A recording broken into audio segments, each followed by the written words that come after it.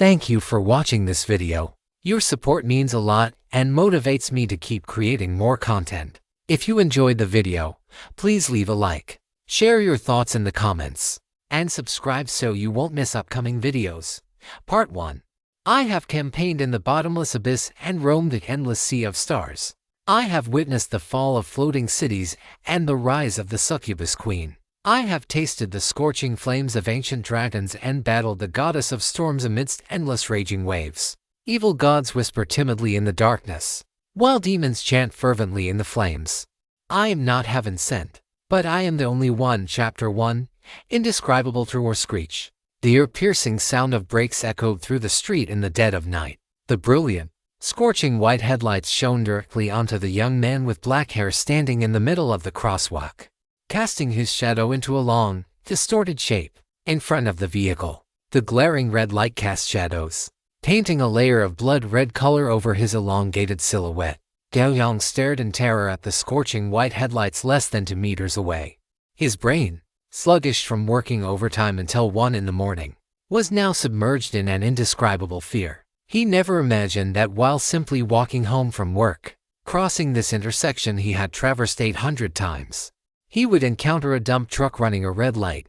Screw this overtime. My life is end. Thoughts swirled chaotically in Gao Yang's mind, just as he accepted the reality that he was about to be crushed to death by the truck. A large amount of text suddenly appeared within his field of vision. Connection to the Multiverse Comprehensive Gaming Network, hereinafter referred to as the Omniverse Network, successful. Reading version information. Current Omniverse Network version setting. Indescribable terror. The feast of the unreconciled. His violently pounding heart was quietly gripped by a hideous, strange hand. The strings of his sanity snapped abruptly amidst the sound of seductive whispers. Struggle in the abyss between life and death, and do your utmost to become a survivor who reaches the other shore. In that invisible, chaotic void, an ancient taboo slowly extended its tentacles toward this plump and delicious world. Ascend to the divine kingdom or fall forever into hell. Version details are as follows. 9.88 Indescribable terror. The feast of the unreconciled. 1. This version disables direct exchange channels for this plane. 2. This version disables main quests and mandatory quests, but you must undergo one abyss trial every limited cycle. 3. In this version, you can gain class experience through professional behavior and training, or through slaughter to gain experience and growth. 4. In this version, players can obtain various rare rewards through abyss trials, based on version limitations. Players cannot obtain limited basic classes and must undergo an initial abyss trial to acquire a class. Player personal information is as follows. Name, Gao Yang class, none. Health points. 90% health points determine a character's health, stamina, and endurance. When health is below 10%, the character will be weak and powerless. When below 5%, the character will go into shock. When below 0%, the character will die. Strength. 11 Strength determines a character's muscle and physical robustness. Agility. 10 Agility determines a character's reaction, flexibility, hand-eye coordination, and balance. Constitution. 11 Constitution determines a character's health points, stamina, recovery speed, and resistance to damage. Intelligence.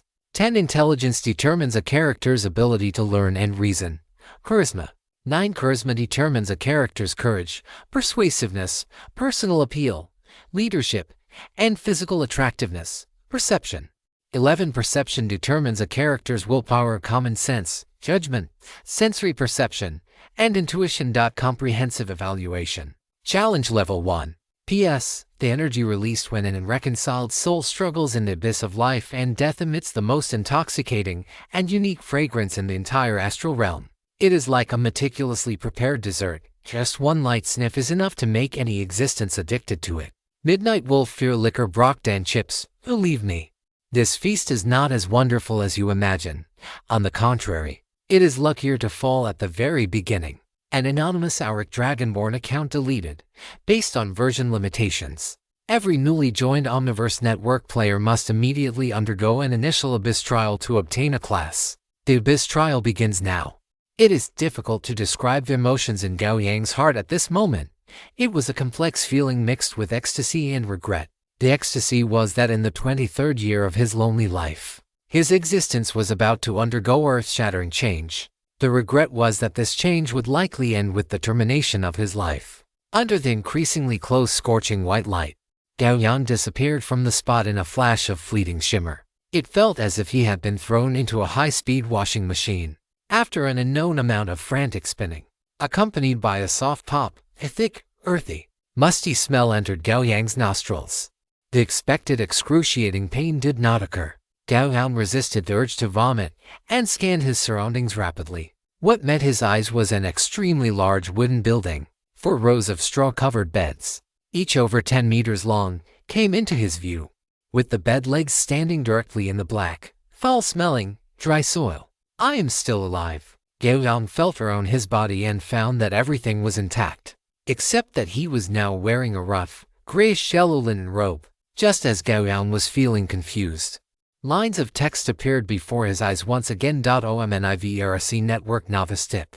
The initial Abyss trial has now begun. Omniverse Network Novice Tip. The time ratio between the Abyss trial and the real world is infinity to 0. 1. Meaning no matter how much time passes in the Abyss trial, only 0.1 seconds will have passed in the real world. This is unique to the initial Abyss trial. Omniverse Network Novice Tip. The multi-language translation system has been activated. Current Abyss trial. Disaster of the Old Days Hell. Disaster of the Old Days Hell type. Abyss trial recommended level. Monster types. Common believers massive. Fanatics small amount. Black robe bishop 1 trial objective. Kill 10 ordinary believers and obtain a general job change ritual scroll. Challenge difficulty. Constant hell. Rewards. Multiverse Gaming Network disaster coins, magical items, job change ritual, unique specialty. Gao Yang read these words over and over again, carefully scrutinizing them until he finally managed to sort out his current situation. First, his world had undergone a cataclysmic change. He had become a player in the Multiverse Comprehensive Gaming Network. Countless fantasies he had once encountered in the past had actually descended upon him just like this. Second, every player in the current version needed to undergo an Abyss trial in order to obtain a class. Therefore, it could be assumed that only by obtaining a class could one truly seize this opportunity. But the bad news seemed to be somewhat plentiful.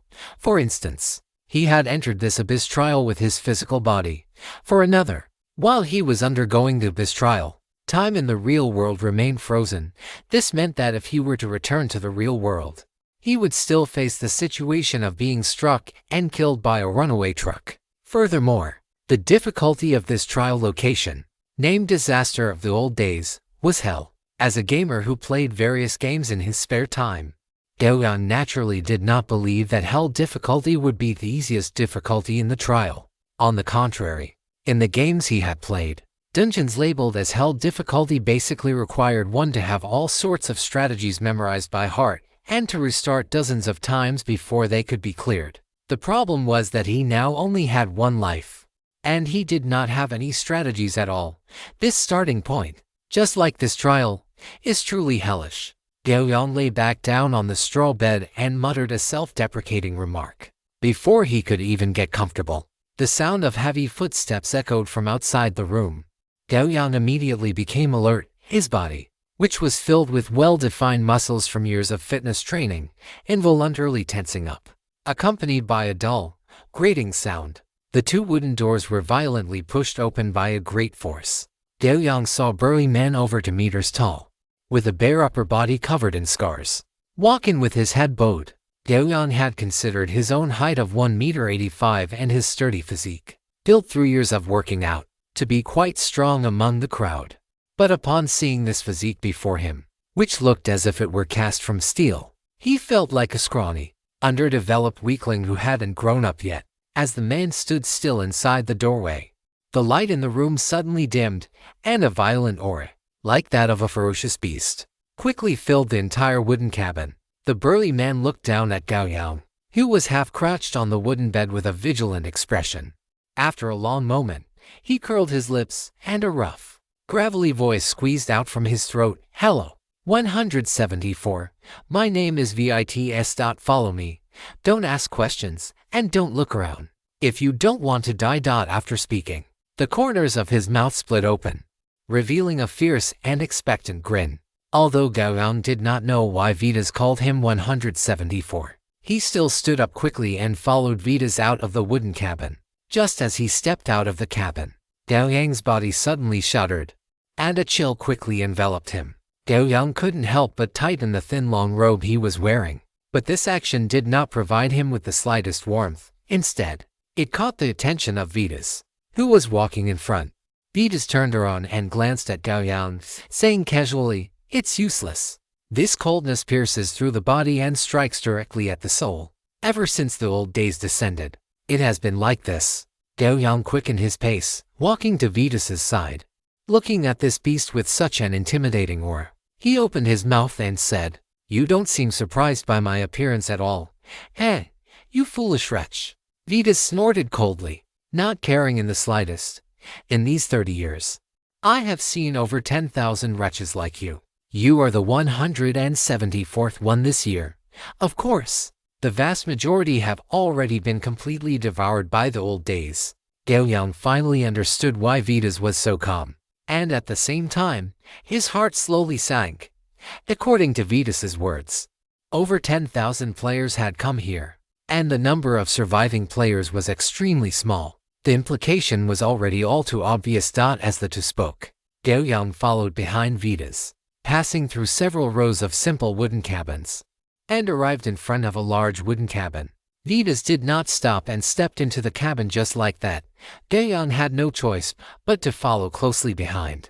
As soon as he stepped into the cabin, he saw Vitas rummaging through a pile of scrap like swords and blades, the sound of metal clashing occasionally reaching Gao Yang's ears. He didn't let Gao Yang wait too long. Just a few minutes later, Vitas's burly frame stood up again, only this time, he held a wide, heavy greatsword that looked to be at least 1.5 meters long in his hand. "Take this. Whether you can survive from here on out depends on yourself. Counting the time, the old days will soon sweep in again." The new book sets sail. Dear readers, please add it to your collections. Chapter 2. Believers of the Old Days. Gao Yang took the wide, heavy greatsword, and even though he was mentally prepared, his arms still sank heavily downward. He exerted force with both arms, finally managing to hold the greatsword firmly in his hand. The solid tactile sensation transmitted from his palm, along with the sharp double edges of the wide sword, caused a trace of security and an impulse to inexplicably rise in the depths of Gao Yang's heart. Seeing Gao Yang holding the greatsword, Vitas seemed to have completed his task. He casually found a stool to sit on, snapped his fingers lightly, and an open bottle of rum appeared in his hand. He downed half the bottle in one go, let out a satisfied belch, and then looked at Gao Yang. "Now you have 3 minutes to ask me questions. The timer starts now." Upon hearing this, Gao Yang immediately asked, "What do I need to do next in order to survive?" "Ha, that's a really good question." Vitas laughed out loud, his chest, which was so strong it didn't seem human, heaving violently like a bellows. Then, he wiped the liquor from his stubble, leaned forward, and his eyes were filled with a fierce glint. "If you don't want to die, then go and kill all those brainless lunatics. Once you kill the enemies, you can live." Who are the lunatics? Believers of the old days. A bunch of wretches who think they believe in the sun, but in reality, their souls have long since been completely devoured by the old days. They are mindless, filthy, insane, and goddamn pathetic wretches. Snap. The crisp sound of shattering glass caused Vitas's scarlet eyes to quickly return to normal. He looked down at the glass shards of the bottle in his palm, then looked up at Gao Yang, who was standing guard with his sword drawn. After muttering a curse under his breath, he continued, "In any case, what you need to do next is join the garrison and kill those suicidal followers of the old ones." Gao Yang nodded slightly and lowered the greatsword in his hand. He had no more questions. Vitas looked at Gao Yang in surprise, then let out a roar, "Dragon Eye!" Shortly after, Gao Yang saw a man with an equally sturdy build but only one right eye trot over to Vitas. "Go, take the barracks and this." Vitas pointed at Gao Yang, a look of contemplation on his face. Gao Yang said expressionlessly, "Lamb, I might as well be you," Vitas muttered, then pointed at Gao Yang and looked at Dragon Eye. "Go, take the lamb and show him around the barracks properly." Dragon Eye quickly agreed. He walked up to Gao Yang, head held high and chest puffed out, exuding a fierce aura. "So you are the lamb, follow me." Gao Yang followed him out of the wooden hut in silence. 20 minutes later, Gao Yang returned to the wooden hut where he had first appeared. During these 20 minutes, Gao Yang and Dragon Eye had toured the place called a barracks, which was in reality a military fortress.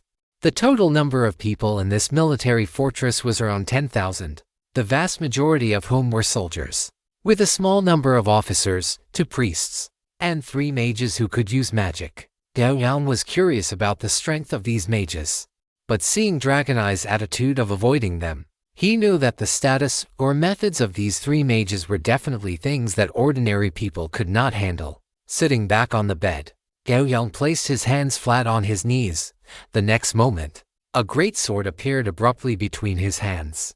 Gao Yang looked at the greatsword, the corners of his mouth curling up slightly. This item inventory that comes with the comprehensive network is much more useful than those storage bags in novels. This was something Gao Yang had figured out during these 20 minutes. In his consciousness, there was a glowing point of light. As long as he focused his attention on this point, options like personal panel, item inventory, abyss training, and multiverse trading center would appear. Currently, Gao Yang could only open the personal panel and the item inventory. The former displayed his personal attributes, while the latter was a storage space of about 10 cubic meters. He had previously placed this greatsword in the item inventory. After putting it away and taking it out several times, Gao Yang grew tired of playing with it, so he put the sword away and turned to lie on the bed. He hadn't been lying down for even 3 minutes before he sat back up. A trace of irritability appeared on Gao Yang's face. As soon as he lay down, he would recall the blinding halogen headlights that had been inches away from him. It was like the sword of Damocles hanging high above his head, repeating in his ears every moment, "Once you come out, I will ram into you and kill you." Gao Yang took several deep breaths, forcibly banishing the scene from his mind, then took out the greatsword and began to practice swinging. The widest part of the greatsword's blade was a palm wide. The thickest part of the spine was nearly a finger thick, and the whole thing weighed about 20 pounds. Even though Gao Yang exercised frequently and his physical condition was already considered quite good, after swinging the greatsword for just 3 minutes, his arms were already sore and weak. His whole body was sweating, and even his stomach, which had just been filled, felt a sense of emptiness. This won't do. The greatsword in Gao Yang's hand disappeared, which made him feel a sense of relief. Throwing himself onto the bed, Gao Yang waited until his physical strength had recovered a little before getting up to practice swinging again. Time passed quickly, and it was soon evening. Because the followers of the Old Ones mostly waited until after the sun went down to appear, dinner was the most nutritious meal, and each soldier was even given a piece of bright red meat the size of a sugar cube. It was said to be the flesh and blood of high-level creatures, and it was extremely rich in energy. Gao Yang didn't know what high-level creatures referred to. He only knew that after eating this meal, his whole body felt warm, as if he had endless strength. A deep, resonant buzzing sound reached Gao Yang's ears. Gao Yang, who had just returned to the wooden hut, rushed out and headed toward the west side of the barracks. Dragon Eye had once said that this horn was the assembly signal, and anyone who didn't arrive within 3 minutes of it being blown would be treated as a deserter. Gao Yang had asked a foolish question at the time about how deserters were dealt with, and Dragon Eye had only given him a meaningful look in response. Gao Yang understood, and Gao Yang fell silent. When Gao Yang arrived at the location where the horn was blown, he saw a sea of people standing on the large drill ground. "You're fast, kid."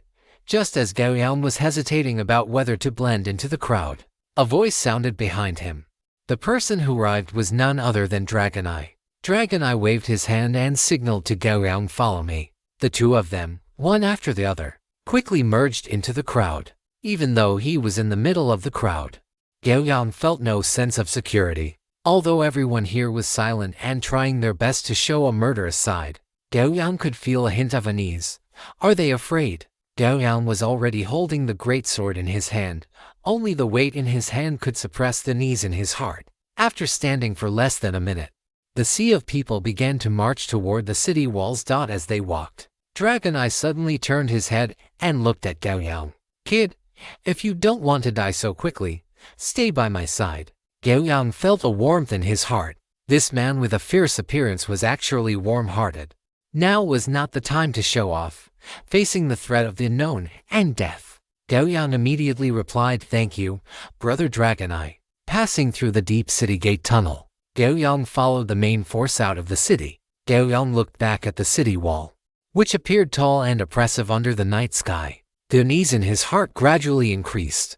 The moment he stepped out of the city, it felt as if he had been separated from his mother's warm embrace. Gao Yang didn't know what had happened, but this feeling surely meant something bad. The troops marched forward for another 100 meters or so, and a faint, indistinct, hazy whispering suddenly appeared in Gao Yang's ears. The whispers were indistinct, but hearing them for too long left Gao Yang feeling agitated and restless. His mind filled with chaotic thoughts. Woo! It was not until a long, resonant horn sounded, causing the surroundings to fall suddenly silent, that Gao Yang felt much better. Why is the sky turning bright again? Regaining his senses, Gao Yang looked at the slightly widening night sky ahead and voiced his confusion. The next moment, his question was answered. Under the pale night sky, tall figures gradually approached. They wore tattered robes and carried various weapons in their hands. Under Gao Yang's gaze, they moved faster and faster, from walking at first, to a light jog, and then to a wild sprint. Their robes pulled back as they ran, allowing Gao Yang to see the tiny tentacles and bursting, purple-hued muscles beneath their garments. There were no pupils in their eyes, only the whites remaining, yet through those whites, Gao Yang could feel their fanatical gaze. Do not be afraid when facing these things. The more you fear them, the more rampant they become. They are ferocious, so we must be even more ferocious than them. Yulong, wielding a heavy horse-chopping saber, turned back and roared at Gao Yang. Gao Yang gripped his greatsword tightly. The restlessness and unease deep in his heart welled up in his throat, transforming entirely into a violent shout. With that shout, Gao Yang's chaotic mind suddenly cleared. Just then, a low chant echoed from the city wall. The next moment, radiance descended, and Gao Yang suddenly discovered that his body was filled with inexhaustible strength. Even the greatsword in his hand no longer felt so heavy. He looked left and right, finding that everyone else was accustomed to this. Turning his head back, he saw 3 figures holding staves standing on the city wall under the night sky. "Brothers, the mages have cast savage bear strength on us. Follow me and crush these scumbags." A thunderous roar erupted from the front of the troops, the powerful voice echoing across the entire battlefield in the blink of an eye. The next moment, the sky-filling shouts of battle soared into the clouds. Caught in the midst of it, Gao Yang felt his blood boil. He couldn't help but shout at the top of his lungs, following closely behind Yulong with his greatsword as he charged forward. The frenzied battle cries and the fanatical chanting collided, like two high-speed cakes crashing into each other, instantly turning into a chaotic mess where you were in me and I was in you. The pungent scent of blood permeated the entire battlefield in an instant. Struck by the nauseating stench of blood, Gao Yang's slightly intoxicated mind cleared a fraction. There were people everywhere. Shouts of battle everywhere. Severed limbs and scattered viscera were visible everywhere. Splat! Warm liquid splashed like a sword, instantly drenching Gao Yang's head and face. The pungent smell of blood ignored his discomfort, drilling madly into his nasal cavity, leaving him in a daze. "Gao Yang, hack it to death!" Dulong's shrill roar rang in Gao Yang's ears. Gao Yang turned his head subconsciously and saw Dulong hacking a saber into the shoulder of a follower of the Old Ones, who was similar in size to him. Dulong was gripping the follower's arms, which were covered in tiny tentacles, with both hands, the muscles in his arms bulging with veins. "If you don't want to die, hurry up." Dulong's only remaining eye seemed ready to pop out of its socket. His arms were being slowly pried apart by his opponent. Clearly, he was losing the struggle. The confusion and fear in Gao Yang's eyes vanished in an instant. He gritted his teeth, gripped his greatsword with both hands, stepped forward, and with a violent shout, poured all his strength into a downward slash. He had to survive. The new book is setting sail, dear readers. Please add it to your collections. Chapter 3, Fighting for Life. Start the slaughter. Gao Yang did not hold back in the slightest with this strike. The greatsword, carrying the force of his entire body and accompanied by a shrill, mournful wail, slammed heavily into the shoulder and neck of the follower of the Old Ones. The heavy blade severed the tentacles and embedded itself deep into the flesh, stopping only when it hit the hard spine. As the greatsword struck, Gao Yang's ferocious expression changed. The sensation transmitted through the blade, like cutting into tough rubber, immediately made him realize that something was terribly wrong. The follower of the Old Ones let out a fanatical roar, its pure white eyes rolling as it glared viciously at Gao Yang. The next instant, several scarlet tentacles shot out from the back of the follower. Gao Yang's pupils shrank to the size of pinprics. In his vision, 5 tentacles shot toward his body like 5 sharp arrows. He subconsciously held his greatsword horizontally in front of his face. The next moment, several dull thud sounds of flesh being pierced echoed across his body. He had blocked it, but not completely. The tentacle arrows aimed at his face were stopped by the broad blade of the greatsword, but the remaining 4 tentacles mercilessly buried themselves into his chest and torso. The intense pain caused the veins on Gao Yang's forehead to bulge, sending waves of shock through his nerves. Gao Yang's eyes glowed with a hint of crimson. Ignoring the tentacles writhing madly on his body, he gripped his greatsword and slashed down with all his might again. Now was not the time to cherish his life. Although the 4 tentacles were already deeply embedded in his flesh, Gao Yang knew that if he didn't take advantage of the moment while Dulong was locked in a struggle with the creature to kill it completely, then once Dulong ran out of stamina, it would be the end for both of them at the hands of the follower of the Old Ones. This strike carried a violent whistling sound, filled with the brutality and rage from the depths of Gao Yang's heart. As it slashed toward the neck of the follower, the sound of the blade slicing through muscle was distinct. Gao Yang, gripping the hilt tightly, could even clearly feel the hot blood splashing onto the sword as the muscles were severed. Only when the blade struck the hard cervical bone did it pause for a fleeting moment before the blade swept across. Splatter.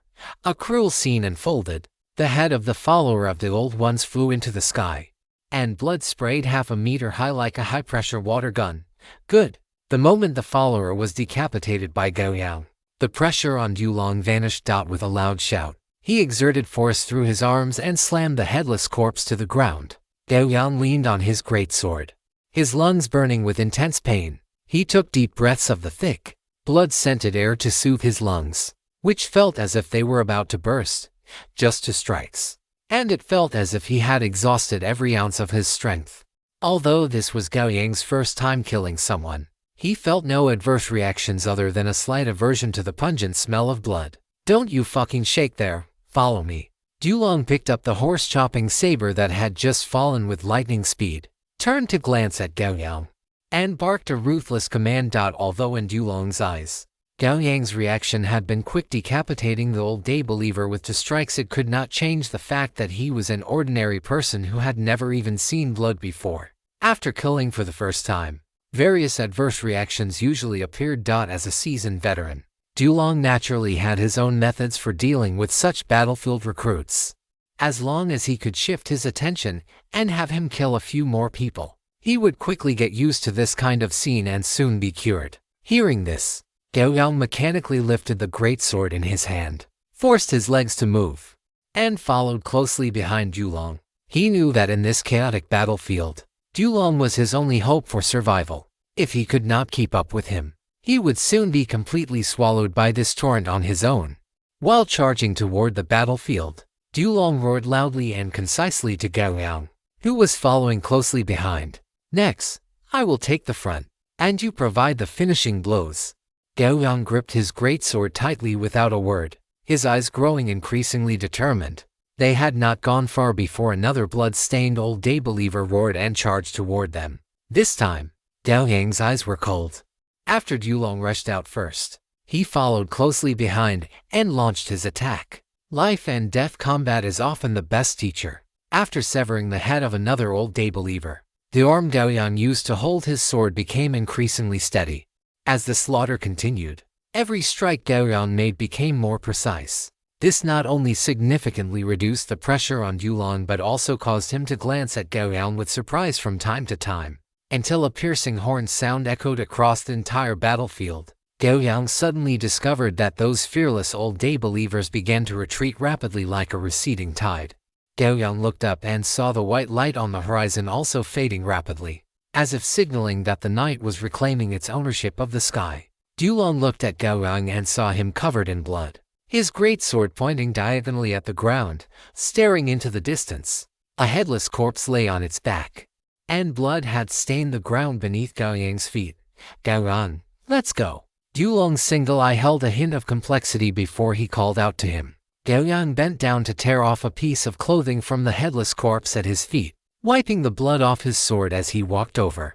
Compared to his own cleanliness, this great sword that could save his life was a much more important existence. In battle, you must learn to distribute your stamina. When you need to use full force and when you need to hold back are things you need to think about carefully. Dulong led Gao Yang, speaking to himself while clearing the battlefield. Gao Yang knew this was the experience that had allowed Dulong, a veteran who had survived 100 battles, to stay alive. So, he listened extremely carefully. Once you enter the battlefield, it is a matter of life and death. So, whenever you have a sure kill opportunity, never let it go. You must exert your greatest strength and seize that chance, because you never know if such an opportunity will ever appear again. Generally speaking, when facing these lunatics, the most common method for us is decapitation. It is also the safest way. Gao Yang listened carefully to Dulong's experience, not daring to miss a single detail. As Dulong bent down, he glanced at Gao Yang. Seeing him so serious, a look of satisfaction appeared in his eyes. If he can listen, that is good. If he can listen, his chances of surviving are much higher. It was not until the two passed through the city gate and returned to the city that Dulong stopped his instruction. He turned to look at Gao Yang, pointed to the bloody, mangled wounds on his body, and then pointed toward the southwest of the city. The buff from the Savage Bear technique is about to end. While it is still active, hurry to the infirmary and have your wounds treated. Otherwise, once the buff duration ends, you are going to suffer greatly. Hearing this, Gao Yang looked down at the wounds on his body. Previously, he had not felt much due to the numbness, but now that Dulong had reminded him, he suddenly felt waves of intense pain assaulting his brain. Gao Yang gritted his teeth and rushed quickly toward the infirmary in the west of the city. Dear readers, please use your lucky hands to cast votes and add this to your collection. Chapter 4. Healing Potions and Job Information in the Infirmary. Many male medical staff wearing gray clothes and with short, thin builds were busy everywhere treating the wounded. That is right. The infirmary was also staffed entirely by men, or rather, there were very few people of the opposite sex in this military fortress. Gao Yang did not pause at all.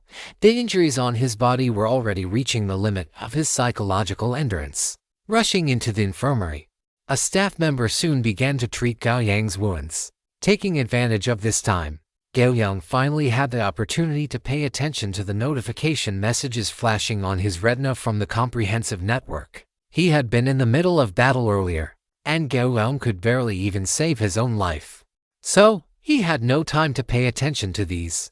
You have received the blessing of the Savage Bear technique. Your strength and constitution have been temporarily increased by 1 point. You have killed an Old Day Believer. You have gained 50 generally XP. Old Day Believer has been recorded in your adventure handbook. You have killed an Old Day Believer. You have gained 50 generally XP. You have killed an Old Day Believer. You have gained 50 generally XP. Gao Yang carefully read through the series of notification messages one by one.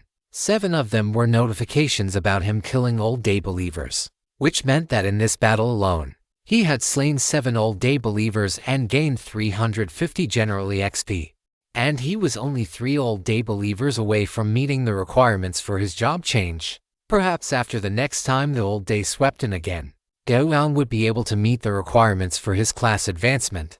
Another thing to be thankful for was that he had received the Savage Bear technique blessing from the mage on the city wall before the battle began.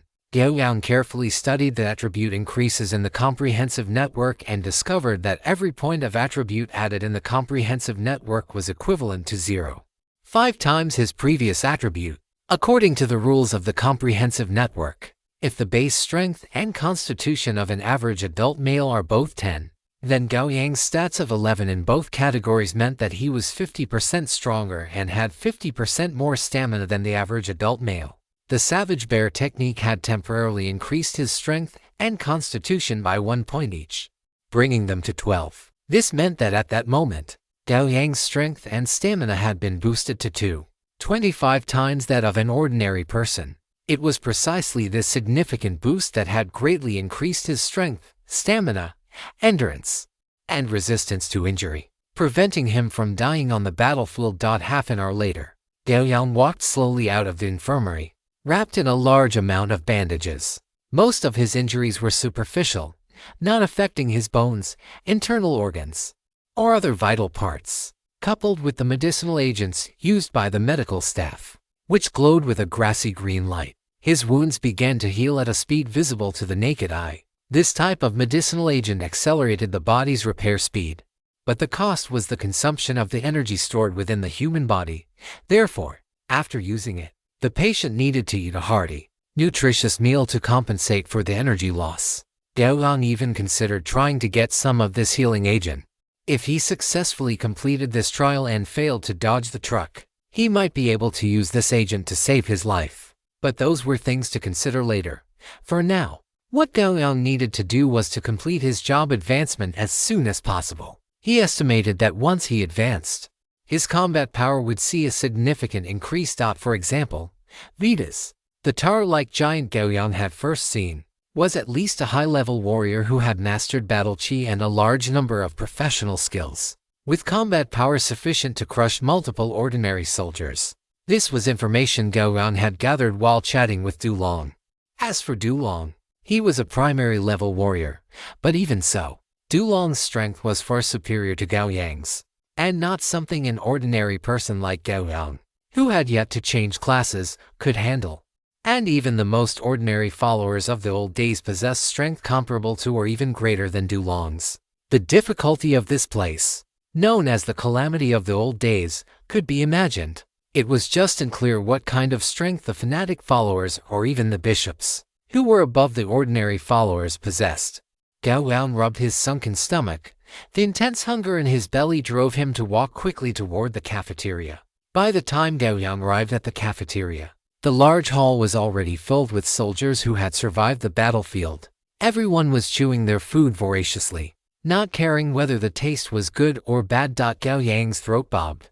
After spending more than 10 minutes in line and getting a full bowl of food, he began to eat rapidly, disregarding his image. If he didn't eat soon, he felt like his stomach would start digesting itself. Just as Gao Yang was devouring his meal, Du Long brought his food tray and sat down opposite him. Gao Yang stopped eating and wiped the grease from his mouth.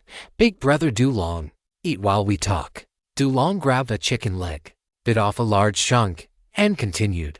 Followers of the old days generally only appear once after the sun sets. Therefore, from now until tomorrow evening, you are safe. Gao Yang chewed the meat in his mouth while nodding.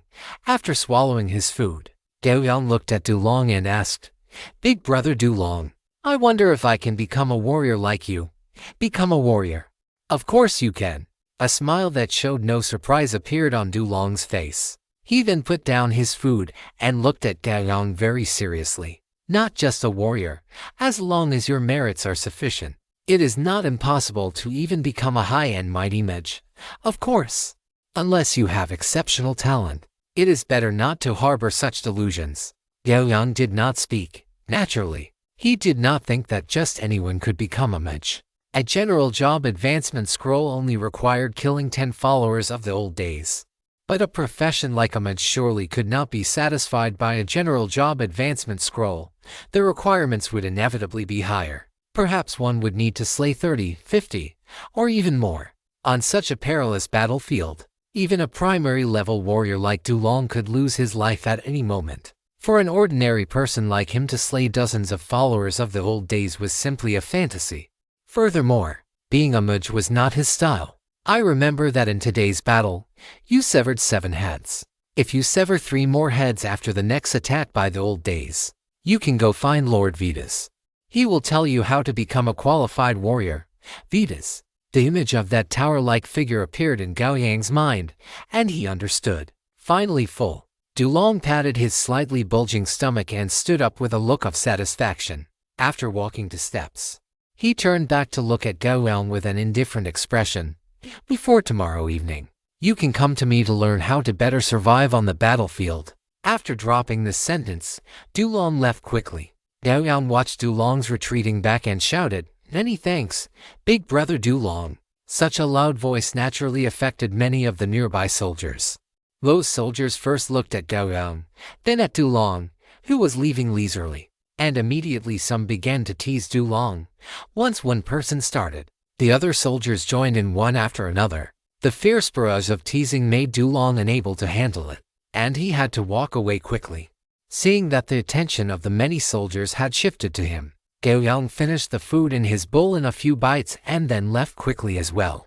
Returning to the wooden hut, Gao Yang was still the only one there, perhaps because he had just eaten, or perhaps because he had left an environment that made his nerves tense involuntarily. Sleepiness washed over him like a tide.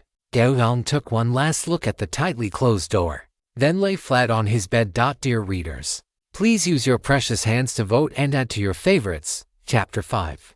Returning to the battlefield, the fanatic next morning. Just as the sky was beginning to brighten, Gao Yang suddenly opened his eyes in the quiet wooden hut, his hands fumbling wildly at his neck. Seeing that his neck was intact, he finally regained his composure. Gao Yang sat up from the bed, a movement that tugged at the wounds on his body and caused his brows to knit together involuntarily. After briefly adjusting to this slight but persistent pain, Gao Yang got up and walked outside. Time was extremely tight. Being able to get a full night of sleep was already a luxury for him at this stage. Upon stepping out, the chill that pierced straight to the soul remained. Gao Yang tightened his clothes, closed the door behind him, and strode forward. When Gao Yang found Dulong, the man was tossing and lifting to stone locks, his entire body steaming with heat, radiating an astonishing warmth. Seeing Gao Yang, Dulong was not the least bit surprised, or rather, if someone could not even manage to wake up early, then there was no need to waste his precious time. Pick up the stone locks. From today on, you will train behind me. Dulong gestured toward Gao Yang and then said nothing more. From basic physical conditioning to combat drills, to battlefield survival experience, and then too. The day passed in such a fulfilling and exhausting manner.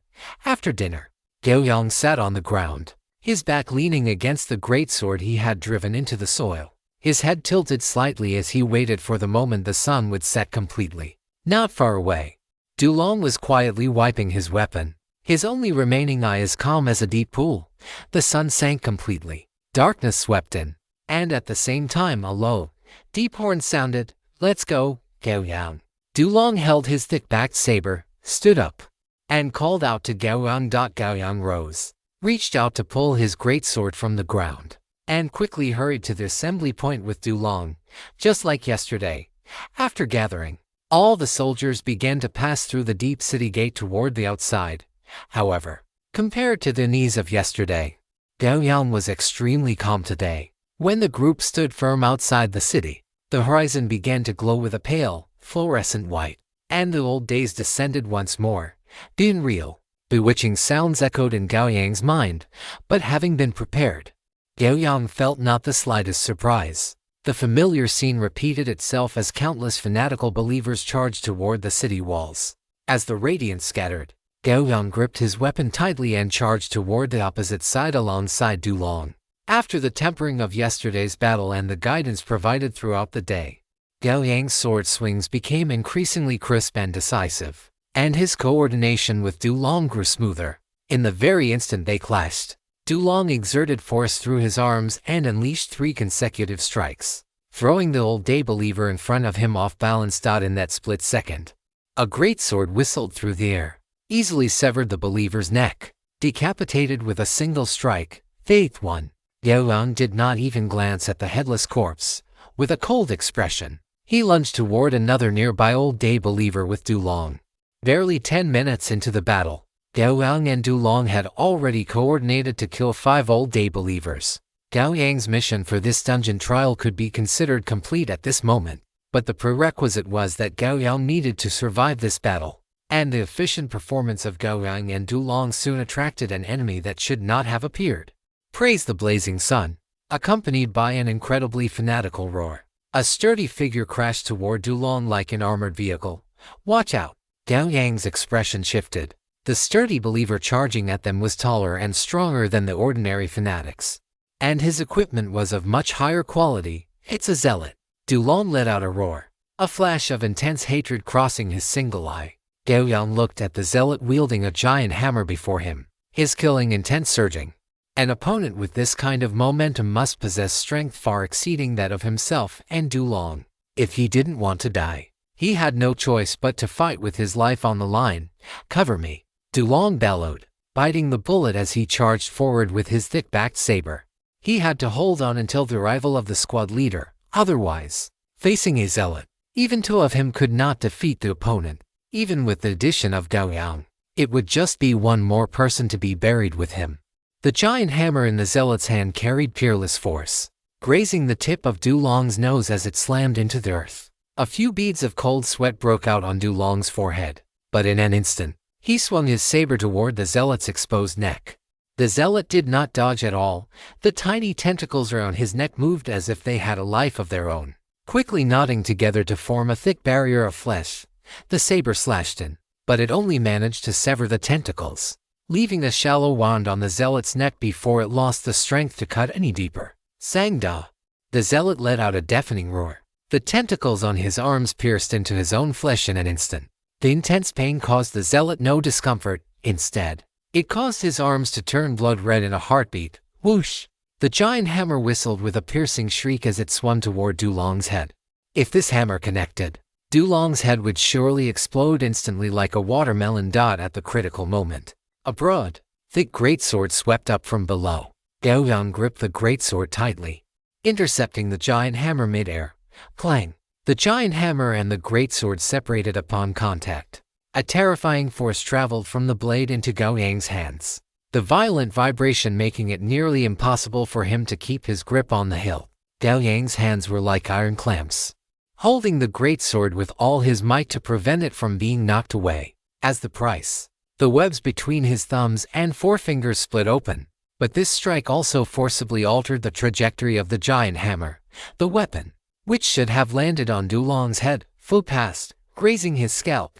"Someone, help!" Dulong had escaped death, but he had no time for lingering fear and immediately let out a furious shout. A zealot was not something he and Gao Yang could handle alone, especially now that this zealot had used some unknown method to elevate his strength to a new level, forming a crushing power advantage over Dulong. Following Dulong's shout, 3 burly warriors in the vicinity immediately lunged toward the battlefield where they were located. The addition of these 3 warriors caused the pressure on Dulong and Gao Yang to plummet. The 4 of them had been slaughtering on the battlefield for a long time and were naturally proficient in the art of encirclement. They surrounded the zealot, continuously inflicting wounds upon his body. As for Gao Yang, he stayed on the periphery. Rashly intervening would only be counterproductive, so he could only act as support. Gao Yang understood that in a battle of this level, he could not intervene much. Just moments ago, merely blocking a single strike from the giant hammer had caused the webbing between his thumbs and forefingers to split, leaving his hands bleeding profusely. If he had been grazed by that giant hammer, he might have been completely finished right then and there. The battle had lasted only a minute, yet the nearby ground was already stained with blood. All 4 members of Dulong's group had sprouted wriggling tentacles on their bodies, and one of them even had his left arm shattered, hanging limply at his side. The fanatic was in an even more miserable state. His neck had been slashed open halfway, and a long sword had been thrust into his lower back, the tip protruding from his chest, with bright red blood dripping down the hilt. Gao Yang. Dulong let out a roar. Gao Yang immediately gripped the sword hilt tightly, his muscles coiled and ready to strike. This was the combat experience Dulong had imparted to him. When encountering a powerful enemy, Dulong would be responsible for pinning them down and finding an opening, while Gao Yang would be responsible for seizing that opportunity to deliver a fatal blow. Following Dulong's roar, the 4 men who were surrounding the enemy understood instantly. They each employed their own methods, desperately closing in on the fanatic. The warrior with the shattered left arm lunged forward, using his remaining right arm to wrap around the fanatic's giant hammer, pinning it tightly under his armpit and using the weight of his entire body to suppress the fanatic's right hand. Dulong dashed forward, his blade driving straight in, aiming directly for the fanatic's heart. Of the remaining 2, One pounced forward to hug the fanatic's waist from behind, while the other firmly pinned down the fanatic's left hand, which was clenched into a fist and ready to strike. In just an instant, the fanatic was tightly restrained by Dulong and his three companions. The moment the fanatic was controlled, Gao Yang stomped his foot heavily onto the ground, his heart hammered violently, and the solid force surged through the earth and into his greatsword in an instant. With the full support of his 12 points of strength, the heavy and sharp edge of the greatsword slashed horizontally across the wound Dulong had previously carved into the fanatic's neck. You have killed a cultist of the old gods. You have gained 150 generally XP.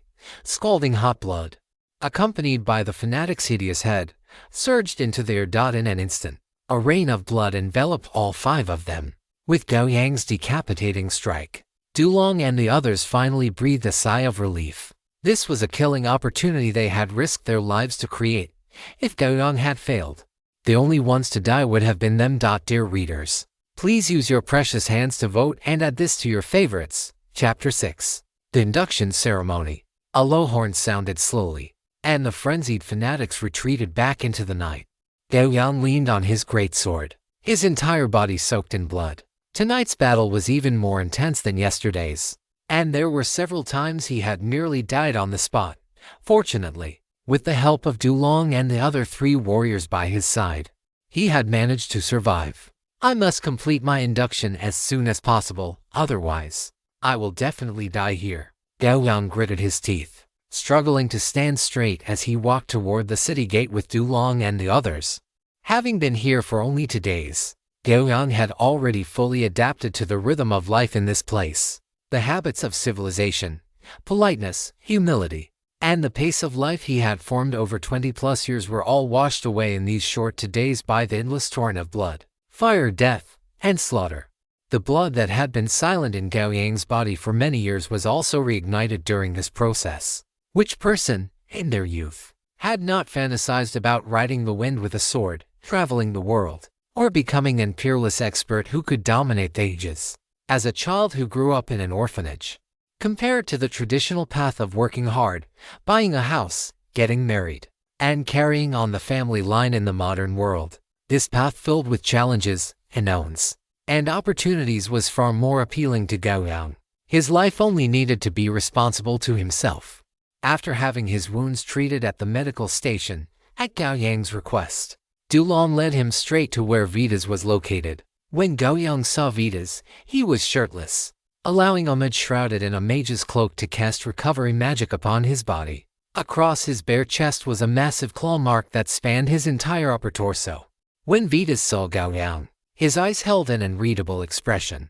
Though he did not reveal it, he looked at Dulong, his voice still rough. Dulong, what are you doing bringing this little lamb to me, my lord? Gao Yang has already slain 10 ordinary cultists, and tonight he even assisted us in killing a fanatic. He wishes to undergo his induction. Dulong quickly explained their purpose. Vitas remained expressionless, but this time he looked at Gao Yang seriously. Gao Yang did not back down. He took a cloth bag from his hand and opened it. As the bag opened, a thick, bloody stench quickly permeated the air. Inside the bag were several blood-stained left ears. Vitas glanced at the bag and then signaled for Gao Yang to put it away. Not bad. I didn't expect you to reach this point in just 2 days. After speaking, his strong arm reached under the wide desk in front of him and pulled out a scroll. Since you have met the requirements, it is yours. Gao Yang picked up the scroll from the table, and a line of text appeared before his eyes. You have obtained a general induction ceremony scroll. Vitas watched as Gao Yang picked up the scroll. He glanced at the mage beside him before saying, this scroll can fulfill your request. But I must tell you, the scroll I am giving you can only induct you into the warrior class. If this goes against your will, you may choose not to proceed. Only the warrior class. Gao Yang gripped the scroll tightly and bowed slightly to Vitas. Thank you. This scroll is very much in line with my requirements. Although the mage beside Vitas might represent other career development paths, Gao Yang chose to follow his heart. Being a warrior was perhaps a good choice for him. May the light of the god of war protect you. Vitas clenched his strong right hand into a fist and struck his left chest heavily. Beside Gao Yang, Dulong performed the same action. This was the highest blessing among warriors. Gao Yang returned the salute, and then, at Dulong's signal, walked out of Vetus's residence. Once you return to your room, just open this scroll directly, and you can perform the induction. It is very simple. Dulong spoke as he walked, clearly implying that this type of scroll was no longer considered a particularly rare item. Gao Yang nodded vigorously. All right, I won't disturb you any further. Good luck. Seeing that he was somewhat distracted, Dulong patted him on the shoulder and headed toward his own living quarters. Gao Yang walked quickly back to his room, locked the door tightly, and sat cross-legged on his bed, gripping the scroll firmly in his hand. A universal class advancement scroll. Only by successfully changing classes could he truly seize this sudden opportunity, and only by changing classes would it be possible to break the death trap awaiting him when he returned to the real world. Gao Yang took a deep breath, then firmly and slowly opened the scroll in his hand. You have used a universal class advancement scroll. This class advancement is for warrior. Do you wish to proceed? Naturally. There was no issue with this. This was the moment Gao Yang had been waiting for. Yes. As Gao Yang confirmed with his thoughts, the scroll in his hand transformed into a stream of light and surged directly into his body. Detected that the player has used the warrior class advancement ritual. You have successfully changed your class to warrior. Player personal information is as follows. Name, Gao Yang class, warrior LV1 health points. Battle Chi. 10/10 Battle Chi is the core power of a warrior. It can comprehensively enhance a warrior's physical attributes. Most warrior skills require the consumption of Battle Chi to take effect. Strength, agility, constitution, intelligence, charisma, perception, class skills. LV1 Recover Chi common. You possess a small reserve of energy that can be used to protect yourself from harm. You can consume Battle Chi to activate this stored energy to restore a certain amount of health points and stamina. LV1 Weapon Specialization common. You can choose one from various types of weapons to be your primary weapon, or you may choose an armed strike or grappling. Once selected, you will become proficient in using this type of weapon in combat, and your comprehension speed for this weapon type will be doubled. Current weapon not selected. Comprehensive evaluation. Challenge level 1. As the scroll vanished, Gao Yang could clearly feel an inexplicable change occurring within himself. This change gave the previously uncontrollable energy within his body a concrete manifestation. In the legends of Huaxia, this concrete manifestation is generally called internal Chi, but on Gao Yang's player panel, it was called Battle Chi. Battle Power, 3rd stage. The corners of Gao Yang's mouth curled up slightly. He felt an inexplicable excitement regarding this warm current that had appeared within him. This was the legendary Battle Chi. Just like internal Chi, having this meant he had truly stepped onto the path of the extraordinary. Gao Yang tentatively activated Recover Chi. As the warm current flowed through his body, he could clearly feel his wounds beginning to itch. A peculiar energy was causing his injuries to heal rapidly. Health points. With just one use of Recover Chi, his health had increased by 5%. This recovery might seem small, and in truth, it really wasn't much. But Gao Yang dared not underestimate this recovery. One had to know that this was only at the primary LV1 stage. Once his level increased, the recovery from this skill would be far more than this. Even now, if used well in combat, it could be a life-saving ability. Dear readers, please use your nimble fingers to cast a vote and add this to your favorites. Chapter 7 Choice. Detected that the player has successfully changed classes. Abyss Trial Objective achieved. Do you wish to return to the real world immediately? A new prompt appeared before Gao Yang's eyes. He glanced at it, and then fell into silence. Was this trial named Disaster of the Old Days dangerous? Naturally, it was extremely dangerous. Just the recommended level required players to be at least level 2 to enter. For an ordinary person like him, who didn't even have a level, surviving for 2 days was already the result of his hard work combined with good luck. And in just these 2 days, Gao Yang had suffered more injuries than most people would in a lifetime. Staying here was like hanging his head by his belt. Even if he risked his life, he might not necessarily survive until the end. If Gao Yang wished, he could leave this dangerous place right now.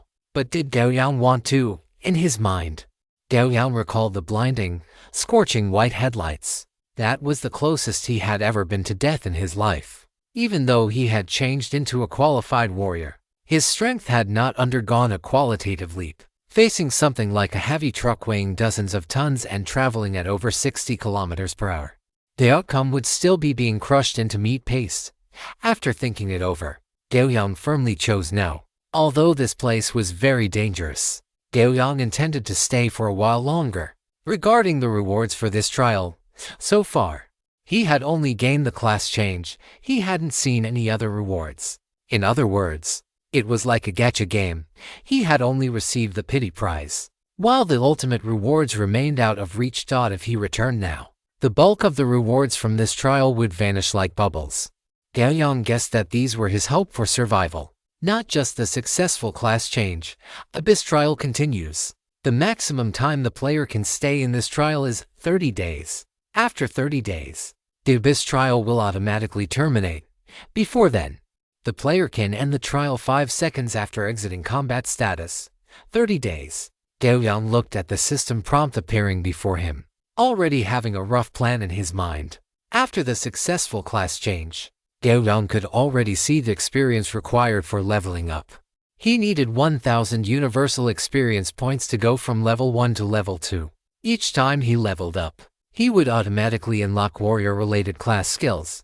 The higher the level, the stronger Gao Yang would become. Gao Yang made a rough calculation. He had slain a total of 12 Old Day Believers, gaining 600 universal experience points. And the fanatic had directly granted him 150 universal experience points. In other words, as long as he obtained another 250 universal experience points, he could raise his level to 2. Even without the fanatic believers, he would only need to slay 20 Old Day Believers to reach level 2. This leveling speed exceeded Gao Yang's initial estimates. Based on his many years of gaming experience, he felt that the base experience reward for this Abyss trial was definitely not low. It might even be in the highest tier. Only then would it be worthy of this hellish place where one could be buried at any moment. Gao Yang calculated silently. By tomorrow night at the latest, he would have accumulated enough experience to level up. Setting this matter aside, Gao Yang turned his attention to another skill that came with the warrior class: weapon mastery. The description was very concise. He could choose a category of weapons, or choose an armed combat, and thereafter, he would gain double the comprehension speed when fighting with that type of weapon. In a martial arts novel, this talent would make one a bona fide genius of the blade or the sword. As for Gao Yang, his choice was simple. The thick, heavy greatsword appeared in his palm, held firmly in his grip. 2 days had passed, and Gao Yang had already grown accustomed to using this greatsword, falling in love with the exhilarating feeling of swinging it. Although it was merely a second-hand weapon, it did not affect his love for it in the slightest. LV1 Weapon Mastery Common. You may choose one from various types of weapons as your primary weapon, or choose an armed strike or grappling.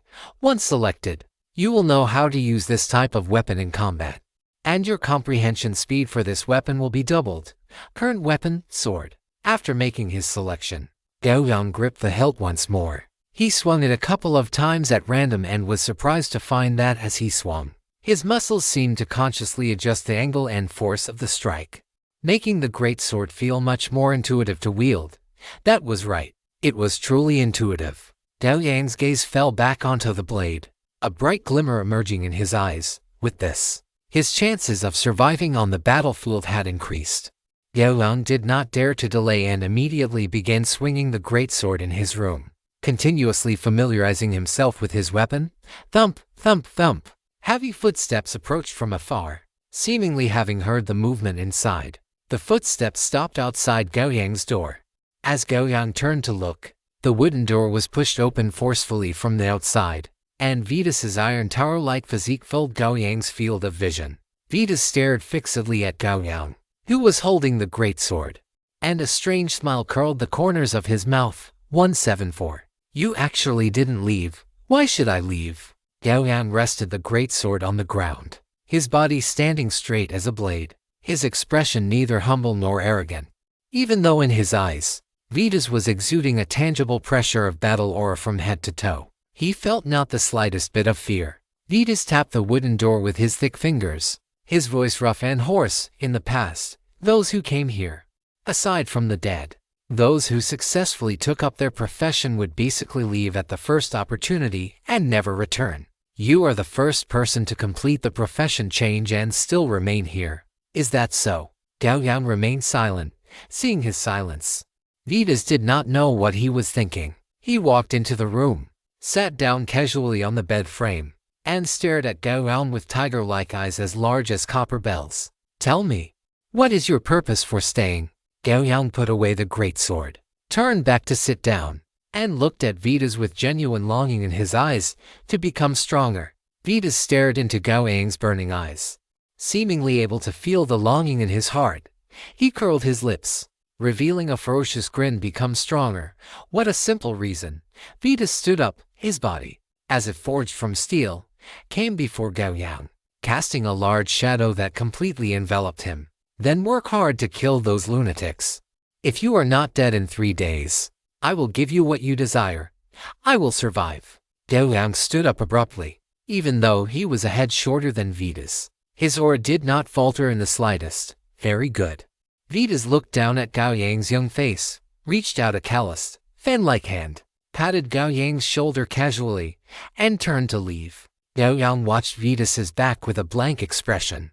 Only when Vitas had walked far away did he grimace and frantically rub the shoulder that Vitas had patted. He felt as if he hadn't been patted by a human just now, but rather that a violent bear with steel bones had slapped his shoulder twice, hitting so hard.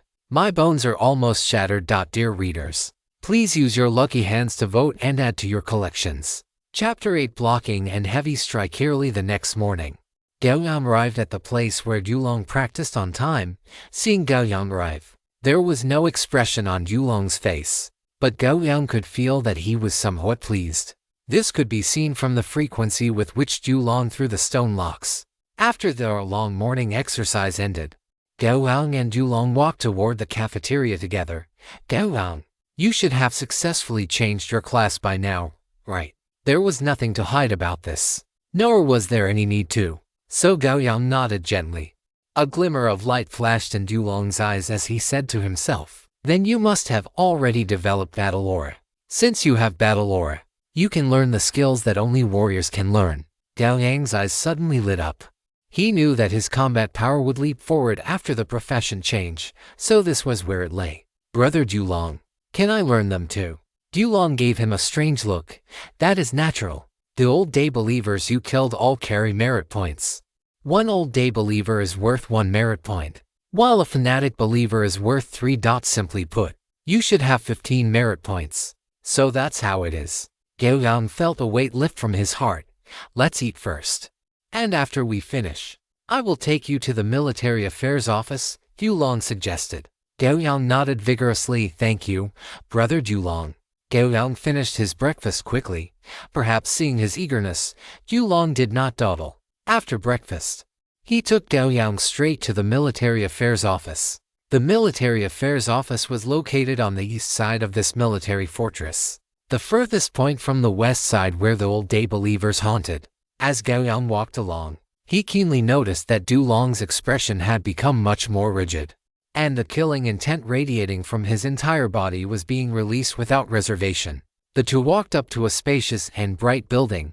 Through the open doors, Gao Yang could even see that the interior was paved with a layer of smooth, dark green floor tiles. This is the military affairs office, Yulong said, pointing to the building in front of him before turning his head to speak to Gao Yang. Once we go inside, you don't need to say anything, just listen to me. Gao Yang nodded silently, before figuring out the situation. Remaining silent had always been a good coping strategy. Yulong walked into the military affairs office first, with Gao Yang following closely behind. Inside the office, there were only 3 young men dressed in crisp military uniforms. They were leaning back in large chairs behind their desks, chatting and laughing with relaxed expressions. Upon seeing Yulong and Gao Yang walk in, they immediately reined in their smiles and sat up slightly straighter. The young man facing Yulong placed his hands together on the desk, cleared his throat, and asked in a meticulous tone, "May I ask, what are you two doing at the military affairs office?" Yulong showed no reaction to his demeanor, merely signaling for Gao Yang to take out the cloth bag containing the ears of the old day believers. Gao Yang followed his instructions. After Dulong took the bag, he placed it onto the clean desk. This action caused the brows of all three young men in the office to furrow slightly, their expressions turning somewhat unpleasant. It was clear they were not accustomed to this kind of bloody stench. However, the young man in the military uniform soon reached out to open the bag, quickly counted the contents, and pulled out a ledger to record them. "They aren't mine, they're his," Dulong said, pointing to Gao Yang, who was standing slightly behind him. The young man's hand paused mid-motion. He looked at Gao Yang, his eyes filled with questions. "A new face. Who is he?" Dulong didn't even lift his eyelids as he replied casually. "His name is Gao Yang. Lord Vitas calls him 174. When the name Vitas was spoken by Dulong, the attitudes of the three men opposite them immediately became more respectful. "Very well, Gao Yang. That makes a total of 15 merit points. What would you like to exchange them for?" "1 block scroll, 1 heavy strike scroll," Dulong said immediately, having clearly already decided what to exchange for. "I am asking him," the young man in the military uniform said, clearly displeased. He stopped his pen and looked at Dulong with a cold gaze. Dulong stared back without showing any weakness, however. After only a few seconds of eye contact, Dulong turned his head to look at Gao Yang, signaling for him to speak. Gao Yang had already realized that he and soldiers like Dulong, who fought for their lives on the battlefield, were not on the same path as these officers in the military affairs office. He stepped forward and said in a calm tone, 1 block, 1 heavy strike." The young man in the military uniform glanced casually at another ledger, then spoke without changing his expression, "I'm sorry, we're out of stock." The moment the young man finished speaking, a gust of wind whistled through the air. A thick broadsword radiating a bloody scent was suddenly resting on the young man's shoulder. A slight horizontal pull would have been enough to leave the young man headless. "You dare to make a move in the military affairs office? Lord Olive will not let you get away with this." Gao Yang's gaze remained calm. He leaned forward slightly, staring at the young man sitting in the chair, and spoke slowly. "What did you just say? I didn't hear you clearly." The young man's eyelid twitched violently. His peripheral vision caught the sight of the greatsword on his neck, and the bone-chilling sharpness caused large patches of goosebumps to rise on his skin. He dared not gamble on whether this lamb in front of him would actually swing the sword if he continued to insist. "Madman," he cursed in his heart, then quickly spoke up, "There are some left. I must have misremembered just now." Gao Yang kept the greatsword pressed against his shoulder, the corners of his mouth curling slightly. "Look at this sword of mine. Is it good looking?" "Of course it is. And it is very well maintained," the young man said with a forced smile. "I think so too," Gao Yang said, standing back up straight and placing the greatsword on the desk. The young man's face turned from green to purple. Finally, he gave Gao Yang a deep look, turned around, and walked into a room behind him with the door tightly shut. A few minutes later, he walked out with 2 thin scrolls in his hand, block and heavy strike. "Please sign for them." Gao Yang picked up the 2 scrolls and handed them to Dulong. Dulong took them, checked them, and nodded slightly at Gao Yang. Only then did Gao Yang put away his greatsword, sweep his gaze across the desk, and turn to leave. The young man in the military uniform watched Gao Yang's retreating back, reached out, and crossed out 10 of Gao Yang's merit points, leaving only 5. After walking out of the military affairs office, Dulong sighed slightly and said helplessly, "Gao Yang, you were a bit impulsive." Gao Yang took the scrolls Dulong handed him. "If I didn't do that, would they have been willing to give us these things?"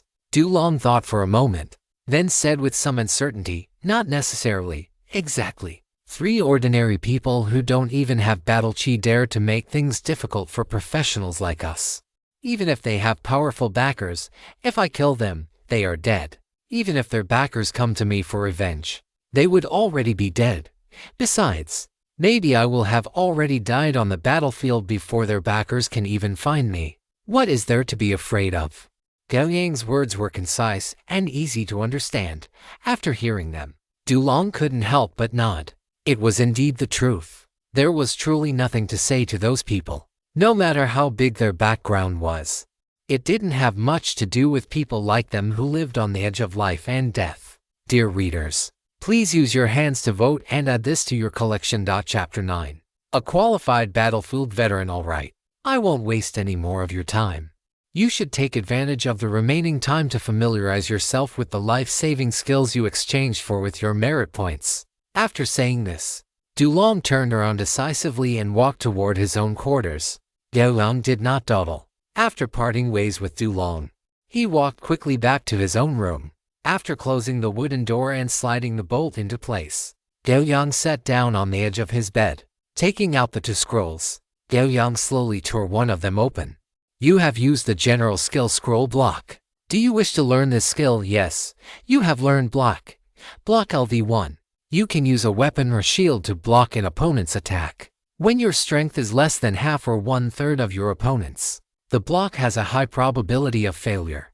There was not much description, just a single sentence that fully displayed the key points of this skill. As the scroll turned into a stream of light and entered Gao Yang's body, he suddenly felt a surge of memories flooding his mind regarding how to use weapons or his bare hands to block attacks. These memories surged in rapidly and were just as quickly absorbed as nutrients. In just a few minutes, Gao Yang had roughly mastered how to perform a block most effectively. You have used the general skill scroll Heavy Strike. Do you wish to learn this skill? Yes. Heavy Strike LV1. After a brief charge, swing your weapon with force. This attack can deal up to double damage. The same scene occurred once again. Gao Yang rubbed his temples. Accepting so much knowledge in such a short time had caused his brain to feel overwhelmed. However, it was all worth it. The descriptions for both skills were extremely concise. Yet Gao Yang did not underestimate them.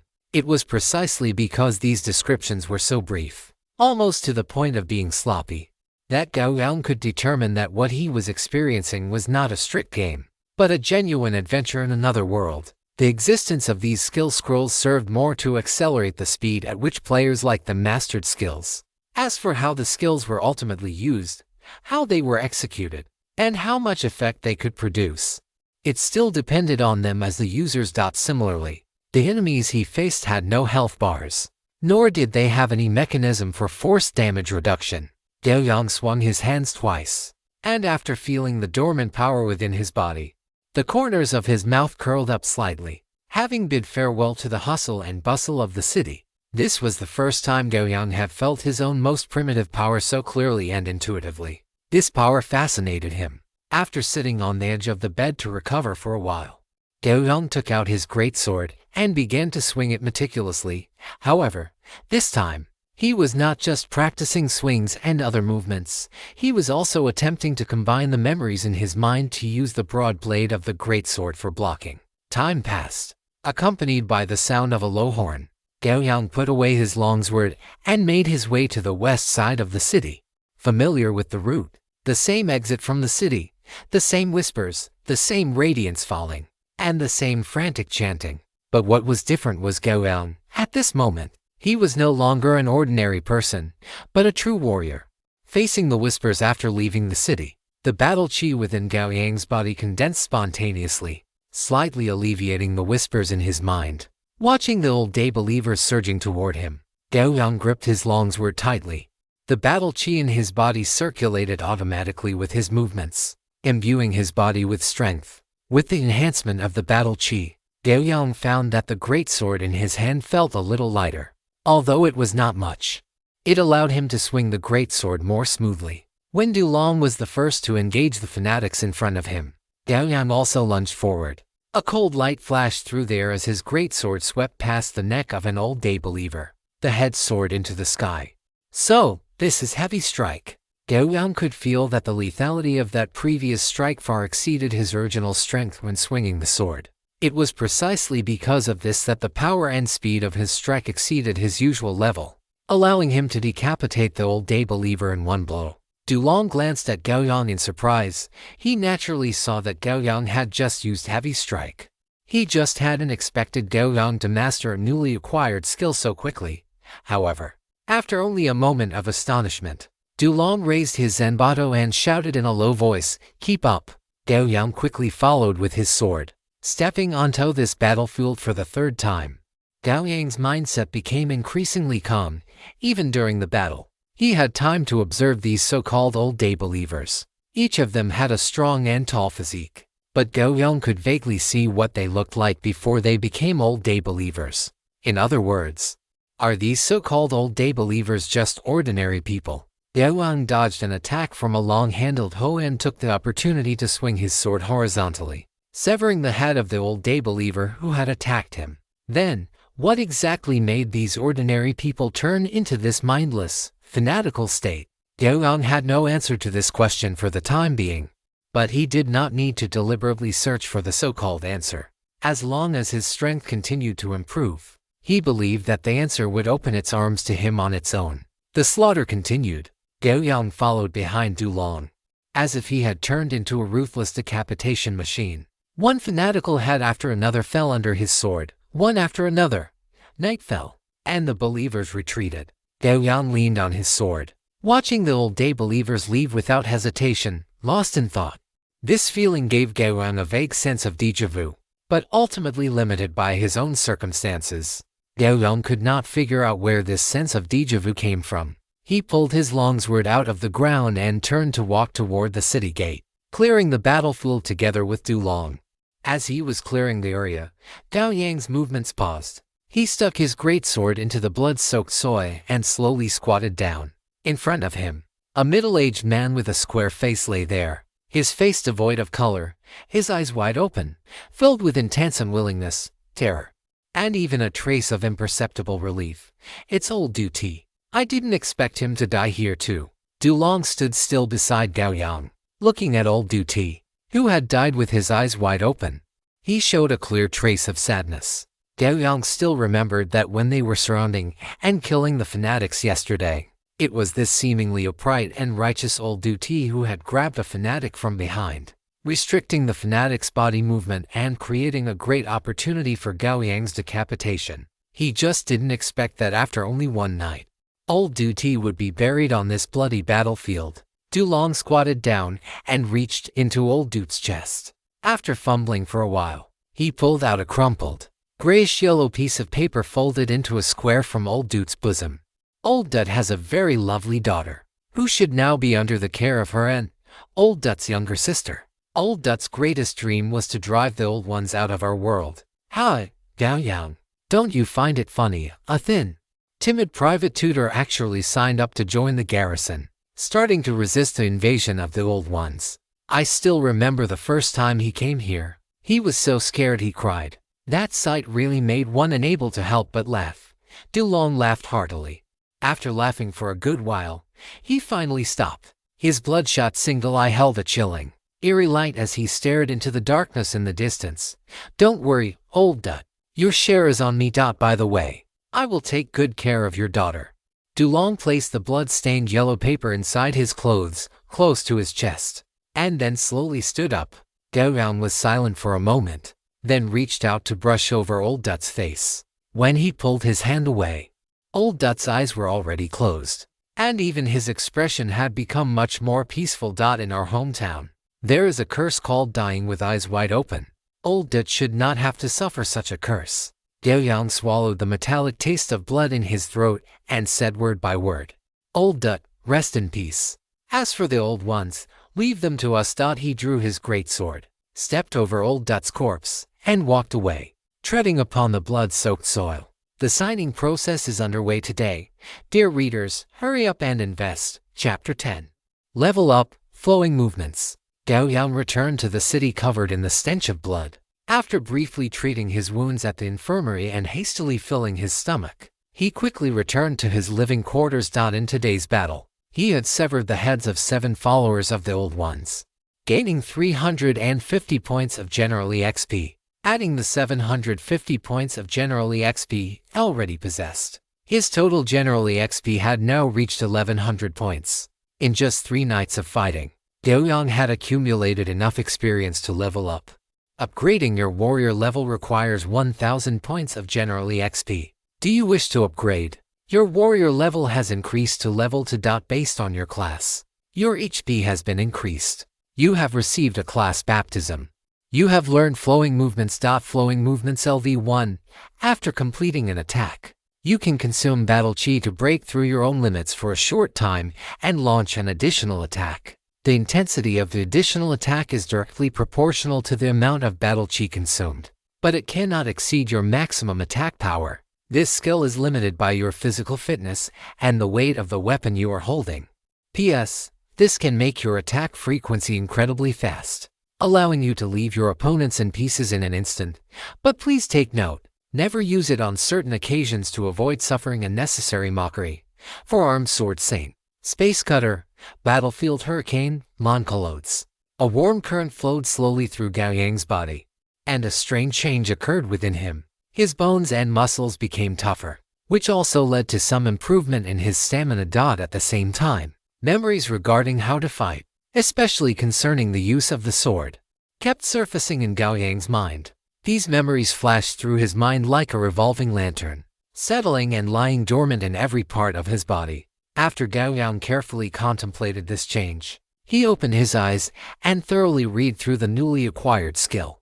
A light shining in his eyes. This flowing movements, as he understood it, allowed him to reset a basic attack. In the time it took others to attack once, he could attack twice, or rather, launch consecutive attacks at an extremely fast speed.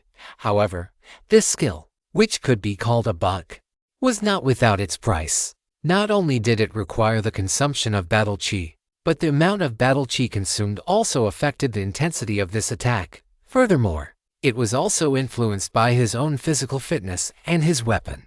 If his strength was not strong enough, or if the weapon was too heavy, the speed of the additional attack might be much slower.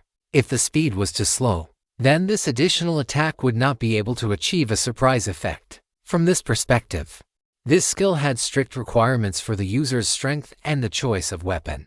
It required the user to balance their own strength with the weapon in order to maximize the power of flowing movements. Gao Yang took out his greatsword. With his current strength, holding this greatsword with one hand was quite difficult. Although he could swing it, it could not be used in combat. Only by holding this 1.5 meter long greatsword with both hands would it transform into a decapitation weapon against the followers of the Old Ones. However, during the duration of the Savage Bear technique, Gao Yang could swing it freely with one arm, holding the greatsword with both hands. Gao Yang slashed at the empty space in front of him. As the strike landed, the battle chi within Gao Yang's body suddenly boiled. His arms seemed to reset, lifting at an extremely fast speed, and he slashed down with the sword again. A faint gleam of the blade reflected in his eyes. The interval between the two attacks was actually more than twice as fast as Gao Yang's conventional sword-swinging speed. Gao Yang lowered the greatsword and let out a heavy breath of stale air. The attack speed of flowing movements was extremely fast, but the consumption of his body and battle chi was real. Just from that one strike, Gao Yang had consumed 3 points of battle chi, and his arms felt noticeably sore and weak. If he were to activate flowing movements again at this moment, Gao Yang had a premonition that his arm muscles would likely be torn apart instantly in this extreme speed, and even his bones might suffer damage. Having just leveled up, Gao Yang's total battle chi had reached 13 points, but a single use of flowing movements had consumed nearly a quarter of his total battle chi. But Gao Yang knew that this was all because he had been a warrior for too short a time, and his own physical condition simply could not support such consumption. When his level gradually increased, this small consumption would be nothing more than a drop in the bucket. Perhaps he would have to wait until he reached the level of that forearm sword saint, Moncolodes, before he could use flowing movements as a routine move. However, for the time being, flowing action can only serve as his trump card and cannot be used as a standard move. After familiarizing himself with flowing action, Gao Yang set it aside for the moment. He checked the EXP required to level up from level 2 to level 3, which was a full 3,000 points. If each Old Day Believer provided 50 points of general EXP, he would need to kill another 60 Old Day Believers to accumulate enough experience. This number made Gao Yang frown slightly. In this battlefield, for him, every night of combat was a gamble with his life. The longer he stayed, the greater the possibility of death. Even so, the number of Old Day Believers he could slay each night was only between 5 and 7. Following the standard of 60, he would need to spend about 10 days to accumulate enough EXP to reach level 3. During this period, the variables were simply too great. Gao Yang picked up his greatsword and began to swing it. thinking about how to improve his survival rate on the battlefield while he practiced. The sound of the sword whizzing through the air echoed constantly in the wooden hut. Strands of sweat slid down the crevices of Gao Yang's muscles, only to be flung off his body as his muscles exerted force. Occasionally, when sweat crawled over the wounds on his body that had not yet fully healed, the subtle stinging sensation made Gao Yang unable to help but increase the force of his swings. Clang! The greatsword fell to the ground, hitting the leg of the bed and making a faint clattering sound.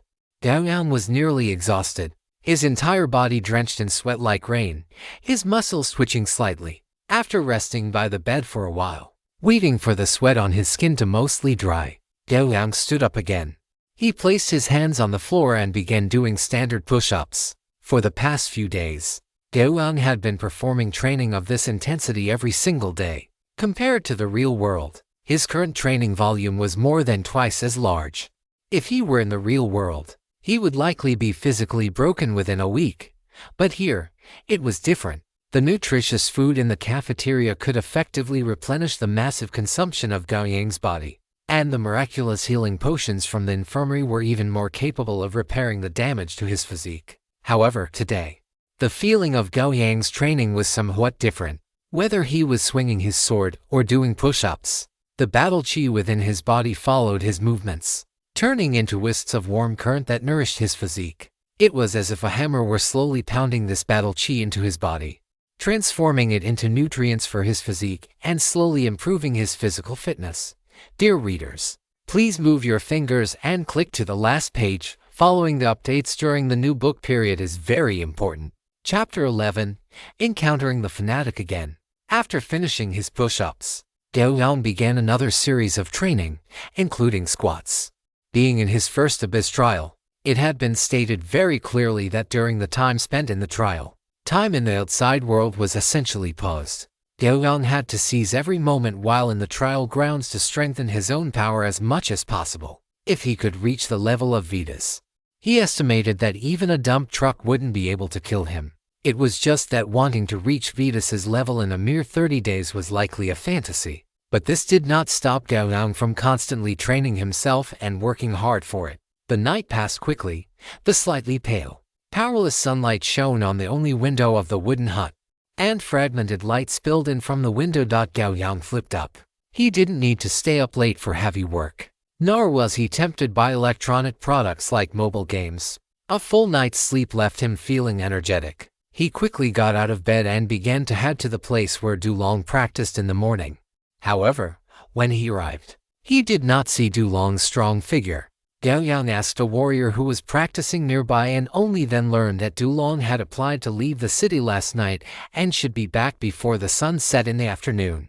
Is it because of Old Yute's matter? Gao Yang already had a guess in his heart. Old Yute had died in battle and left behind a suicide note. Since Dulong had seen it, he wouldn't just ignore it. At the very least, Dulong would likely deliver the pension that Old Yute was entitled to. Gao Yang didn't linger. He already understood the training steps.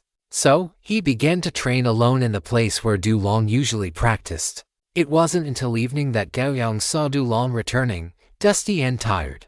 Brother Dulong, has the matter been resolved? Gao Yang stopped wiping his greatsword and looked at Dulong to ask. A shadow flashed across Dulong's eyes, and in his mind, he seemed to recall the image of Old Yute's thin, gaunt daughter with a face full of tears. He didn't say a word, only nodded slightly. Gao Yang didn't press for details, but stood up and said, "Let's go eat together. The sun is about to set." Dulong looked up and saw that the sun was already sinking in the west. Once the sun set, the old day would come sweeping in.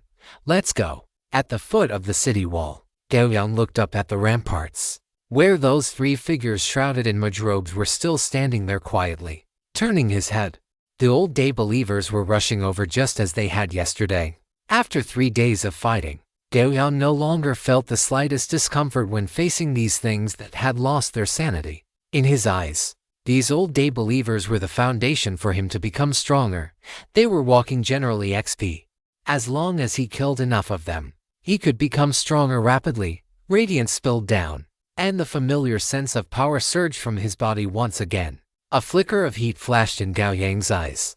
The methods of these mysterious mages were truly unfathomable. Facing a garrison of several thousand, they were only 3 people, yet they were able to cast the Savage Bear spell on all the garrison troops, boosting their strength and physique. But a large-scale buff of this magnitude was definitely a huge test of a mage's ability. Before returning to the real world, it would be best to have these mages cast a buff on me individually. Gao Yang made a secret resolution in his heart. Returning to the real world meant facing a certain death situation. So, he had to try anything that could increase his chances of survival. Before he could think much more, the sound of fanatical chanting was already close at hand. Gao Yang locked his gaze onto a follower of the old days who stood roughly the same height as him. The creature held a heavy, dark red wooden mallet in its hand. The dark red was so jarring that Gao Yang could not help but imagine just how many garrison soldiers must have died under that mallet to stain it such a deep crimson hue. Dulong was not far from him, locked in combat with another follower of the old days, and able to break free for the moment. The one before him had to be dealt with by Gao Yang alone. Gao Yang took a step forward, the solid ground beneath his feet channeling force through his body, layer by layer, until his primed physique surged forward with the speed of a hunting leopard. The pure white eyes of the follower of the old days burned with fanaticism. Driven by the teachings of the Sun cult, it swung its mallet wildly, intent on crushing Gao Yang's vibrant life force into dust. Zendie, the follower of the old days, let out a fanatical chant, the dark red mallet whizzing through the air with heavy momentum, aiming straight for Gao Yang's chest. Facing the incoming mallet, Gao Yang's expression remained unchanged. He exerted force through his palms, holding the broad blade of his greatsword horizontally before him in a defensive stance. The next instant, his arm sank abruptly as a massive, overwhelming force transferred from the blade into his limbs. Gao Yang gripped the greatsword tightly, his internal battle chi erupting without reservation. He slid his greatsword along the handle of the mallet toward the follower's fingers, forcing it to release its grip. The moment the follower of the old days let go, it immediately clenched its hands into fists, lunged forward, and attempted to close the distance with Gao Yang. Although these followers of the old days had lost their sanity, they still retained their combat instincts. If it managed to get close to Gao Yang, his greatsword would lose its greatest advantage. In this situation, if Gao Yang wanted to continue the fight, he would either have to abandon his attack to find an opportunity to regain a suitable distance, or be forced to discard his greatsword and engage in hand-to-hand combat. But Gao Yang did neither. In that split second, the greatsword he swung reversed its arc with a speed the follower could not react to, cutting fiercely into the creature's shoulder with a sharp, whizzing wind pressure. The follower of the old days let out a shrill cry as its entire left shoulder was nearly severed by Gao Yang's strike. Following the sword strike, Gao Yang lifted his right leg and delivered a low kick directly to the follower's knee. With the augmentation of 12 points of strength, a crisp snap echoed as the follower's knee bent backward into a V shape, with its left leg shattered and its left arm severed. The follower of the old days completely lost its balance and collapsed to the ground. Gao Yang swung his sword down, and a head rolled away, tumbling a long distance. You have killed a follower of the old days. You have gained 50 generally XP. Gao Yang exhaled a breath of stale air from his throat. He had just utilized the action surge to cleanly and efficiently execute the follower before him. But as a price, his battle chi had been depleted by 4 points. In tonight's battle, he had at most one more opportunity to use action surge. Exhaling the stale air, Gao Yang did not pause. He hoisted his greatsword and charged toward Dulong's direction. Just moments ago, at the start of the battle, a massive wave of followers of the old days had rushed in, and the pressure on the garrison soldiers had reached its absolute limit. Every garrison soldier had their own enemy to deal with, but as long as they could hold on, they would fall into the rhythm of the garrison, just like now. With Gao Yang's help, the follower of the old days that had been tangling with Dulong did not last 3 moves before Dulong decapitated it with a single slash of his blade. Before the two could even catch their breath, a figure flew backward like a ragdoll. Gao Yang and Dulong dodged nimbly. Looking back, they saw a garrison soldier lying in a pool of blood, a massive gash across his chest that had nearly split him in two, leaving no possibility of survival. Gao Yang and Dulong turned their heads to see a tall follower of the old days holding a black sword, its blood-stained, pure white eyes staring at the two of them like a predatory beast. A violent and frenzied aura washed over them. Gao Yang instinctively tightened his grip on his greatsword. After only a day, he had encountered a fanatic again. Chapter 12. He Yao. He Yao stood 7 or 8 meters in front of them, the oppressive pressure radiating from it making their shoulders feel heavy and their spines turn cold. Dulong and Gao Yang leaned against each other instinctively. Dulong spoke rapidly. "Find a way to escape. This is He Yao. We are no match for him." Before Gao Yang could even reply, He Yao, who was only 7 or 8 meters away, had already charged toward them with sword in hand. He Yao's body was tall, and its torso was covered in thick tentacles. These tentacles were interconnected, forming a suit of flesh and blood armor draped over its body. With every stride, the flesh armor expanded like a lung and tightened with He Yao's movements, providing it with immense power. It didn't take much to guess that this flesh armor possessed formidable defensive capabilities. Together, Dulong roared, gripping his horse-chopping saber and charging toward He Yao. Gao Yang steadied his mind and rushed forward, sword in hand. On the battlefield, those who run die the fastest.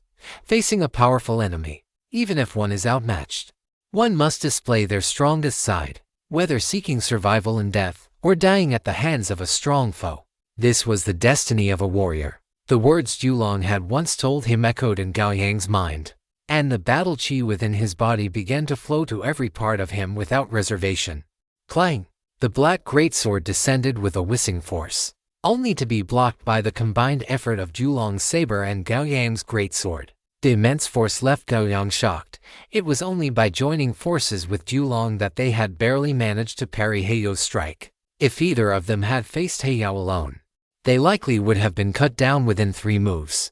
Gao Yang exerted force through his arms, tilting his greatsword slightly. With a screech of grinding metal and a spray of sparks, the black sword in He Yao's hand was forced into an uncontrolled diagonal slash. This was the gap in swordsmanship. Although He Yao's strength and speed were superior to Gao Yang and Dulong's, its soul had been devoured by the old days, and the loss of its sanity meant its combat technique was far inferior to the two of them. The moment He Yao's body leaned forward, Dulong had already raised his saber for a horizontal slash. This strike was perfectly positioned to intercept He Yao's forward momentum, just waiting for the creature to deliver itself into the blade. Facing this direct strike, He Yao actually stumbled forward, meeting Dulong's blade with a chest tangled in tentacles. The sensation of cutting through cowhide traveled up the blade. Dulong's strike nearly severed the tentacles on He Yao's chest, leaving a superficial wound less than a finger deep. Staring directly at Dulong with those pure white eyes, the next second, the most fanatical and pure killing intent erupted. It was a spirit that did not belong to a human. He Yao let out a fanatical chant, and the large black sword in its hand swept upward from the lower left to the upper right. The black two-handed greatsword was a full 1.6 meters long, its spine nearly as thick as a palm. It was heavy, sharp, and the reddish hue along its edges left no doubt about its lethality. As such a massive weapon of war swept toward him, Dulong felt his heart tighten, and he brought his heavy horse-chopping saber down in a follow-through strike. Clang!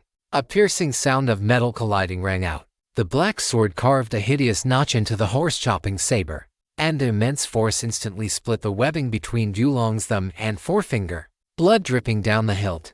Before Dulong could recover, He Yao had already raised the greatsword again, swinging it toward Dulong's head. If this strike landed, Dulong would likely die on the spot. Even with a priest present, he probably could not be saved. A whizzing sound of wind came from He Yao's side. Before it could complete the strike, Gao Yang had already ambushed its right flank, taking advantage of the arm being raised and the exposed underarm while He Yao held the sword. He thrust his blade straight toward He Yao's side. This strike was aimed directly at He Yao's heart. If it insisted on completing its swing, this blade would pierce its heart before the greatsword could fall. He Yao was forced to abandon the chance to kill Dulong, instead thrusting its left hand out and punching toward the tip of Gao Yang's sword.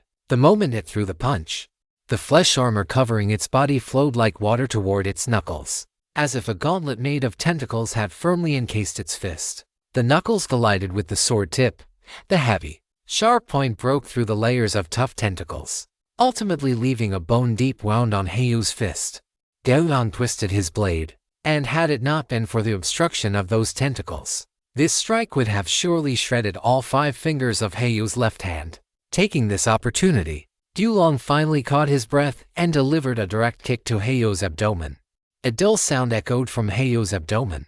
The force of Dulong's kick made Heyo stumble back half a step, and Dulong used the recoil to create some distance. Gao Yang pulled back his sword and stood shoulder to shoulder with Dulong once more. A bead of cold sweat trickled down Gao Yang's forehead. He stared at Heyo, thinking to himself that it was fortunate Heyo had lost its reason, otherwise, both he and Dulong would certainly be dead today. They had only exchanged one extremely brief round of combat, yet the result was that Dulong was nearly killed, and if he hadn't pulled back in time, his own weapon might have been seized by Heyo. Meanwhile, Heyo had only suffered damage to its left hand and a kick to the abdomen that was neither light nor heavy for it. Gao Yang slowly exhaled a breath of turbid air, slightly lowering his stance as his battle aura flowed through his body in a slow but steady manner. The vast battlefield was filled with deafening shouts, the clashing of weapons, and the screams of the dying. But for Gao Yang and Dulong, their battlefield was silent. When Heyo appeared, the surrounding garrison troops had subconsciously moved away from its position. Ordinary garrison soldiers were nothing but fodder when facing Heyo. Only powerful warriors, like the captains of the garrison, could hold their own against it. However, the transmission of information on the battlefield took time, and it would take a while for the nearest captain to arrive. Heyo held the greatsword in its right hand, its pure white eyes devoid of any other emotion, leaving only fanatical destruction and the strangling of life. It stomped heavily, kicking up a circle of dust, and transformed into a black shadow, charging straight at them. Gao Yang's eyes glowed crimson. He naturally understood the principle that in a narrow encounter, the brave one prevails. If he were to feel fear now, the next moment would be his death. He might not be able to win, but he absolutely could not lose his spirit. This had been Gao Yang's life creed throughout the 23 years he had spent struggling from the orphanage. No matter what, he could never expose his weakness to others. He had to face every situation with his strongest side. Gao Yang exerted force through his legs, taking the initiative to charge toward Heyo. The wind whistled in his ears. Gao Yang kept his eyes locked on Heyo ahead. As they charged toward each other, the distance between them shrank rapidly. Clang! The moment their greatswords clashed, blood seeped from the corners of Gao Yang's mouth, holding firm against Heyo's greatsword. In the mere instant of the clash, he had already been injured by Heyo's force, and his vitality had plummeted by 9%. As Heyo continued to exert pressure, the exaggerated gap in strength was revealed without reservation. Dear readers, please use your precious hands to vote and add to your favorites. Chapter 13. Death Battle. Combat is not merely a comparison of attributes, but the problem is, if the gap in strength is too great, it can result in a suppression of power, what is known as one force overcoming 10 techniques. Gao Yang's current strength was a full 12 points, more than double that of an ordinary person, but he estimated that Heyo's strength was at least 13 points, perhaps even approaching 14. Strength 3 or even 4 times that of a normal person granted Heyo terrifying power. A massive force flowed continuously from the blade. Behind the sword, Heyo's eyes were pure white, its expression fanatical, and its aura even more insane. With their weapons locked, Gao Yang only felt a stinging pain in his right arm, and his body tilted backward uncontrollably. The greatsword with its dark red, glowing blade pressed down inch by inch, and Gao Yang's mouth was filled with blood. Just then, Dulong's attack finally arrived. Dulong rushed forward from Gao Yang's side, swinging his horse-chopping saber in a semicircle toward Heyo's sword-wielding right arm. This strike did not target vital points like Heyo's head, it was simply aimed at its right arm, with the intention of forcing Heyo to abandon its sword. The threat level of Heyo holding a weapon versus Heyo empty-handed is vastly different. The former could hack them and their weapons in two, while the latter could only beat them to death with his bare fists. This is precisely why Gao Yang was tasked with holding Heyo back, while Dulong initiated this attack. Compared to Gao Yang, Dulong possessed greater strength and more extensive combat experience. He knew exactly what to do to maximize his chances of survival. The blade's light transformed into a streak of silk, striking Heyo's right forearm in an instant. At that moment, Heyo relaxed its right hand, abandoning the greatsword, while flesh-like tentacles rapidly converged toward its right arm, completely enveloping it. Gao Yang felt the pressure suddenly lift. He exerted force through both arms, using his skills, flowing motion and heavy strike, without the slightest hesitation. The broad-bladed greatsword completed its return and charge in a split second, then slashed down toward Heyo's chest. Although Heyo's right arm was shielded by the flesh-like tentacles, and it had even actively pressed its arm downward to follow the momentum of Julong's strike, the blade still cut through its defenses like a hot knife through butter, embedding itself into the forearm bone. If Julong had been slightly stronger, or if Heyo's reaction had been a fraction slower, its right hand would have been severed completely. At this very moment, Gao Yang's attack arrived. The sword edge pointed directly at Heyo's neck. Heyo let out a roar, instinctively clenching its left hand into a fist and slamming it toward Gao Yang's chest. Even though Heyo had lost its soul and sanity, its combat instincts drove it to make the most brutal move possible. A life for a life, facing this desperate, life-risking punch from Heyo. Gao Yang did not even blink. He gritted his teeth, pouring every ounce of his strength into the greatsword without reservation. Puchi. The greatsword struck Heyo's neck, its sharp and heavy blade slicing through tentacles, flesh, meridians, and bone. At the same time, Heyo's fist slammed into Gao Yang's chest. The tentacle-wrapped fist grew larger in Gao Yang's vision before landing on his chest. In that instant, he could clearly hear a series of crisp bone-breaking sounds coming from his own chest. His leaning body was forcibly twisted, and he was sent flying backward. When Gao Yang regained his senses from the daze, and his perception and vision returned, he found himself lying in the bloody mud several meters away. The heart-wrenching pain radiating from his chest made him feel as if his entire body were falling apart. His heart pounded violently, and adrenaline surged through his system. Gao Yang endured the agony, rolled over to stand up, picked up a discarded blade nearby, and squeezed out every bit of his remaining strength to charge back toward the battlefield between Heyo and Julong. The battle between Heyo and Julong had reached a white-hot stage. Although Heyo had sent Gao Yang flying with a single punch just moments ago, Gao Yang's full-force strike had nearly severed its entire head. If not for Heyo using its tentacles to fix its head to its body in time, it would likely be dead by now. Even so, Heyo's movements were significantly slowed, and it could only exert half of its original strength. Julong had long since kicked away the black greatsword and was launching a frenzied assault on Heyo with his blade. His remaining eye was filled with madness. He had naturally seen the scene where Gao Yang was sent flying by a punch, including the fact that Gao Yang's chest had been caved in. Julong would not waste the opportunity that Gao Yang had created with his life. Julong was now like a crazed beast, even if it meant trading injury for injury. He clung to Heyo, refusing to let him escape. By the time Gao Yang rushed back into the fray, Julong kicked Heyo in the chest, and both of them fell to the ground. Julong was covered in blood, with over a dozen tentacles piercing his body like sharp arrows, and his chest had been completely impaled. Yet, under his desperate efforts, Heyo was in an even more miserable state, not to mention the blade wounds all over its body. Its neck, which had already been severed by Gao Yang, took another strike from Julong. This not only cut through all the remaining tentacles but also deepened the wound, leaving Heyo's head attached to its body by only a thin layer of skin and flesh. Gao Yang could even see numerous tiny tentacles within the exposed neck wound, intertwining with each other as if trying to stitch the injury back together. Heyo went rigid, its body collapsing to the ground, unable to move. Gao Yang, hurry, kill it, Julong roared.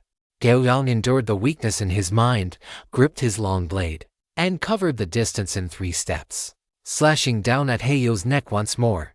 Puchi. Having lost the final connection of flesh, Heyo's head rolled away with a thud. Its body trembled violently for a moment before falling completely still. An illusory treasure chest emerged from Heyo's corpse. Gao Yang instinctively reached out and picked up the chest dropped by Heyo. After picking up the chest, he quickly walked toward Heyo's black greatsword. The black greatsword was extremely heavy.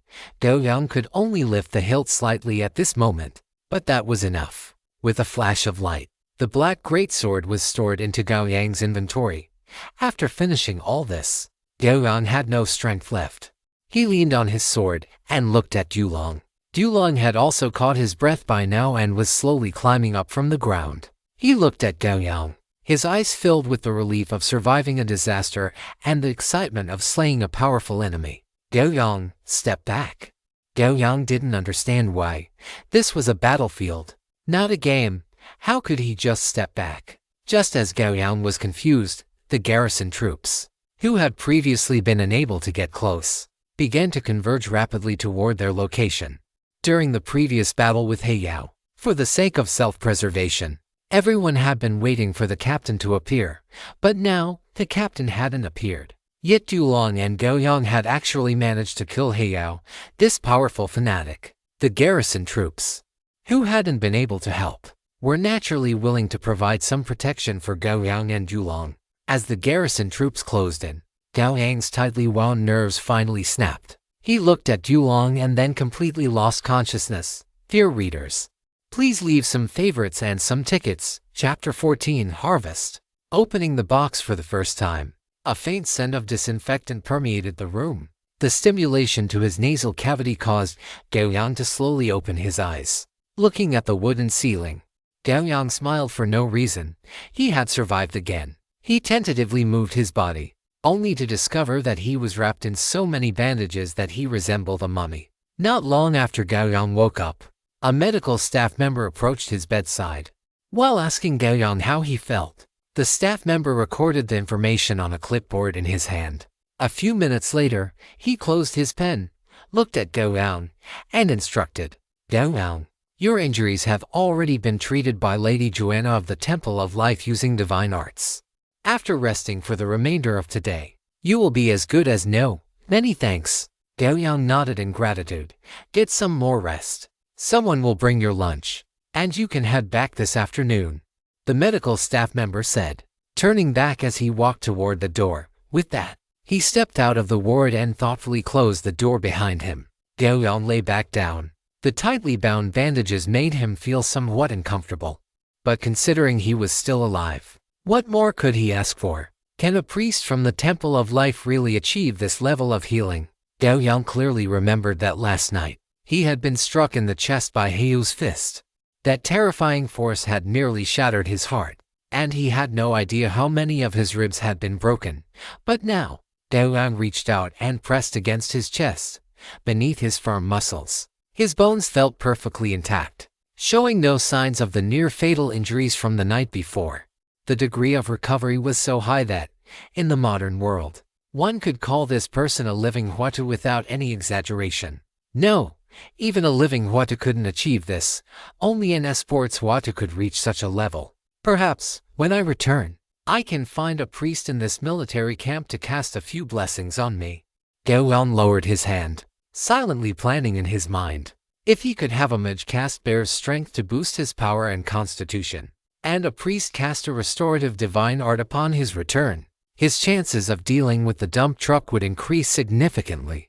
It wasn't that Gao Yang was weak, it was just that the dump truck had been moving too fast at the time.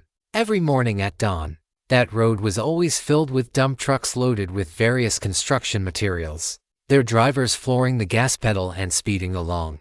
Just imagine a steel beast weighing over 30 tons, traveling at over 70 kilometers per hour. Slamming head-on into a body of flesh and blood. A slight chill crept into Gao Yang's heart. In such a scenario, even a rhinoceros would be sent flying, let alone a human weighing only 100 or so pounds. He shook his head, casting the image of the dump truck from his mind. Afterward, Gao Yang sat up in bed and opened his inventory.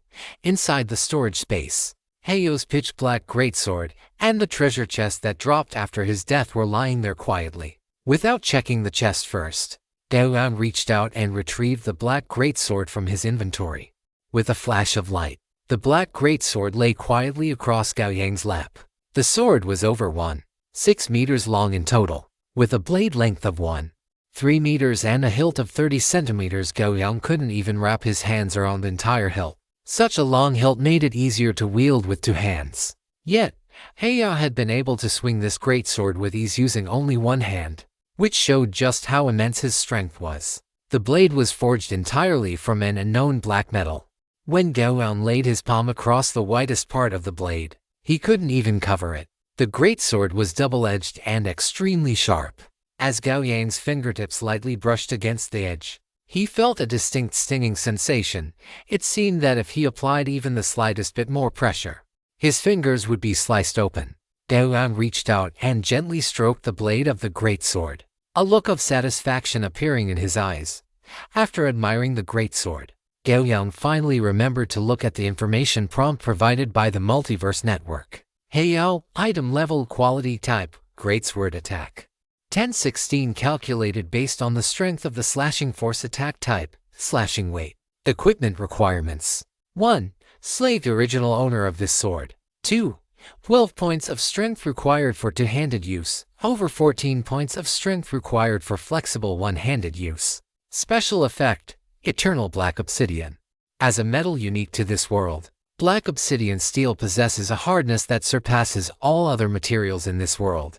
This sword cannot be destroyed by conventional means and cannot be banished by spells below the level of divine arts. So, your name is Heiyao. The satisfaction in Gao Yang's eyes reached its peak after reading the description of the Heiyao sword. The attributes of Heiyao exceeded his imagination, and the difficulty of using it was extremely high. 12 points of strength was only the most basic requirement, and one even had to slay the original owner to gain the weapon's recognition. Without the buff from Bear's strength, Gao Yang couldn't even swing Heiyao in combat. Compared to the difficulty of using it, the single special effect it possessed was perfectly suited to its harsh requirements. If nothing else, the fact that it cannot be destroyed by conventional means was precious enough. It couldn't even be banished by spells below the level of divine arts. This was truly the dream sword of every warrior. Gao Yang stroked the blade a few more times before reluctantly returning it to his inventory. He couldn't use Heiyao just yet. Then, a look of anticipation appeared in Gao Yang's eyes as he looked at the treasure chest in his inventory. This was the first time in his trials that he had encountered a situation where a treasure chest dropped after killing an enemy. He wondered what might be inside. Gao Yang took out the treasure chest, and a line of text appeared before his eyes. Treasure chest of the old days, Zealot Heiyao's collection. Origin: disaster of the old days. Held difficulty quality chest. Keywords: old days, warrior, fanatic. Description: a collection belonging to the old days Zealot Heiyao. It may contain unexpected items, though there is also a possibility that opening the chest could cause the gaze of the old days to fall upon you. Do you wish to open the treasure chest of the old days Zealot Heiyao's collection? A blue quality chest. Gao Yang's eyes lit up. He opened the Multiverse Network interface, found a prompt titled Multiverse Network Newcomer Manual. After flipping through it for a while, he closed it again. The comprehensive network newbie manual states that Abyss trials yield treasure chests of various grades. The grades of treasure chests are generally divided into white, green, blue, purple, pale gold, gold, and dark gold. The higher the grade of the treasure chest, the higher the level of the items that can be obtained, and the greater their value. Being able to drop a blue treasure chest during one's first Abyss trial is already an event with an extremely low probability. Gao Yang pondered for a moment, then chose to open the treasure chest. Click, with a soft sound. The treasure chest opened, and a pale blue light shot out from the gap. Congratulations, you have obtained.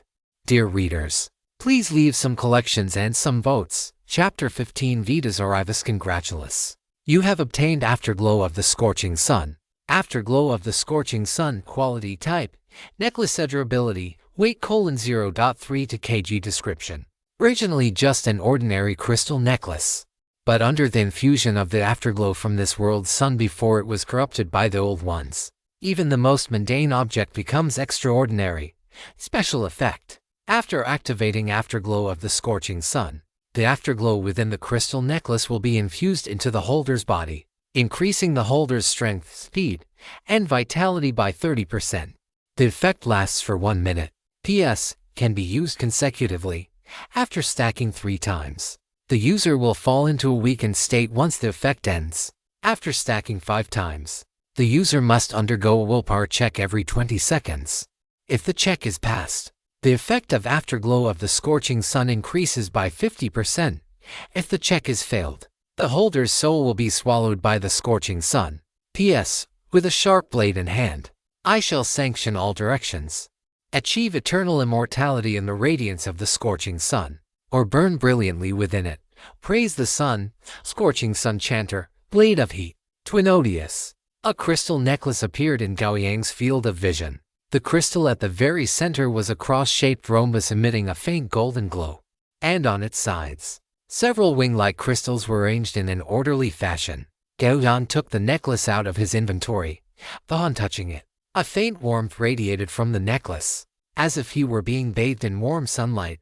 Looking at the necklace, Gao Yang did not hesitate to put it around his neck. Clearly, this blue-quality necklace had extremely powerful effects.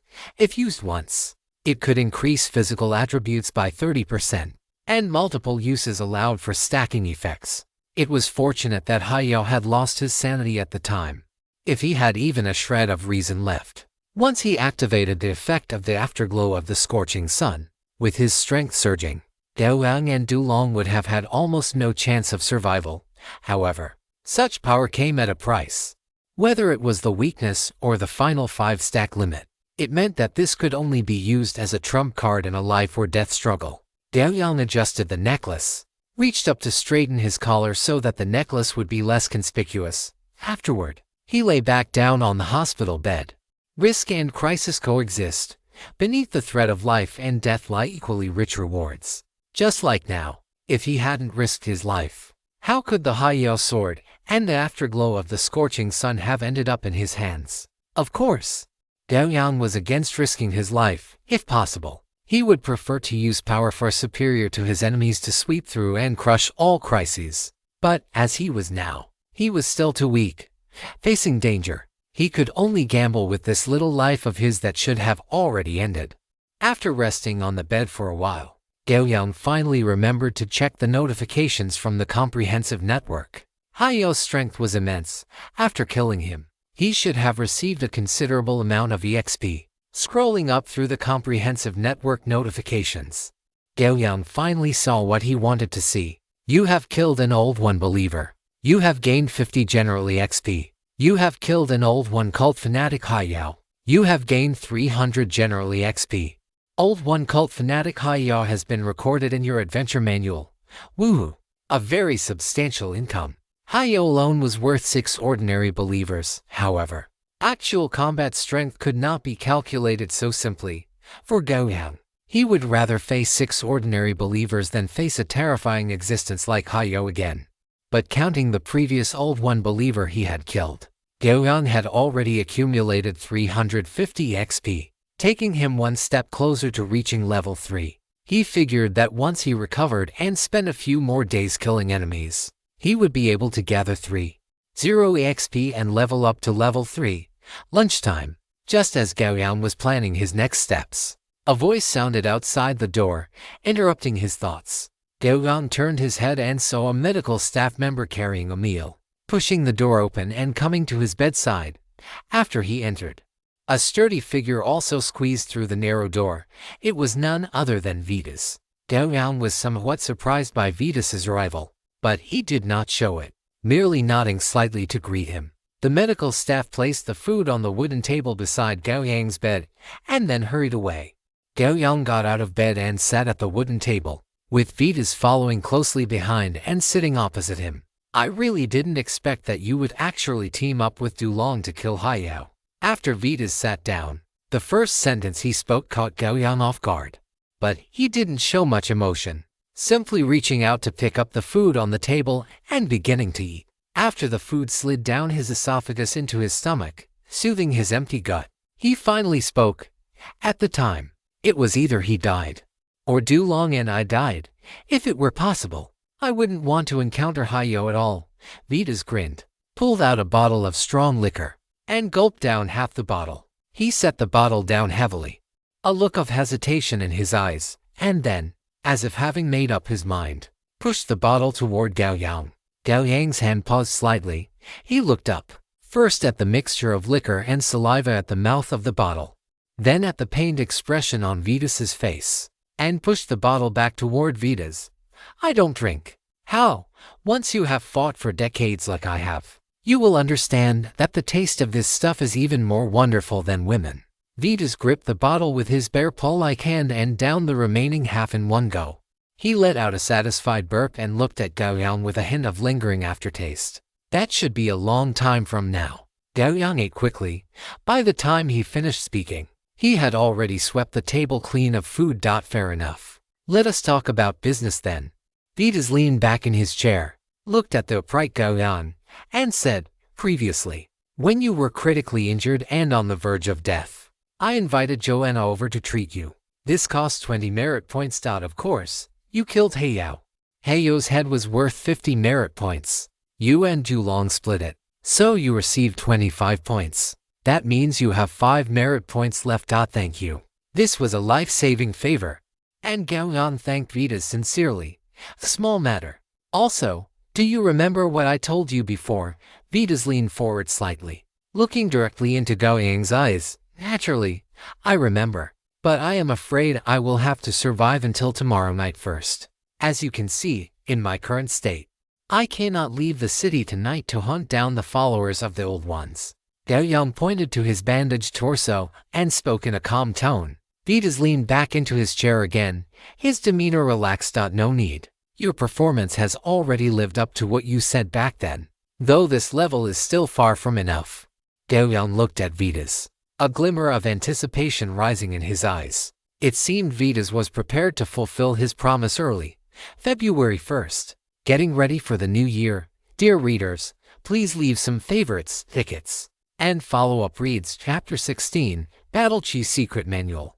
Feeling Gao Yang's slightly burning gaze, Vitas did not dawdle. He reached into his bosom and took out a scroll made of an unknown animal hide. The scroll was only the size of a palm, with end caps made of gold, and a silver white cord tied firmly around it.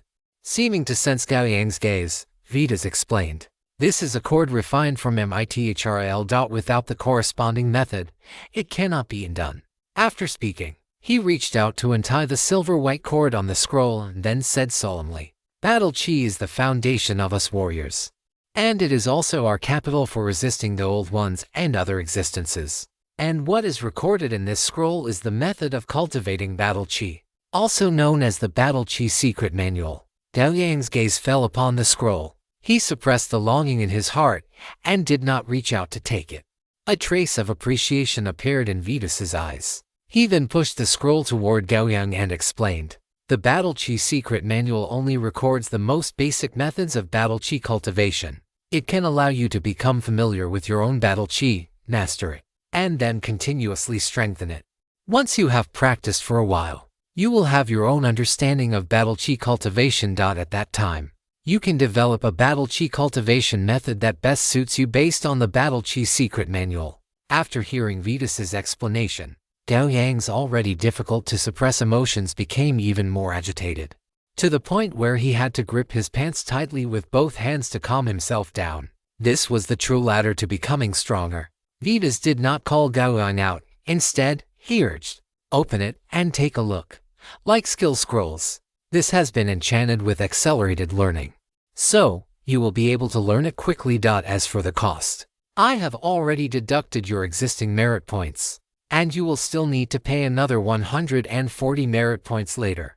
I understand. Thank you, Legion Commander. Gao Yang took a deep breath, trying his best to calm down, and thanked Vitas earnestly. Don't dawdle here. I hope you can survive, Vitas said, waving his hand dismissively before looking into the void with a profound gaze. Besides, I'm also making an investment. If you can become strong enough to a certain degree, I hope you will remember that there is still a world being invaded by the Old Ones, and that you might extend a helping hand to this world when the time comes. Gao Yang nodded silently. He fully understood Vitas's actions. As an otherworldly visitor who was not from this world, a fact Vitas was aware of Gao Yang, like the players who had arrived before him, possessed a special quality in Vitas's eyes and, naturally, had investment value. Vitas handing the Battle Chi Secret Manual to Gao Yang to learn was, naturally, an investment in Gao Yang's future. Gao Yang did not make any promises, but he would keep Vitas's words firmly in his heart. When he had the ability, he would return here, provided that he could survive. I will wait for you outside. Vitas stood up, patted Gao Yang on the shoulder lightly, and turned to walk out. The corners of Gao Yang's mouth twitched slightly, and he finally reached out to pick up the scroll in front of him. You have obtained the Inheritance Scroll Battle Chi Secret Manual. Do you wish to learn it? Following Gao Yang's confirmation, the scroll began to emit a rich light. This light seemed almost tangible, projecting into Gao Yang's eyes along his line of sight. Lines of text and segments of memory played in a loop in Gao Yang's mind. The cultivation of Battle Chi no longer held any secrets in his eyes. Half an hour later, Gao Yang let out a heavy breath, and the scroll in front of him closed automatically. You have learned the Battle Chi Secret Manual. The cultivation method of the Battle Chi Secret Manual surfaced in Gao Yang's mind. The next moment, the Battle Chi within his body began to circulate in an orderly fashion according to his will. With every cycle, Gao Yang could feel something within his body merging into the Battle Chi, acting like nutrients and continuously strengthening the Battle Chi inside him. Gao Yang knew that those were the nutrients and energy stored within his body. This is the feeling of cultivation. Gao Yang clenched his fists, feeling the power within his body, his eyes as bright as stars. After a simple attempt, Gao Yang stopped his cultivation. Vitas was still waiting for him outside the door. 1 minute after Gao Yang finished his cultivation, Vitas pushed open the door to the ward and walked back in. He walked to the table, picked up the animal hide scroll, and carefully tucked it back into his tunic for safekeeping. Only after doing all this did he look at Gao Yang and ask, "You have learned everything, haven't you?" Gao Yang nodded. "Then continue to recover from your injuries. But I must remind you that you still owe me 140 merit points. You need to pay them back before you leave." Gao Yang stood up and revealed a faint smile. "Don't worry, Commander. I don't have the habit of carrying debt. I'm off." Vitas turned and left in a clean, decisive manner. Gao Yang sat back down and looked at his personal status window. After a night of rest, the Battle Chi within his body had recovered to its maximum value of 13 points, and his health points had also recovered to 91%. According to the cultivation method of the Battle Chi Secret Manual, his total amount of Battle Chi would continue to grow. After a moment of thought, Gao Yang activated a round of energy recovery. As the Battle Chi in his body was consumed, a wave of warmth flowed through his frame. Health points. Within a mere minute, his health points climbed steadily, finally stopping at 96% for a normal person. This health level was already a very healthy state. For a warrior like Gao Yang, it was the same. Feeling his body improving further, Gao Yang thought for a moment, then stood up and began to perform some simple recovery exercises in the room. While exercising, Gao Yang did not neglect his Battle Chi cultivation. Gao Yang discovered that while he was exercising, his Battle Chi could circulate simultaneously. The activity level of his Battle Chi increased, and the efficiency of his Battle Chi cultivation became faster. After just an hour of exercise, Gao Yang was drenched in sweat. He tore off the bandages wrapped around his body, revealing his strong physique, which had already recovered as if it had never been injured. This feeling of being full of vitality made Gao Yang smile with satisfaction. However, he discovered that his Battle Chi cultivation faced a major problem. That was, the strengthening of Battle Chi required the absorption of energy from his body, which meant he needed to consume high-energy food to ensure the efficiency of his Battle Chi cultivation. Just like now, after only an hour of practice, he could already feel the hunger coming from his stomach. As he grew stronger, his demand for energy would only continue to increase. However, Gao Yang believed that by that time, there would be more abundant sources of energy available. For now, he needed to deal with his protesting stomach. Putting on a short-sleeved shirt, Gao Yang walked out of the infirmary and headed outside. On the way, he encountered the medical staff member who had recorded his information earlier. After showing the person his recovered body, the staff member did not question him further, only giving him a worried word of advice. February 1st. Getting ready for the new year. Dear readers, please leave some favorites, tickets, and keep following Chapter 17. First contact with Image. Gao Yang walked out of the medical department and headed toward the cafeteria. Familiar with the route, the military cafeteria was open all day. But unless it was during the 3 daily meals, one had to pay to eat at other times. Gao Yang had been fighting here for 5 days, so he had naturally seized some spoils of war. Although he felt he had no use for them, He at least had some of this world's currency on him. He walked quickly, but suddenly stopped when he turned a corner. Not far in front of him, a mage completely hidden under a robe was walking toward him. Although Gao Yang was curious about the mysterious mages, he was wary of their endless array of magical means. He had not yet reached that level, so there was no need to force an interaction. It was better to focus on his own business first. Gao Yang stood still, preparing to wait for the approaching mage to pass before continuing on his way. Unexpectedly, the mage hidden under the robe actually walked right up to Gao Yang. A look of confusion appeared in Gao Yang's eyes.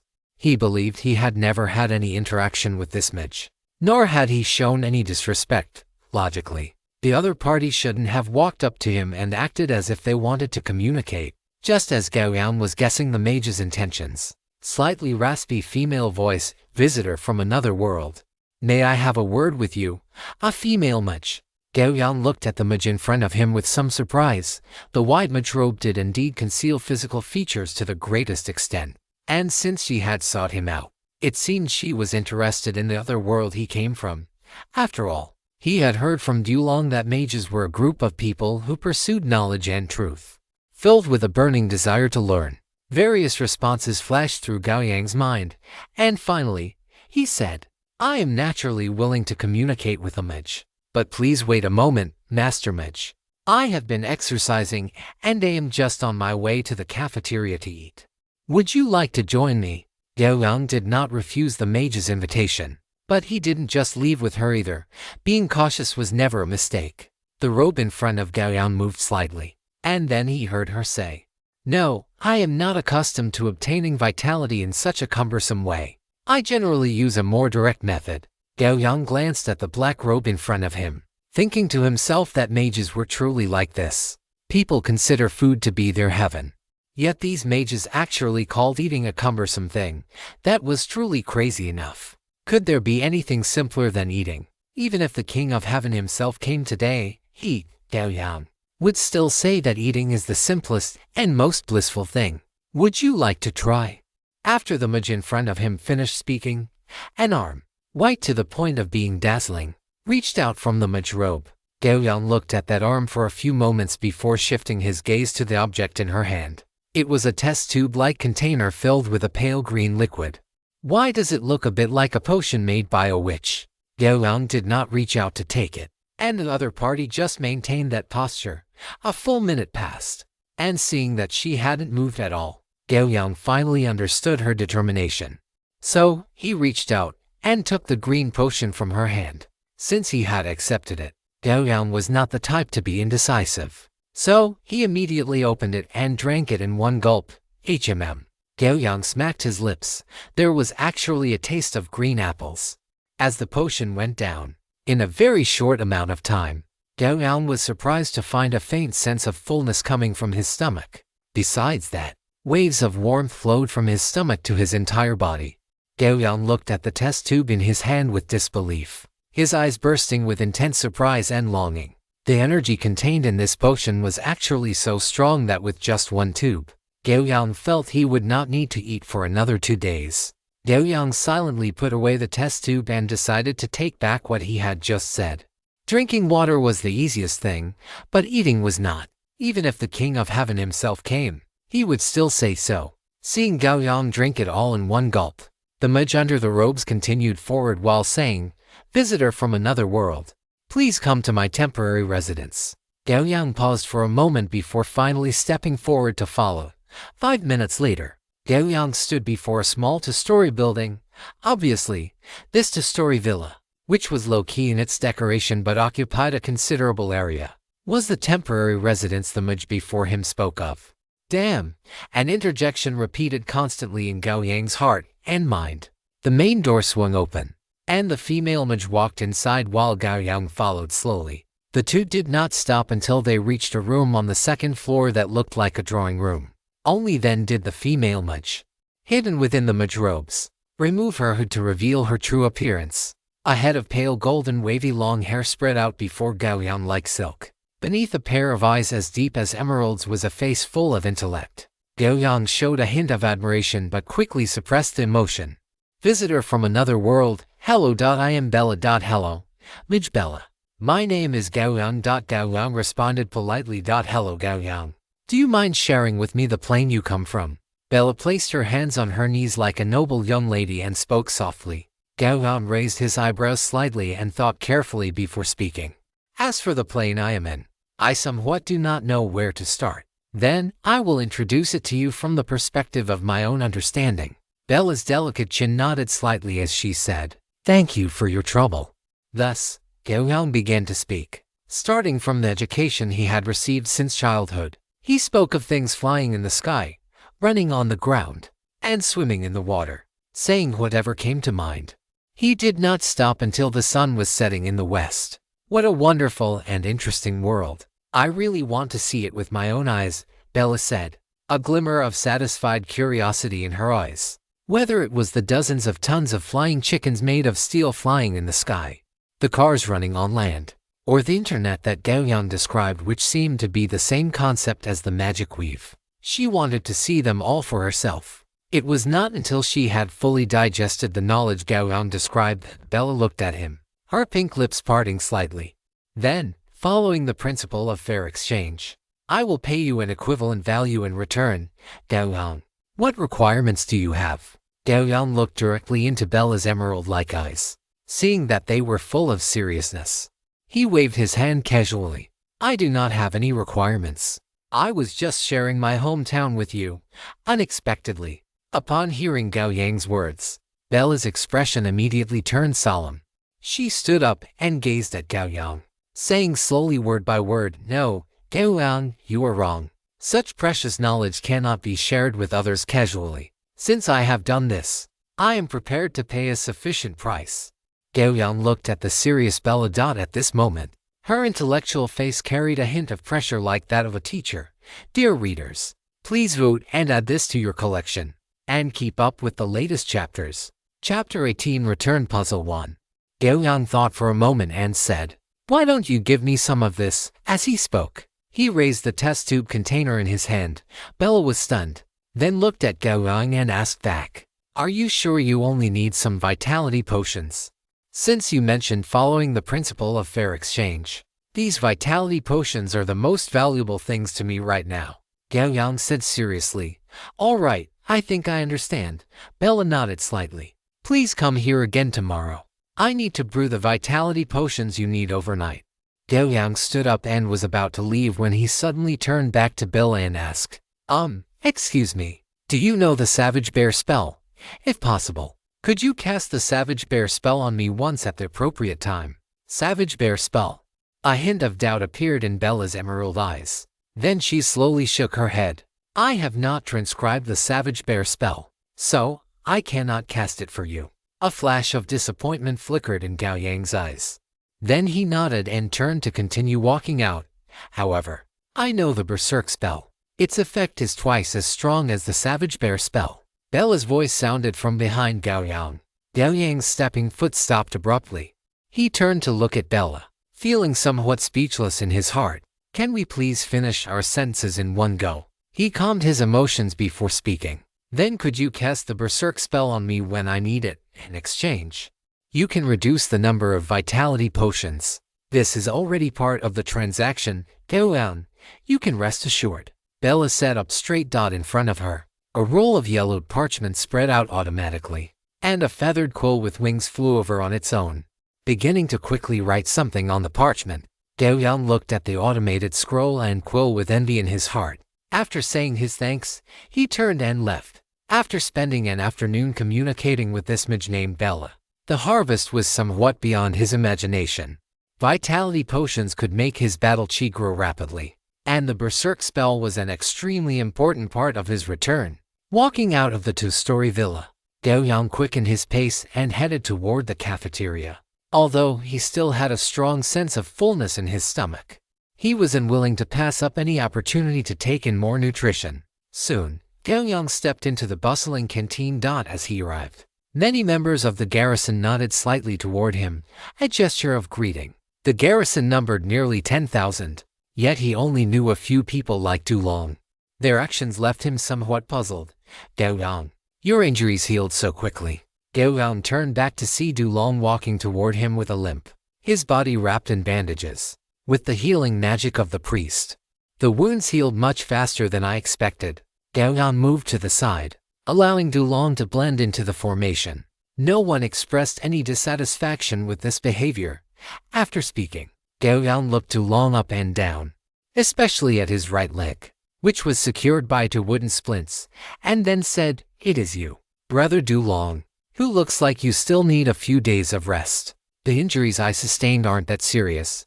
Besides, I don't have enough merit points to ask the priest to use divine magic on me." Dulong waved his hand dismissively and continued, "It is just as well that I am a bit tired. I will treat this as a break."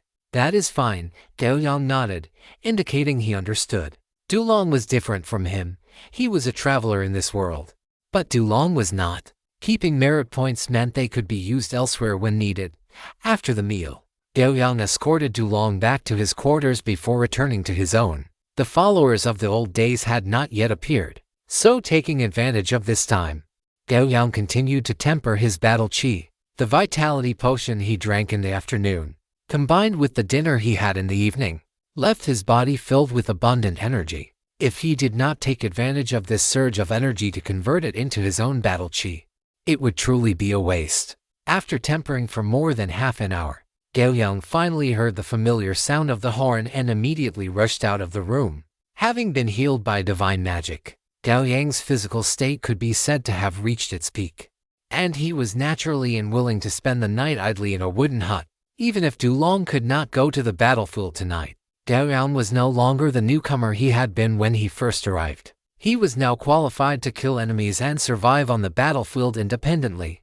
Moreover, the experience provided by the followers of the old days was something Gao Yang could not refuse. Only by slaying more followers of the old days could his progress be guaranteed. If he could not gain experience, even if he stayed here for 30 days, he would still have to face death upon returning to the real world. Gao Yang's personality was never one to settle for the status quo. He could not accept such an outcome. As an orphan who had struggled his way through to university graduation, he naturally possessed a streak of ruthlessness. It was precisely this ruthlessness that had supported Gao Yang to this day. As Gao Yang slowly marched out of the city with the main force to step back onto this battlefield of flesh and blood, his mindset was calmer than it had been in the previous days. Even though Dulong was not in front of him at this moment, his composure remained steady. This was the confidence granted by his own strength. As the light from the city walls descended, Gao Yang retrieved the Heiyao sword, which glowed with a black luster, from his inventory. The 1.6-meter two-handed greatsword, paired with Gao Yang's sturdy 1.85-meter frame, exerted no small amount of pressure. The appearance of the Heiyao sword caused the surrounding garrison to quiet down for a moment. Clearly, they all recognized this terrifying greatsword that had once slain countless comrades. Although they did not know Gao Yang, and had barely seen him a few times, it did not hinder their realization. This greatsword was now in the hands of our comrade. In the distance, the followers of the old days seemed endless, still fanatically chanting and charging. Crush them, as the roar, like raging flames, erupted from the front of the army. Several thousand garrison soldiers shouted in unison and charged toward the followers of the old days once more.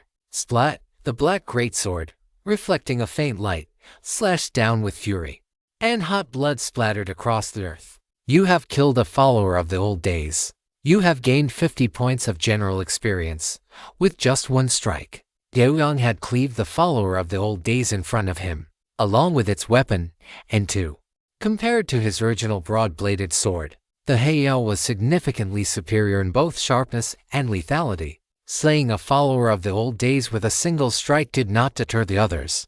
Or rather, they had already lost the emotion of fear. Sanda! A fanatical roar rang in Gao Yang's ears, and in an instant, 4 followers of the old days near him lunged at him simultaneously. Thump thump! Thump thump! Facing such a scene, Gao Yang's heart beat violently, and his battle chi surged into his limbs and bones along with his blood without reservation. To all the handsome and talented readers, Happy Minor New Year! Remember to vote, bookmark, and follow. Chapter 19. A glimpse of the extraordinary. Gao Yang bent his knees slightly, gripped the sword hilt with both hands in a standard and reverse grip, and held the Heiyao greatsword level at his side, his arm muscles taut. Jung. After a brief moment of charging up, the mud beneath Gao Yang's feet splashed upward, and the tip of the Heiyao greatsword traced a perfect circular arc in the air. The black streak slashed through, the heavy and sharp blade of the Heiyao sliced through flesh and severed bone with ease. The bodies of the four lunging followers of the old days shuddered in unison, the fanaticism in their eyes rapidly fading. Gao Yang's sweeping strike, bolstered by a heavy blow, had cut all four followers in half at the waist almost simultaneously. You have killed a follower of the old days. You have gained 50 points of general experience. 4 consecutive notifications scrolled across Gao Yang's vision. He was now familiar with these translucent system texts located in the upper left of his field of view. Gao Yang's expression was cold, as if cleaving for followers of the old days in half with one strike was merely a trivial matter to him. Taking a heavy breath, Gao Yang gripped the Heiyao and charged toward the followers of the old days once again, with the savage bear technique bolstering his body and the Heiyao in hand. Even without Du Long in front, these ordinary followers of the old days were no longer a threat to him. At this moment, he was finally capable of surviving on this battlefield. Gao Yang's swift and decisive methods greatly inspired the surrounding garrison soldiers. Having such a comrade by their side served as a powerful boost to morale. Gao Yang continued to charge forward with his sword, determined to reach the front lines to see exactly what lay in the direction from which these followers of the old days were coming. 10 minutes later, Gao Yang put away Heiyao and switched back to his original broad-bladed greatsword. His stamina had reached the limit for wielding Heiyao, and he could no longer swing it to slay enemies. Over these 10 minutes, he had cut through the ranks like a hot knife through butter, slaughtering every follower of the old days that crossed his path, until he finally reached the front line of the battlefield. A faint, pale light entered Gao Yang's field of vision, and he saw a familiar figure that stood like an iron tower. It was Vitas. At this very moment, Vitas was bathed in flame-like battle aura, gripping a menacingly shaped giant hammer in one hand as he engaged in a fierce struggle with a burly, white-haired old man dressed in golden robes. Vitas's movements were lightning fast and his strength immense.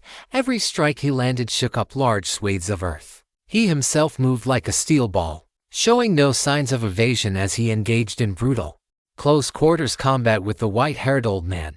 As for the old man fighting Vitas, his physique was equally robust. Up behind him, 2 tentacles thicker than a grown man's thighs assisted him, allowing him to be incredibly swift in both attack and evasion.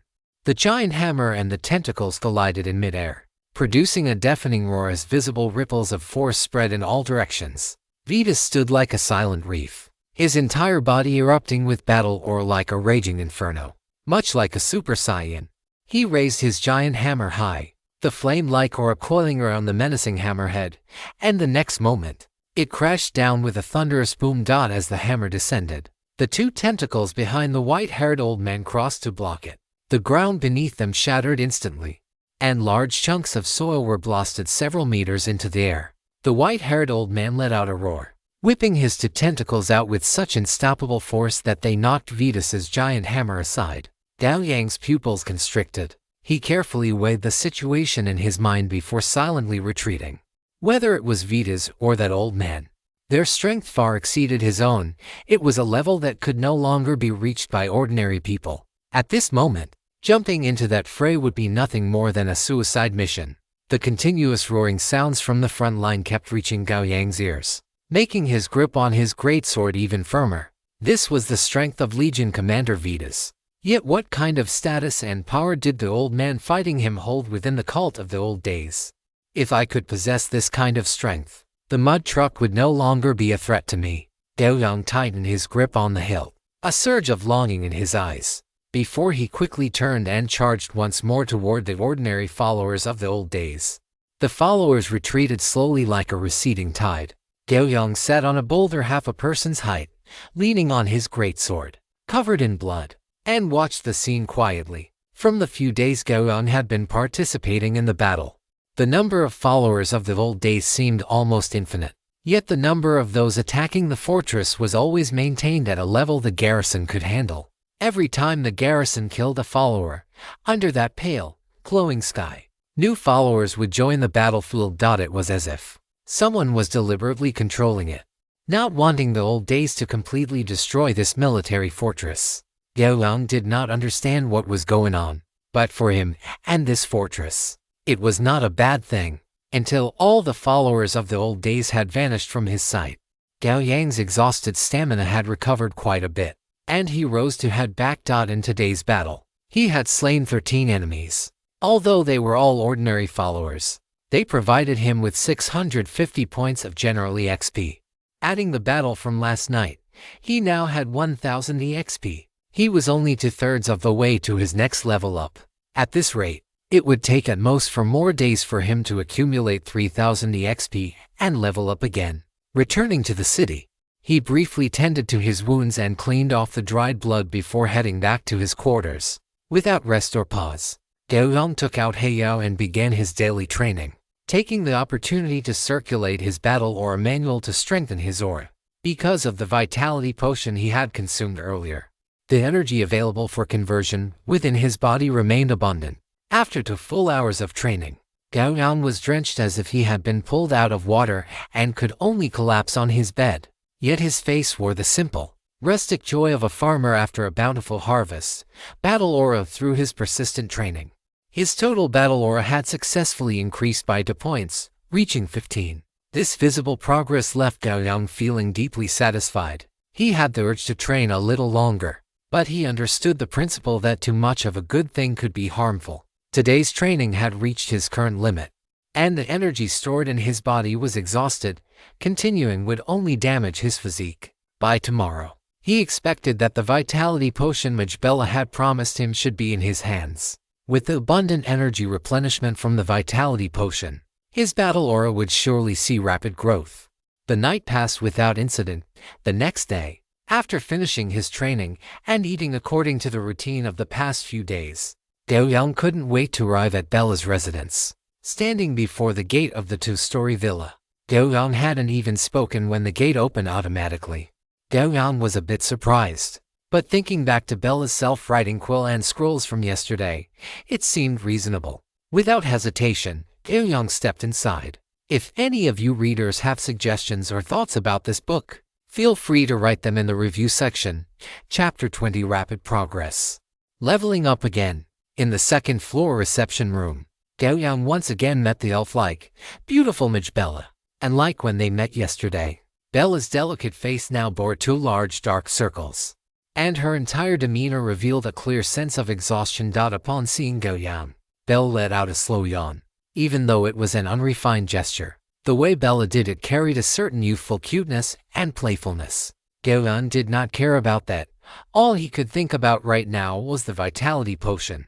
The life energy within the vitality potion is extremely rich. You are a warrior, and the growth of your battle chi requires a significant amount of life energy. Bella held her staff and tapped it lightly on the table in front of her, causing a bundle of potions to appear before Gao Yang. Therefore, I specifically refined them for you.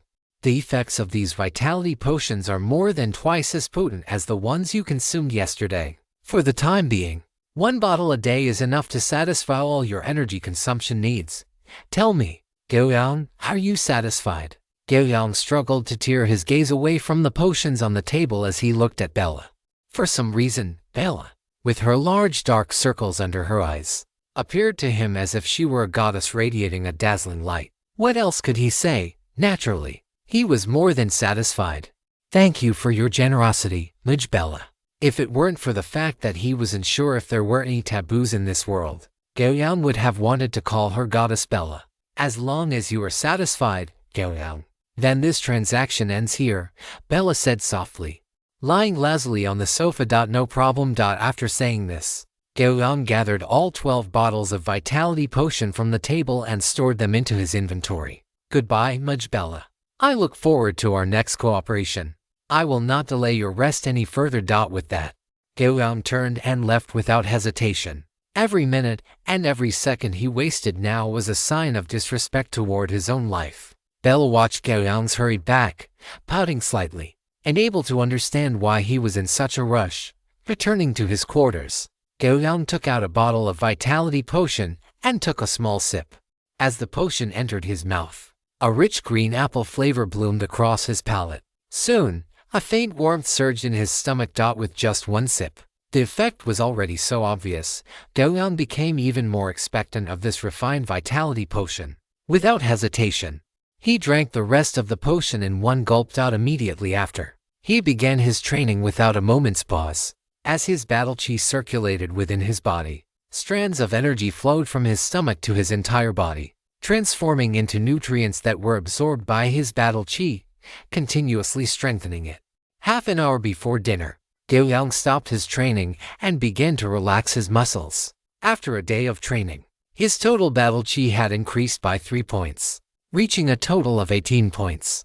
The progress was visible to the naked eye. The effect of this refined vitality potion was much better than Gao Yang had imagined. After resting, Gao Yang headed to the cafeteria, and then, accompanied by the sound of the horn, he went out of the city once again to slaughter the followers of the old days. Just like that, 6 days of a disciplined life passed in the blink of an eye. Gao Yang, let's head back. Long had recovered yesterday, and tonight was his first day fighting side by side with Gao Yang again. After the battle, Long discovered that whether it was the efficiency or the methods of killing enemies, Gao Yang was no longer inferior to him. In fact, when wielding the obsidian sword, Gao Yang's efficiency was even higher than his own. The current Gao Yang was already a thorough veteran of the battlefield. Alright, Gao Yang sheathed his obsidian sword and walked back with Long. After 6 days of training and battlefield slaughter, Gao Yang had made significant progress in every aspect. Now, his total battle chi had exceeded 30 points, reaching as high as 37. Such a total amount of battle chi finally allowed Gao Yang to escape the anxiety of running out of energy in battle. Even if he didn't squander it recklessly, at the very least, Gao Yang no longer needed to calculate his battle chi usage with such precision. That was only one aspect. Through this week of training and repeatedly pushing himself to the limit, both his strength and constitution had increased by 1 point, reaching 12 points each. If a normal adult male were the standard, Gao Yang was now twice as strong as an average person. This was merely the data on paper. In reality, every point of attribute increase brought about earth-shattering change, and the strength Gao Yang could currently exert was far beyond that of an ordinary person. If he were to receive the Cum-1 strength and constitution boost from the Savage Bear technique, 13 points in both would be enough for Gao Yang to move freely on the battlefield, provided he didn't encounter any fanatics. This resulted in Gao Yang's killing efficiency becoming higher and higher. However, it was a pity that while his efficiency increased, the number of followers of the old days he killed each night did not increase. As a result, it wasn't until today that he finally saved up enough experience to level up, with a little bit left over. But Gao Yang was not in a hurry to rush back to level up. For him, this was already a certainty. All he needed to do now was to continue moving forward step by step. He went to the infirmary as usual to treat his wounds and clean off the blood. Because of the vitality potions, Gao Yang did not go to the cafeteria to eat with Long. Returning to his quarters, Gao Yang still performed 2 hours of training. This had already become a part of his life. After finishing his training, he went straight to sleep, following his drowsiness. It wasn't until the first light of the next day that Gao Yang woke up from his deep sleep. A night of high-quality sleep had brought both his spirit and body to their peak state. After getting out of bed and stretching his limbs, Gao Yang sat back down on the bed. Leveling up the warrior class requires 3,000 points of general experience. Do you wish to level up? Your warrior level has increased to 3. Based on your profession, your HP has increased. You have received a professional baptism. You have learned martial archetype. You have learned armor proficiency light, LV1 martial archetype. You can choose an archetype to reflect your combat style and techniques. PS, different combat styles mean different directions for a warrior's development, but most of the time, a warrior's style is not set in stone. Mastering all combat styles is what makes a true warrior. Legendary Warrior Drill Sergeant Grantham Augustin LV1 Armor Proficiency Light. You are skilled in the use of light armor. When wearing armor of a type you are proficient in, your attacks and defensive movements are no longer hindered by the armor. A continuous stream of warmth brought Gao Yang a sense of spiritual satisfaction. He knew his vitality had grown stronger once again. This level up could be described as a significant improvement. Before this, Gao Yang had not worn any armor. Even though he could have exchanged his merit points for some, he chose not to. Because he had never worn armor before, it would have hindered his movements at that time. Instead of boosting his combat power, it would have actually weakened it. But things were different now. The constant flow of experience in his mind told him that he could finally wear armor. Dear readers, please remember to vote and add this to your favorites. P.S. The meanings of some skills and specializations are just for flavor, so there is no need to take them to literally. Chapter 21. Choosing a martial archetype. The concept of being unarmored versus armored is completely different. A good set of armor can significantly increase one's survival rate. If Gao Yang were to wear armor, he could likely ignore the tentacle attacks from ordinary believers, which counted as ranged attacks. Unlike now, when facing the numerous tentacle attacks from ordinary believers, even with his battle chi protecting his body, he still had to divert a portion of his energy to defend himself. Even so, after every battle, he would still end up with a few more wounds on his body. The strength of those tentacles was enough to pierce through thin linen clothing. But against leather armor, the possibility of penetration would be greatly reduced. Not to mention that Gao Yang also had his battle chi for protection.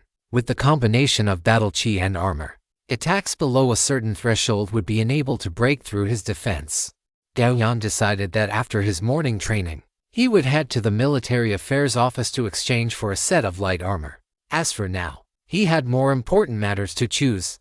LV1 Martial Archetype. You may choose an archetype to reflect your combat style and techniques. Gao Yang clicked on the detailed description of the martial archetypes, and a series of subclasses with different combat styles appeared before his eyes. Battle Master, Champion, Eldritch Knight, Rune Knight, Echo Knight. Each subclass had its own unique characteristics.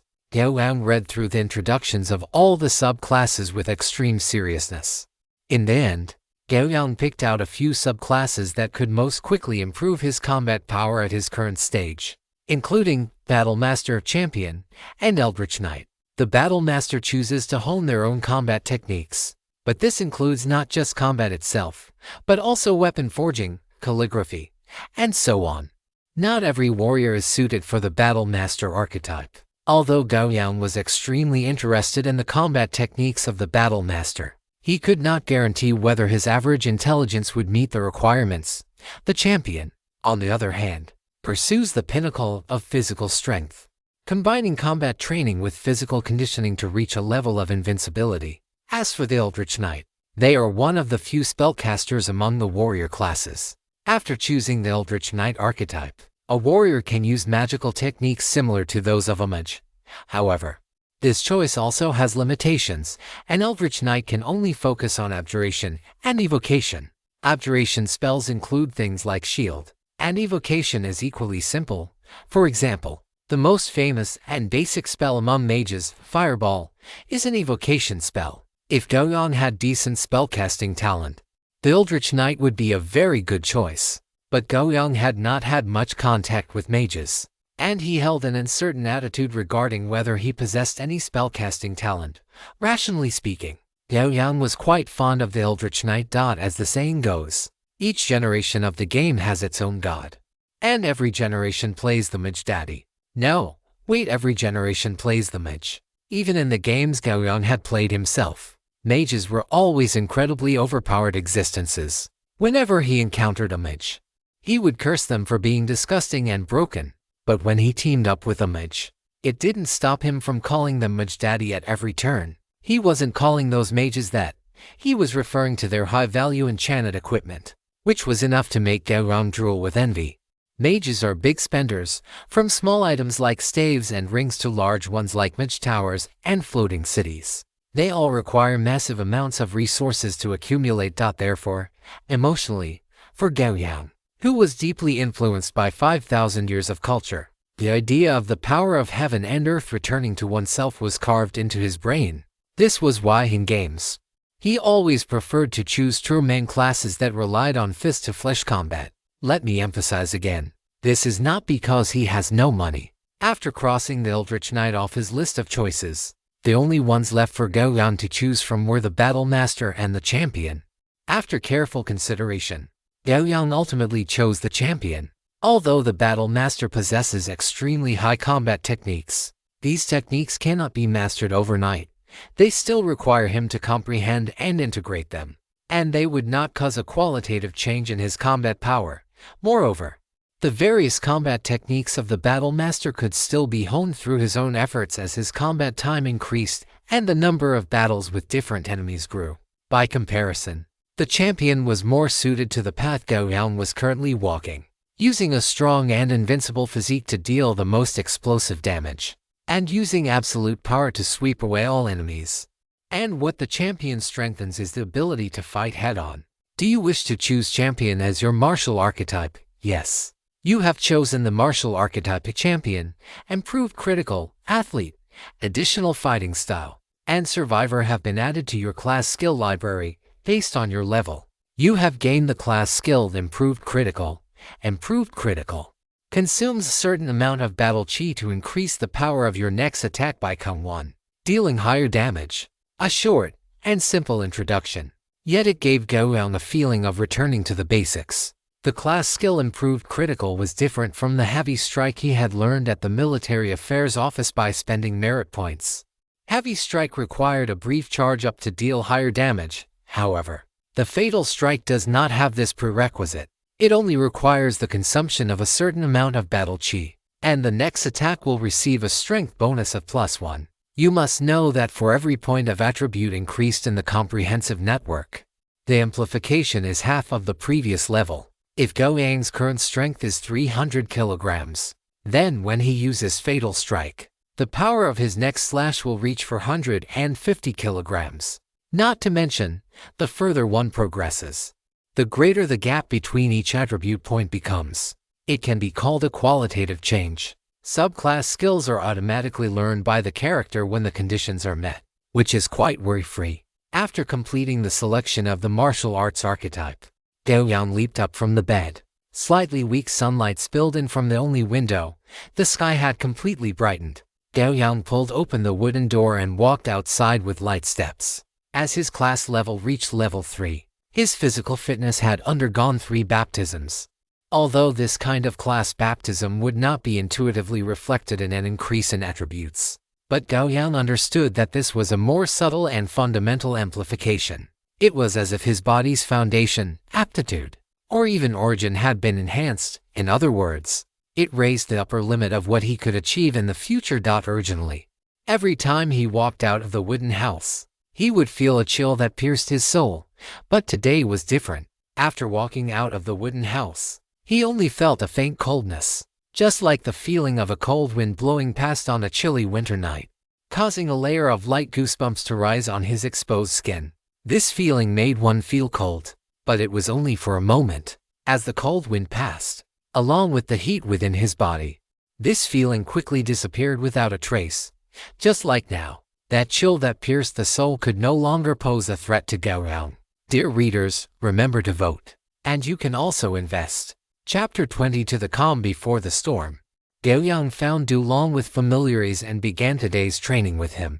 2 hours later, Gao Yang, having finished his morning exercise, appeared outside the military affairs office. The military affairs office was still very deserted, with 3 young men in military uniforms leaning back in their chairs, looking bored. However, upon seeing Gao Yang walk in, the 3 of them immediately sat up straight, looking straight ahead.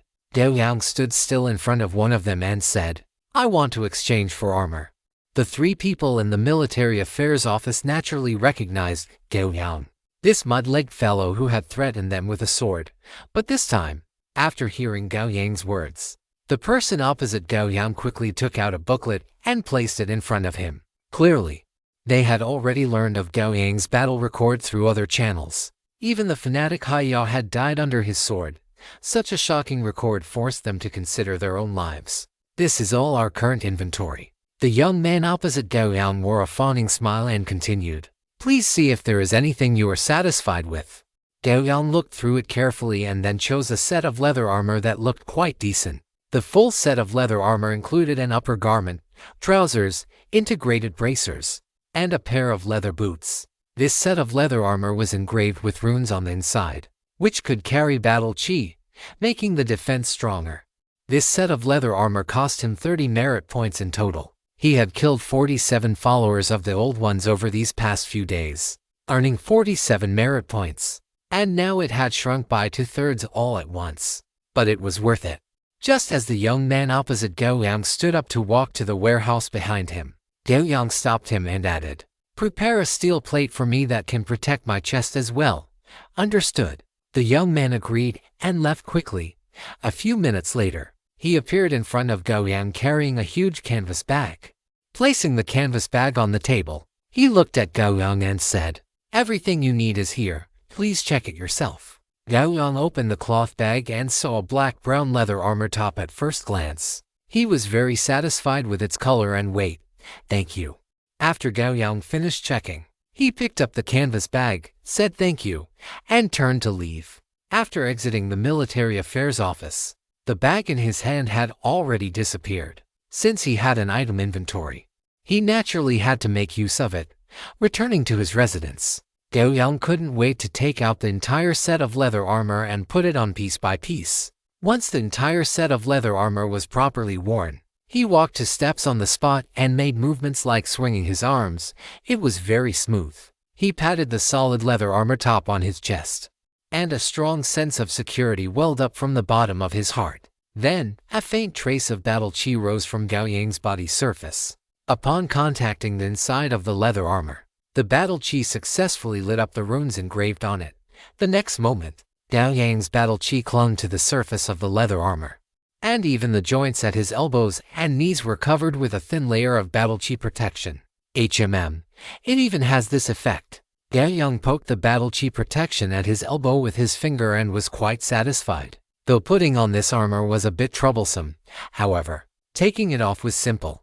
As Gao Yang placed his hand on the leather armor top, it suddenly disappeared, having already been stored by Gao Yang into his item inventory. Then he followed the same method, and in just a few seconds, he took off the entire set of armor.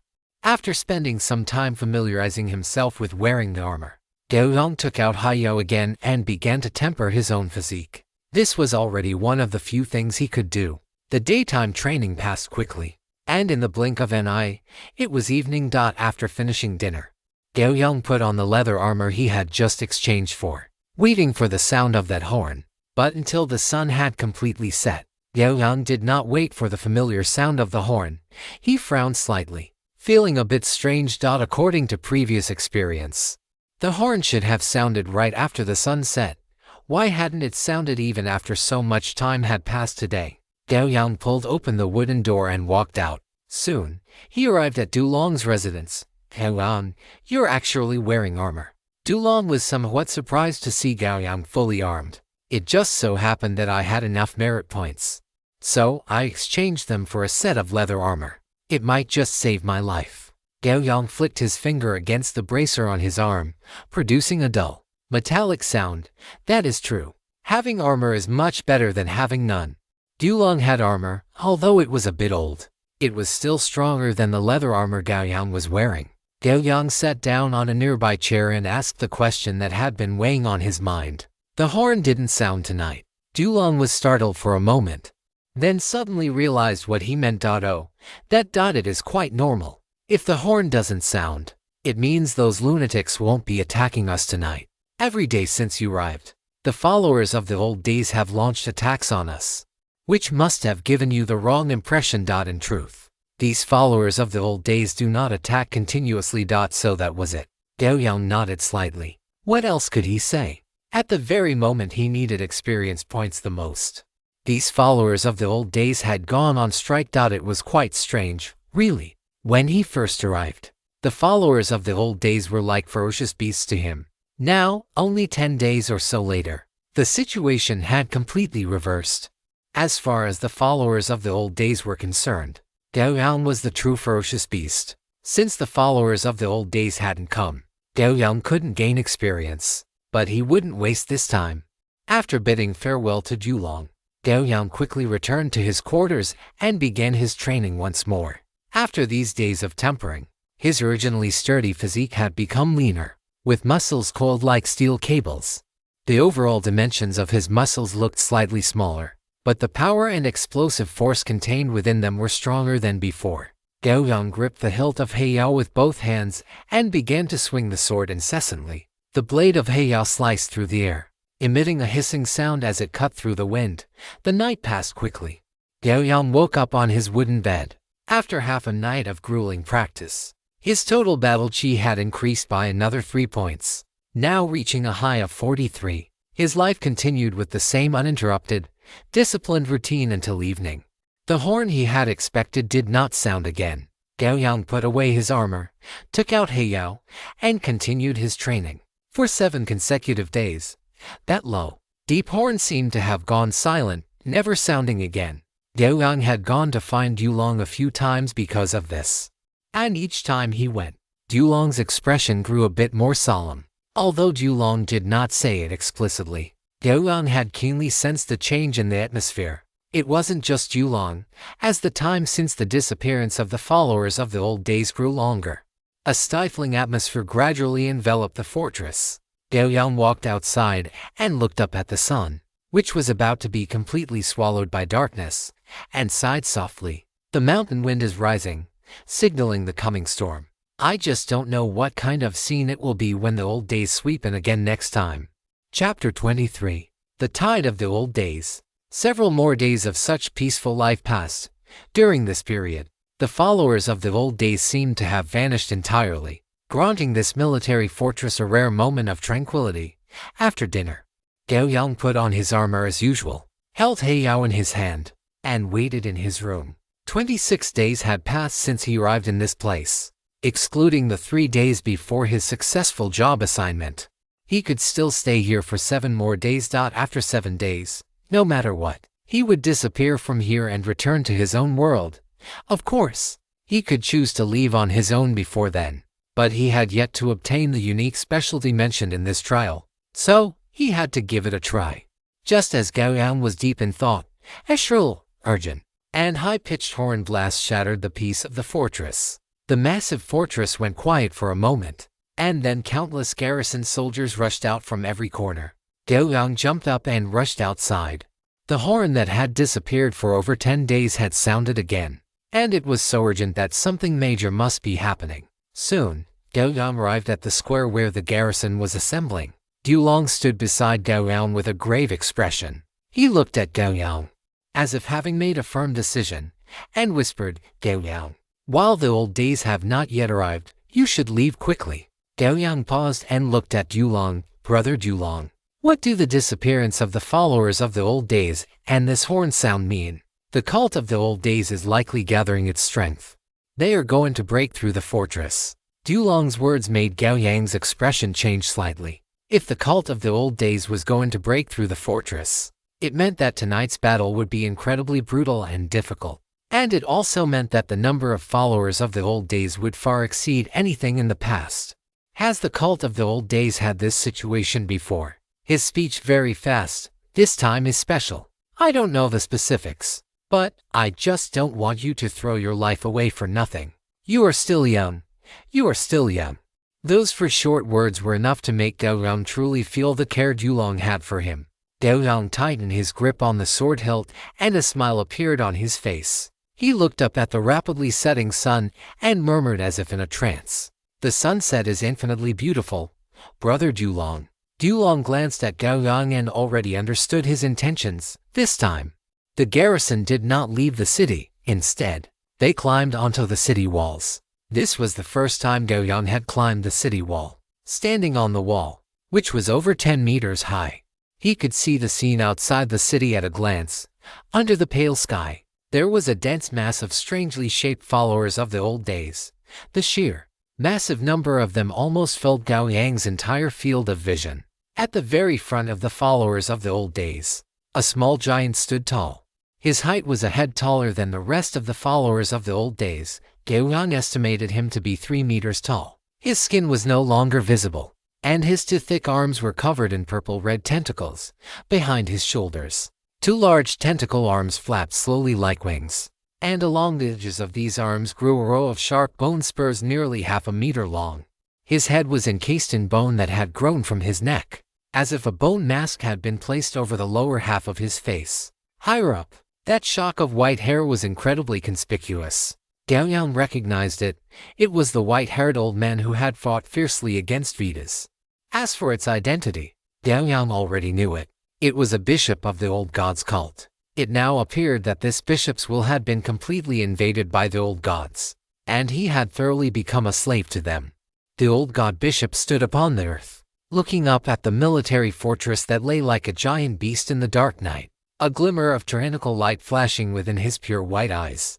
Gao Yang felt that if any old god believers who still possessed their sanity were to see the bishop's current state, they would absolutely be scared witless on the spot and declare that they would never believe in the old gods again.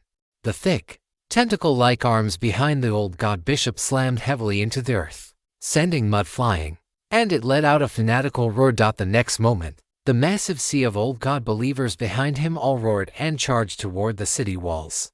Gao Yang turned his head and saw Vedas standing there like an iron tower, his expression calm. He had no time to focus on Vedas. The old god believers had already reached the foot of the wall. The familiar radiance descended once more. The buff of the savage bear technique had taken effect. The garrison troops stationed along the edge of the wall immediately tipped over barrels of boiling oil. The giant stones, burning with intense flames, turned the first wave of old god believers climbing the wall into human torches, reducing them to charred remains amidst their fanatical chanting. But these defensive supplies were ultimately limited, while the number of old god believers seemed endless. After a brief 5 rounds of pouring, the supplies on the wall were completely exhausted. At the foot of the wall, a layer of corpses 3 meters high had already been piled up. As the first old god believer stepped onto the ramp formed by the corpses of its peers and climbed onto the wall, the true slaughter began. Gao Yang drew his black obsidian greatsword and channeled his battle chi as he rushed toward the edge of the wall. The black obsidian slashed down with fury. With the enhancement of Gao Yang's current 13 points of strength, the sharp blade easily cleaved an old god believer that had just climbed onto the wall in two. During these past 10 days, Gao Yang had not been idle. He had spent every day in training, and the vitality potions given by Bella had all been consumed. Consequently, his total amount of battle chi had now broken through 100, reaching 120 points. However, leveling up from level 3 to level 4 required a total of 6,000 general experience points, which, converted into old god believers, meant 120 of them, excluding the 350 experience points he currently had remaining. He still needed to slay 113 old god believers to accumulate enough experience to level up. What Gao Yang needed to do now was to accumulate as much experience as possible, because he had consulted the comprehensive network newcomer manual and knew that upon reaching level 4, he would receive 1 free attribute point. Free attribute points could be allocated by the player to any attribute other than luck, such as strength, agility, constitution, etc., and were extremely precious. If he reached level 4, then regardless of whether he added this free attribute point to strength or constitution, it meant he would be 50% stronger in that area than he was now. Gao Yang kicked the corpse of an old god believer off the wall to prevent the pile of bodies from compressing the garrison's maneuvering space. But the next moment, 2 more old god believers leaped onto the wall. After all, this was a world possessing extraordinary power. The city walls could not effectively block these old god believers covered in tentacles. Upon seeing Gao Yang, the old god believers immediately roared and launched a charge at him, just as they had done outside the city. Gao Yang's expression was calm. He pushed off with his feet, his body moving like an arrow released from a bow. The massive blade of the black obsidian spun several times in his hands before he ferociously slashed it toward the old god believer on his left. Clang! The sharp blade cut diagonally across, severing the old god believer at the chest. Then, with extreme speed, the black obsidian swept from left to right, severing the reaching claws of the old god believer on his right.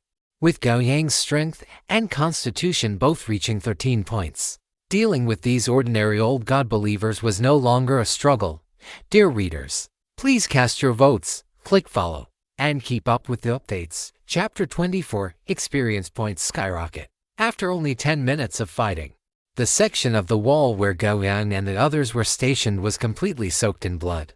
Dark red and black blood flowed wantonly through the gaps in the bricks, while yellow, white, and red gore painted the ground in a chaotic mess.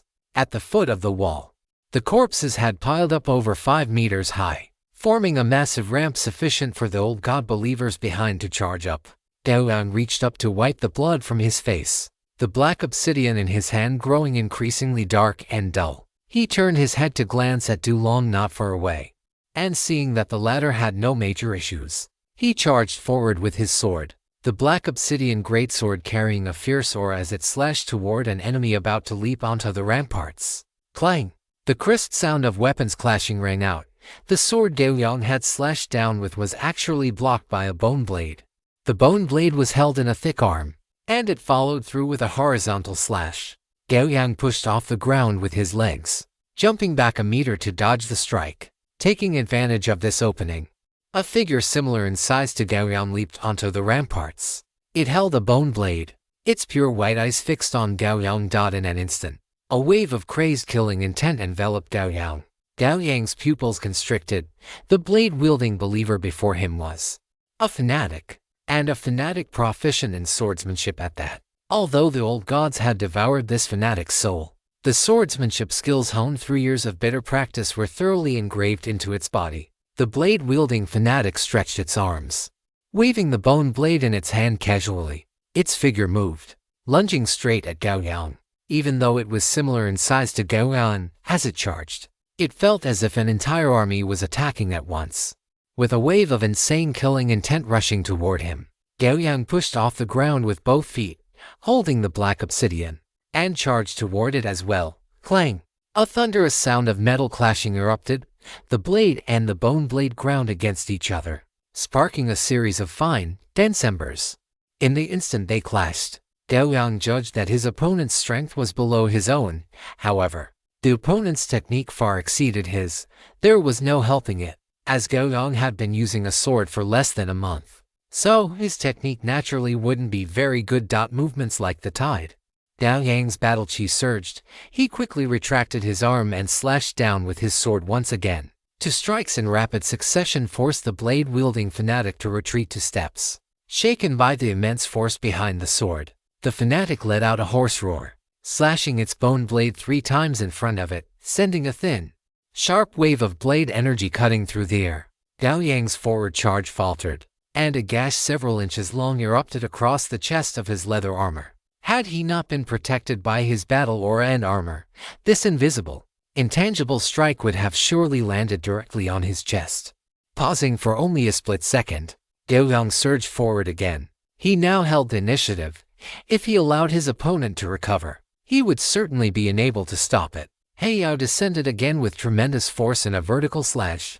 This fierce, incoming strike caused the fanatic to hesitate, although it had lost its sanity. Its muscle memory warned it that this strike posed a fatal threat. Sanda. The fanatic let out a skyward roar and swung its bone blade upward in a counter slash. Gao Yang's eyes were cold. Without hesitation, he activated Fatal Strike. 10 points of battle aura were consumed in an instant, and a surge of immense power flooded his arm, making Heiyao's downward slash faster and heavier. Crack! The heavy blade struck the bone blade, snapping it without resistance. The sword's momentum remained undiminished as it cleaved through the fanatic's shoulder and exited from between its legs. You have killed a cultist of the old gods. You have gained 250 general XP. The 2 halves of the body collapsed to either side, and a flash of joy crossed Gao Yang's eyes. What an unexpected harvest! This nameless fanatic had actually dropped a treasure chest.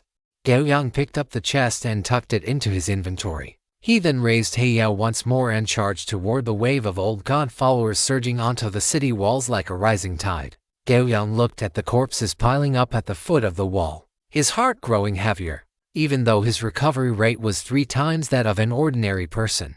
The high-intensity combat had drained him significantly. An hour had passed since the battle began, yet there was still no end in sight for the followers.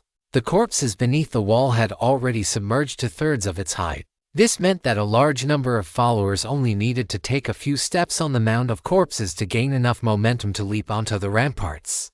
Raging fires burned at the base of the wall, with thick black smoke billowing into the sky. The air was filled with a nauseating stench of charred flesh and blood. This was the fire conjured by the mages. intended to hinder the followers while burning the piled-up corpses to ash. The role of these 3 mages in this battle was undeniable. Without their savage bear spell, at least half of the garrison would have been on par with the physical capabilities of the ordinary followers. Under the endless waves of followers, these ordinary soldiers would have been quickly overwhelmed, but now, after an hour of fighting, few of the soldiers around Gao Yang had died, and only a few dozen were severely wounded. The garrison was still holding this military fortress. Gao Yang, can you still hold on? Dulong was covered in blood. After cleaving a follower that had leaped onto the wall, he turned to look at Gao Yang. Gao Yang took a deep breath of the charred, foul-smelling air, the light of Heiyao flickering in his hand. He did not speak, responding to Dulong's question only with his actions. 10 minutes later, fresh troops surged onto the wall, rotating out Gao Yang and the others who had been fighting until now. The slaughter continued. Gao Yang and Dulong sat at the foot of the wall, chewing hungrily on the high-nutrition food delivered from the canteen. Beside them, medical staff ran about, treating the wounded everywhere. Rest quickly. In less than 2 hours, it will be our turn again, Dulong said, swallowing a few mouthfuls of food and looking at Gao Yang with a warning. Gao Yang nodded and closed his eyes to rest. In the past hour, he didn't even know how many followers he had killed. At this moment, his system notifications were scrolling by like a waterfall. You have killed a follower of the old gods. You have gained 50 generally XP. Gao Yang calculated that in just this short time, he had gained a full 1,700 generally XP. This meant he had killed over 30 followers in the last hour. Thinking of this, Gao Yang felt a twinge of regret. If only he had a vitality potion on him. It was such a good opportunity to gain EXP. But he was limited by his lack of stamina and battle aura, forcing him to rest at the foot of the wall. But now was not the time to dwell on that. Gao Yang cleared his mind and focused on accelerating his recovery.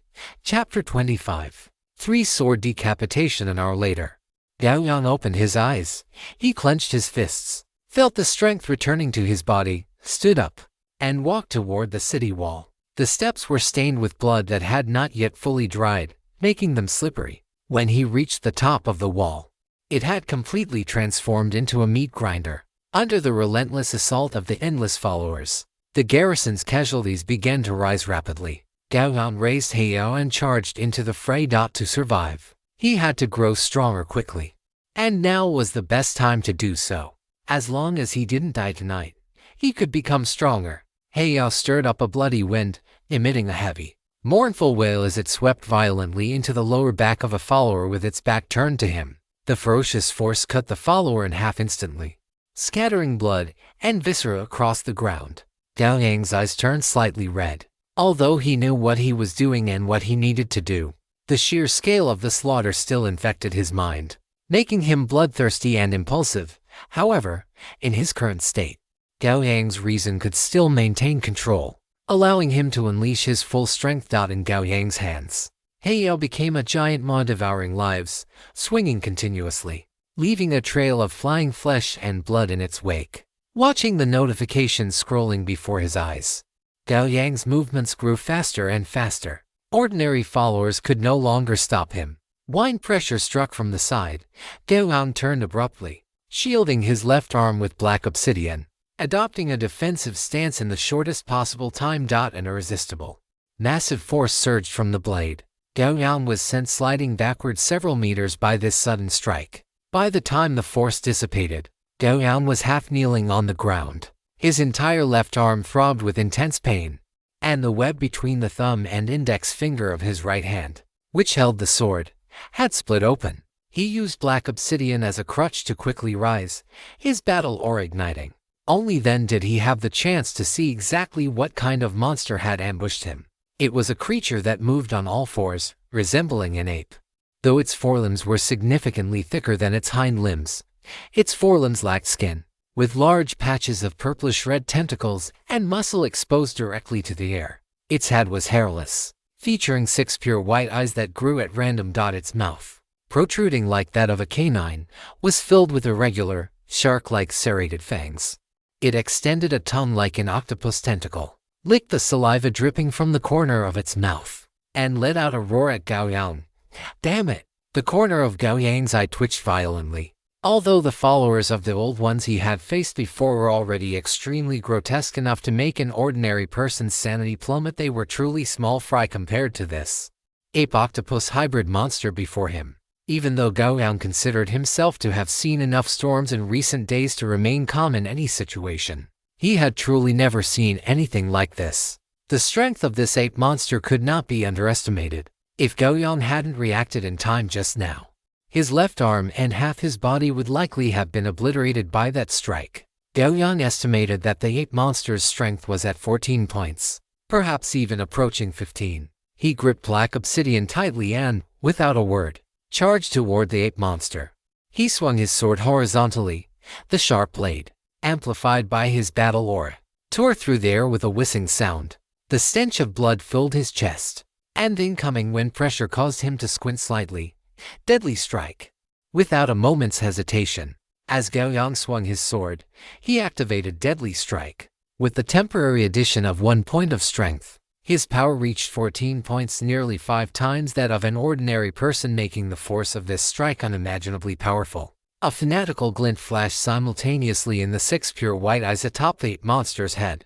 Facing Gao Yang's sword, it made no attempt to dodge. Driven by the violent urge to destroy everything for the blazing sun, it reached out its arm to swat at Gao Yang. Black Obsidian and the giant palm collided in mid-air. In an instant, the blade of Black Obsidian sliced into the ape monster's palm without losing any momentum. Squelch! The sound of flesh being torn rang out.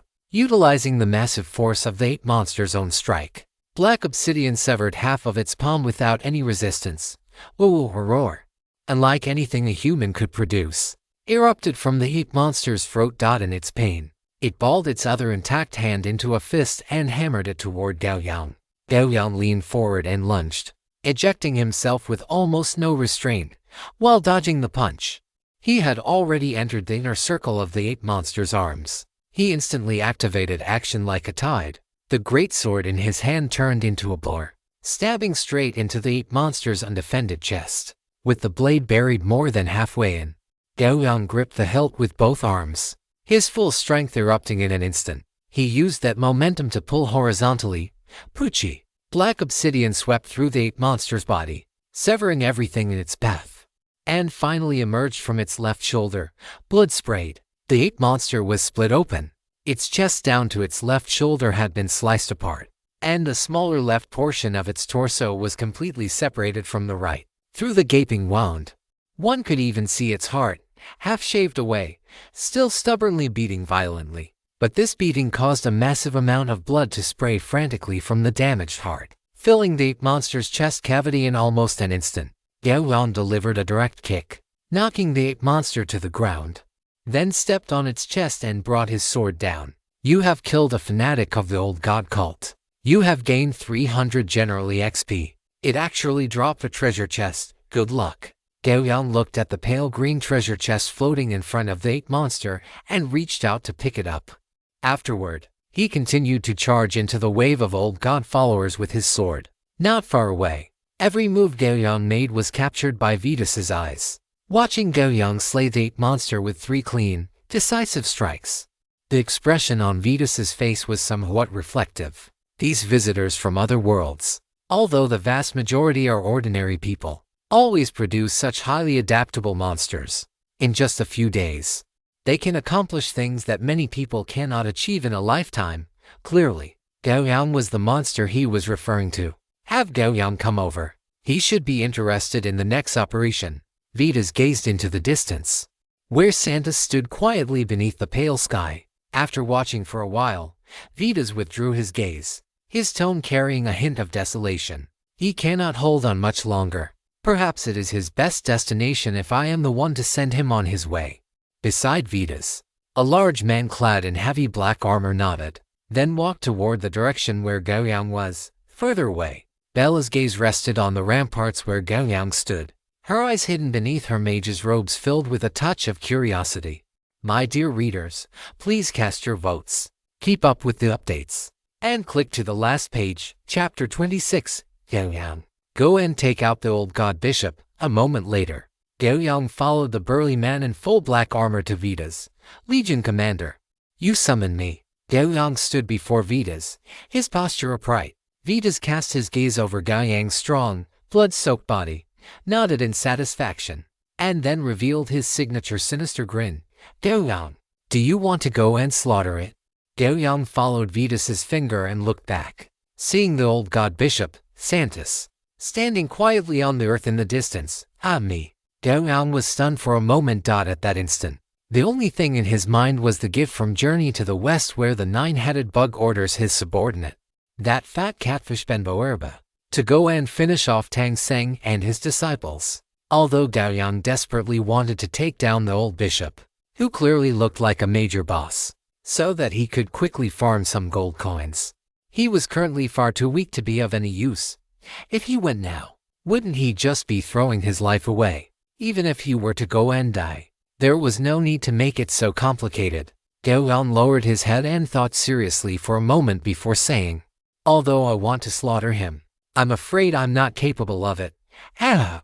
Vitas let out a burst of unbridled laughter, and the few people beside him also began to laugh one after another. Vitas suddenly stopped laughing, looked at the distant old bishop with a solemn expression, and spoke in a grim tone.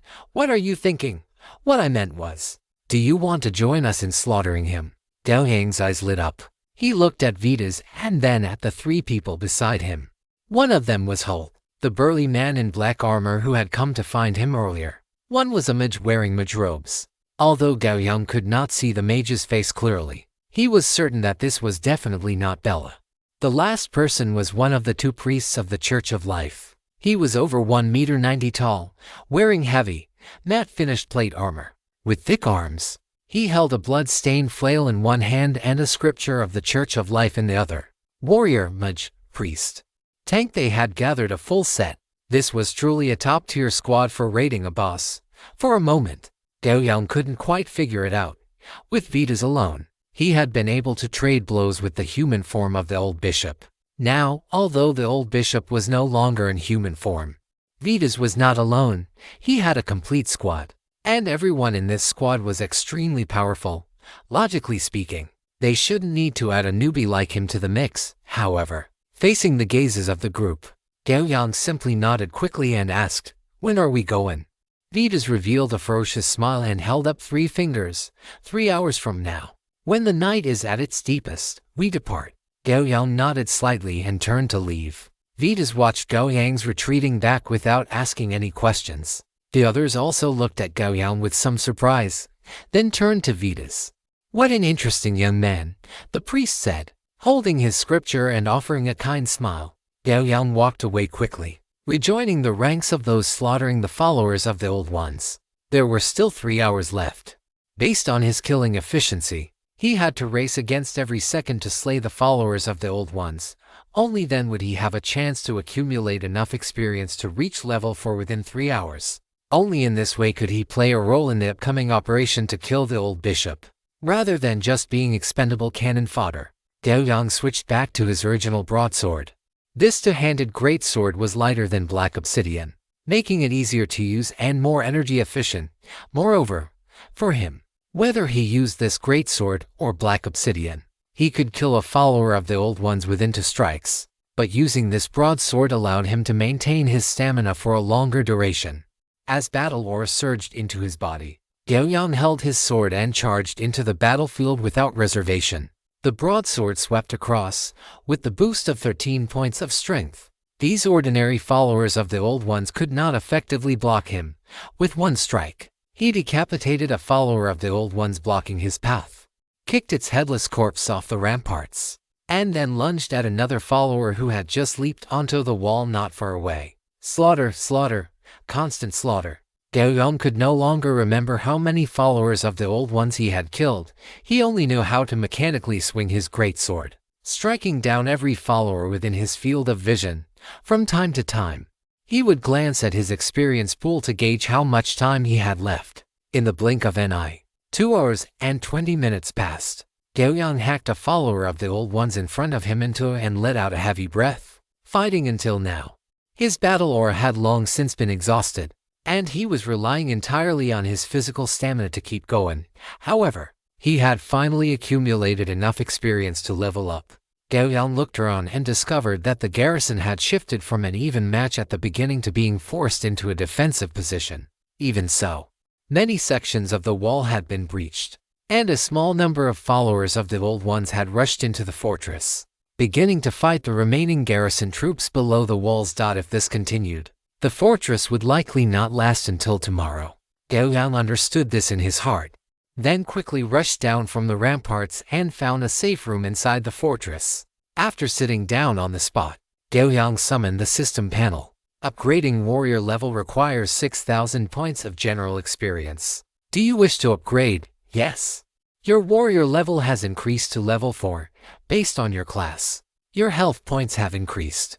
You have received a class baptism. You have learned agile movement. You have learned robust. You have gained 1 free attribute point, LV1 agile movement common. While not wearing heavy armor, the character gains a base movement speed bonus of 2 meters per second. Encountering disadvantageous terrain will not significantly reduce your movement speed. This bonus can be increased by magical effects and the character's own burst modifiers.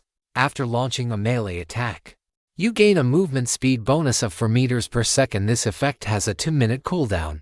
LV1 robust common passive. You are stronger than the average person. Your maximum health is increased by 5%, and your health, stamina, and endurance recovery speeds are increased by 5%. A familiar sensation surged from all parts of his body again. Gao Yang closed his eyes slightly, feeling the slow improvement from the inside out at this moment. However, and like before, a warm current appeared out of thin air within his body, dispersed to every part of him, and then vanished without a trace. But Gao Yang could feel that his vitality had become even more resilient. This upgrade had granted him a passive skill called Robust and a footwork skill. Agile movement is divided into 2 parts, passive and active. The passive effect manifests in every aspect. First and foremost, he receives a bonus of 2 meters per second to his movement speed. For example, if Gao Yang's usual running speed is 3 meters per second, then from now on it will be 5 meters per second, and it can also be further enhanced by magic and his own bursts of speed. It can be said that this significantly improves Gao Yang's movement speed. To all my esteemed readers, please remember to click through to the very last page. Do not let this book sit in your library unread during the new book period. The survival of the story is closely tied to your continued readership. Chapter 27. Strength 13, on the other hand, the agile movement skill can provide him with a movement speed bonus of 4 meters per second, effectively doubling his speed after he initiates a melee attack.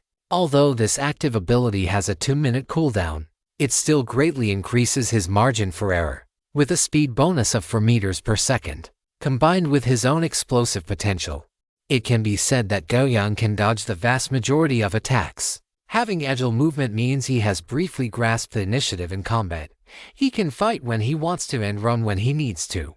The passive skill Robust, while simple in its description, often proves that the more concise the description, the more direct and clear the effect. It does not just increase his maximum health by 5%, his stamina and physical recovery speed are also increased by 5%.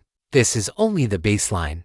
As his level grows higher and his vitality becomes stronger, this kind of improvement will become truly terrifying. Even now, Gao Yang can feel the immediate impact. Finally, there is the 1 free attribute point he gained upon reaching level 4. Although he knows how precious free attribute points are, anyone who has played games knows that these free attribute points should be saved and used only when one can no longer improve through other means, in order to maximize their effect.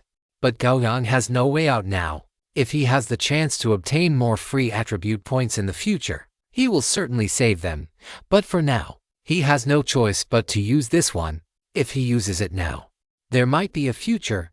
If he does not use it now, then there is a high probability that there will be no future to speak of. There was no time to lament the loss of this hard-won attribute point.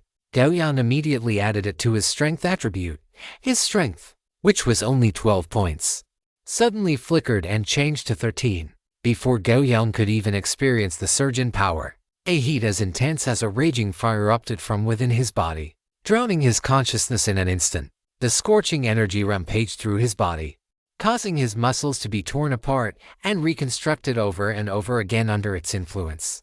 The energy dissipating from this process caused Gao Yang's body temperature to rise rapidly. His skin turned as red as a boiled shrimp, and the scalding sweat melted the dried blood on his skin, which instantly condensed into a pale red mist upon touching the cold air. The churning pale red mist enveloped Gao Yang, and paired with his blood-stained face, which was twisted in agony with veins bulging, he looked quite like a fierce demon from hell. The scorching heat came suddenly and left just as quickly. In just 3 minutes, this burning warmth had completely integrated into Gao Yang's body, transforming into his most solid strength. Hiss! Gao Yang exhaled a heavy, scorching breath that carried the metallic tang of blood. His tense nerves finally began to relax. He had assumed that this kind of improvement via the data panel would be simple and easy, but he had not expected that using free attribute points to improve physical attributes would be so excruciatingly painful. However, upon reflection, it made sense. For an ordinary person, it takes a long time of year after year training to improve their physical constitution, while using free attribute points to add stats is convenient. It is equivalent to forcibly cramming the results of all that long-term training into his body in a single instant. The pain that should have been endured over years naturally flooded into his body all at once. But it was all worth it. Gao Yang clenched his fist tightly. The power surging within him was far greater than before. This intuitive feeling of becoming stronger left him fascinated. This is the essence of biology, beyond the genetic drive to survive and reproduce. The vast majority of living beings strive to be higher, stronger, and faster, and Gao Yang is no exception. 13 points of strength is 5 times his previous 12 points, and 3 times that of an ordinary person. If an ordinary person can throw a punch with 100 kilograms of force at full strength, then Gao Yang can now deliver a massive blow of 300 kilograms. One must know that even for the legendary heavyweight boxing champion Mike Tyson, his punching force was only around 230 kilograms, though his charged heavy punches would exceed that number. But with Gao Yang's strength reaching 13, it means he can maintain a standard punching force of 300 kilograms. And in an explosive state, his upper limit is far higher than that. Furthermore, he has weapons, battle chi, and skills. With all these layers combined, his offensive power has become truly exaggerated. Name: Gao Yang. Profession: Warrior. LV for health. Battle Chi 81-5 Strength: Agility: Constitution: Intelligence: Charisma: Perception: Professional skills. LV for breath recovery. LV for weapon specialization. Block LV2. Heavy strike LV2. Action like a tide LV1. LV1 Martial archetype. You can choose an archetype to reflect your combat style and techniques. Archetype: Warrior. LV1 Deadly strike. Consumes a certain amount of battle chi to increase the strength of your next attack by 1, dealing higher damage. LV1 Armor Proficiency Light. LV1 Agile Movement. LV1 Robust. Comprehensive Evaluation. Challenge Rating 3. Gao Yang glanced at his character panel, feeling a sense of satisfaction from the bottom of his heart. Now, with the added benefit of the Savage Bear technique, he figured he finally had the qualifications to participate in the slaying of the old bishop. He took a clean piece of cloth from his inventory, carefully wiped the remaining blood off the black obsidian and his broadsword, and then wiped the blood that had not yet dried from his own body. After tidying up his leather armor once more to ensure everything was properly fastened, Gao Yang finally stood up, left his quarters, and headed toward the ramparts. 5 minutes later, Gao Yang arrived before Vitas, carrying his broad-bladed greatsword. Vitas glanced at Gao Yang with a look of surprise. He could sense that in the mere 2 hours since they had last met, Gao Yang had grown significantly stronger. This level of strength already surpassed the vast majority of the garrison soldiers. What a monster-like speed of growth. Though he sighed inwardly, Vitas showed no outward reaction. His rough voice was slightly hoarse as he said, "There is half an hour left. Make the most of your time to rest. I have no desire to take someone who hasn't fully recovered onto the battlefield. That wouldn't be a teammate, that would be a burden." Vitas turned his head toward the priest, who possessed a kind and compassionate face. "Priest, accelerate his recovery." "Understood." The priest nodded and took 2 steps forward to stand before Gao Yang. His flail vanished, and he held his scripture in his left hand while placing his right hand in front of Gao Yang. As the priest chanted, a faint, holy white light emerged from his palm and quickly submerged into Gao Yang's body. Almost instantly, Gao Yang could feel the fatigue in his body rapidly fading, and even his battle aura began to recover at an accelerated pace. The priest withdrew his hand, though the faint, holy white light continued to seep into Gao Yang's body. Gao Yang sat down to the side, quietly feeling the restoration brought by the holy light. Dear readers, please cast your votes and add this to your collections. If you think it's good, tips are also welcome. Chapter 28, Hero, Funeral. 20 minutes later, Gao Yang opened his eyes. After these 20 minutes, his battle aura had returned to its peak, and his physical strength, stamina, vitality, and other attributes had all been restored to their optimal states. If you're rested, get up. We are moving out. Vitus's rough voice sounded from the side. Gao Yang stood up and followed Vitus's gaze toward the distance. The old day bishop still stood upon the earth, though the aura surrounding him was even more frantic than before. He is enduring a great deal of suffering. The priest came to Gao Yang's side and said softly. Gao Yang turned his head and asked, "It seems you all know him." The burly priest revealed a kind smile. Then his slightly narrowed eyes opened a fraction wider. Gao Yang saw nostalgia and guilt within them. He was once one of us. However, in order to resist the invasion of the old days, he threw himself into the old day cult a long time ago, hoping to dismantle the cult from within through his own efforts. And fortunately, he failed. Gao Yang seemed to understand. He looked back at the old day bishop in the distance, and the things he hadn't been able to figure out before suddenly became clear. But he didn't fail completely, did he? The priest looked at him with increasing kindness, his smile radiant. That's right. In a sense, he succeeded. At the very least, this fortress and the vast lands behind it have managed to survive for over 20 years under his protection.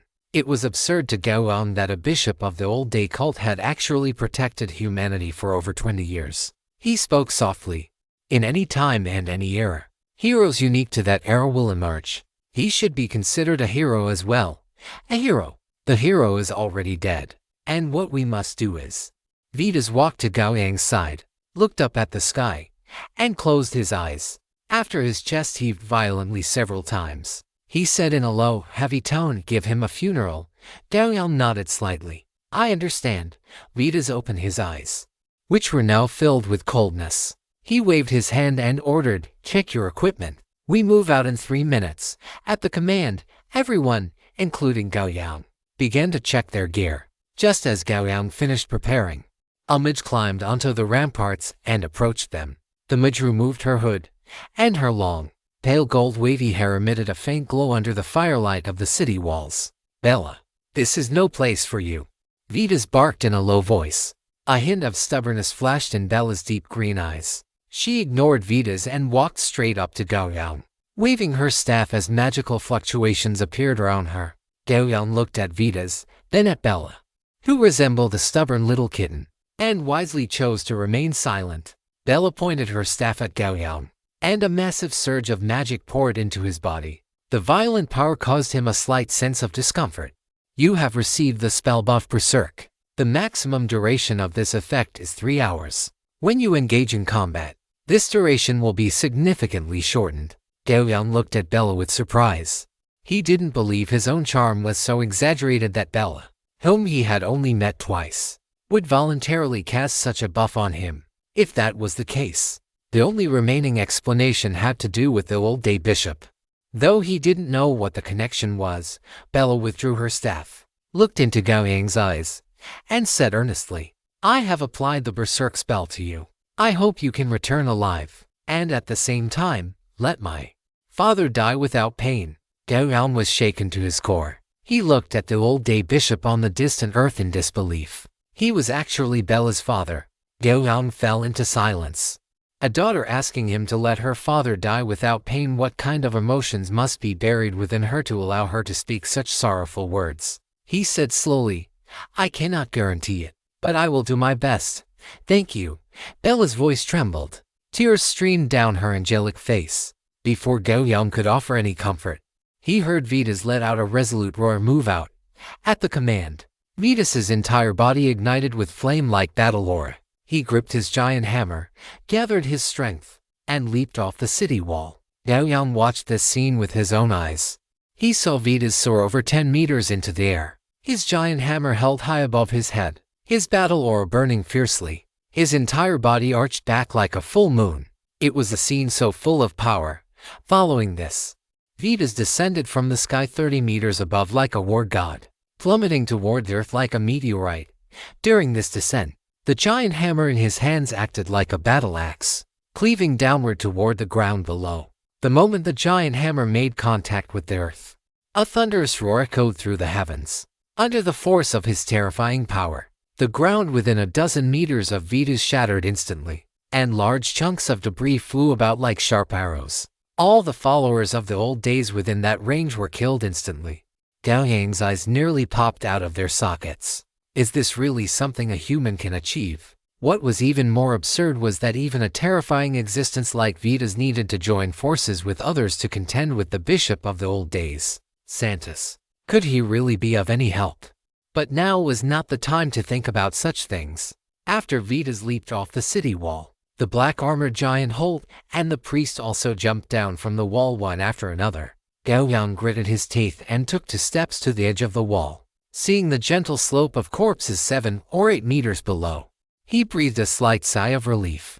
The other 3 had all jumped off the wall cleanly and decisively, and that mysterious mage was even flying in the air. Was he really going to use a ladder to climb down step by step? If he really did that, by the time Gao Yang got off the wall, the others would be nowhere to be seen. Gao Yang also realized that he was currently buffed by the Berserk spell, bringing his physique to 14.5 times that of an ordinary person. A mere 7 or 8 meter drop shouldn't cause any issues. There was no time to hesitate. Gao Yang leaped from the city wall, then quickly kicked off the wall behind him, using the reaction force. He forcibly corrected his vertical falling posture into a dive toward the ground, landing on one leg. Gao Yang rolled to dissipate the impact force. Without a moment's pause, he sprinted forward, catching up to Holt and the priest, who had landed a few seconds before him. At this moment, Vetus was charging at the very front of the group like a heavy battle tank. He didn't even need to swing his giant hammer. The sheer force of his charge alone was enough to smash all the followers of the old days, blocking his path into severed limbs and broken bodies. Holt and the priest moved quickly along the path of flesh and blood carved out by Vetus, while Gao Yang followed behind the 3 of them. As for the mage, he was currently flying quietly above their heads, with a terrifying warrior like Vetus clearing the way. In just 3 minutes, the group had completely broken through the tide of old day followers. Before them lay only the boundless earth, and at the end of that earth, a tall figure stood quietly. Dear readers, please vote and support this story. Chapter 29. Bishop of the Old Days, Santos. After breaking through the tide of old day followers, the group of 5 faced no further obstacles. In just a few minutes, they had arrived in the vicinity of the Bishop of the Old Days, Santos. Under the slightly pale sky, Santos stood quietly, his 2 tentacle-like arms, resembling fleshy wings, flapping slowly. A bone mask completely covered the lower half of his face, and his pure white eyes, tinged with gold, held not a shred of emotion as they looked down upon Gao Yang and his group. Gao Yang looked cautiously at Santos, who was several dozen meters away. He had to admit that facing this bishop of the old days at such close range, the pressure was far beyond what he could feel while watching from the city wall. The bishop of the old days simply stood there, yet it made one's shoulders feel heavy and one's heart tighten, especially those pure white, gold-tinged eyes. Gao Yang accidentally met their gaze for a split second and felt the whispering in his ears suddenly intensify. The whispering sounded like demonic incantations, and the fanatical emotions within them sought to drag every being who heard them into the bottom of an abyss of eternal damnation. Faintly, the wailing of lost souls seemed to fall from the pale sky behind the bishop of the old days. A piercing buzzing sound rang in Gao Yang's ears. Hearing this sound made an image appear in his mind, a towering cliff reaching into the clouds, with endless wasps circling and dancing above it. Gao Yang suddenly snapped awake, cold sweat beading on his forehead. In that instant, his soul had felt as if it were leaving his body, wanting to plunge into that sky. Had it not been for the sound of that buzzing, he would surely have already turned into a soulless follower of the old days. He turned his head and saw that, except for Vitas, Holt and the priest also had tight expressions, clearly having been affected by the corruption of the old days. The effect of the buzzing spell can only last for 5 minutes at most. We need to hurry, the mage floating in the sky reminded them. It was he who had cast the buzzing spell in time to neutralize the corruption of the old days, otherwise, everyone here except for Vitas and himself would have died instantly. The bishop of the old days stopped flapping his fleshy wings. At the same time, he lowered his head slightly, his skull, encased in the bone mask, looking toward Vitas, who was at the front of the group. "Long time no see, big brother." Santa spoke as if he hadn't opened his mouth in a long time, or perhaps as if his soul were struggling to seize control of this body, making his voice sound intermittent and hoarse. "Long time no see, Santas." Vitas's tower-like frame took a few steps forward, standing about 10 meters away from Santas. A trace of imperceptible sorrow appeared on his face. Santas looked up at the distant night sky, his pure white, gold-tinged eyes revealing a sense of longing. "I really want to see the scenery of our hometown one more time." "I will take you there," Vitas said, gripping his giant hammer, his voice low. "Sorry for the trouble." Santas withdrew his gaze, looking at each of the 5 people in turn. "Please do not hold back at all. Thank you." As his voice fell, he let out a low sigh, and the pale gold in his eyes was rapidly overtaken by pure white. Whoa! A violent, inhuman roar erupted from Santas's throat. In that instant, he was completely eroded by the old days, transforming into a pure killing machine. From this moment on, it was only the bishop of the old days, not Santas. Gao Yang's heart tightened, and he gripped black obsidian firmly in his hand. "It's coming." Holt lunged forward, and a tower shield covering most of his body appeared in his hands, blocking the path in front of Vitas. The next instant, a foul wind hit them, and a giant tentacle hand slammed down heavily. Thud! A deafening boom echoed across the boundless earth. Holt slid backward for 5 or 6 meters. Both he and his shield carving froze into the ground, before he slammed the massive shield down to steady himself. A trickle of blood spilled from the corner of his mouth. He breathed greedily. The strength of the old bishop exceeded his expectations. After catching his breath for a few moments, he raised his shield and charged forward once more. After unleashing that palm strike, the old bishop did not choose to pursue. Instead, it moved its fingers with a relaxed air, savoring the pleasure of having complete control over its body. Whoosh! A violent sound of air being torn apart came from the side of the old bishop. Its pure white pupils flickered, and another of its fleshy, winged arms unfolded to block its flank. Vitas slammed his heavy hammer into a row of bone spurs beneath the old bishop's fleshy wing. With a crisp crack, the entire row of spurs shattered. The force contained within the great hammer caused the creature's body to tilt slightly to the side. Fatal strike. A streak of black light appeared at that very moment in the direction the old bishop was leaning. Gao Yang held black obsidian, his battle ore boiling. His temporarily boosted strength of 16 points was poured into the greatsword without reservation. Shing! With a crisp, clean sound, Gao Yang dashed past the old bishop, utilizing the movement speed provided by agile movement to quickly escape its attack range. Having landed the strike, Gao Yang's tense nerves relaxed slightly. Being able to break through its defense meant that it could be fought. He had been terrified that if his sword strike landed and the opponent remained completely unscathed, then it would truly be impossible to win. He looked back and saw that the old bishop's waist and abdomen had been more than half severed by his strike. Without giving him any time to react, countless tiny tentacles sprouted from the wound, intertwining with one another, completing the repair almost instantly. Gao Yang, is this really fightable? Gao Yang turned his head and locked eyes with the charging priest, seeming to sense Gao Yang's shocked gaze. The priest's flail glowed with a holy white light, and the next moment, it crashed down. The head of the flail struck the surface of the old bishop's fleshy wing. Under the touch of the holy white light, the tiny tentacles turned into ash one after another. The old bishop let out a low hiss, then swung its fleshy wing, the immense power forcing the priest and his flail to retreat.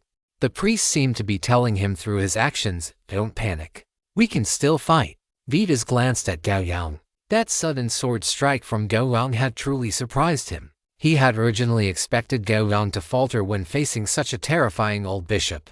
But he hadn't expected Gao Yang's decisiveness in action to be even greater than he had anticipated. Vitas charged forward again, his straightforward, unadorned hammer strike collided with the old bishop's fleshy wing in midair. Vitas retreated 3 steps, while the old bishop only took a single small step back. Clearly, in terms of raw strength, the old bishop held the upper hand, or rather, among everyone present, the old bishop possessed the greatest strength.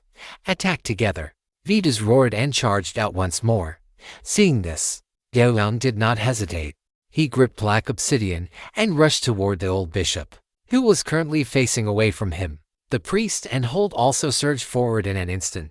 Not far away, the mage was also surrounded by fluctuating magical energy, clearly charging up a spell.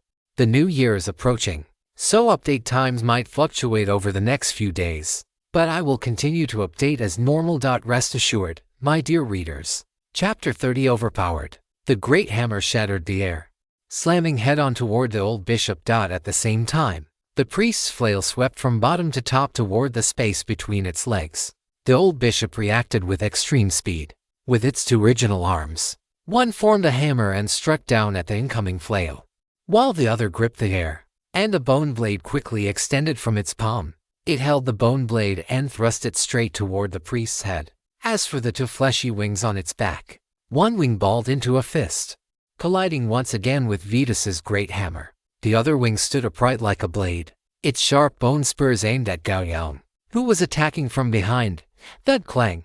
The old bishop blocked the priest's flail with one fist, then stabbed the bone blade into the plate armor on the priest's chest with its other hand. Although the strength of its original arms was not as great as its tentacle-covered wings, it still left the priest seeing stars, forcing him to stumble back repeatedly. Vitas's great hammer and the old bishop's fleshy wing collided in midair. Having gained the advantage of a pincer attack, Vitas finally surpassed the old bishop in strength this time. This strike caused the creature's body to sink slightly. Just then, Gao Yang's attack arrived. Black obsidian clashed against the old bishop's fleshy wing. The sharp bone spurs on the edge of the wing acted like blades, scraping a series of sparks off the sword. Gao Yang's expression shifted slightly. His arm was knocked back uncontrollably. In terms of strength, he was likely 2 points or more below the old bishop. In that instant, Gao Yang activated Action Surge. The moment his arm recoiled, he forcibly changed its trajectory, slashing toward the old bishop's fleshy wing once more. Ching. Black obsidian sliced across the wing, carving a long, deep wound into its surface. The old bishop let out a roar. It lifted its right foot high, and the next instant, it slammed it down heavily. Terrifying power radiated outward from its right foot. The circular shockwave of force instantly tore apart the earth beneath everyone's feet.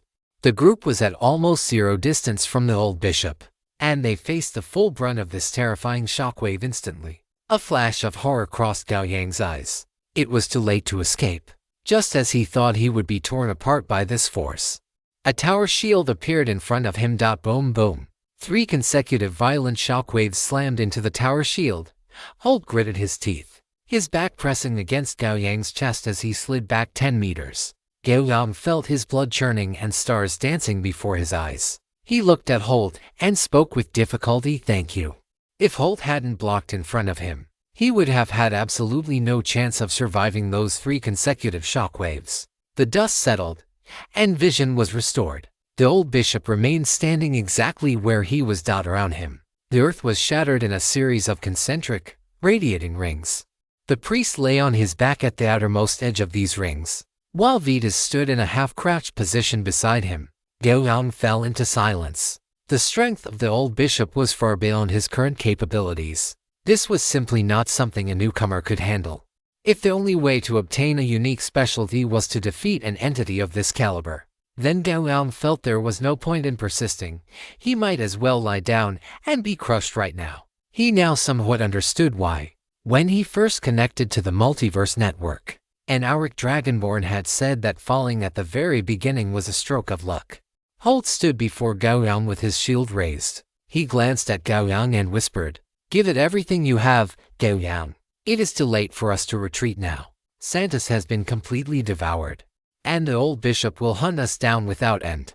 We have all steeled ourselves for death in this battle. Gao Yang nodded, extinguishing the last shred of hope in his heart. He looked up. The mudge in the sky was still chanting, but the magical fluctuations around him were growing increasingly intense. The old bishop looked up at the mudge. It was clear that it, too, sensed the threat. Its body crouched slightly, and 3 fleshy tentacles converged on the surface of its leathery wings. The next moment, it flapped its wings with great force. The 3 tentacles shot out like arrows released from a bow, instantly piercing the air as they flew toward the mudge in the sky. Before Gao Yang could even shout a warning, he saw the 3 tentacles appear before the mudge. But as they entered a 1-meter radius around him, they suddenly deflected and shot into empty space. Seeing that its ranged attack was ineffective, the old bishop let out a roar and, for the first time, moved its legs. Charging toward the mudge, Vidas sprang up, his battle aura burning like a raging flame, reaching a full 10 feet in height, dragging his massive hammer. He charged toward the old bishop as well. One stood 3 meters tall, the other 2 meters. Like runaway trains, they collided with a thunderous roar. A dull sound of flesh impacting flesh echoed out. The ground beneath them shattered once more, sending rocks and soil flying in all directions like an explosion. Vidas pressed down with his giant hammer, his muscles trembling. Opposite him, the old bishop had crossed its 2 leathery wings in front of its head. Its tentacles pulled taut. Gao Yang rushed forward with his sword. Vidas's strength was not greater than the old bishop's. This test of strength was extremely dangerous for him. He swung his blade, Heiyao, horizontally toward the old bishop's waist. The old bishop caught the blade with one of its natural arms, blocking it between its chest and abdomen. Clang. Heiyao struck the bone blade. Gao Yang, holding his sword with both hands, felt his arms go numb and took the opportunity to retreat, because beside him, Holt had already charged in. Holt braced his tower shield and let out a roar, charging at the old bishop like a locomotive. The old bishop let out a hiss, and the bone blades on the edges of its leathery wings suddenly extended by half a meter. Caught off guard, Vidas was pierced through both arms and his shoulder by several bone blades. Had he not reacted in time to tilt his head slightly, one of the blades would surely have pierced his skull. Holt slammed into the side of the old bishop, his arm muscles bulging like rocks. The immense force caused the old bishop to lose its balance and tilt. Vidas, his eyes bloodshot, seized the moment to kick the back of its knee, accelerating its tilt. Praise the god of life. The priest held his doctrine, the light on his flail appearing almost tangible. Carrying the wrath of the god of life, he raised the flail high and brought it crashing down onto the old bishop's head. As the flail struck, the bone armor extending from the old bishop's neck shattered instantly. The scorching, holy light of life burned against its cheek, sizzling loudly. Holt exerted more force, pouring his entire strength into the shield. The old bishop's body tilted drastically. It let out a hiss, and the tentacles on its lower body and waist snapped, shooting into the earth and anchoring its body firmly like cables. As the tentacles pulled taut, its tilted body regained its balance. The old bishop's eyes were filled with fanaticism and madness. It stared fixedly at the priest, its massive leathery wings flapping and descending like blades. Dear readers, remember to cast your votes. Chapter 31. The Radiance of a Will Beyond Death. The leathery bone blades slashed down in a fury. The priest ignored it entirely, roaring as he pushed his holy battle aura to the limit. A foot-long holy radiance even erupted from his eyes. At this moment, the brilliance on his body made even the pale sky seem dim and lusterless. Praise my Lord, I Kenmaler, in the name of my Lord, shall completely purify you, all vermin. A chant like roar erupted from the priest's mouth. The holy light on the flail in his hands was blindingly bright. His holy soul held the true name of life aloft. The doctrine of life hovered above the priest's head, its pages turning, pouring holy light into the flail. The flail accelerated once more, completely shattering a large portion of the old bishop's cheek and skull. This scene reflected in Gao Yang's eyes, shaking his very soul. If the image had frozen there, it would surely have been a magnificent scene from an epic legend. But in the next second, the filthy, hideous leathery bone blades slashed down, the sharp edges instantly cutting through the priest's body. A blinding line of blood appeared across the center of the priest's torso, extending all the way to the ground beneath his feet. Then, holy light bloomed through the bloodline. A pair of brilliant, Holy wings of light unfurled from the bloodline on the priest's back, like a butterfly emerging from a cocoon, yet so tragic. Because Gao Yang saw that the light in the priest's eyes had vanished, replaced by his soul, which was burning fiercely like the midday sun. Accept judgment, heretic. The priest's soul, glowing with holy white light, let out a roar. The next moment, he raised the doctrine high and brought it down upon the old bishop's head. Ooh! The old bishop let out a miserable cry. Its leathery wings spun wildly, forcing Vidas, Gao Yang, and the others back. Gao Yang and Vidas stood together, watching as the holy light gradually extinguished. How! Violent gasping sounds emerged from beneath the fleshy wings. Seeing this, Vidas exerted force through his feet, sending gravel scattering in all directions as he charged toward the bishop of the old days in an instant. Gao Yang's eyes turned cold the moment Vidas moved. His own body surged forward as well. The bishop of the old days was not dead, but the priest's sacrifice had undoubtedly inflicted severe damage upon it. If they did not press the attack now while they had the momentum, it would be disastrous once the bishop recovered. Vidas leaped high into the air, his arms suddenly swelling in size. The giant hammer in his hands emitted a shrill whistle, and taking advantage of the bishop's inability to move, he plummeted from the sky like a meteorite. A terrifying shockwave of force instantly rippled outward. The bishop's body was sent flying backward, and one of its fleshy wings was actually severed at the root by Vidas's hammer. Gao Yang braced himself against the terrifying shockwave, his body skimming low to the ground as he sprinted toward the bishop. Yao trailed a dim, flickering sword light, slashing across the bishop's side. The moment Yao struck, Gao Yang activated flowing motion again. Yao retracted slightly before slashing down heavily once more. Blood splattered everywhere, and the bishop's body slammed heavily into the ground, creating a massive, shallow crater. Halt! Like a bulldozer, charged toward the bishop with his shoulder pressed against his tower shield, rumbling as he moved. At this moment, his tower shield had become a lethal weapon. Holt held the tower shield at an angle, the sharp corner at the bottom carrying the full force of his strength as he smashed it down into the bishop's chest. A series of teeth-grinding sounds of breaking bone echoed in succession, and nearly 1/5 of the tower shield's base was driven entirely into the bishop's chest. The bishop of the old days trembled violently for a few seconds before finally collapsing limply to the ground. Holt lifted his tower shield, his burly frame trembling slightly. It was impossible to tell if the liquid on his face was blood or tears. Is it slain? Gao Yang instinctively looked toward the system notification, but he did not see the expected prompt. A grim thought flashed through his mind like lightning. Get out of the way, he roared at Holt. But it was too late. A fleshy bone blade erupted from Holt's chest and abdomen, and countless tentacles burrowed from the blade into Holt's body. In an instant, Holt was torn into several pieces. Scalding, hot blood poured onto the monster's body beneath him, and all the tentacles stretched out straight like grass thirsting for rain, welcoming the hot blood as it showered down. You son of a bitch! Gao Yang let out a furious roar and lunged forward. A faint, scorching sunlight glow ignited from his neck, pouring entirely into his body and increasing his speed by several notches. Afterglow of the scorching sun. The afterglow of the scorching sun within the crystal necklace will pour into the holder's body, increasing the holder's strength, speed, and vitality by 30% for a duration of 1 minute. But Vidas was faster than him. Before Gao Yang could reach the bishop, Vidas had already streaked past his side like a blur, his flame-like battle ore dragging a dazzling trail of fire behind him. Scum! Vidas let out an angry shout, his right foot, encased in a combat boot, stomping down heavily onto the bishop's head. Tentacles converged rapidly, a massive amount of fleshy tendrils wrapping around Vidas's foot and calf, completely engulfing his lower leg. Vidas's expression was ferocious, ignoring everything else. He swung his giant hammer, the hideous head of the weapon shattering the incoming tentacles before slamming heavily into the bishop's body. Flesh flew and tentacles splattered, but amidst this bloody scene, a giant fleshy wing pierced through Vidas's defenses like a drill, stabbing into his chest and abdomen. Blood spilled from Vidas's mouth and nose. He looked toward the mage and roared, "Wolf, banish!" The mage flying in the air seemed to have finally completed his spell.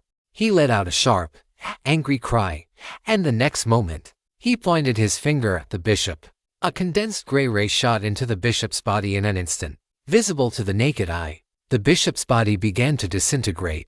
This disintegration was extremely rapid, dissolving 2/3 of the bishop's body in the blink of an eye. War. The bishop of the old days shrieked loudly. Countless fleshy tentacles twitched on its body, constantly attempting to repair its form. After finishing this, Wolf plummeted from the sky, looking dejected. Vitas was thrown aside heavily by the bishop, and Gao Yang's sprinting footsteps faltered for a moment. He had not expected that, in just an instant, it would come down to a matter of life and death. The mage had fallen from the sky. Vitas lay on the ground with his fate unknown, and the bishop was now nothing more than a mass of flesh, bone, and tentacles, with only one fleshy wing remaining intact. Gao Yang paused for only a split second before his feet hit the ground again. In that instant, 4 consecutive rays of radiance poured into his body. The crystal necklace hanging around his neck turned completely gray-white, and then, with a bang, it shattered into dust. With the priest and Holt dead, and the mage wolf and Vitas' status unknown, he was now the only remaining combatant, facing the bishop of the old days with its astonishing recovery ability. Any hesitation could bury them all here. Gao Yang did not intend to dance around it. He decisively activated the maximum effect of the afterglow of the scorching sun. 5 consecutive infusions of the scorching sun's radiance poured into his body, each causing a massive boost, making his heart beat violently and birthing an uncontrollable power within him. Almost instantly, his skin turned bright red, and the high temperature caused the air around him to distort slightly. Feeling the power within him on the verge of exploding, Gao Yang took a step, his body suddenly turning into a blur as he appeared before the bishop of the old days. Scorching battle ore hissed at the tip of Heiyu's blade, burning the air with a sharp, crackling sound. The recovering bishop used its only remaining fleshy wing to block in front of itself, but a streak of dim, fiery light slashed across, instantly severing the bone blade on that wing. Heiyu plowed through the broken bone blade, leaving a trail of sparks in midair before crashing down onto the ground. The moment Heiyu struck, Gao Yang exerted force once more, holding Heiyu in one hand while clenching his left fist to collide head-on with the incoming fleshy wing. The force expanded, blowing the stray hair on Gao Yang's forehead straight back. Heiyu flipped, carrying an irresistible, immense power as it slashed down once more toward the bishop of the old days. This time, the bishop of the old days failed to block it. The blade of Heiyu, burning with battle aura, carved deep into its body. A dull, guttural roar erupted, ignoring everything else. Gao Yang twisted his right hand on the hilt, churning the blade of Heiyu violently inside the creature's body. Following this, he thrust forward with all his might, burying the entire length of Heiyu's blade into the bishop's torso. Yet, even so, Gao Yang still failed to slay his opponent completely. Having transformed into a pure mass of flesh, the bishop of the old days no longer possessed vital points in the traditional sense. One could only attempt to destroy it as much as possible. The bishop's remaining fleshy wing slapped against the ground, and using the recoil, it leaped more than 10 meters away. Gao Yang stomped his foot, the explosive power surging through his body, granting him a burst of speed unattainable by mortals. The wind whistled in his ears, pulling his short hair straight back. In an instant, Gao Yang was a fraction faster than the bishop. The moment it landed, he had already arrived at its landing spot. He swung his sword, filled with violent power, the scorching heat causing the air to hiss and crackle. Heiyu passed through the bishop's body without the slightest resistance, severing 1/5 of its mass. Gao Yang delivered a direct kick, sending the bishop flying toward the sky. He leaped up from the ground, appearing beside the bishop in a flash, and brought his sword down once more. Countless tentacles erupted from the bishop's body, overlapping beneath Gao Yang's blade. A sensation of immense toughness traveled up his arm. This strike failed to cut into its body, instead acting like a baseball bat, sending it flying away. This is bad. Gao Yang landed, his knees slightly bent, and he exerted force to charge toward the bishop. But in that brief moment of respite, a faint light emerged from within the bishop's body, and amidst that glow, its form underwent a drastic change. Almost instantly, a perfectly intact body had appeared. Wind pressure rushed toward him as he poured his strength into the blade of Heiyu, slashing down at the bishop's head. The bishop's newly formed head looked toward Gao Yang, its two fleshy wings shielding its front, Fatal strike. A cold glint flashed in Gao Yang's blood-streaked eyes. And the power atop the black sword became even more terrifying. Heiyao collided with the fleshy wings.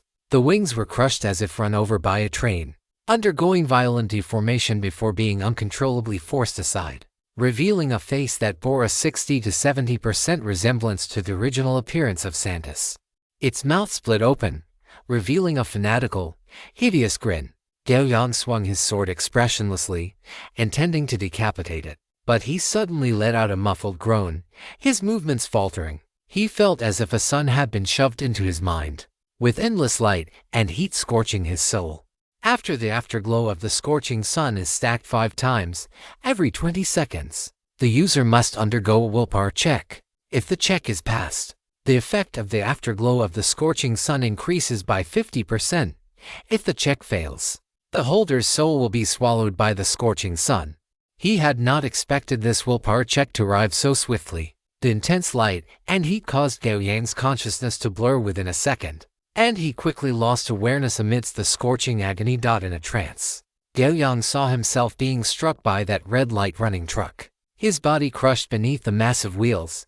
Endless unwillingness, endless pain, and endless rage filled his will. His unwillingness drove him to struggle fiercely.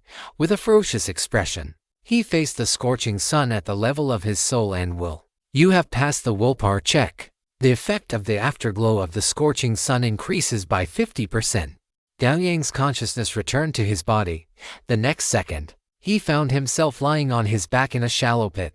Before him, the bishop of the old days had its arms wide open, 2 rows of sharp bone blades poised to strike down. If that strike landed, Gao Yang would surely die. Cracks appeared on the surface of Gao Yang's skin, unable to bear the strain, and fresh red blood flowed from the fissures. He extended his right hand, blocking in front of him.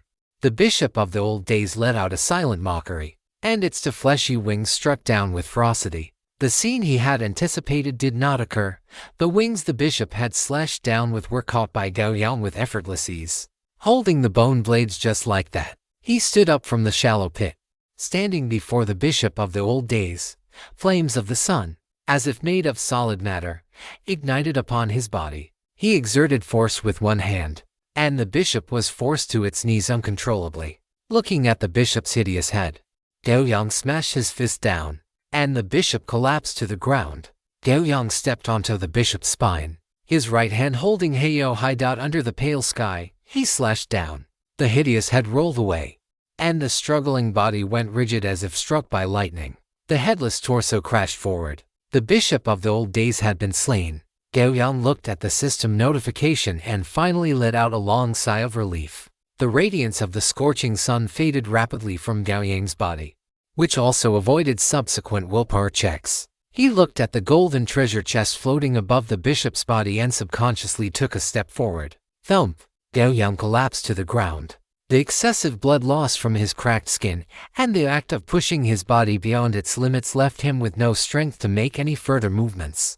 He panted heavily on the spot for a moment, and only after his body recovered a sliver of strength did he struggle to crawl back up. His fingertips touched the treasure chest on the bishop of the old days, and the next moment, the chest was stored into his inventory. Having secured the greatest spoils of war, Gao Yang finally felt at ease. Having paid such a huge price and risked his own life, if he hadn't managed to collect this chest, he feared he would have died of heartbreak on the spot. I suppose this counts as completing Bella's request. Gao Yang thought this, and then his consciousness went black, and he collapsed to the ground once more, across the boundless land. As the battle ended, the pale sky above began to fade away, and the whispers that had lingered in his ears vanished without a trace. Quickly give Sesame some votes, follow-up reads, and tips to provide some motivation. Chapter 30 to Happy New Year. Today is the first day of the Lunar New Year, and Sesame is here to wish all you distinguished readers a Happy New Year. I wish everyone a Happy New Year, prosperity, great fortune, and smooth sailing in all your endeavors. Chapter 33 Golden Notifications and Conjectures above the fortress walls. The scene had turned into a pure meat grinder. Countless garrison soldiers climbed onto the ramparts, engaging in a desperate life or death struggle against the massive swarm of old-day believers. At one particular moment, Many of the garrison soldiers noticed that the pale, distant sky was slowly receding. The old day was retreating. The massive swarm of old day believers paused in their movements, and then, as if they had heard some sort of summons, they all turned around and began to chase after the retreating sky. The old day believers are retreating. Dulong leaned against the fortress wall, a glimmer of relief at surviving a catastrophe flashing in his eyes. Just a moment ago, he had been on the verge of being swarmed to death by several old day believers, yet he never expected them to suddenly withdraw like this. He struggled to stand up and look toward the distant land. The tall figure that had been there before had already vanished. Did the Legion commander and the others succeed? Bill arrived at the blood-stained wall, gazing out at the distant land. Her eyes blurred with tears. Boom, boom. The earth shook, and thunderous footsteps approached rapidly. Gao Yang struggled to open his eyes, only to see the massive swarm of old day believers rushing toward them from afar. Really now? After finally taking down the final boss, to die at the hands of these small fries would be far too frustrating. As Gao Yang thought this, his vision suddenly darkened. Vetus's burly body blocked the path in front of him. In his hands, he held the unconscious mage, and Vetus was currently hoisting a massive tower shield. It was Holt's tower shield. Dense sounds of impact rang out against the tower shield. Vetus stood like a massive reef. No matter how the torrent of old day believers crashed against him, he remained as immovable as a mountain. As all the old day believers rushed past Gao Yang and the others, they didn't even glance at them, nor did any of them launch an attack. Gao Yang watched the countless old day believers rushing past his side, and he understood in his heart that if they hadn't been blocking the path the believers were taking, these creatures wouldn't have spared them a second glance. The torrent came fast and left just as quickly. By the time the last old day believer had rushed past them, the pressure on Gao Yang suddenly lifted. He greedily breathed in the foul air and revealed a bitter smile. I suppose we finally survived. We survived. Vetus lowered the tower shield in his hand and responded softly. He turned his head to look at Gao Yang, pulled a bottle of wine from somewhere, and tilted his head back to chug it. It was a free-spirited and unrestrained action. But seeing Vetus do it now filled Gao Yang with immense horror. Legion commander, the wine is leaking out from the hole. Vetus's movements stiffened slightly. Then he nonchalantly set the wine bottle down. He turned to face Gao Yang directly, allowing him to see the massive hole in his chest and abdomen. He flashed his signature smile, his voice hoarse and trembling slightly. This is just a minor injury. I have suffered wounds far worse than this before. Gao Yang was speechless. He wasn't sure if Vetus was posturing or showing off at this moment. If it were possible, he would have liked to be like the mage and just pass out. Rest for a while.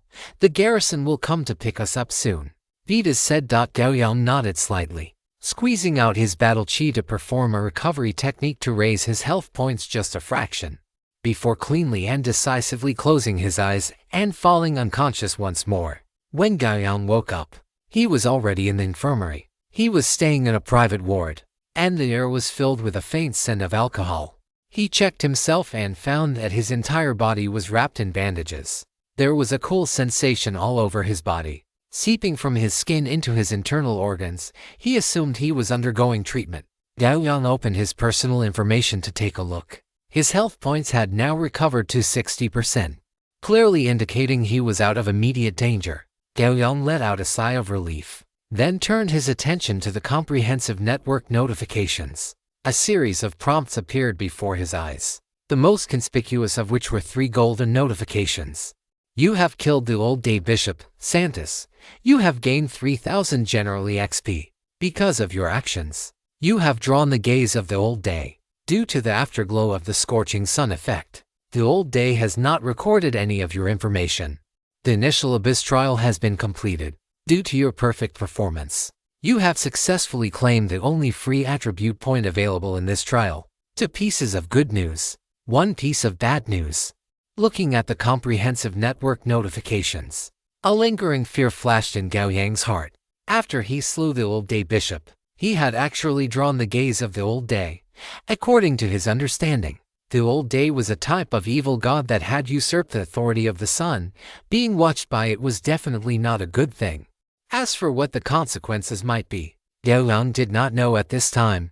Fortunately, The afterglow of the scorching sun effect he had on him at the time had blocked its gaze.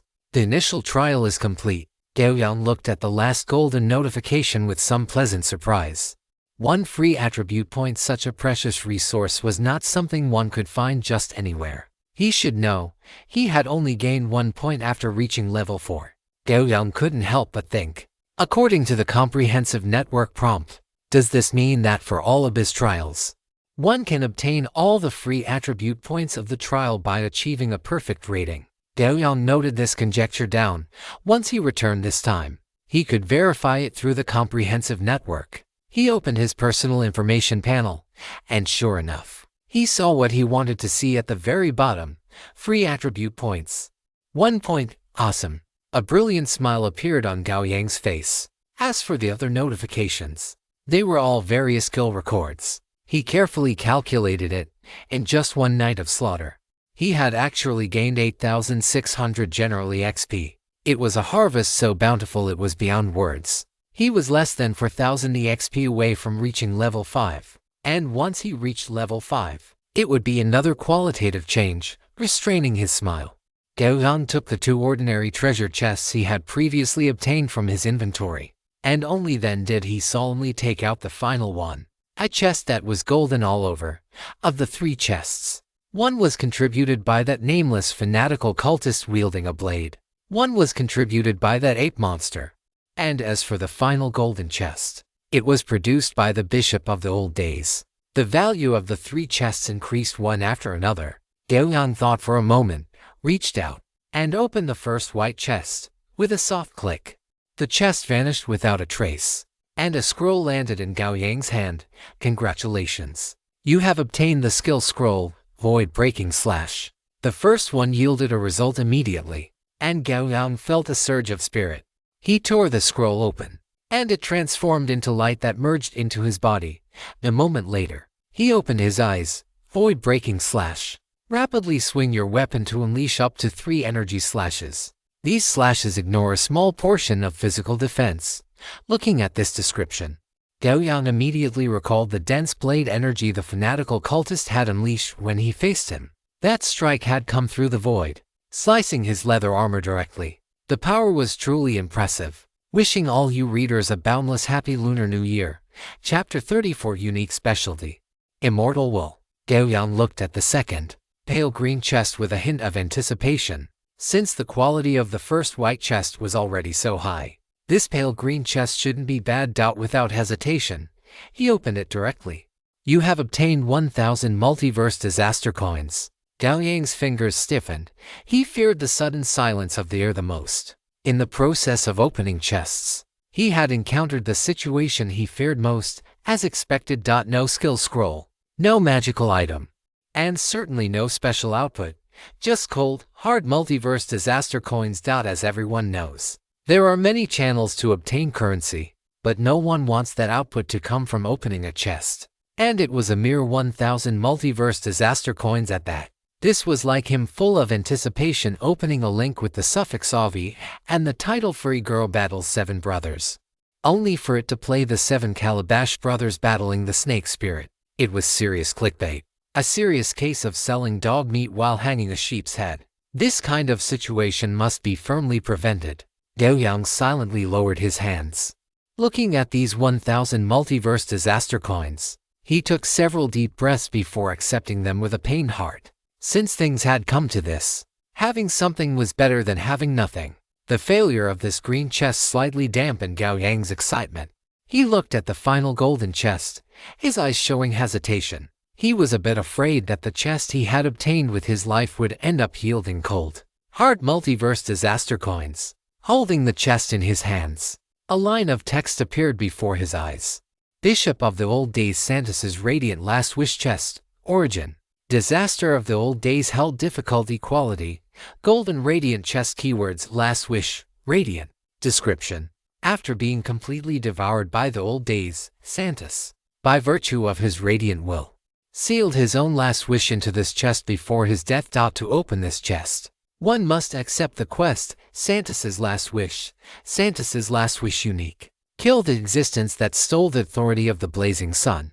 This quest has no time limit. Looking at this chest, Gao Yang fell into silence. Such a will was enough to be worthy of the word radiant. Moreover, the old days had already cast its gaze upon him earlier.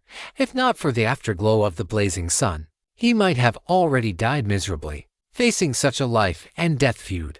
Gao Yang naturally would not ignore it. In other words, the old days were also his target. Gao Yang looked at the quest prompt that appeared before him and, without hesitation, chose to accept it. You have accepted the quest, Santas's Last Wish unique. Do you wish to open the Bishop of the Old Days Santas's Radiant Last Wish chest? Without hesitation, Gao Yang chose yes. Accompanied by a soft sound, the chest opened, and a brilliant, dazzling golden light shot out from within, illuminating Gao Yang's face.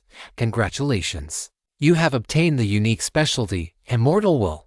A faint voice echoed in Gao Yang's ears. In a trance, Gao Yang seemed to see an elderly man with a tall stature and graying hair. It was Santas. Santas turned to look at Gao Yang, revealing a smile of relief, then spoke softly. Thank you for stopping its actions. Based on this sentence alone, Gao Yang understood that Santas had remembered him before he died. May I ask, how is my daughter Bella living now? She is doing well.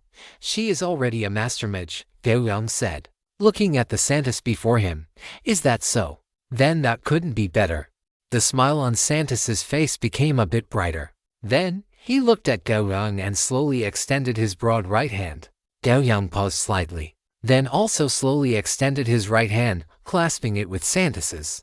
Then, as a reward, although I don't consider my will to be particularly firm, it is, after all, the product of over 20 years of struggle against an evil god. It is now handed to you. Please do not despise it.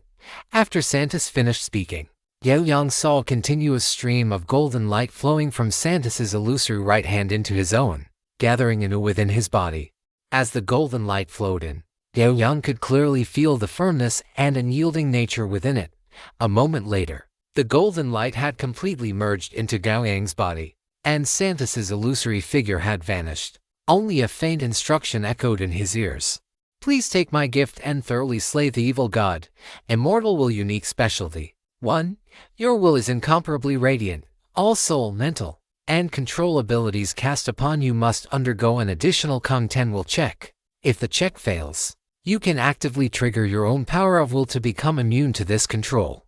P.S. The cooldown for this ability is 3 natural days. Using it consecutively within 3 natural days will cause the character's mental willpower to fall into a state of exhaustion. This restriction decreases as the character's willpower strength increases. Point 2.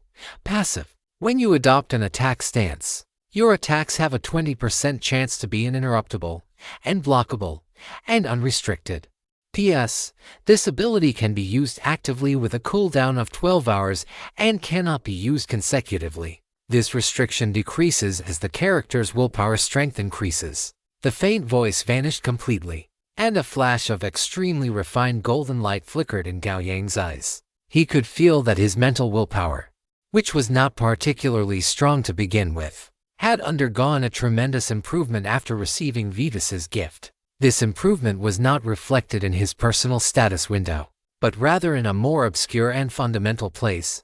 For instance, right now, Gao Yang had a feeling that if he were to return to the moment he slew the old bishop, he would certainly not fall unconscious, but would instead use his tenacious willpower to support his body as it threatened to collapse. As a unique specialty, the effects of Immortal Will were far too formidable, so much so that it took Gao Yang some time to fully accept this fact.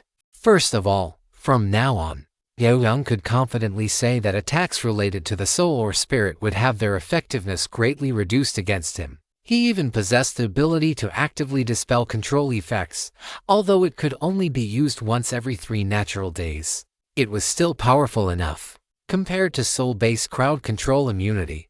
The passive effect of Immortal Will was, for him, truly divine skill. Attacks that cannot be interrupted, blocked, or restricted, in other words, a super armor state. For a warrior who primarily relies on melee combat, the implications of a super armor state were self-evident.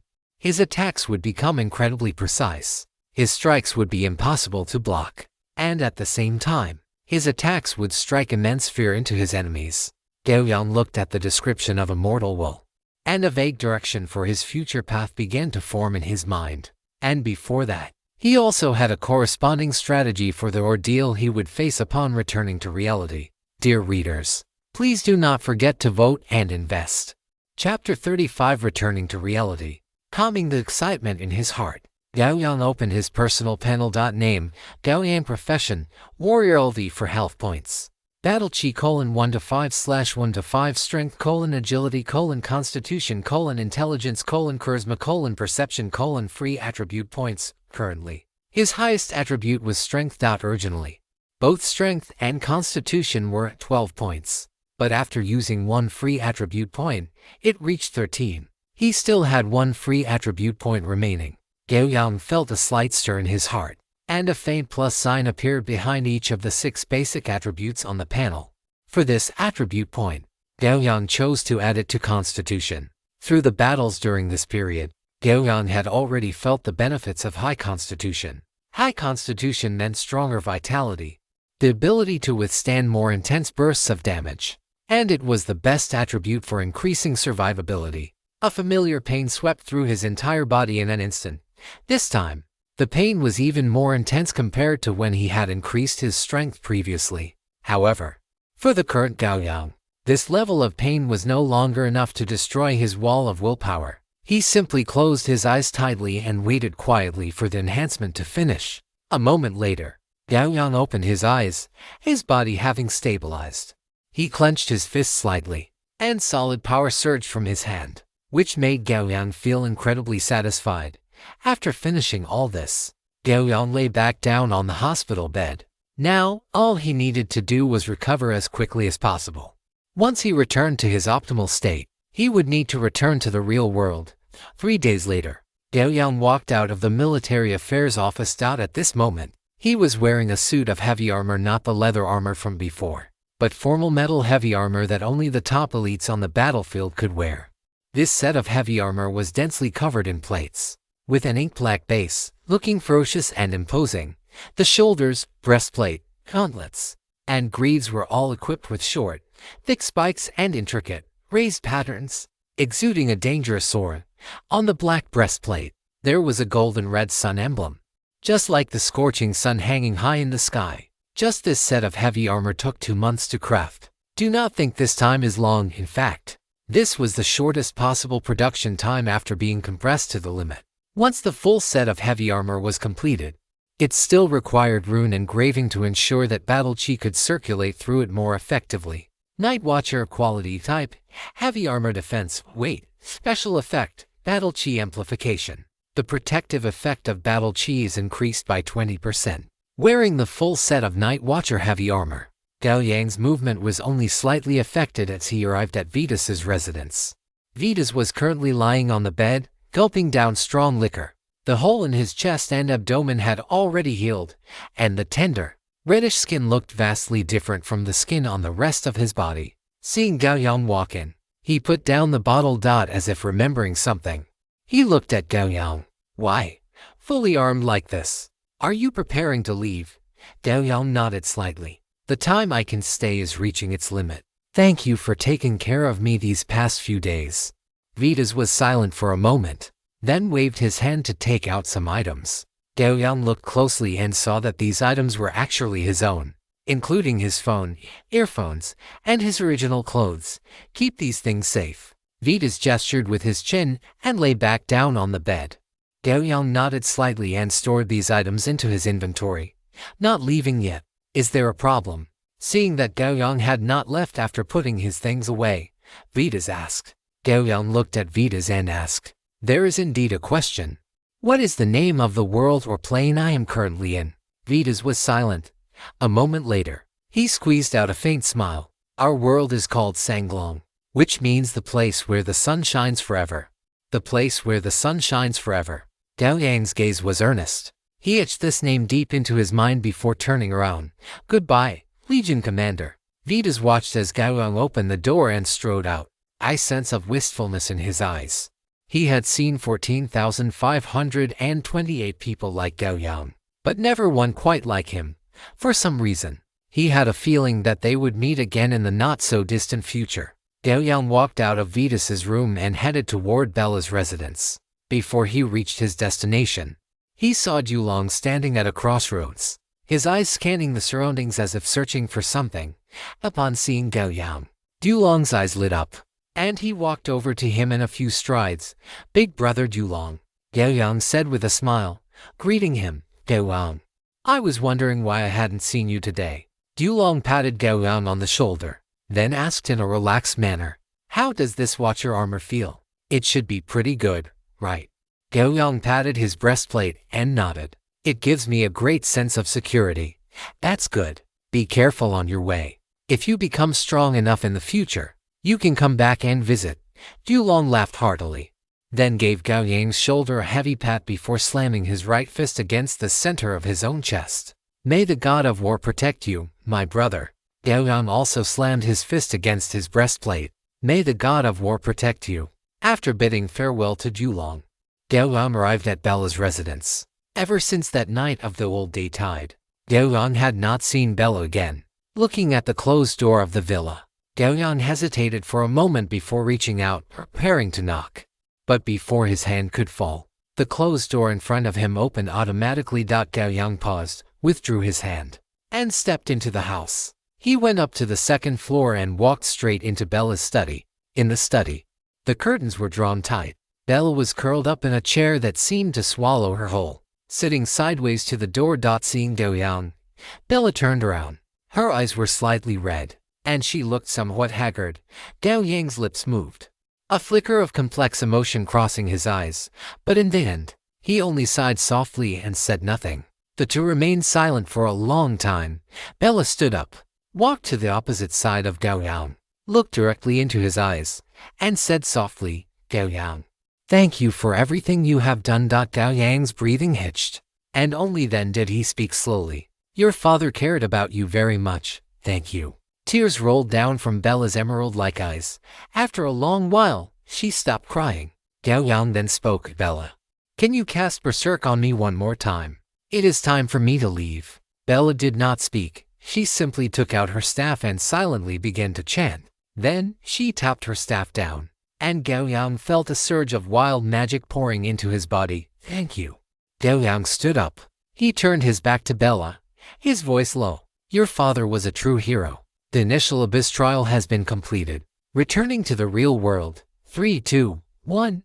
Gao Yang took a deep breath and gripped Heiyao tightly in his hand. The next moment, his world spun violently. The first dungeon ends here. Next, Gao Yang will embark on his own path of transcendence.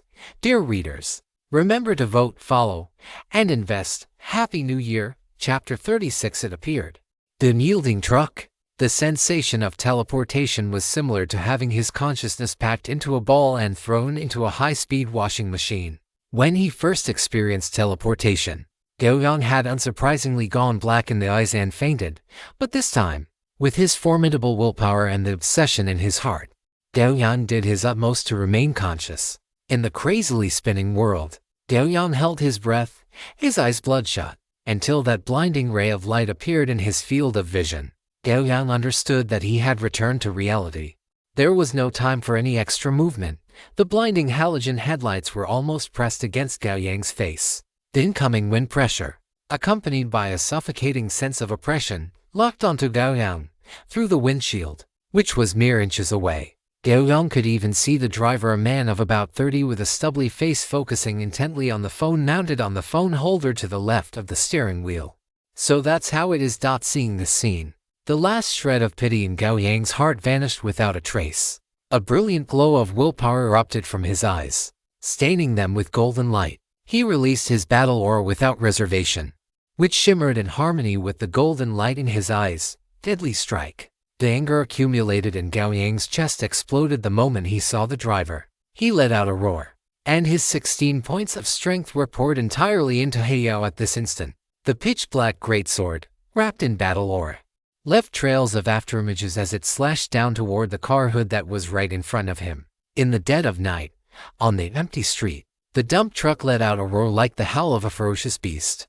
Gao Yang swung his sword with firm resolve. At the moment of impact with the dump truck, under the truck's massive kinetic energy, he and his greatsword should have been like a mantis trying to stop a chariot, sent flying instantly, like a cannonball exploding. The screeching sound of twisting steel echoed through the midnight street. The dump truck, weighing dozens of tons, did not send Gao Yang flying. Gao Yang stood like a steel piling, not moving an inch from his spot, and his sword continued to slash down with unwavering firmness. Heyo's heavy, sharp blade severed everything it touched along its path. Screech. The ear-piercing friction and flying sparks engulfed Gao Yang. His arms burst open, and blood flowed freely. He gritted his teeth, gripping the hilt of his sword with all his might until the strike was fully executed. Two thunderous roars rang out in rapid succession. The dump truck, sliced clean in half, skidded forward for dozens of meters due to its momentum before finally crashing down. A massive amount of dirt completely buried the truck's chassis, preventing the explosion that should have followed. Gao Yang spat out a mouthful of blood. His internal organs were wailing in agony, and every bone and muscle in his body felt as if it had been crushed hundreds of times over, causing him excruciating pain. Damn it! Gao Yang looked back at the dump truck he had split into, feeling not a shred of pity for the driver whose fate was unknown. In fact, given the way that driver had been operating the vehicle, Gao Yang wouldn't have had any qualms about walking up and finishing him off with a sword strike right then and there. Covered in dirt, Gao Yang first stored his black obsidian blade and the heavy armor he was wearing into his inventory. He then pulled a healing potion from his pack and downed it in one gulp. As the potion took effect, Gao Yang hurried away. His 15 points of constitution played a massive role at that moment. Relying on physical attributes far beyond those of an ordinary person, Gao Yang not only survived the brush with death but also managed to force himself back to his own rented apartment. After locking the door, Gao Yang could no longer hold on. He drank another healing potion and collapsed onto the floor with a heavy thud. The next afternoon, Gao Yang woke up to the sound of his phone ringing incessantly. Looking at the screen, which displayed boss, Gao Yang felt a moment of confusion before decisively pressing the power button. The world was finally quiet. Gao Yang rolled over, settling into a comfortable position on the floor. He stared at the ceiling for a long time, and then, suddenly, he let out a laugh of pure relief. The laughter started soft, then grew louder, eventually turning into a full-blown, uninhibited roar of laughter. Cough, cough, cough. Gao Yang coughed violently, a burning, stinging sensation in his lungs reminding him that surviving last night had been no easy feat. But at this point, dwelling on that was useless. If it hadn't been for that truck, he would likely still be living the exact same life as millions of other corporate slaves, waking up early every day for work and dragging his exhausted body back to a cramped apartment late at night. He would barely get enough sleep before the next day arrived, and if he were late, he would have to face his boss's relentless, soul-crushing phone calls. But compared to being turned into Gao Yang paced by a truck, that kind of corporate slave life actually seemed quite blissful. Gao Yang lay on the floor for a while longer before climbing up. He first took a shower in the bathroom, then cleaned the living room floor. Only then did he lie down on his single bed, feeling light and relaxed. He pulled out his phone, and faced with hundreds of WeChat messages from his boss, he simply replied with 5 words, "I quit, you bastard." After sending it, he tossed the phone aside once more, squinting his eyes as he savored the feeling of freedom from his cage. After a while, Gao Yang sat up against the headboard, opened the Multiverse Network, and began to browse. The interface of the Multiverse Network was very flexible. It generally projected directly onto Gao Yang's retina, allowing him to operate it easily with his thoughts. During his trial in the disaster of the old days, Gao Yang had only been able to access his inventory and personal information. But now that he had returned to reality and successfully completed his class advancement, the functions of the Multiverse Network were fully open to him. 1. Inventory. 2. Character information. 3. The BIS Trials. 4. Multiverse Trading Center. 5. Multiverse Forum. 6. Multiverse Network Newbie Manual. Gao Yang focused his consciousness on the Multiverse Forum, and the true face of the forum unfolded before his eyes. It was presented in a format similar to a message board, containing all sorts of entities, both those Gao Yang had seen before and those he hadn't. However, Gao Yang knew that this format was just the Multiverse Network automatically adapting to him, displaying information in the way he could most easily accept. Gao Yang began to browse with interest, and soon his gaze was drawn to a pinned and highlighted post.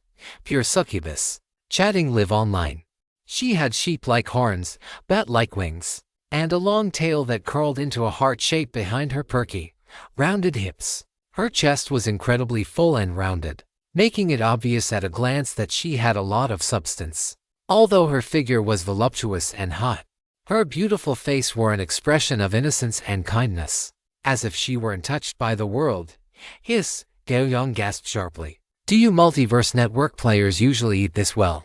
To find out if the reality was as he imagined, Gao Yang resolutely clicked on it, intending to get to the bottom of things. My dear readers, that is all for today's story. Browser, launch Chapter 37. Player classifications on the Multiverse Network. From 5 minutes later, Gao Yang exited the post with a calm expression. Nothing special, he thought to himself. Gao Yang continued to browse the multiverse forum, attempting to glean useful information from the massive, chaotic sea of data. Before long, Gao Yang's eyes stopped. Before him, a highlighted post was shining brilliantly. Must-read guide for Multiverse Network newbies. The author of this post was a paladin, and in the bottom left corner, there was a golden over 100 million likes badge, proving that the post was indeed of high value. Looks reliable at first glance, Gao Yang thought to himself and decisively clicked on it. Most of the time, the Multiverse Network is an extremely peaceful and free existence. Players who join the Multiverse Network can use it to come into contact with worlds they have never encountered before. This is undoubtedly a stroke of luck. Players can use the help of the Multiverse Network to roam, explore, and climb to new heights as they please. Please remember, when you step into the multiverse, you also shoulder corresponding responsibilities. The opening for sentences left Gao Yang feeling confused, not quite understanding. He chose to continue reading downward. General classification of Multiverse Network players. As everyone knows, we all come into contact with the Multiverse Network through various different scenarios. Some people suddenly connect to the Omniverse Network while daydreaming, others while playing, some while working, and some while doing unspeakable things. It varies from person to person. This has created differences among Omniverse Network players. And after communicating with over 1,000 of them, I have derived this rough classification. Peaceful, represented by versions like Tales of the Immortal Species, Card Duel, and Legacy of the World Tree. Players under these three versions tend to have relatively calm temperaments due to their lifespans or professional characteristics, generally falling between lawful good and neutral. Volatile, represented by versions like Hymn of Blades and Swords, Counterattack of the Short-Lived, and Scars of War. Players under these Omniverse Network versions generally draw the nutrients for growth from combat, thereby gaining a constant stream of advancement. They are usually in the neutral camp, regardless of good or evil. Therefore, in terms of growth speed, players in the volatile category have a relative advantage. 3. Not to be trifled with, represented by versions such as I Am the Swarm, the Brilliant Stars of Magic, Indescribable Fear, and Savior of Light. For some known and unknown reasons, I have had contact with players from these versions. The following are merely my personal feelings, not actual performance. Please delete if this infringes. As far as my feelings go, the reason I label these versions as not to be trifled with is mainly because the players under these versions all have their own extraordinary strengths. For example, in the I Am the Swarm version, have you ever seen the scene where a massive swarm of extraordinary Zerg surrounds you? Believe me, you will never want to recall such a terrifying scene. Furthermore, for the Brilliant Stars of Magic, players under this version are all mages, and you rarely encounter these players in the early stages. But once you reach the extraordinary level, if you happen to meet a player from this version, you must approach them with the intention of making friends and cling to them tightly. Who knows? One day you might have a friend who is an archmage of a floating city. The premise is that you are wealthy enough. In addition, I need to emphasize the two versions, Indescribable Fear and Savior of Light. The former are basically selected by the Omniverse Network while in a situation of certain death. Their version can be said to be the most hellish among all Omniverse Network players. After being selected by the Omniverse Network, they enter an extraordinary world as ordinary people to undergo a trial with a mortality rate as high as 100%. The vast majority of players die during this trial. A small portion of players survive the trial, but due to insufficient accumulation, they still cannot escape the inevitable death that awaits them in reality. Only the most formidable players can not only walk out of this trial alive but also successfully survive the inevitable death in reality. Therefore, in the current Omniverse Network, the number of players from this version is extremely scarce. But if you meet one, please always remain polite, because you do not know what kind of terrifying existence you are facing. As for the latter, most of them belong to the savior type of players. From small things like city-states and homes to large things like nations and worlds, their existence is synonymous with miracles. If you want to experience being turned around in a desperate situation, feel free to make enemies with these players. They will satisfy you. In summary, if you encounter Omniverse Network players in your future adventures, remember to inform each other of your versions to avoid offending the big shots. Gao Yang finished reading this text, feeling a slight sense of emotion in his heart. It seemed to be exactly like that. As an ordinary person, he had experienced multiple life and death threats. With the help of the strongest teammates he could reach, he took down the final boss, which was equivalent to forcibly clearing the entire trial of the old day disaster and obtaining all the possible rewards, only then managing to survive. The difficulty of it could absolutely be called hellish. Gao Yang finished browsing the rest of the posts and had a rough understanding of this so-called Omniverse Network. According to this paladin, in the days to come, he would encounter other Omniverse Network players, and based on his version and other factors, his initial status was already that of a big shot. I just wonder how many players are left in the same version as me, Gao Yang thought with some curiosity, then cast the question aside and continued to browse through various information on the forum. For an entire afternoon, Gao Yang did not stop for a moment, and an entire afternoon was enough for him to get a general understanding of the Omniverse Network and himself. He stood up and went to his desk, took out several sheets of A4 paper, and began to write and draw on them. Before long, these A4 sheets were filled with text. Only the paper in Gao Yang's hand was extremely clean and tidy, with only a few lines of text on it. Gao Yang exhaled a breath of stale air, looking at the current problems listed on the paper in his hand. The first item was about the development direction of his future career path.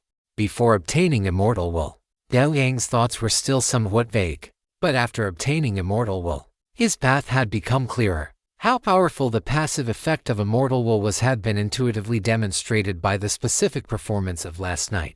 So, the path before Gao Yang was actually very simple. The first is to continuously improve his own willpower, which determines the upper limit of the Immortal Will ability. As for the methods to improve willpower, Gao Yang specifically went into the monk forum to search for them.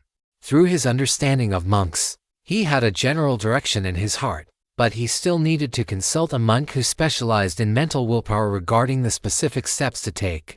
Chapter 38, Planning the Future Path. The second is how to better utilize the passive effect of Immortal Will. Every one of his attacks now has a 20% chance to trigger the super armor effect. Then, if his attack frequency is high enough, the chance of triggering super armor will also be greatly increased. On this point, he can follow his career path as a warrior. When he reaches level 5, he will gain a new class skill, Extra Attack. This skill is also extremely simple and brutal. In Gao Yang's understanding, it is essentially resetting his basic attack. If he can currently swing his blade once per second, then once he reaches level 5, he will be able to swing it twice per second.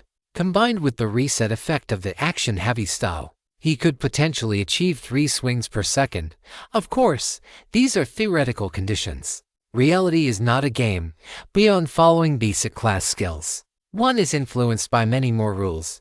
For instance, his own various attributes will also affect his attack frequency, and so on. Furthermore, if he blindly pursues attack frequency and pours a massive amount of attribute points into agility, he might encounter an existence with absurdly high defensive capabilities. In that case, he would likely be reduced to nothing more than Gao the Scraper Yang. Therefore, while ensuring his attack frequency is sufficient to trigger the super armor effect, every single attack must also possess enough lethality. In short, for the time being, he must prioritize the strength attribute, while not neglecting the training of constitution and agility. Naturally, if he has enough attribute points, Improving other attributes will also be a priority. This will require Gao Yang to achieve a sufficiently high rating in his upcoming Abyss trials. Because he obtained 1 attribute point from his first Abyss trial, he does not know how other players in this version survived or whether they obtained this extra attribute point. But for him, since he is already aware of this way to gain attribute points, he must seize them. Only in this way can he become stronger at a faster pace. As for the second Abyss trial, Gao Yang has not forgotten it. He clicked on the Abyss trial module and saw a countdown. Abyss trial. 6 days 13 hours 32 minutes 07 seconds. In 6.5 days, he will begin a new round of Abyss trials. After writing down the plans for the first 2 questions on an A4 sheet of paper, Gao Yang looked at the third one, how to handle reality. Gao Yang had already thought about this question while in the Sanglong world. The life of an ordinary person is no longer suitable for him. If nothing else, just consider the Abyss trials, disappearing for days or even weeks at a time. What kind of company could tolerate that? Moreover, Gao Yang himself can no longer stand the routine, dull, and tedious life of a wage slave. Working is bad for one's health and causes hair loss. But the key is that it also poses a risk to his life. If it weren't for overtime, he wouldn't have encountered an incident like a dump truck running a red light. So, at noon, he had already submitted his resignation. As for his source of income, he had saved over 40,000 yuan in the half-year since graduation. As a loner, this is enough for him to live on for quite a long time. Besides, he is not some clueless novice. In his inventory, he also carries some ornaments made of gold and silver. Of course, if it is not necessary, he will not casually take them out to exchange for living expenses. What Gao Yang is actually most worried about now is the incident from last night. One must know that a speeding dump truck being sliced into on a public road is a textbook supernatural event. Society today is filled with surveillance cameras everywhere. There is simply no privacy to speak of, although most of them are just for show. If one of them happens to be working properly, Gao Yang will need to consider the issue of his identity being exposed. He is not worried about being kidnapped and sliced open for research. But it is better to avoid unnecessary trouble. This principle still holds true. After thinking it over carefully, Gao Yang decided to leave this city.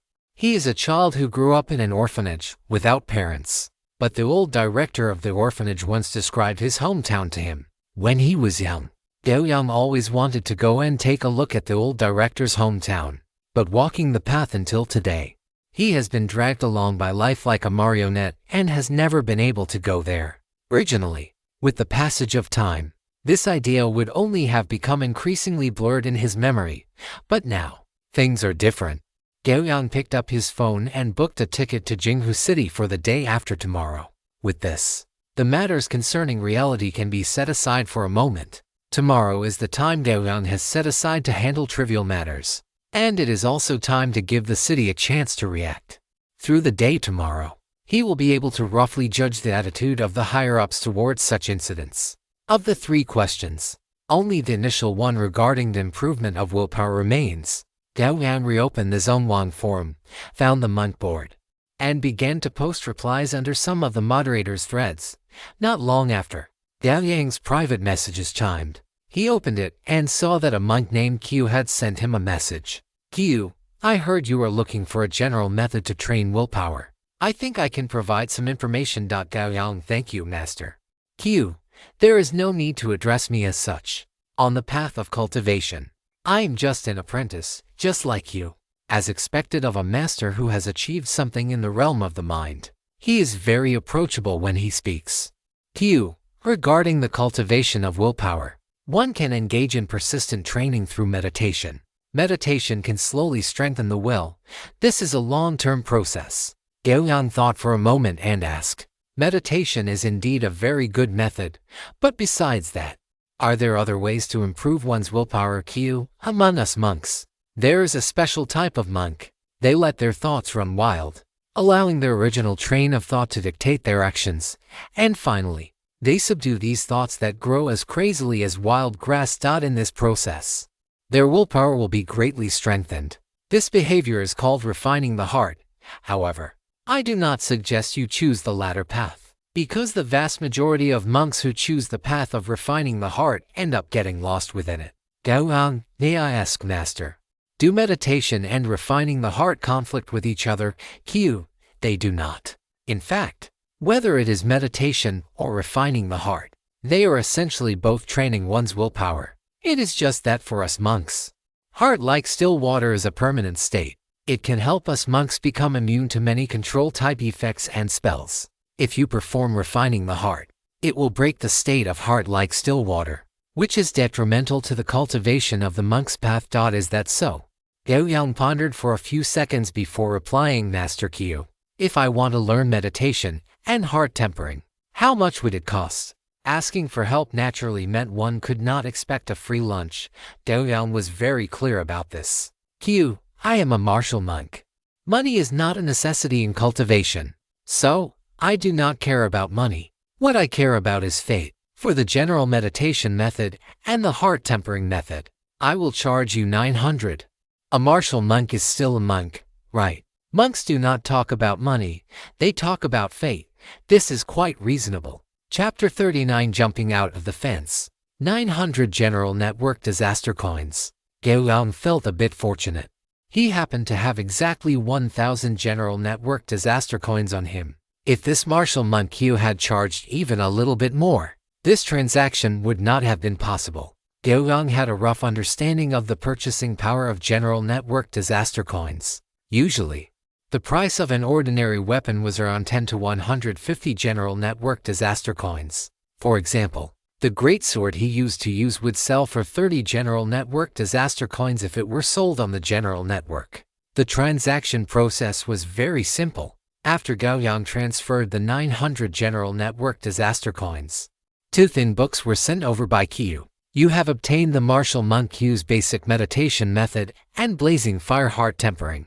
The books have been sent to your item inventory. Gao Yang opened his item inventory and saw the 2 books lying inside. After hurriedly sending a thank you to Qiu, he logged out of the General Network forum. Basic meditation method, quality, description. Meditation is a way to exercise willpower by sitting quietly and emptying your mind or actively inducing various thoughts. You can enhance your willpower, although it cannot produce immediate results.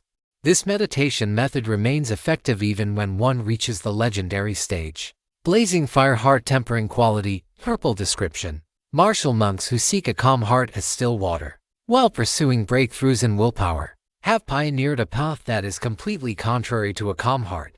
They completely indulge their inner thoughts and use heart fire to amplify them, letting themselves sink completely into various desires. Finally, they use their own willpower to subdue these thoughts, which have become like a raging prairie fire, in order to break through the bottleneck of their willpower, without hesitation. Gao Yang used both books directly. He closed his eyes and carefully comprehended the knowledge that had suddenly appeared in his mind. A long time later, he opened his eyes, a hint of satisfaction appearing in them. The meditation method was very simple. It only required him to sit quietly with his eyes closed and empty his mind. In this state, one could perceive oneself more clearly and use this to exercise one's willpower. As for the blazing fire heart tempering, this method of increasing willpower was somewhat radical. According to Gao Yang's understanding, it meant that he had to indulge the various desires and thoughts in his heart. Once he was completely submerged by these desires, he had to overcome these desires that had grown like wild grass and spread like a prairie fire. Through this path, he could achieve an explosive growth in willpower. Simply put, it was like dancing on the edge of a blade or playing with fire. He had to force himself into a desperate situation first. If he could not break through, he would be completely lost within it. No wonder Qiu said that most martial monks who chose this path eventually lost themselves and became puppets of desire. This was indeed not an easy path to walk. Following the requirements of the meditation method, Gao Yang sat cross-legged on the bed, placing black obsidian on his lap. According to the meditation method, this way of doing things could not only exercise his own willpower but also strengthen the connection with his weapon. Black obsidian was his weapon. How to wield it to exert greater lethality was a matter of his life. Being able to strengthen his connection with black obsidian was naturally what he needed. The first meditation was not smooth. Gao Yang felt a bit restless. But as time passed, his thoughts began to calm down like the surface of a lake. As still as an ancient well, tick-tock, tick-tock. The sound of the clock ticking echoed in the quiet bedroom. Half an hour later, Gao Yang let out a long breath, ending his first meditation. Although he could not see any difference for the time being, he could feel that his inner heart had become incomparably calm at this moment. He picked up his phone and checked the time. It was already 7 o'clock, and the sky outside had turned completely dark. Gao Yang ordered takeout for 5 people. With the enhancement of his physique and strength, his demand for nutrition and energy was also expanding. The appetite of an ordinary person was already far from enough for him. Not to mention, he had not eaten anything since he returned home last night. While waiting for the food to be delivered, Gao Yang opened his messaging app. After he had thrown a message saying "I quit" at his boss at noon, his originally irritable boss seemed to have become a different person. And even his tone of voice had become much nicer. Looking at the polite words from his boss in the chat box, Gao Yang shook his head slightly. Some people and some things are just that strange. When you are hardworking and uncomplaining, there will always be people who think you are easy to bully, constantly testing you and squeezing you. But when you suddenly stand firm, those people will reverse their attitude. To be honest, if it were not for the fact that this job was decent, his boss's typical feudal landlord mentality would have probably caused the business to go bankrupt long ago. Gao Yang closed the chat box. He would just go to the company tomorrow morning to resign. After resigning, he could go directly to the station and take a vehicle to leave this city. As for the clothes and such in the rented room, the existence of the item inventory saved him a lot of time in packing. The next morning, Gao Yang left the keys on the dining table and turned to lock the door. It took him half an hour to reach the company. Perhaps seeing Gao Yang's determination, or perhaps sensing the change in him, the entire process went smoothly without any trouble or attempts to make him stay. 10 minutes later, Gao Yang walked out of the office building, looking at the workers rushing by with breakfast in their hands. Gao Yang felt as if he had become an outsider. Compared to them, he had already embarked on a completely different path. This path might be unknown to others, might be full of uncertainties, and might be even more arduous and dangerous. But there is no denying that it is also more exciting and more fascinating. After casting one last glance at the square, rigid office building behind him, Gao Yang turned and walked away. He hailed a taxi, went straight to the station, found his scheduled train, and took his seat. 10 minutes later, the high-speed train slowly pulled out. It was not until the train had completely left the station and even the city itself that Gao Yang let out a soft sigh. Judging by this situation, either there were no surveillance cameras where he had been last night, or the incident was not as sensational as he had imagined, meaning the higher-ups were either unconcerned or simply inefficient. But regardless of the case, it made no difference to Gao Yang now. As the train arrived at his destination, Gao Yang shouldered his messenger bag and exited the station. Jinghu was not a large city. It could not be considered a first or second-tier city, but rather a small, obscure town. Because of this, the small town had not been tainted by the restlessness of the big cities. After traveling for nearly 2 hours, Gao Yang stopped in a small county under the jurisdiction of Jinghu City. Looking at the green mountains looming in the distance and breathing in the fresh air, Gao Yang's eyes held a mix of curiosity and nostalgia as he revealed a relaxed smile. So this is the hometown of the old director. The new year is so tiring. I still have to go out for dinner tonight. Chapter 40: Residence and Cultivation. The county was not large. Following the navigation, Gao Yang soon walked out of the town and continued along the road for over half an hour. Finally reaching his destination, the path beneath his feet had changed from asphalt to concrete, and finally to a wooden bridge only 2 meters wide. Floating just above the water. The bridge was low, only about 1 meter above the surface. Through the gaps in the wooden planks, one could see the crystal-clear water close at hand, with lush aquatic plants swaying back and forth, and even fish occasionally darting through the emerald greenery. From time to time, small, shuttle-like boats sped across the water, and the people on them looked at Gao Yang with a hint of curiosity. "Elder, may I ask if you know of Men Changfeng or the Meng family?" An elderly man with a ruddy complexion approached from the opposite direction. Gao Yang stepped forward and asked with a smile, "Men Changfeng, Faced with Gao Yang's inquiry, the old man stopped and looked him up and down. Seeing that he did not look like a bad person, he replied, "Old Meng's family. I know them. He was from our village and left many years ago. He came back a couple of years ago. Who might you be, young man?" Gao Yang replied, "Sir, my name is Gao Yang. I am an orphan who was raised by Grandpa Meng since I was a child. I finally have some time now, so I wanted to come and visit him." "Oh, I see. But you've come too late. Old Meng passed away half a year ago." The old man's expression softened, followed by a hint of melancholy. "Passed away? Where did he go?" Gao Yang was stunned, instinctively wanting to ask where Grandpa Meng had gone, but in an instant, Gao Yang realized the truth. In rural areas, passed away almost always meant death. A hollow feeling instantly filled Gao Yang's heart. His lips trembled, and he found it hard to meet the old man's eyes. "Sir, you said Grandpa Meng passed away." The old man patted Gao Yang's arm to comfort him. Sigh. He was old. It was unavoidable. Old Meng lived to be 83. At the very least, he passed away in his sleep. He just didn't wake up. It was a peaceful end. "Come, since you are like a grandson to him, I will take you to see him. Then I'll trouble you." "Sir." Gao Yang thanked him instinctively. The old man turned and walked back the way he came. Gao Yang followed by his side, wanting to support him, but the old man declined. The two walked past dozens of houses built entirely of wood on earthen mounds rising from the water, finally stopping on a patch of dry land. On the small plot of land stood several small burial mounds and tombstones.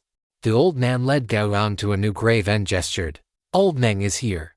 Gao Yang looked at the tombstone, which was barely a meter high, and slowly knelt. He took out the health supplements he had bought from his bag one by one. "Grandpa, I had intended to bring you these to help your health, but I never expected. Child, don't be sad. Old Meng had a good life. When he passed, his son, who lives abroad, specifically came back and observed the 7-day mourning period." The old man consoled him. After Gao Yang respectfully kowtowed 3 times, he stood up and looked at the old man. "Thank you for your trouble." The old man was quite generous. "Sigh, what trouble is there? It's getting late. I think you should stay in the village. Old Meng told us old folks before he passed that if anyone came looking for him, they should stay at his house. His son doesn't care for this old place anyway." Gao Yang did not refuse and walked back with the old man. Before long, the two stopped in front of a house. The old man pointed to the building and said, "This is Old Meng's place. We don't really lock doors around here. The door is just latched. There's nothing valuable inside, so you can just move right in." Gao, "All right.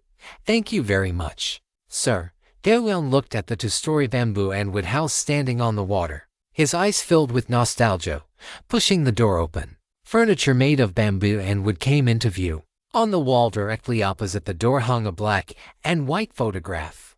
The photo showed an elderly man with a kind face. It was the old director. "Meng Chengfeng, Grandpa, Xiao Yang has come to visit you." The village was small, and within just one afternoon, the entire village knew that a child raised by Meng Chengfeng had come to stay. That evening, at the enthusiastic invitation of the village chief, Gao Yang had no choice but to eat dinner at the chief's house, which also served as a way to become familiar with the villagers. At night, Gao Yang settled into the guest bedroom on the 2nd floor. The old director who had raised him since childhood had passed away. Although it was considered a peaceful death, he still found it hard to let go. At the same time, this stirred up his curiosity about life and death. He wanted to know if, in this world of the multiverse where extraordinary power existed, life and death could be reversed. He opened the Omniverse Network, clicked into the forum, and posted a thread. "Is there any way to resurrect the dead?" Not long after Gao Yang posted the thread, other players began to reply. "May I ask if the person the original poster wishes to resurrect has been dead for more than one natural day? The shorter the time since death, the higher the probability of successfully recalling their soul back into their body." Gao Yang felt this player's answer was relatively professional, until he clicked on the user's profile and discovered that their information indicated they were a necromancer. "I recommend you look for a priest of the Life Church. They are professionals in the field of resurrecting the dead." Although we can indeed resurrect the dead, The prerequisite is that the deceased has not been dead for more than 10 minutes. For those dead longer than 10 minutes, their souls have either fallen into the 9 hells of Badr, plunged into the abyss, ascended to a divine kingdom, or even appeared on the wall of the faithless. Trying to recall a soul from these places is almost impossible. The cycle of life and death is in accordance with the fundamental laws of the universe. Why force it? Looking at these 2 replies, Gao Yang understood the situation. It seems that even at the level of the multiverse, resurrecting the dead is basically an impossible task. The old director had been gone for far longer than 10 minutes. It had already been over half a year. If what the life priest said in the reply was true, the old director's soul was already somewhere known by now. Moreover, the old director had lived for over 80 years. His passing was a natural part of life and death. To forcibly resurrect him would only be putting the old man through unnecessary suffering. However, after pondering for a moment, he tentatively replied, "May I ask? For those whose time of death exceeds this limit, for example, 10 days or half a month, is there any way to resurrect them? The original poster is an idiot. Goodbye, haha. You might be able to discuss this with the goddess of life or the god of the underworld. If they are in a good mood, they might help you fish the soul you want to resurrect out of the vast sea of souls. But in all likelihood, you will not receive any response. So, this world still doesn't have resurrection coins." Gao Yang thought to himself. Afterward, he took out the obsidian, placed it flat on his lap, closed his eyes slightly, and began his daily meditation. 1 hour later, the daily meditation ended. Gao Yang opened the Multiverse Network and began to search. Within the Multiverse Network, there are various ways to become stronger. The only thing he needed to do was find the method most suitable for him, since he had now broken free from his previous cage. In the remaining time of his life, he naturally had to follow this path to see the scenery ahead.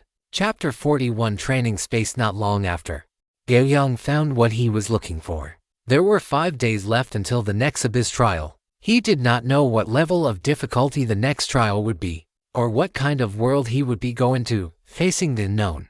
All he could do was improve his strength as much as possible. Training Space. As the name suggests, this module provides Multiverse Network players with a space where they can train. In this training space, players enter in the form of consciousness. In this space, one can exercise various abilities, engage in combat with other players, or exchange insights. Because it is the consciousness entering, and it is provided by the Multiverse Network, one can only gain experience and the accumulation of techniques within the space.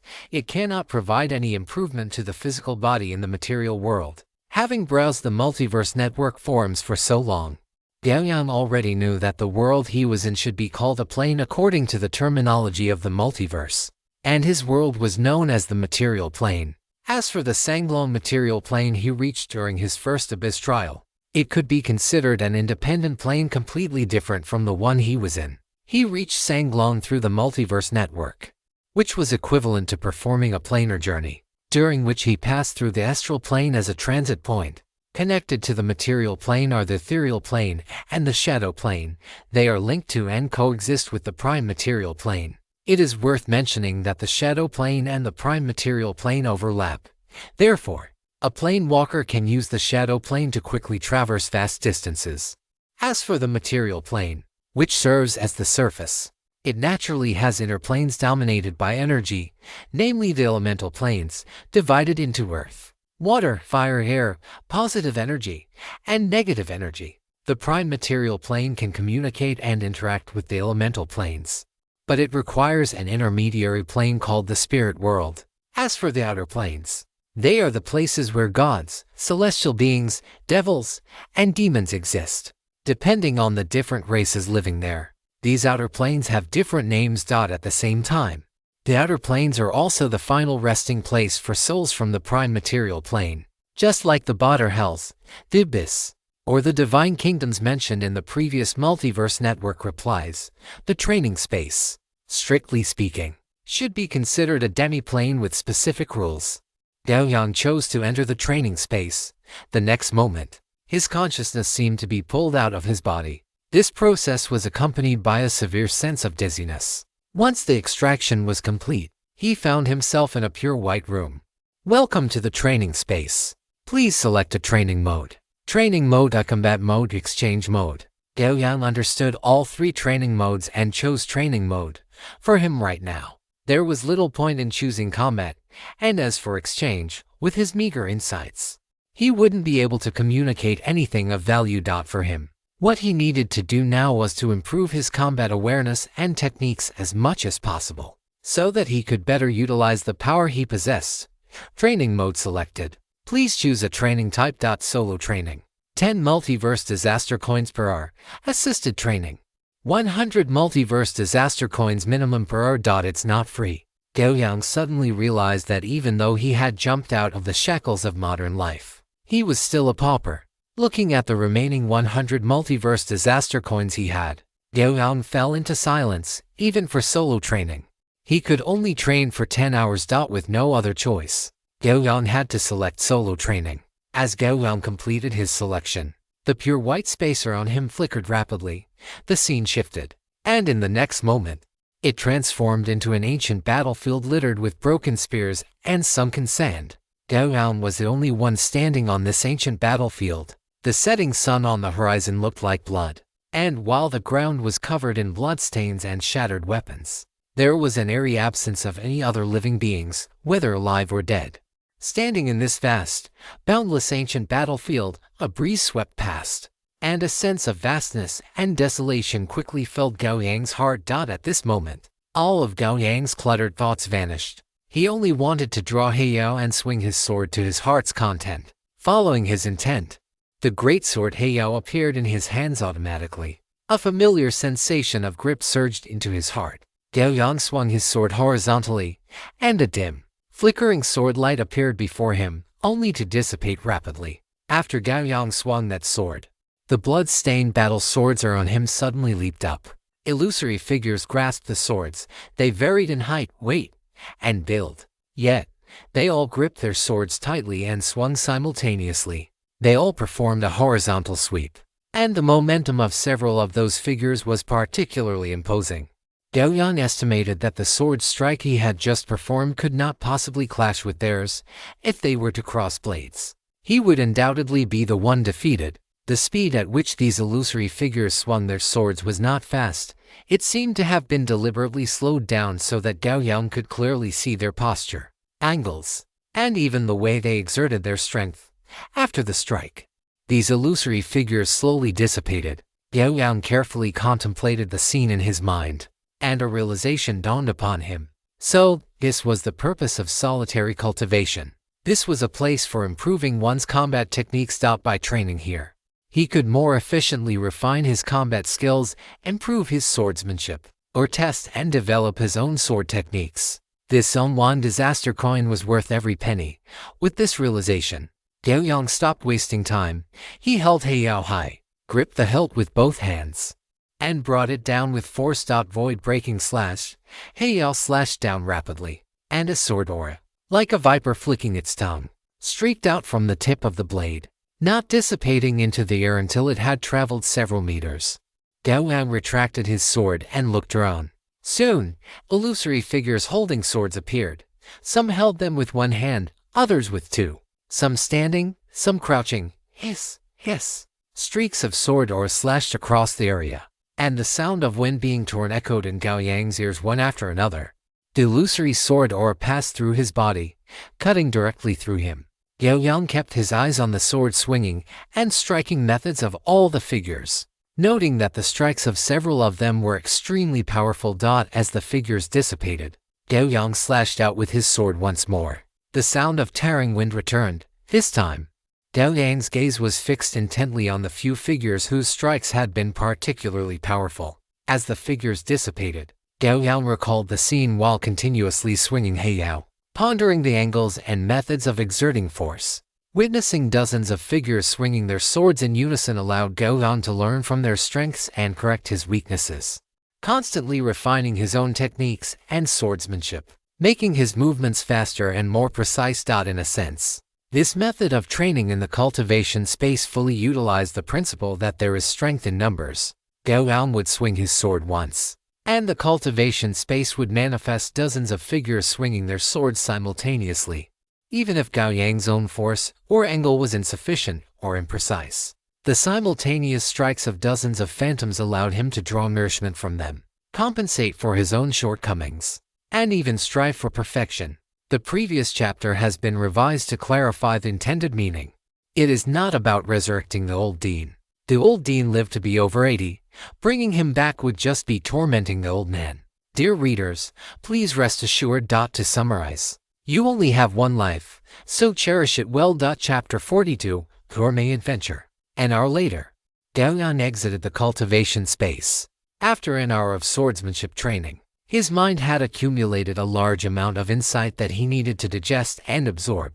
Continuing to train further would cause his efficiency to drop sharply and would only be a waste of time. Gao Yang understood this. So, he decisively exited the cultivation space. It was definitely not because of a shortage of Zhongwang disaster coins. He stepped down the wooden stairs from the second floor and arrived at the backyard of the wooden house. Calling it a backyard was a bit of a stretch. It was actually a slightly spacious area behind the house. A wooden bridge extended from the back door of the house, reaching its end after about 7 or 8 meters. Gao Yang stepped off the end of the bridge onto the slightly soft, muddy ground.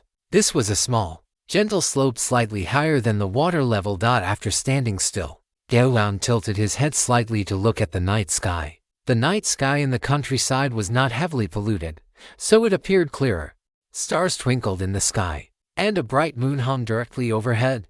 Faint moonlight fell, illuminating Gao Yang's body and casting a long, narrow shadow on the ground. It was slightly chilly, but Gao Yang's physique was already at a full 13 points. So, wearing a loose short-sleeved shirt, he only felt a refreshing coolness. After closing his eyes and contemplating for a moment, he took a deep breath of the cool, fresh air and began to swing his sword. He wanted to use this method to let his body firmly remember the results of his previous training and to turn these experiences into nourishment that his body could fully absorb. Only in this way could he truly master them. At the same time, through swinging the sword, he could also continuously temper his physique and battle energy. Under the faint moonlight, the surface of Gao Yang's body seemed to be covered in a layer of faint light, making him look as if he were glowing. Combined with his focused movements, an aura of a reclusive master emerged naturally, though it would have been even better if this master wasn't glistening with sweat. After training under the moonlight for 2 hours, Gao Yang slowly stopped, without sufficient nutritional supplements. Excessive exercise was not beneficial for his body. Gao Yang looked at the calm water surface shimmering with ripples under the moonlight. The sweat on his body made him feel sticky and uncomfortable. He hesitated for a moment, but ultimately followed his instincts. Took off his short-sleeved shirt and shorts, stepped down the gentle slope, and entered the calm water. It was already late autumn, and when Gao Yang touched the water, he couldn't help but hiss, though he quickly adapted to the temperature. 10 minutes later, Gao Yang returned to his bedroom, feeling refreshed. Rubbing his slightly less than full belly, Gao Yang suddenly felt that his decision to move to the countryside had been a bit rash. Fortunately, even in such a rural area, the online shopping platform was still reliable. After spending several hundred yuan to order a large batch of nutritious instant food, Gao Yang opened the comprehensive network. Beyond the abyss trials, the comprehensive network also featured dungeons for daily adventures, as well as many others that, in Gao Yang's eyes, remained gray and unopened. Usually, the difficulty of these dungeons was not as exaggerated as the abyss trials. Soon, Gao Yang found a dungeon that met his current needs. Gourmet Adventure, Challenge Level. Dungeon Difficulty. Easy automatically switches to hard difficulty when dungeon progress reaches 30%. Dungeon Description. Gourmet food can never be tasted simply with money. In most cases, every dish represents the painstaking efforts of the chef who prepared it. As a world-renowned culinary sanctuary, the Tower of Gourmet is open to all adventurers. As long as you defeat the chefs, you can taste food that is both delicious and magical. Dungeon Achievements. Gourmet Enthusiast. Climb to the 10th floor of the Tower of Gourmet and defeat the 2-star head chef. Barbecue Genius. Aldous. Gourmet Connoisseur. Climb to the 25th floor of the Tower of Gourmet and defeat the 3-star head chef. Nightmare Spatula. Master of Exotic Ingredient Cuisine. Gen Chekhov. Big Eater. Climb 40 floors of the Tower of Gourmet in a single, complete dungeon challenge. P.S. I eat. Winner of the Big Eater Challenge, charging toward the stomach, viewless. Current dungeon progress. Remaining dungeon time, 6 days, 23 hours, 59 minutes. P.S. In adventure level dungeons, completing an achievement will increase the dungeon progress by a certain amount. Once a certain progress threshold is met, the next difficulty level can be unlocked. Dungeon progress of 30% unlocks hard difficulty, 50% unlocks elite difficulty, and 75% unlocks boss difficulty. Once dungeon progress reaches 100%, you can claim the completion reward. The first time completion reward grants a massive bonus. When Gao Yang opened his eyes, a magnificent, towering giant tower came into his view. The giant tower soared into the clouds, standing in the center of a vast, boundless land. It was built entirely of white jade, emitting a warm, lustrous glow. The footprint of the giant tower was extremely vast, at the very least. When Gao Yang looked toward both sides, he still saw walls of white jade on the tower walls at regular intervals. There were arched doorways about 10 meters high. In Gao Yang's field of vision, creatures of various shapes and sizes walked into the tower from time to time, some leaving with satisfied expressions, others looking dejected.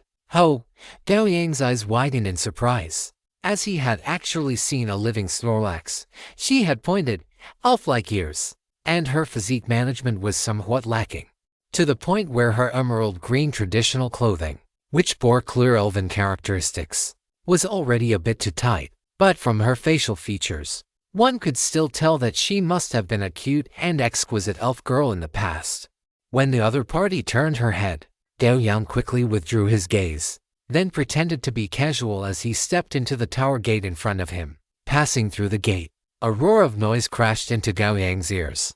The immense clamor left Gao Yang dazed for a moment before he adapted to the overly noisy environment. He walked toward the place where the crowd was gathering, not because he was familiar with the place, but because a huge, conspicuous sign was erected there: Gourmet Adventure Registration Office. Yes, this gourmet adventure actually required a registration fee. Fortunately, while queuing, Gao Yang learned that the registration fee here was only 50 comprehensive network disaster coins, and there was a possibility of obtaining rich rewards during the adventure. Therefore, he readily paid the 50 comprehensive network disaster coins and began his gourmet adventure. Following the directions, he arrived at a lounge where there were more than a dozen other challengers like him, holding digital nameplates and waiting to begin their gourmet adventure. After waiting in the lounge for more than 10 minutes, Gao Yang finally heard his digital nameplate number. He stood up impatiently and walked toward the only exit of the lounge. My stomach is already starving and impatient. Dear readers, please cast your votes.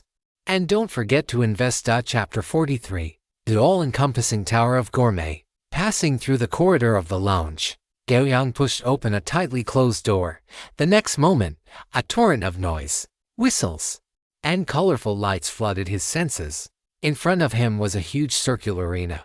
The edge of the arena consisted of rock walls at least 10 meters high, and behind the rock walls were rings of seats, much like a football stadium. If Gao Yang hadn't known he was participating in a gourmet adventure, he would have thought he had arrived in ancient Rome, becoming a gladiator about to engage in a fight to the death. Gao Yang withdrew his gaze and locked it onto the massive figure at the other end of the arena. He was wearing a chef's hat and a green apron. Ladies and gentlemen, let us welcome the next challenger with the most enthusiastic applause. A passionate tenor voice came from above. Hearing this, Gao Yang looked up and saw a cone-shaped object about 2 meters in diameter floating above the arena, where a devil wearing a tuxedo and holding a golden microphone was giving a passionate speech. Through the comprehensive network, Gao Yang recognized this as a devil of the Batezu race. Batezu devils usually lived in the 9 hells of Bater and were the most numerous type of devil. This devil host held the golden microphone, looking passionate and excited, using its innate, highly inflammatory, and seductive rhetoric to constantly stir up the emotions of the audience. This is a human warrior. Oh, look at how sturdy his physique is, how stylish his heavy armor is, and that great sword in his hand shining with a black luster. By the lords, I think he could climb all the way to the 50th floor of the gourmet tower in one breath. Gao Yang listened to the words of this devilkin. After the inflammatory power within its speech touched his consciousness, it did not stir the slightest ripple. Clearly, this kind of inflammatory language, which did not even qualify as a first circle spell, could not shake Gao Yang's will in the slightest. The benefits brought about by his immortal will were gradually manifesting, ignoring the spectators in the stands who were frantically waving all sorts of objects. Gao Yang, clad in his watcher-heavy armor, stepped into the arena one step at a time. As Gao Yang entered the arena, the cheers of the audience became even more intense. Opposite Gao Yang, the chef wearing a green apron had also stepped out from his cooking station and arrived across from him. His 3-meter-tall frame, the thick and sharp bone-cleaving knife, combined with his skin as rough as rock and tusks protruding from his lips, proved that he was a typical orc chef. Hello, adventurer. I am the one-star chef Garu. Today, I have prepared a dish of charcoal grilled calf leg, Garu said, revealing a fanatical expression. First, defeat me, and then enjoy the delicacy I have prepared for you to your heart's content. Garu. In the surrounding stands, the audience's fanatical cheers came in wave after wave, almost turning into tangible pressure as they blanketed Gao Yang. This type of gourmet competition, which was similar to a beast fighting arena, naturally had astonishing gambling profits. Otherwise, it would not be hosted by a member of the Devilkin. In fact, the construction of the gourmet tower also involved the influence of the Devilkin. In other words, the Devilkin were one of the major shareholders of the gourmet tower. This group of organized, intelligent, self-ordered, yet extremely evil fellows would never miss any opportunity to promote devil contracts to living beings. Gao Yang looked at the orc Garu before him. He could sense the power contained within this orc chef's body. Perhaps I should get some detection equipment so that I can see the opponent's approximate strength more intuitively, Gao Yang thought to himself, and then, gripping black obsidian, he charged toward Garu amidst the fanatical shouting. The bonus from his agile movement, combined with the burst provided by his 13 points of strength, gave Gao Yang an extremely fast burst speed. Even while wearing heavy armor, he was still like a gust of wind. Black obsidian slashed down overhead, and Gao Yang used his fatal strike without hesitation. Garu swung the bone-cleaving knife in his hand, which was nearly half a meter wide and 3 fingers thick, and with a fanatical roar unique to orcs, he slashed down in a straightforward, brutal manner. Clang! The black greatsword and the blood-stained bone-cleaving knife collided in midair. To the surprise of many spectators, Garu's bone-cleaving knife was actually knocked aside by Gao Yang's greatsword. Garu's tall frame lost its balance as a result, and his footing began to waver. Yet Gao Yang's body remained completely unmoved, and the greatsword in his hand slashed straight toward Garu's chest and abdomen. At the moment of Gao Yang's attack, he was quite lucky to trigger the passive effect of immortal will. Therefore, while in the state of unyielding body, even though Garu's strength was slightly higher than his, he fell into a disadvantage in this clash. Black obsidian left a huge wound on Garu's chest and abdomen. Before Gao Yang could strike again, Garu roared and swung his left fist. The muscles on his left arm bulged high as he smashed it toward Gao Yang's head. With a boom, Gao Yang was knocked back several steps by this punch. However, before being knocked back, he used his greatsword to perform an extremely precise flick, slicing a large chunk of flesh from Garu's left arm. Garu did not seem to notice, holding his bone-cleaving knife and charging at Gao Yang like a steady, oncoming dump truck. Gao Yang planted his right foot to stop his retreat, then gripped the hilt with both hands, stomped down, and swung black obsidian in one fluid motion. A faint sound of air being torn apart suddenly appeared, and a wisp of sword energy followed black obsidian as it tore through the air toward Garu. Garu sensed something and blocked his door-sized bone-cleaving knife in front of him. But after the sword energy collided with the knife, the dissipated energy still left 2 extremely deep wounds on his body. Garu let out a low growl of pain, only to see black obsidian already slashing before his eyes. Having felt the power of Gao Yang's strikes, Garu could only choose not to clash head-on with him. He retreated, attempting to avoid Gao Yang's blade, but at that moment, Gao Yang stepped forward again with speed faster than his own. An orc's massive frame, in the vast majority of cases, represented low agility. A crisp sound like metal striking iron rang out, Gao's eyes were filled with confusion because this strike did not have the terrifying sense of power from the first clash with Gao Yang. But before he could react, a second strike followed closely, aiming straight for his neck. "I'm going to die." Gao's eyes widened, and he let go of the bone-cleaving knife in his hand in despair. Gao Yang slashed out, and just as he was about to strike Gao's neck, a faint golden light shield blocked the edge of black obsidian. Oh! In just 3 seconds, this human warrior has defeated the orc chef Gao. Let us cheer to our heart's content for this heroic and powerful human warrior. You have defeated the 1-star orc chef Gao. You have obtained a delicacy, charcoal grilled calf leg. Charcoal grilled calf leg, carefully prepared by the orc chef Gao using the front leg of a 3-month-old calf. The taste is extremely tender and delicious. After consumption, it continuously restores a moderate amount of HP and stamina based on the user's physique over 2 hours based on the user's digestive ability. Chapter 44. The Friendly Halfling and Climbing the Tower. Looking at the charcoal grilled calf leg in his inventory, Gao Yang did not hesitate. He took it out directly and began to chew on it in large bites. The entire calf leg, roasted by Gao, had a charred and fragrant skin, while the beef inside was incredibly tender. There was also a rustic yet non-irritating spice flavor, which perfectly neutralized the greasiness of the meat. Given Gao Yang's current appetite, 1 calf leg was enough to make him feel completely full. Thus, he spent over 10 minutes eating the entire calf leg clean. Gao watched Gao Yang devouring the food, his originally dejected face blooming with a heartfelt smile. As a chef, what could be more satisfying than seeing a diner focus intently on enjoying the food one has prepared? 1-star orc chef Gao's favorability toward you has increased. Current favorability, friendly. You have obtained orc Gao's private banquet invitation. After Gao Yang finished the calf leg, 2 notifications suddenly appeared before his eyes. He paused for a moment, looked at the invitation which bore a distinct orc style, and flashed a smile at Gao. "Go on up. There is even more delicious food above." Gao pointed toward the ceiling and said to Gao Yang. Gao Yang nodded. Seeing this, the devil host floating in the air immediately waved his hand. The next moment, the entire gourmet arena they were in rumbled and rose from the ground. Amidst a series of clicking sounds, Gao Yang realized he had already arrived at the 2nd floor of the gourmet tower. He was still standing in the center of the arena, but the figure of the orc Gao had disappeared, replaced by a large pot bubbling with steam. A small figure, only half the height of a human, was busy working beside the pot. Although he looked extremely petite, his movements were remarkably agile. He could instantly set upright any oil or vinegar bottle that tipped over. It wasn't until the loud, boisterous sound of the crowd erupted that he was startled. He realized something, then turned around to look at Gao Yang. "Wow, what a cool suit of armor!" he exclaimed with genuine wonder and envy. "A halfling."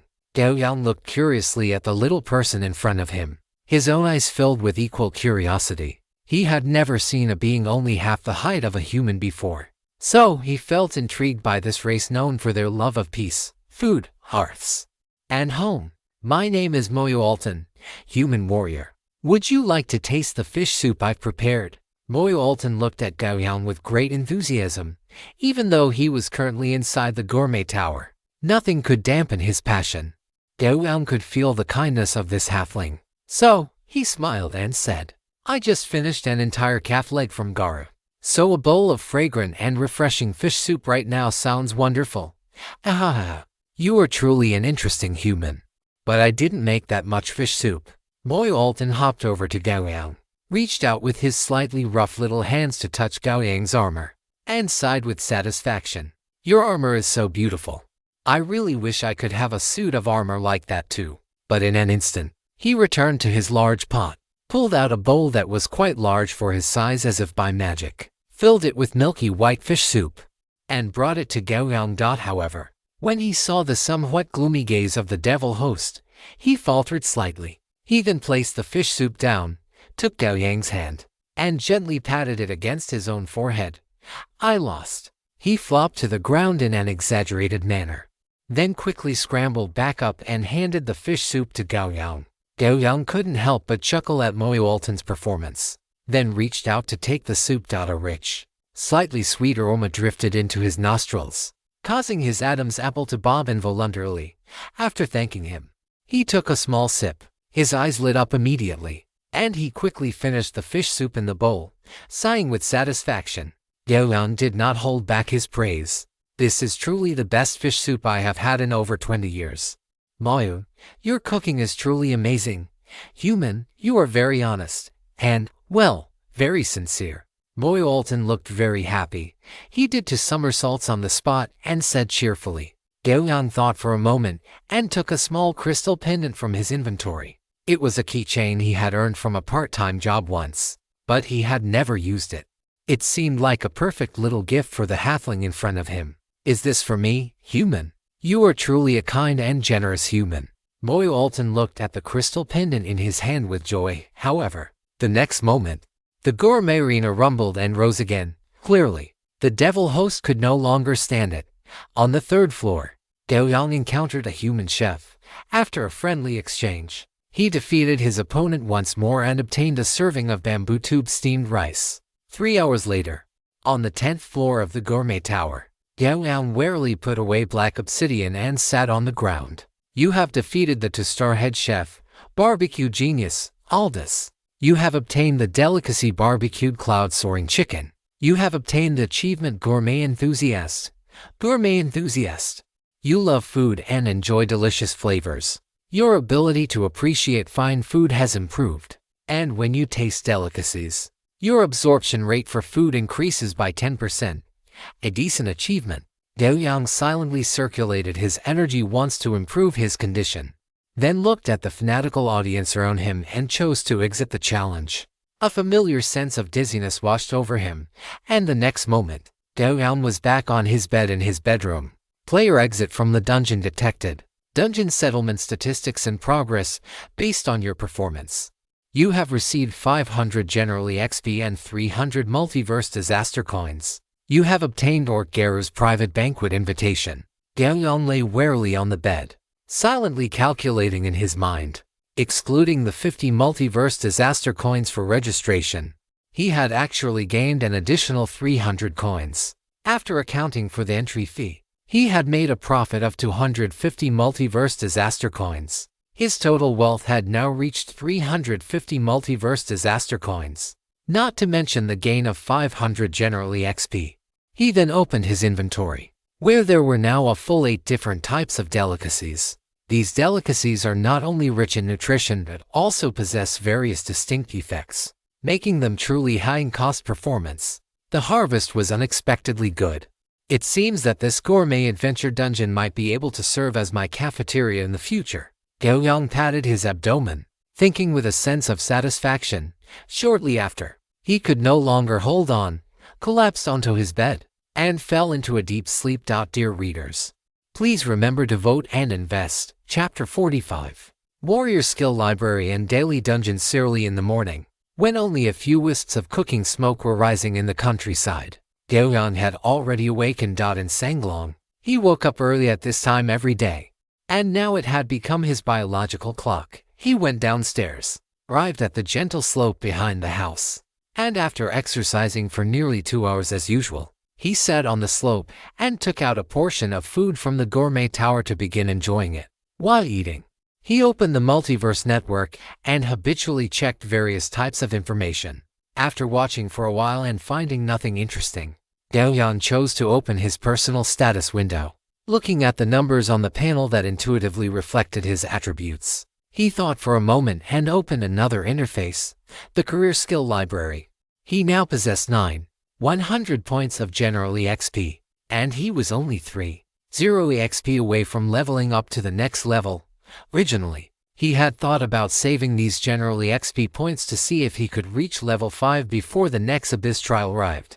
However, after last night's Gourmet Tower, Gao Yang was shocked to discover that even in a challenge like the Gourmet Tower, which was level 5 but felt like a boss fight every single time, the XP rewarded was only 500 points.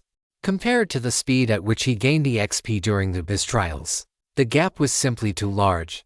After weighing his options, he decided to invest these EXP points into areas that could more intuitively reflect his combat power. In the skill library, Besides the warrior-exclusive skills learned automatically upon leveling up, there were corresponding career skills, as well as many basic general skills. The difference between the three is that warrior-exclusive skills are learned automatically when leveling up, while career skills are general skills common to the entire career category. As for general skills, the scope is much broader. As long as the corresponding conditions are met, they can be learned.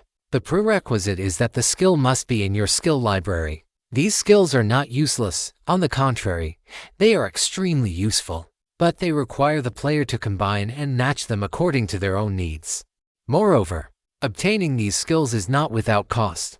They require consuming a considerable amount of general EXP. Gao Yang ate while browsing, and finally, he combined all his general EXP to select a rough range of skills: charge, power attack, cleave, blind fight, combat reflexes, parry, and initiative.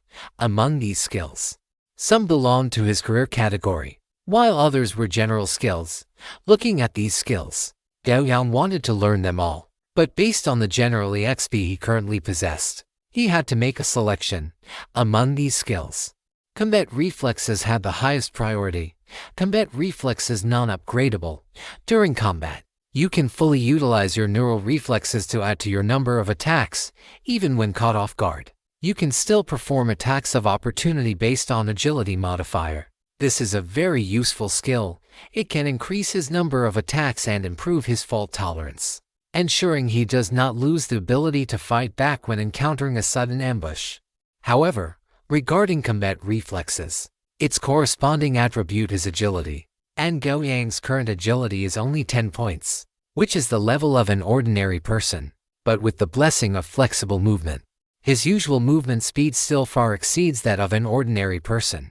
The importance of agility is self-evident, and as a warrior, Gao Yang also has a high demand for agility. If a warrior only has strength and constitution, they can only become a clumsy siege machine. But if they also possess high agility on top of that, they will transform into a killing machine that makes enemies tremble with fear. Whether to learn the skill combat reflexes. This operation requires consuming 1000 general EXP. Consuming 1000 general EXP. You have learned the skill combat reflexes. Consuming 1000 general EXP. You have learned the skill power attack. Consuming 1000 general EXP. You have learned the skill cleave. Consuming 1000 general EXP. You have learned the skill charge. Consuming 1000 general EXP. You have learned the skill initiative. Consuming 2000 general EXP. You have learned the skill toughness. Toughness. Your stamina has been strengthened. You can push your physical limits to sustain current actions. You can persist for longer periods during activities such as swimming, running, forced marches, holding your breath, or during checks for non-lethal damage like hunger, thirst, extreme temperatures, or suffocation. A seemingly inconspicuous but very useful passive skill. In short, it strengthens Gao Yang's survival ability and his endurance in non-combat states. But because this is a general skill, the cost of learning it is higher than that of ordinary career skills. Cleave. When you deal a sufficiently lethal attack to a target, you can immediately launch an additional melee attack against another nearby target. It has two prerequisites. Strength must reach 13 points, and you must have learned power attack. Power attack has a similar effect to the heavy strike Gao Yang learned previously, both of which involve charging up to unleash a stronger attack. But cleave is different. It allows Gao Yang to complete an efficient strike against the next target while maintaining the intensity of the previous attack. Gao Yang's evaluation of cleave is a very powerful skill for clearing out mobs, bending 7-0 general EXP in one go. It would be a lie to say it didn't hurt. With so much EXP, even killing 2 old 1 bishops wouldn't make up for it. He would need to add 3 or 4 fanatics on top of that. However, everything was worth it. Attributes are not the only thing that matters. In real combat, what you compete with is not just your stats, but more importantly, your mastery and application of your own skills and methods. After finishing breakfast and feeling the abundant energy in his stomach, Gao Yang stood up and began to continue his training. The ingredients used by the chefs in the gourmet tower contain extremely rich energy. Although Gao Yang's absorption of nutrients from food cannot compare to vitality potions, It is already sufficient for his current needs. During the training process, Gao Yang practiced his battle chi secret manual while swinging his sword. It was not until 2 hours later that his training came to a temporary halt. He sat down cross-legged and began to meditate under the warm midday sun. Meditation can slowly improve his willpower, although the effects are not visible in the short term. There is an old saying, "A tree that fills one's arms grows from a tiny sprout. A 9-story terrace rises from a pile of earth. A journey of 1,000 miles begins with a single step." Without the accumulation of bits and pieces in ordinary life, how can one talk about achieving a qualitative leap when the opportunity rises? Because he had only recently learned to meditate, it took Gao Yang half an hour to finally enter a meditative state. After another half hour, Gao Yang exited the meditative state. He took a deep breath and stood up. After meditating, most of the fatigue from his morning training had dissipated. Walking back to his bedroom, Gao Yang entered the training space once again. He had mastered a large number of skills in the morning, and if he did not master them as soon as possible, he would have no way to improve his strength. If he were to use them rashly in actual combat, he might even be caught off guard by the enemy, thereby putting himself at a disadvantage or even in a dangerous situation. The training space is an excellent place to familiarize oneself with and comprehend skills. The familiar sensation of being pulled away occurred, and by the time Gao Yang regained his senses, he was already in the pure white training space. Skillfully selecting the training mode, Gao Yang quickly entered the zone.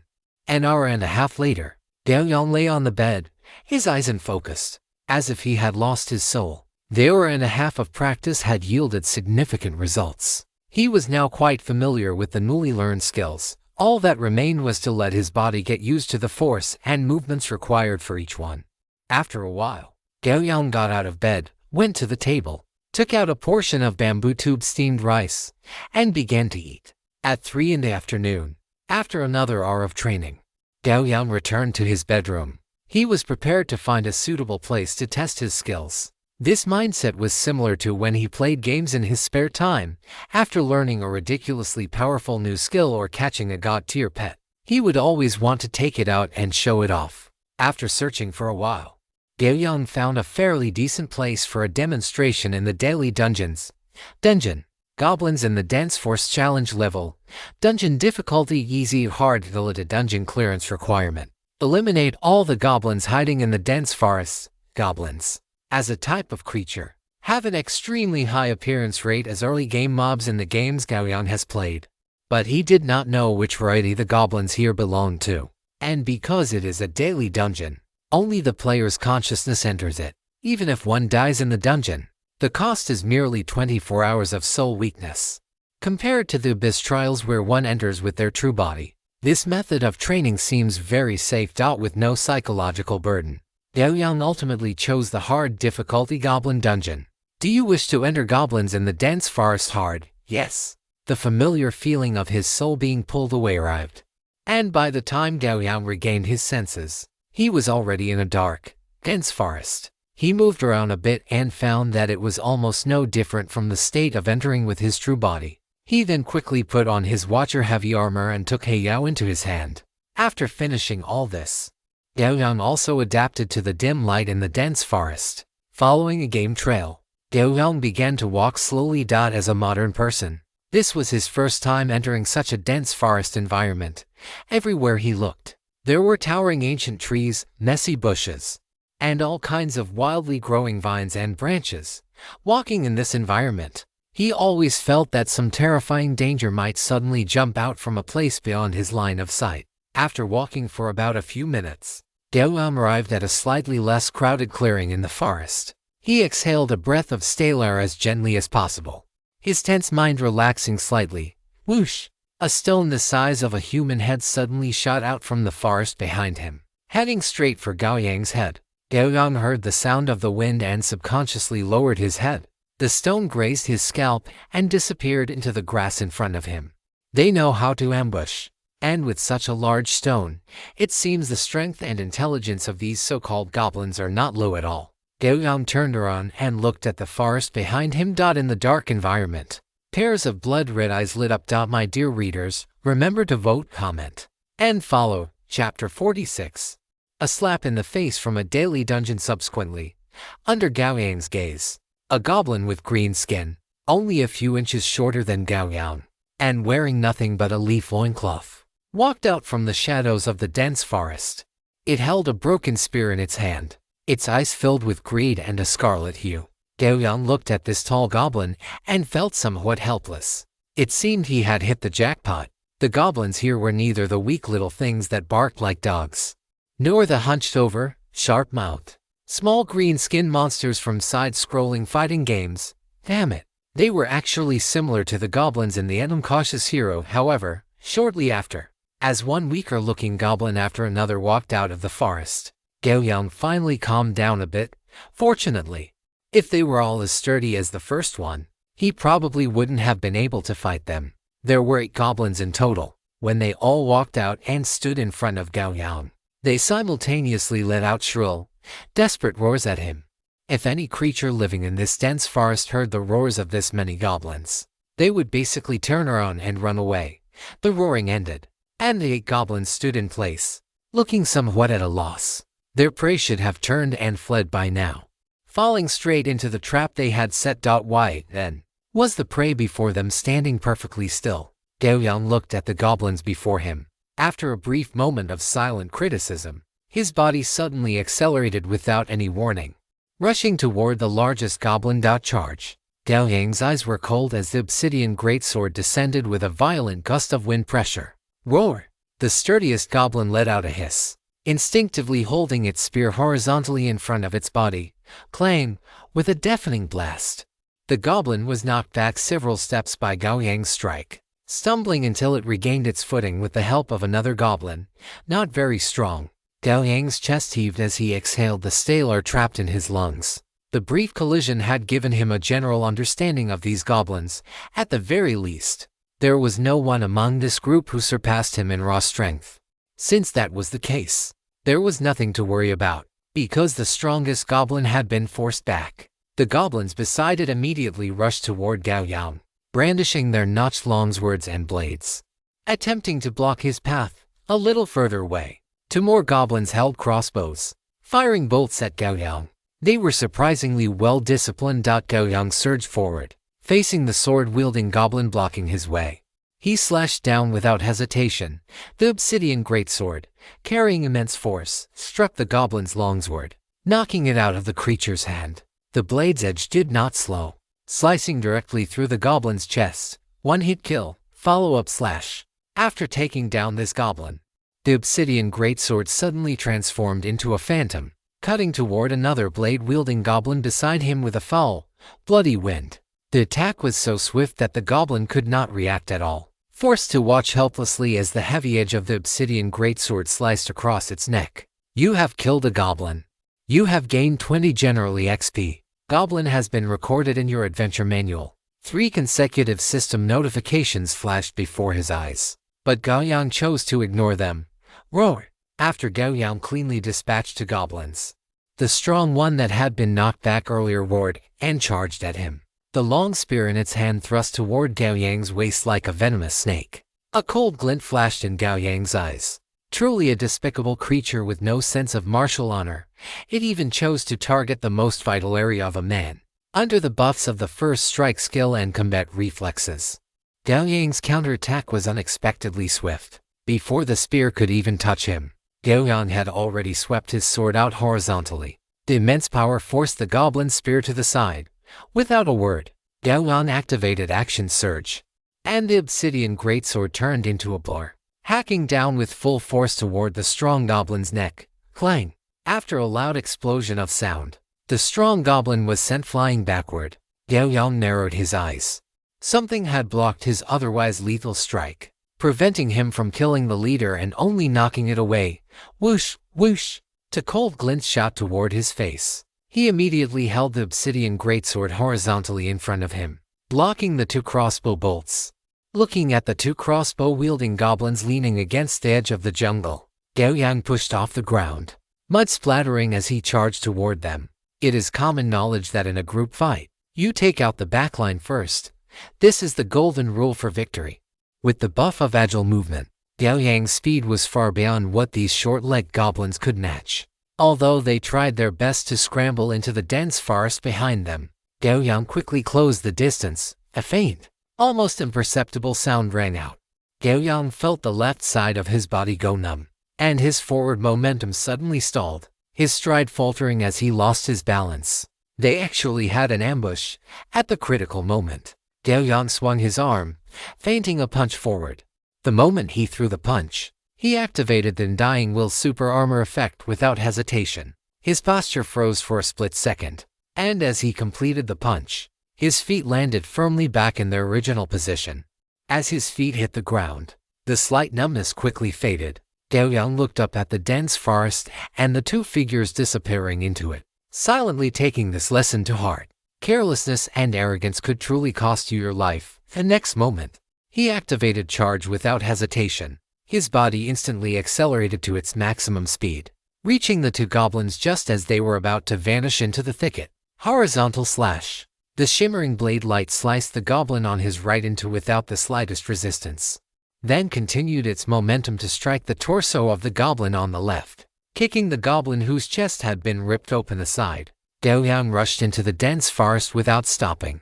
There was still one archer goblin inside. The sneak attack from earlier had been powerful and even coated in poison. Gao Yang could already no longer feel his left chest, abdomen, or waist. After charging into the forest, he saw the weeds ahead being trampled wildly, as if something was fleeing.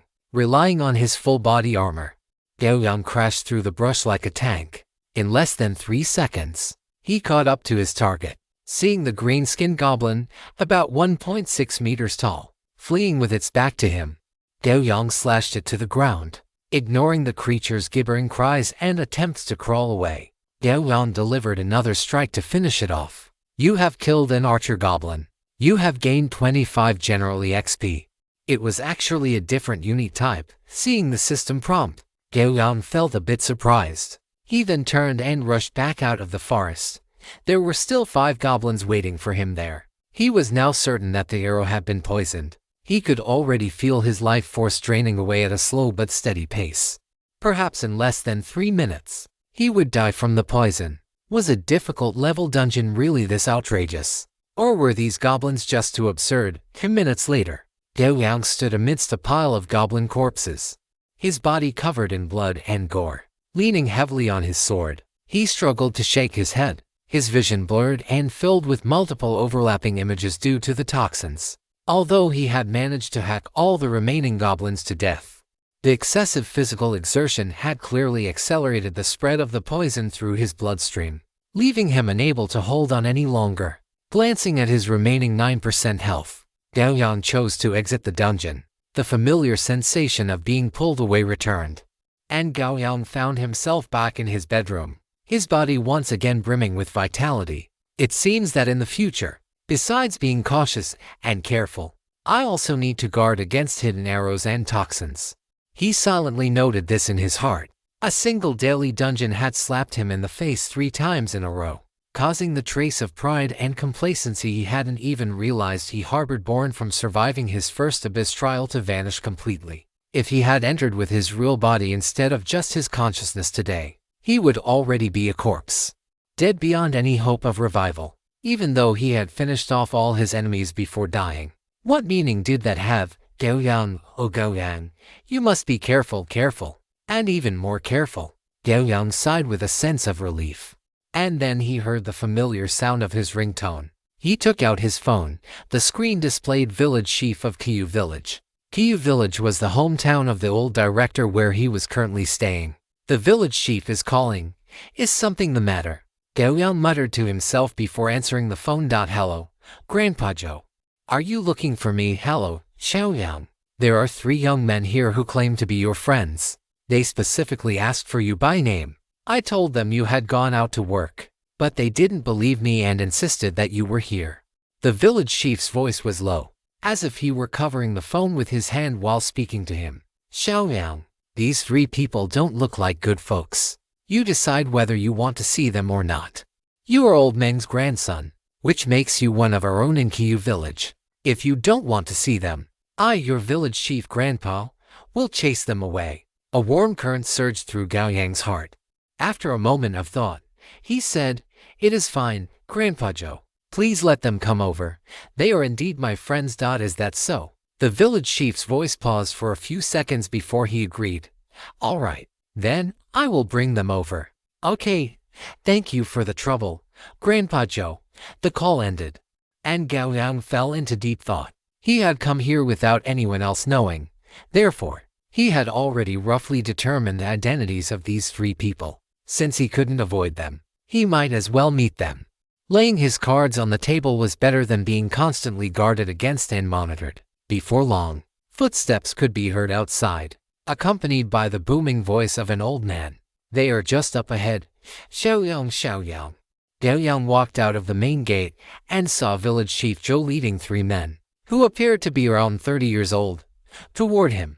Behind them followed more than a dozen elderly residents of Qiu Village, all holding various farming tools. Among them was old Manhwa, whom Gao Yang had met when he first arrived. This is really... Gao Yang wore an expression of being unable to laugh or cry. Dear readers, please keep reading, and keep reading. Do not let this book sit in your library. If you want to let it sit, wait until it is officially published before doing so. If you let it sit now, Sesame is done for. P.S. If you really want to let it sit, you can still use your lucky little hands to click to the last page. You can read it later. Chapter 47, Unexpected Visitors. Village Chief Zhou walked quickly to Gao Yang's side. Then, leaning forward to avoid the line of sight of the 3 men behind him, he said to Gao Yang, "Xiaoyang, you don't need to be afraid. If anything seems wrong, just call out to us. I, your village chief grandpa, guarantee that I won't let them leave our Qiu village." Gao Yang smiled and gave Village Chief Zhou a reassuring look, then said with a hint of helplessness, "Grandpa Zhou, please don't worry. They came to find me just to have a few words. It is fine."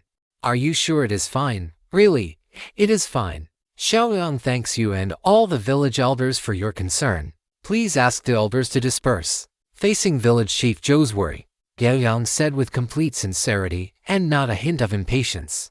Village Chief Zhou's gaze shifted back and forth between Gao Yang and the 3 men several times before he finally nodded and said, "All right. Then we will head back first. If anything happens, just call my phone." "Okay, thank you, Grandpa Zhou. Let's go. Let's go. Everyone disperse." Village Chief Zhou did not hesitate and immediately turned to leave with the group of elders from Qiu Village. Gao Yang watched with a smile as the many elders walked away. Then, his smile faded. He turned and walked back into the wooden house, his voice, devoid of any discernible emotion, ringing in the ears of the 3 men outside. "Come in and speak." The men on the left and right showed a hint of anger and were about to step forward, but the man in the middle raised his hand to stop them. Gao Yang sat down on a bamboo chair as the 3 men walked inside. The man in the middle, who appeared to be the leader, came before Gao Yang and sat down. He placed his hands flat on his knees. He looked at Gao Yang and smiled. "Let me introduce myself. My surname is Li, and my name is Li Shufeng. Please forgive this intrusive visit, and I hope Mr. Gao Yang does not misunderstand." Gao Yang's eyes were calm. He sat casually on the bamboo chair and said, "Since you have traveled such a long way, just state your purpose, Mr. Li." Li Shufeng looked at the overly young, calm face before him and did not speak. He simply gestured, and the man to his rear right immediately handed him a tablet. After a few simple operations, Li Shufeng pushed the tablet onto the table in front of Gao Yang. The tablet was playing a video. The footage was black and white, but it displayed a scene Gao Yang was all too familiar with. It was the video of him slicing the truck in half with a single sword strike after his return. He hadn't expected it to be recorded after all. Gao Yang reached out and pushed the tablet back. "So, you have found me. What is it that you want to do?" His eyes were lowered, obscuring most of his pupils, which made it impossible for Li Shufeng opposite him to read his gaze. At this distance, if the conversation went south, Gao Yang was 100% certain he could kill all 3 of them with a single strike. However, that was the worst-case scenario. If possible, Gao Yang did not want to become a murderer, especially in the hometown of the old dean, which was as picturesque as a painting. Li Shufeng saw that Gao Yang neither admitted nor denied it. but instead maintained such a calm attitude, and his eyes gradually brightened. Gao, you say that with an existence like yours, can our world still continue to exist? Gao Yang raised his eyes to look at Li Shufeng. Li Shufeng did not say there are other existences, nor did he ask if it can continue to exist, but instead said, can it still continue to exist? Gao Yang already understood the meaning behind those words. As you can see, I do not know, Gao Yang said with a smile. Seeing Gao Yang so calm, Li Shufeng became even more certain of his thoughts. He looked at Gao Yang and said earnestly, Mr. Gao, to be honest, when I saw this video, I thought about setting off immediately to visit you, but I forcibly suppressed that impulse because I was afraid of disturbing you. I can roughly guess your thoughts, so you can rest assured that this tablet contains the only remaining copy of this video. There are no other backups. As for my identity, I am not afraid of you laughing at me, but the highest leader of DH City, where you previously resided, is also surnamed Li.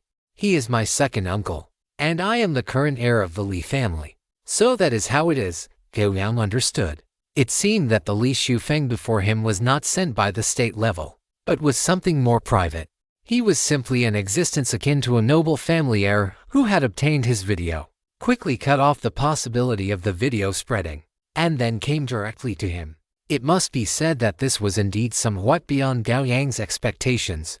Originally, he thought the visitor would be someone from the state level, or perhaps another existence possessing similar abilities, but he did not expect that it would be a so-called noble family. How truly curious! Li Shufeng did not hide the longing in his gaze. He looked at Gao Yang and asked. Then, returning to the original question, Mr. Gao, do you think I can be like you? What kind of person? Gao Yang stood up, and the next moment, Li Shufeng felt a wave of bloody, malevolent wind rushing toward his face.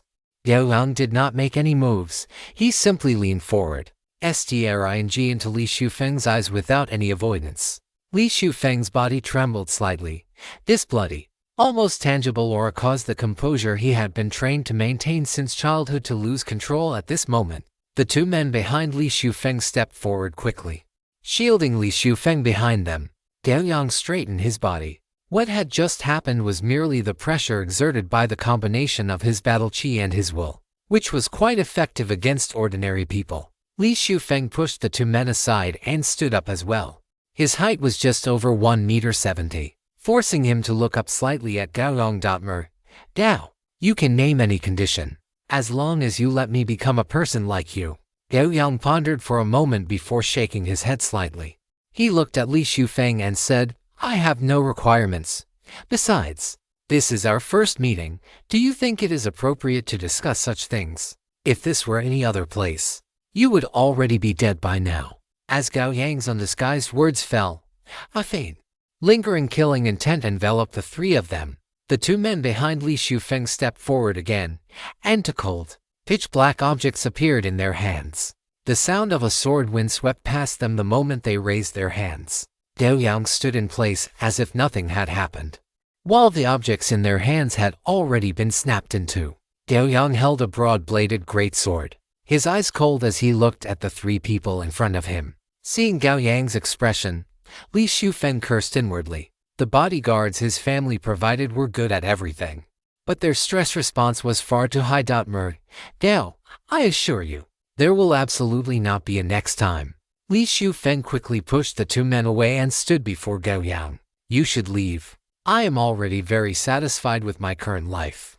If you really want to do something, then take care of the elderly in Qiyu village. The broad-bladed greatsword abruptly vanished from Gao Yang's hand. He looked at Li Shufeng and spoke indifferently. Upon hearing this, Li Shufeng revealed a relieved smile. Gao, I will make sure you see my sincerity. He then nodded slightly toward Gao Yang, turned around, and left with the two men. Chapter 48. New Abyss Trial. 0 days 0 hours 3 minutes 32 seconds. Gao Yang sat cross-legged on his bed, watching the countdown for the Abyss trial gradually come to an end. Ever since Li Shufeng left, Gao Yang had not seen him again in these past few days.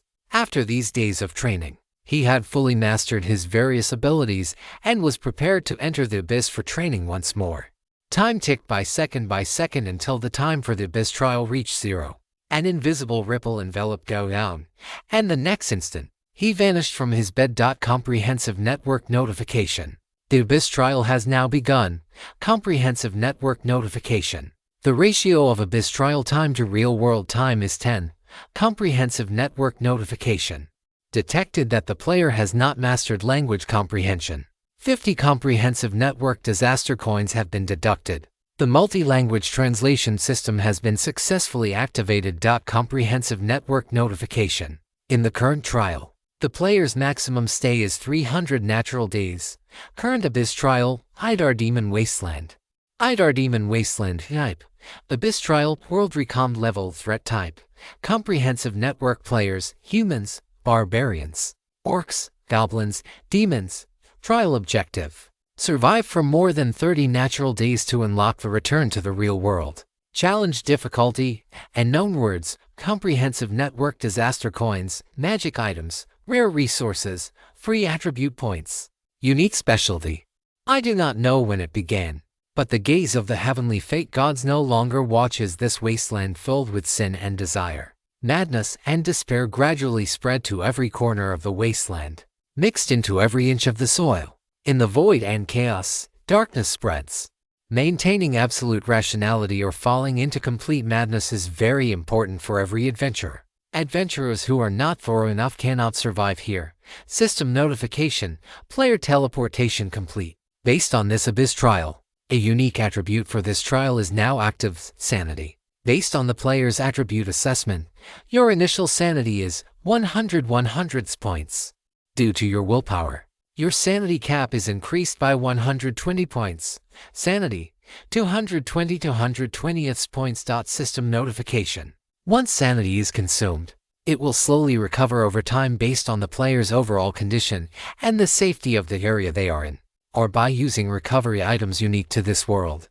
When a player experiences shock, internal fear, terror, or other such emotions, or is attacked by special units, enters special areas for exploration, or is subjected to mental control, sanity will continuously decline. System notification. Players can choose at any time to maintain absolute sanity or descend into complete madness. Once a player chooses to descend into complete madness, sanity will be converted into madness. The higher the madness, the lower the player's rational thinking ability, but the player's various attributes will increase as madness increases. Current status, absolute sanity. Low-pitched whispers, manic laughter, and the seductive sounds of luxury as Gao Yang opened his eyes. They all seemed to dissolve into the air. Gao Yang stood up. He appeared to be inside a container similar to an upright stone sarcophagus. There were gaps between the stone slabs, and light filtered through these cracks into the interior. It seems the spawn point is still safe. Gao Yang was in no hurry to leave this oppressive environment. This abyss trial seemed even more exaggerated in difficulty than the first one. Not only did the challenge level reach as high as level 9, but the types of threats could be described as incredibly diverse. In other words, on this demon wasteland, any existence could potentially become his enemy. As for the trial objective, he only needed to survive for 30 natural days. Such a trial without specific requirements already hinted at the underlying situation. Staring carefully at the system notifications and reviewing them several times, Gao Yang had a rough understanding in his heart. According to the system's description, this demon wasteland had lost the gaze of the heavenly mandate gods, meaning it had lost divine protection. And with that came the encroachment of darkness. Just like in his version, those entities focused on darkness, sin, and the unspeakable were beginning to manifest their power across this wasteland. They created various negative emotions and then harvested the power that pleased them from within. Thanks to the existence of the immortal will, Gao Yang's initial sanity was a full 220 points. He did not know if this value was high or low in this wasteland, but he imagined that there could not be many existences whose willpower could compare to the immortal will. And on the demon wasteland, he might encounter other system players, but clearly, that might not be a good thing. Evil gods and the like. I wonder if there is any news about the old ones. I hope I can encounter existences that I can communicate with. Gao Yang muttered to himself in his heart. He had not forgotten that he still shouldered the commission from Santos. If he could gather news about the old ones here, he could increase the success rate of completing the Santa's commission. After roughly figuring out his current environment, Gao Yang exerted force with his arms, pushing against the stone sarcophagus in front of him, with a low, slow grinding sound. The lid of the sarcophagus was pushed open by Gao Yang. A gust of wind and sand swept in, and Gao Yang stepped out of the sarcophagus. His location was a desolate plain. Black wind and sand displayed their power without restraint, and the air carried a hint of dryness and scorching heat, causing one to feel inexplicably irritable. Less than 3 minutes after stepping out of the sarcophagus, Gao Yang's sanity had already dropped by 1 point. Sanity to 19/20. At this rate, it would be 20 points per hour, and the time he could stay in the wasteland would not exceed 10 hours. He was currently in his best mental state. If he stayed in the wasteland for a long time, and his mind began to fluctuate, the rate of sanity decline would only accelerate. His primary goal now was to find the safe area mentioned by the system. Just like a safe zone in a game, only within a safe zone could he recover his sanity. Gao Yang looked back, only to see that the previous sarcophagus had disappeared. His path of retreat was completely gone. Gao Yang shook his head, put on his helmet, slung the black obsidian on his back, and began to walk step by step in one direction. He did not know how large this wasteland was, but he believed that as long as he kept walking in one direction, he would eventually find what he was looking for. The premise was that this process had to be as fast as possible, otherwise, he would not survive the day. With a soft sound, Gao Yang stepped on and crushed a scorpion that had tried to sting him with its tail needle. After grinding it under his foot for a moment, Gao Yang continued forward. He had been walking in this wasteland for nearly an hour, and he still had not seen any signs of life. The only thing he had seen was a carriage galloping by in the distance. But what pulled the carriage were not common war horses or similar creatures, but two skeletal horses burning with ghostly blue flames. Gao Yang crawled to the ground in time, so he was not noticed by the carriage. The strength of an existence capable of driving skeletal horses was not to be underestimated. Dear readers, the new trial has begun. Remember to vote and give the lamb a like. Chapter 49, Hero Tavern Sanity, 156 to 120. After more than 2 hours of traveling, and under the guidance of a kind soul, Gao Yang finally arrived at this gathering area known as the first town of the wasteland. He looked up at the town gate, which featured a wooden circular emblem the size of a human head. Carved onto the emblem was a crescent moon, and behind the crescent moon was a blood-colored spider web. Elves and Drow. What a strange combination. It truly is the demon wasteland. The fates of these two races, which are like water and fire, actually appear on the same emblem. Gao Yang withdrew his gaze and turned to look at the orc guards on both sides of the gate. These two orcs had long noticed Gao Yang, but hindered by the aura Gao Yang exuded, they did not immediately come forward to engage him. Seeing Gao Yang looking at them, one of the orcs immediately pointed toward the small town behind him, his ugly face trying to maintain a look of seriousness. Outsider. Entering the town costs 10 wasteland coins. Wasteland coins were the currency circulating in the demon wasteland.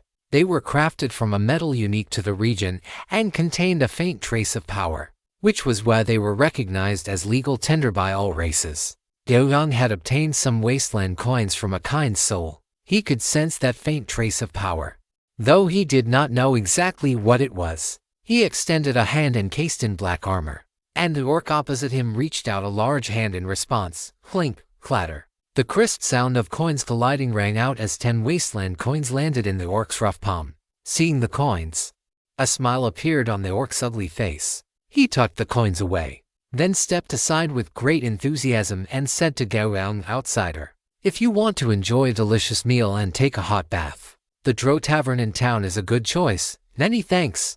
Gao Yang flicked a single wasteland coin toward him and stepped into the town. System prompt. You have entered a safe zone. In the safe zone, your sanity will slowly recover. Upon stepping into the town, Gao Yang immediately noticed the difference. A sense of peace emerged from the depths of his heart for no apparent reason. Following the orc guard's directions, Gao Yang quickly found the Drow Tavern he had mentioned. Standing outside the tavern, he could already hear the lively sounds coming from within. Without hesitation, he pushed open the scarred slightly ajar wooden door and stepped inside. The moment the door was pushed open, the tavern fell silent. Everyone looked at Gao Yang as he entered, but upon seeing the massive black obsidian on his back, the patrons resumed their clamor. Gao Yang's gaze swept across the tavern, quickly locking onto the drow proprietress behind the bar, who was idly wiping a glass. She was dressed in a silk outfit, with a dark red ribbon accentuating her slender, willow-like waist, which, when contrasted with her rounded and alluring hips, was enough to make one's blood boil. She had pointed ears just like an elf, but unlike the typically slender figures and plain, unadorned faces of elves, she had a full bust, wore bright red lipstick, and sported subtle eyeshadow. Combined with her skin tone, she vividly embodied what it meant to be charming and seductive. She was like a perfectly ripe peach, a glass of fruit juice. Gao Yang sat at the ill-shaped bar, tapped his fingers on the wooden surface, and looked at the proprietress opposite him, a wandering warrior. The drow proprietress pushed a glass of ink-colored juice toward Gao Yang, her delicate fingers brushing against his gauntlet inadvertently. A faint, elusive fragrance drifted into Gao Yang's nostrils. His expression remained unchanged as he downed the juice in one gulp. A room, and a woman. I thought he was a softie, but it turns out he knows the rules.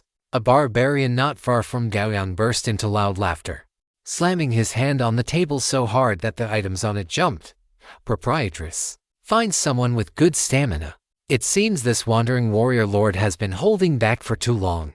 I bet he lasts 5 minutes at most. I bet 5 minutes and 1 second. With the barbarian leading the way, other patrons began to jeer as well. The drow proprietress swept a smiling gaze over the jeering patrons, and most of them immediately quieted down. The drow proprietress turned her gaze back to Gao Yang and said, "A room costs 30 wasteland coins. As for the woman, the price varies." Gao Yang tossed a cloth bag onto the counter, the crisp clinking sound drawing the attention of several patrons. "Take this for now. I intend to stay here for a while." The drow proprietress picked up the money bag, weighed it, and tucked it away. As her voice fell, a small, thin girl quickly wove through the crowd of patrons and arrived before the drow proprietress. "Take him to a clean room, and find him a woman while you are at it. Make sure she is pretty and smart," Gao Yang added. The kid nodded quickly and looked at Gao Yang. "Please follow me." A short while later, Gao Yang settled into a room on the 3rd floor of the tavern. Not long after, his door was knocked upon, and the kid's voice sounded aghast. "The person is here.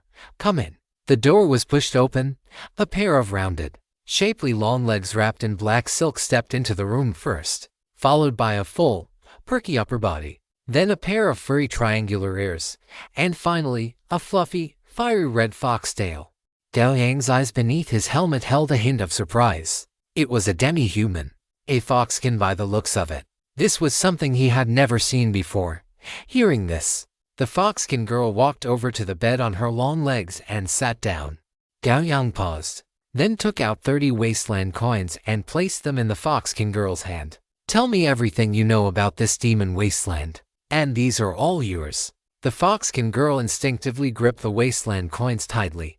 She was stunned for a moment after hearing Gao Yang's request, but she quickly composed herself. She revealed a sweet smile and said confidently, "No problem." Half an hour later, the foxkin girl opened the door and left with a light step. Once he was certain she had left, Gao Yang went to the table and took out paper and a pen to start writing. Before long, all the information he had learned from the foxkin girl appeared on the paper. Gao Yang stopped writing and looked at the rough map of the power distribution in front of him, his brows furrowing slightly.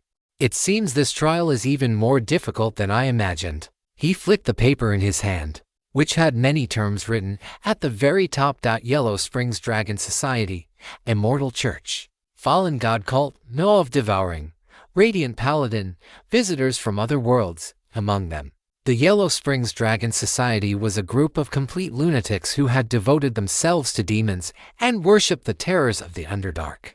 The Immortal Church was co-founded by elves and drow on the Demon Wasteland. The Maw of Devouring is the largest raiding faction wandering the Demon Wasteland. They burn, kill, and pillage, committing every evil imaginable, doing their utmost to please the entity they worship. Dear readers, please remember to vote and follow the story. Chapter 50. the Wasteland Landscape, and Multiverse Network players. According to the Fox Girl, the entities he encountered on his way here must have belonged to the Maw of Devouring faction.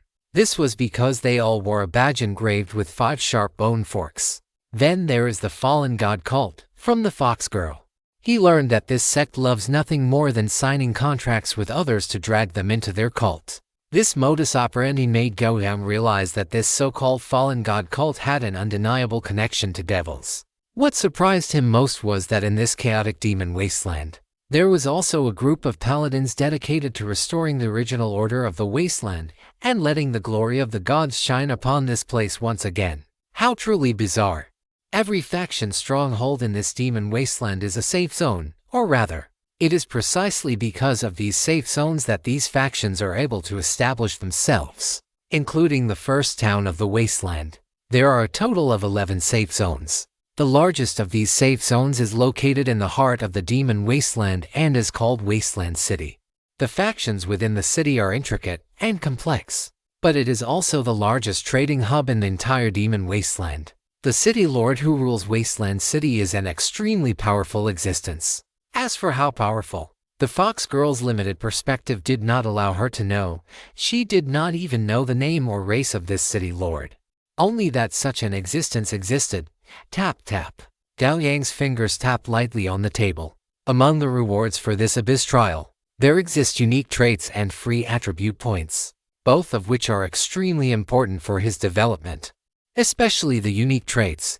Gao Yang has already deeply felt the power of the immortal will, and it can be said that this is the foundation of his survival and standing. And that is just one. If he could obtain enough unique traits, his strength would definitely increase exponentially. Therefore, judging from this abyss trial, the output of unique traits likely only comes from the leaders of these major factions. As for the free attribute points, they depend on his evaluation during the abyss trial. The higher the evaluation, the more likely he is to acquire the free attribute points stored for this trial. Combining this with the current actions of the factions in the demon wasteland, they all want to wipe out the other factions to occupy this vast territory. If Gao Yang considers himself a faction of one, then what he must do is wipe out all other factions to maximize his trial evaluation. But the difficulty of doing so is obviously too exaggerated. If he looks at it from another angle, he could choose to join or cooperate with one faction and help them achieve the ultimate goal of occupying the demon wasteland, just as he did in his first trial. If he does this, the difficulty would be within an acceptable range. In summary, Gao Yang has already determined his goal for this trip. That is to find a faction to join, help it unify the demon wasteland, eliminate the other factions, especially the leaders, and in the process, achieve his own objectives.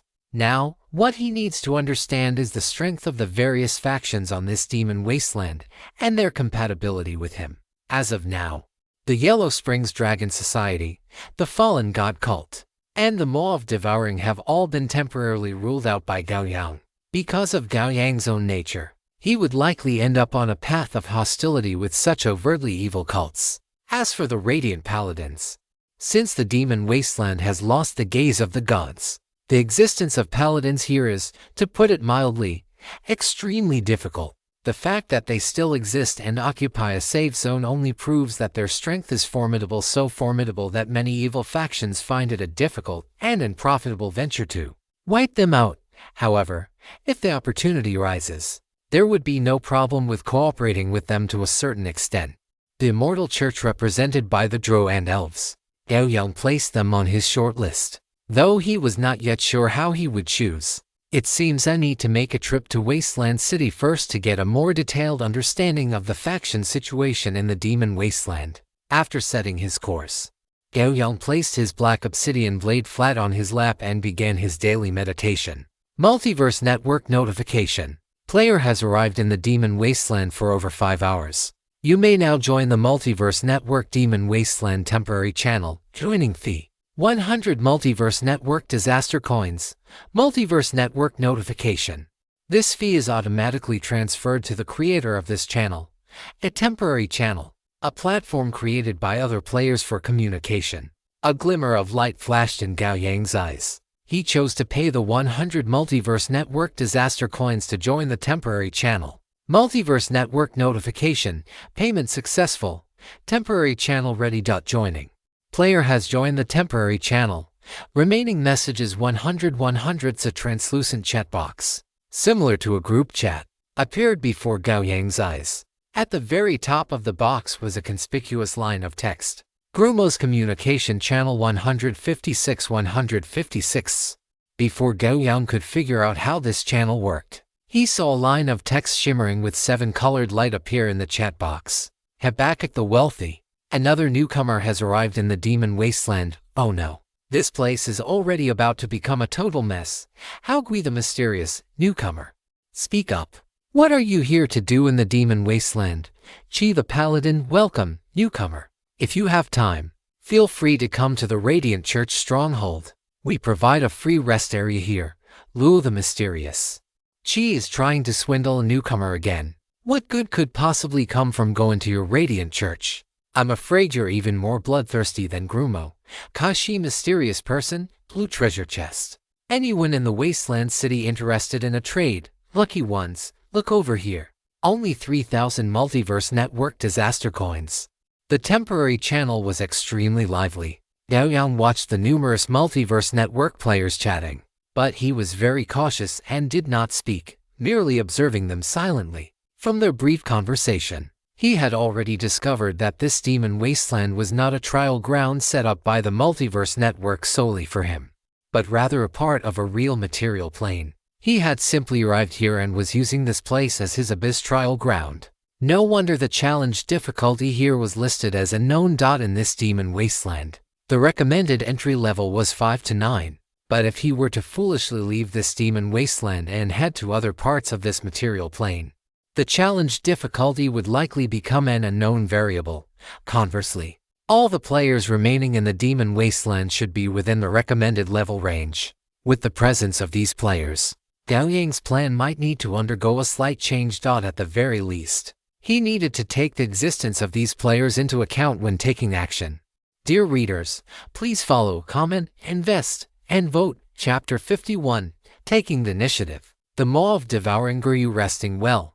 Wandering Warrior. A voice, charming yet tinged with a hint of hoarseness, emanated from the Dro proprietress. Her elbows rested on the bar counter as she leaned forward slightly, a movement that made her cleavage appear even deeper and more alluring.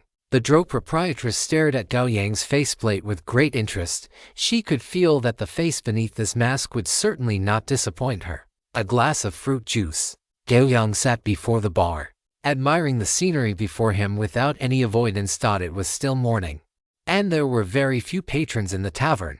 The thin girl named Little Ghost was currently cleaning the establishment. Gao Yang took the fruit juice pushed over by the proprietress and drank it in one gulp. Very refreshing. Gao Yang set down the empty glass and looked at the Dro proprietress. I need a map of the Demon Wasteland. The more detailed, the better. Very familiar words. It seems you are not a wandering warrior. The Dro proprietress smiled, and the cleavage at her chest trembled slightly in response. Gao Yang did not reply, merely staring quietly at the Dro opposite him. The Dro proprietress took out a piece of parchment and placed it on the bar counter in front of her chest. This is the Wasteland map updated 3 months ago. It is yours now. What do I need to do? Gao Yang asked. Let us discuss that when you return next time. The Dro proprietress shook her slender, scallion-like index finger and pointed toward the door. The hyenas of the Maw of Devouring circled outside the town several times last night. Upon hearing this, Gao Yang nodded slightly. He then reached out, took the parchment from the bar, and turned to walk out of the tavern. After exiting the tavern, Gao Yang keenly noticed two gazes falling covertly upon him. This was the benefit of having a strong will. A strong will meant a strong spirit, and his perception of his surroundings was much clearer. Gao Yang did not stop his pace, walking all the way toward the edge of town. The guards at the town gate were still the 2 orcs from yesterday. Gao Yang passed them and walked into the dim wasteland. Less than a minute after Gao Yang left the town, 2 men holding scimitars followed closely behind and left the town as well. Those mad dogs are probably still outside the town, waiting for this outsider, it seems. That can't be wrong. This outsider seems to have slaughtered quite a few mad dogs. This is a revenge mission. The two orcs' gazes were exceptionally clear at this moment, watching the area outside the town with great interest. Thump, thump, thump, thump. Gao Yang had not walked more than 10 minutes outside the town when several dense, rhythmic thumping sounds echoed around him. Soon, he stopped in his tracks. Not far from him, 7 or 8 frantic figures appeared, riding ponies and wielding scimitars on their bodies. They all wore a badge engraved with 5 sharp bone forks, signifying their identity as members of the Maw of Devouring. Without any nonsense or hesitation, after surrounding Gao Yang, they immediately launched an attack. Yesterday, Gao Yang had already clashed with people from the Maw of Devouring. The wasteland coins on his person were contributed by those he had killed. The strength of the members of the Maw of Devouring varied, but the ones Gao Yang encountered yesterday were on the weaker side. Clang! Several scimitars slashed down. Gao Yang held black obsidian to block them, the powerful impact landing on him and forcing him to retreat several steps. Before he could steady himself, several more scimitars slashed from his sides and rear, but they were all blocked by the armor on his body, leaving only a few small nicks on the plating. Gao Yang stomped his foot, his battle aura circulating throughout his body. The next moment, he had already rushed in front of a member of the Maw of Devouring, black obsidian swinging down with immense force. Crack! With one strike, the man and his blade were sliced into by Gao Yang. You have killed a regular member of the Maw of Devouring. You have gained 30 general XP. A regular member of the Maw of Devouring has been recorded in your adventure handbook. The scent of blood instantly permeated the wasteland. A moment later, the blood-covered Gao Yang tore a piece of cloth from a corpse, wiped the blood off black obsidian, and slung it back onto his back. In one battle, he had gained 300 general XP, several thousand wasteland coins, and the location of the nearest temporary outpost of the Maw of Devouring. He then flipped onto a pony, using brute force to tame it, and headed toward the outpost he had just learned about. These regular members of the Maw of Devouring were slightly stronger than ordinary people, but only to a limited extent. If not for the weapons in their hands, they would at most be considered slightly stronger commoners, with their highest physical attribute not exceeding 12. With Gao Yang's current strength, dealing with these regular members was not difficult at all. At most, it would just consume some time. Compared to these regular members, he was more interested in the minor leader he had asked about earlier. The outpost of the Maw of Devouring was not too far from the first town of the wasteland. Just an hour later, Gao Yang arrived at their outpost. The outpost was surrounded by 3 giant rocks, with a tunnel sloping downward in the middle. Gao Yang carried black obsidian and walked straight into the tunnel. Not long after, faint sounds of shouting and killing drifted out from the cave. A few minutes later, the sounds of battle gradually weakened until they fell into complete silence. Gao Yang plunged his black blade into the mud beside his feet. Before him, a burly man lay on the ground with both arms severed. This man was the minor leader of this temporary outpost. His strength was only slightly weaker than Gao Yang's, and his overall combat ability was passable. Outsider, you will eventually be devoured by us until nothing remains. The minor leader's eyes were filled with madness. He stared fixedly at Gao Yang, letting out a hoarse, desperate roar. Gao Yang shook his head and swung his sword down. The vast majority of the devouring Maw were lunatics, with only a very few maintaining their sanity. There was simply no way to communicate with these madmen. The only option was to kill them and trigger the rewards. You have killed a devouring Maw minor leader. You have gained 200 points of general XP. Devouring Maw minor leader has been recorded in your adventure handbook. 200 points of general XP was a decent harvest. A treasure chest emitting a faint white light appeared over the corpse.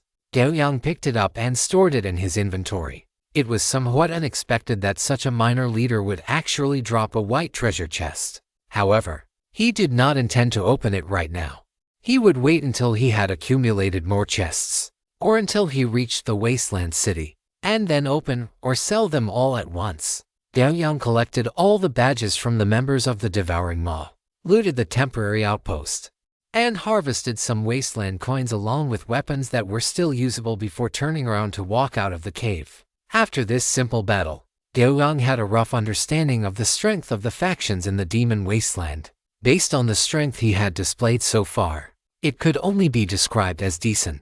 There were definitely those stronger than him, But the number should not be too high. Moreover, he still had time to improve. In the demon wasteland, the maximum time he could stay was a full 300 natural days. From today's battle, he had gained 800 general XP, including what he had already accumulated. He now had 5,700 points of general XP. He believed that it would not be long before he had enough EXP to level up to level 5. Chapter 52 Returning, the Immortal Church. Gao Yang walked out of the cave, remounted the pony he had arrived on, and headed toward the direction of the first wasteland town. At the entrance of the first wasteland town, 2 orc guards were chatting with each other, mostly discussing what the final fate of Gao Yang, who had been targeted by the devouring maw, would be. As they spoke, a tall figure appeared in their sight amidst the dim, vast landscape in the distance. They immediately stopped talking, stood up straight, and assumed a serious posture. When the tall figure approached, they looked at each other and saw the astonishment in each other's eyes. The person who had been targeted by the devouring maw earlier had actually returned alive, and was even riding a warhorse that belonged to the devouring maw. Thinking of this, the 2 orc guards hunched their straight backs slightly. A human with this level of strength was not someone they could afford to offend.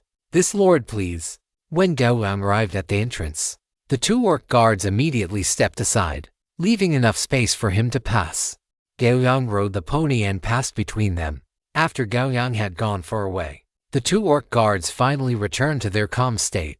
Watching Gao Yang's departing back, one of the orcs suddenly said, "It's fortunate that we didn't offend this lord. The smell of blood on him is too thick." The other orc nodded in deep agreement. Gao Yang rode the pony like this and returned to the outside of the Dro Tavern once again. He tied the horse to the hitching post outside the tavern and then walked into the tavern.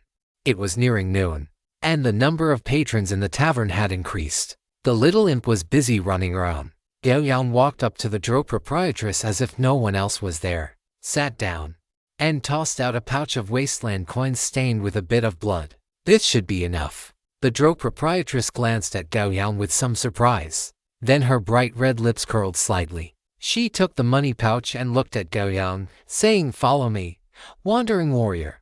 I think you will be interested in what I have to say next." Gao Yang stood up and followed the Dro proprietress toward the back door of the tavern. Stepping out of the back door, the noise vanished. The Dro proprietress swayed her hips as she walked in front, with Gao Yang following behind her. Soon, the Dro reached the 4th floor of the tavern. Coming into view was a huge wooden door. In the center of the door was a wooden circular emblem the size of a human head. It was the holy emblem of the Immortal Church. The Dro proprietress placed her palm on her chest and muttered something. Then, Gao Yang saw a flash of red light across the blood-colored spider web on the emblem. The next moment, the wooden door opened to both sides. The proprietress looked back at Gao Yang and began walking again.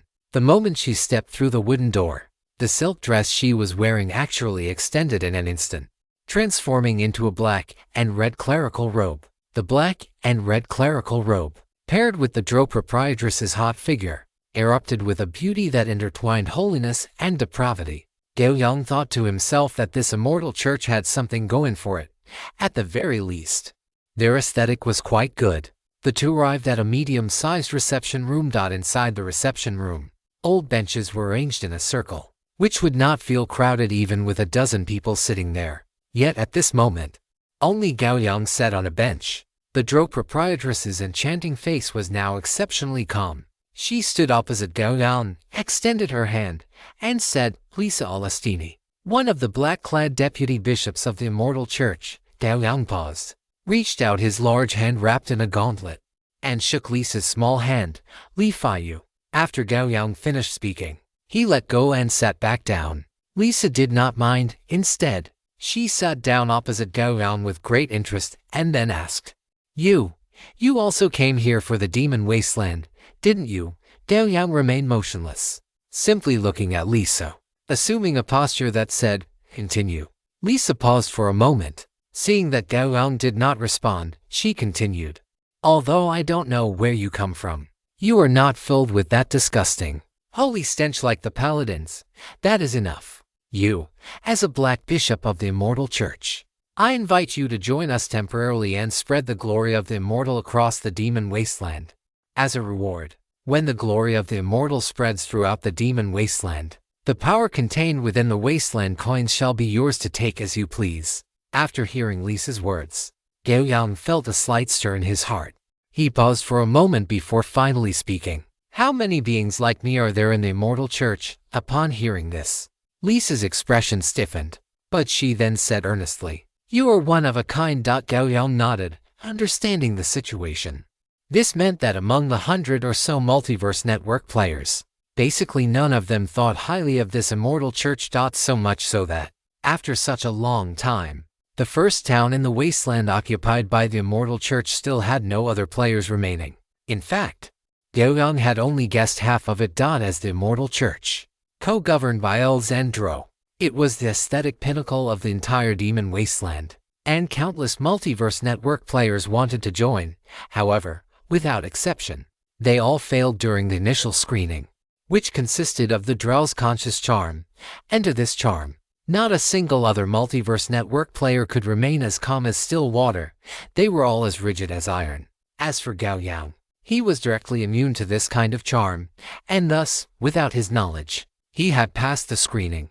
Now, as the power within the demon wasteland grew and the situation became increasingly heated, the immortal church, which had always kept to its corner, could no longer sit still. It just so happened that Gao Yang arrived and displayed impressive strength. So, he was naturally viewed by Lisa as a target for recruitment. In times like these, having a bit more strength meant a bit more possibility of lasting until the end. Seeing Gao Yang remain silent, a trace of disappointment inevitably welled up in Lisa's heart. Just as she was about to speak, she heard Gao Yang's voice. "I do not believe in the immortal existence." A faint glimmer lit up in Lisa's eyes as she said, "Time will prove everything." Gao Yang asked again, "What is the current strength of the immortal church in the demon wasteland?" "Not the strongest, nor the weakest," Lisa replied quickly. "Lower middle tier, is it?" Gao Yang was not surprised by this answer. In fact, it fit his requirements for joining a faction at the moment. If the faction were too strong, the difficulty for him to stand out would increase significantly. The current situation was just right. "Then, as you say, I will join." Lisa smiled and bowed her head piously. "May the glory of the immortal protect you." Multiverse Network notification. Player has now joined the immortal church. Current contribution points. A notification appeared in the top left corner of Gao Yang's vision, which he silently hid. Then, Bishop Lisa, please tell me about the strength of our immortal church and the current situation of this wasteland continent. We do not have much time left. Gao Yang leaned back slightly in his chair and looked at Lisa opposite him. Chapter 53. The War Wisdom of 5,000 Years of Sedimentation. Lisa crossed her long legs beneath her clerical robe, her posture becoming much more relaxed. The most chaotic place in the current demon wasteland is the Maw of Devouring. There aren't many sane guys left in this faction that worships the evil god of wrath. Moreover, they mainly operate in the northern region of the demon wasteland, which is the area where we are located. Gao Yang asked, "Approximately how many people are in the Maw of Devouring? What level is their leader's strength?" Lisa rested her hand on her forehead and explained to Gao Yang. The Maw of Devouring has over 50,000 members. Their leader is an orc with terrifying brute strength. He also uses a greatsword, and his slashing power is immense. He has now gone completely insane, and his strength should rank within the top 5 of the entire demon wasteland. However, fortunately, the members of the Maw of Devouring are all a bunch of lunatics. They only know how to burn, kill, and loot, and they don't have much execution capability for completely occupying the demon wasteland. After Lisa finished speaking, a thoughtful look appeared in Gao Yang's eyes. In this way, the threat of the Maw of Devouring was somewhat less. Further west is the sphere of influence of the Nether Dragon Society. This faction is a group of even purer lunatics. But unlike the Maw of Devouring, they have extremely firm beliefs and goals: to conquer the entire demon wasteland for the Lord of Fear they worship. As for the fallen cult, it has completely become a den for devils. They have no interest in the so-called occupation of the demon wasteland. All they want is to sign more contracts and plunder more souls. Lisa paused, and seeing that Gao Yang was still listening carefully, she continued. As for the strongest and most populous, that would be Wasteland City. The Lord of Wasteland City is currently a half-orc. Don't let the fact that he is only a half-orc fool you. He became the Lord of Wasteland City 70 years ago and has experienced countless battles during that time. In terms of strength, he is the undisputed #1. Since that Lord of Wasteland City is so strong, why are you all so eager to fight for the demon wasteland? Gao Yang pointed directly to the essence of the matter. Lisa revealed a strange smile. Because this old half-orc is nearing the end of his life and won't live much longer, and the gods they hope for have yet to cast their gaze upon this wasteland. Gao Yang's eyebrows beneath his mask arched. So, Wasteland City has already lost its qualification to compete, is that it? You could say that. But their strength is still extremely formidable, Lisa said, crossing her arms. You can imagine how crazy a counterattack a faction that has occupied Wasteland City for nearly 100 years will launch after losing hope. That is indeed a disaster. Gao Yang nodded in agreement. Further east is the sphere of influence of those stubborn paladins covered in holy light. As paladins, their power is quite restrictive to most creatures in the demon wasteland. Fortunately, however, the number of paladins is not large. Then what about the southern part of the wasteland? Why do you think this wasteland is called the demon wasteland? Lisa glanced at Gao Yang and asked, has the southern part of the wasteland already been occupied by demons? Gao Yang frowned. If that were the case, things would be quite difficult. Strictly speaking, it is occupied by demons, evil goblins, and barbarians. Lisa corrected him. The majority of the southern region is the territory of these three races. These moronic things have no sense of reason at all. And the southern wasteland is currently locked in a chaotic struggle. Gao Yang suddenly asked, so, what about the people of our immortal church? Lisa seemed to have anticipated that Gao Yang would ask such a question. She replied quickly, church members are distributed around the first town of the wasteland, numbering around 30,000. Then, Bishop, may I ask what you need me to do? Gao Yang asked. Tell me your thoughts. You are a clever human. And most of the time, clever humans are always difficult to deal with. Lisa did not shy away from her opinion of humans. Gao Yang tapped his fingers lightly on the wooden chair armrest. After a moment of thought, he let out a soft chuckle, looked at Lisa, the drow, and asked, Bishop Lisa, have you ever heard of befriending the distant while attacking the near? Befriending the distant while attacking the near. A look of confusion flashed in Lisa's eyes. She had never heard these four words before, yet she could vaguely sense the profound meaning behind them. Gao Yang did not explain in detail but instead analyzed. The ultimate enemies our immortal church faces now will be Wasteland City, the demons, and the barbarians. But it certainly cannot be the Maw of Devouring. Therefore, regarding the Maw of Devouring, what we must do is to completely swallow and destroy it. Lisa subconsciously shook her head, her brows slightly furrowed.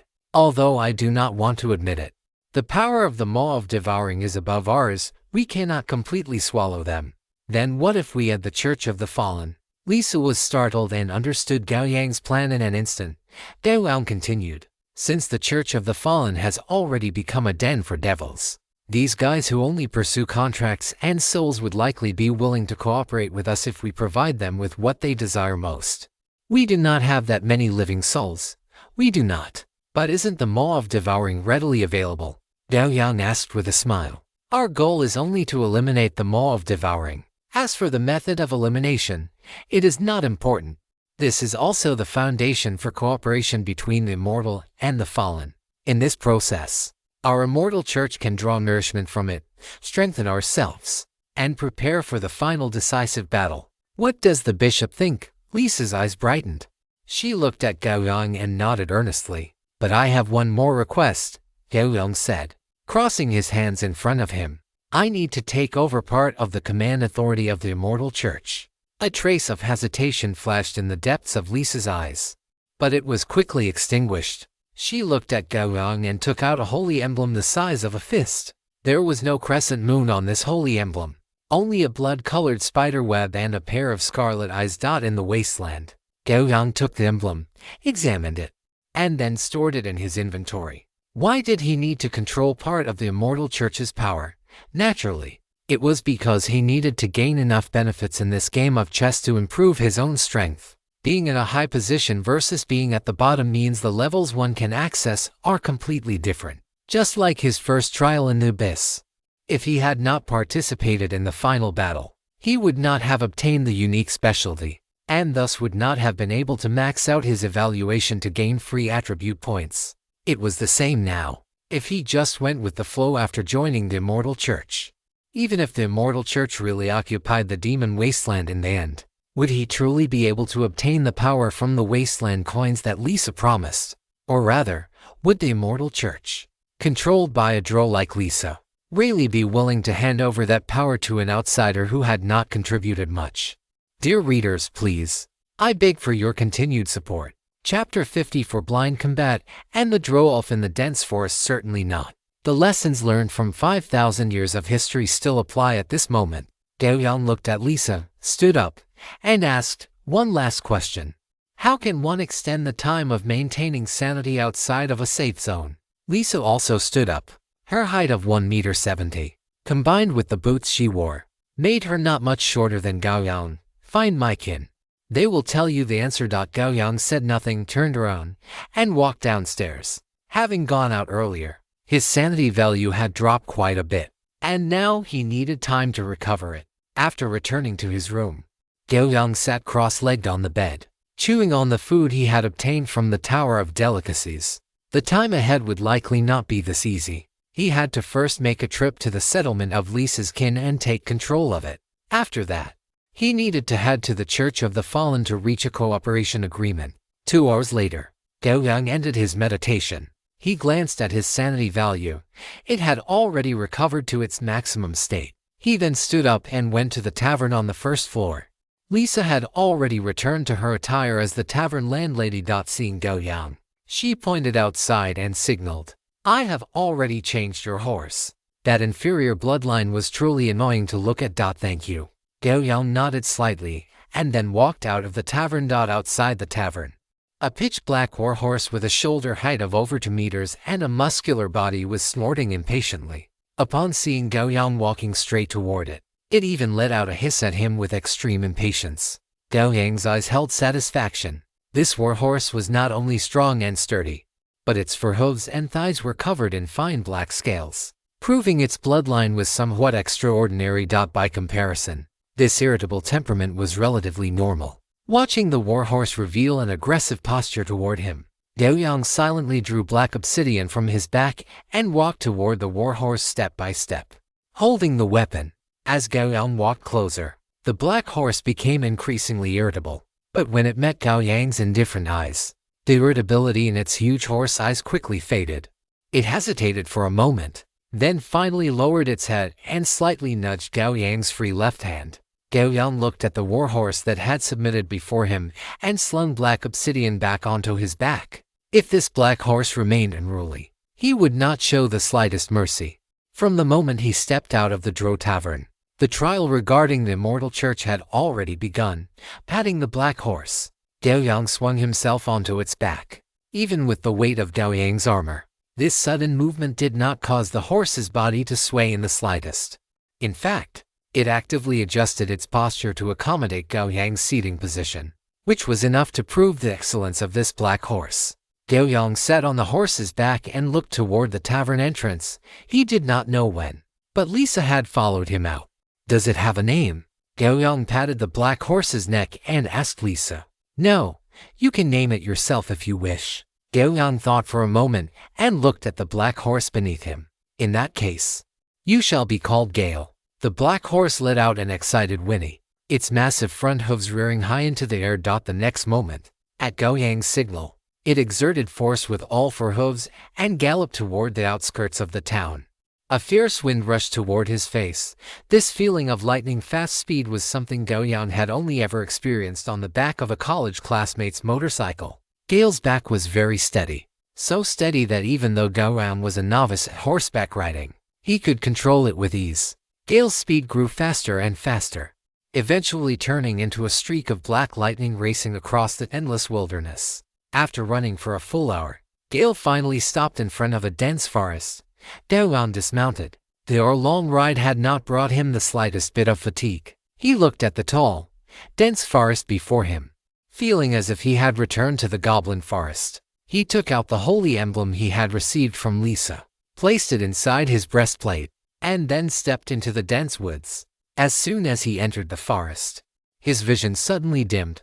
Layers upon layers of leaves blocked out the vast majority of the sunlight. He already held black obsidian in his hand, and he could vaguely feel that there were gazes watching him from the shadows.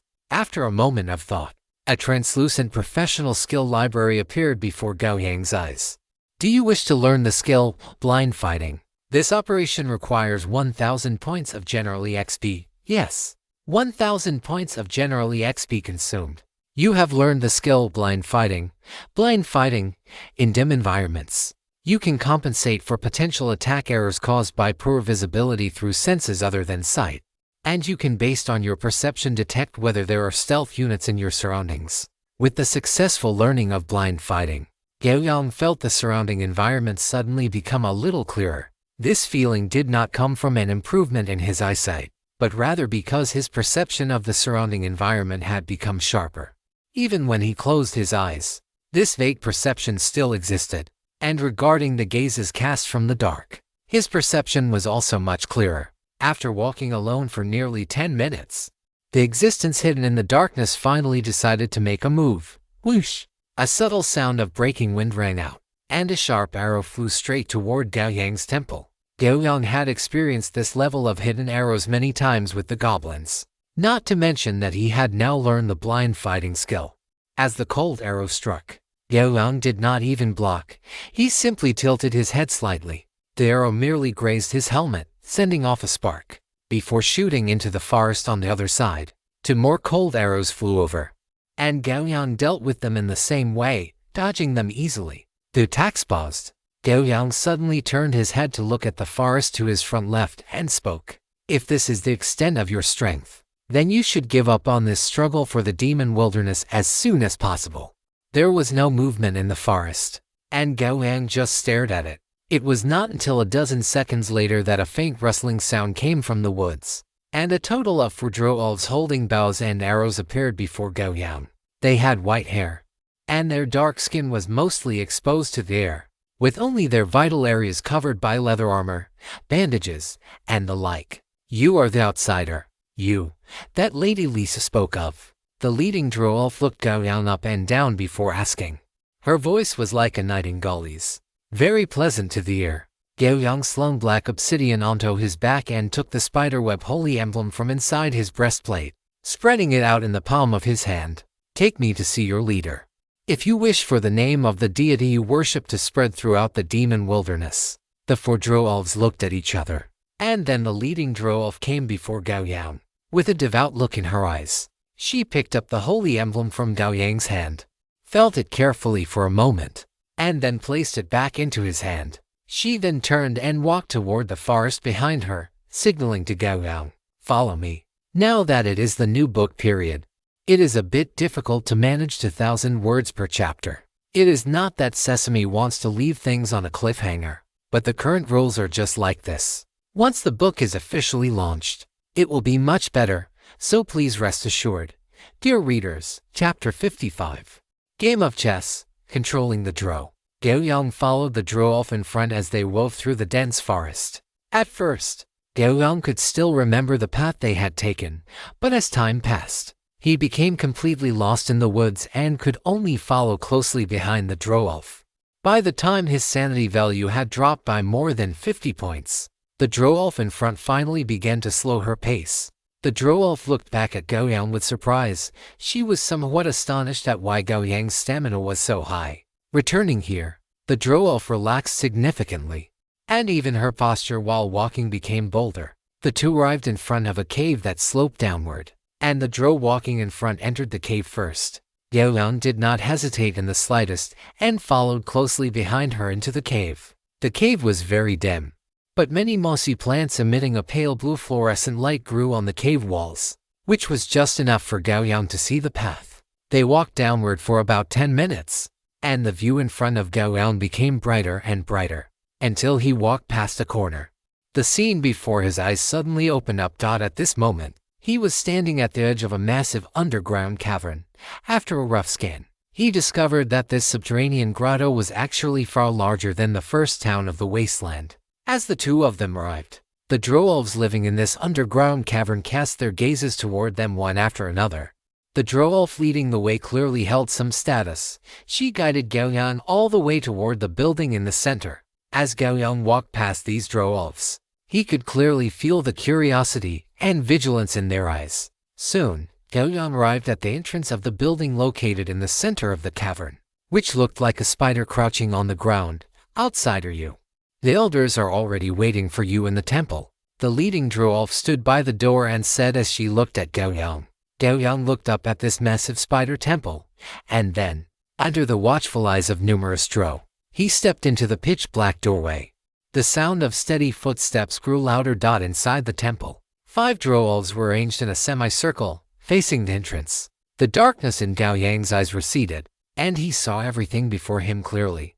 Inside the temple, the most eye-catching feature was the stone statue of the goddess.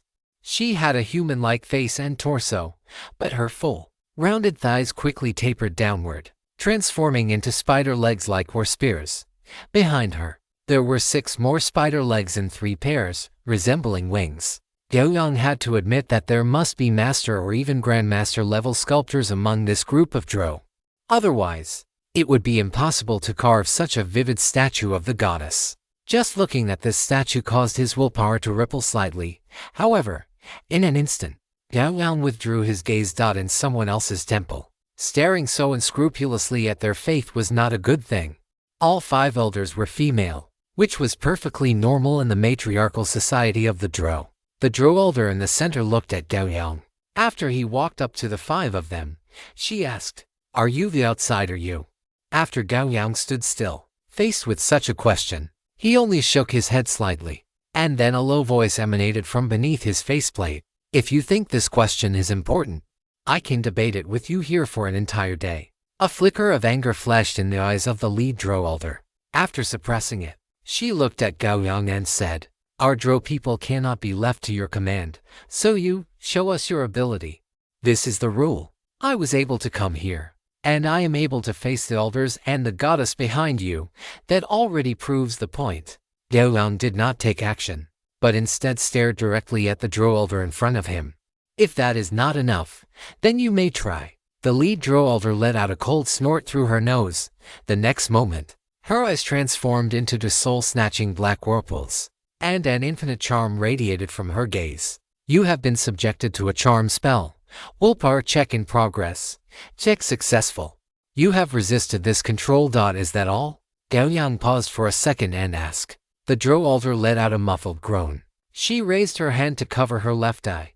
A few seconds later, she looked up at Gao Yang, a trace of shock still lingering in her eyes. Her charm was something even that old city lord had to treat with caution. But this outsider before her had not reacted in the slightest and had directly resisted her charm.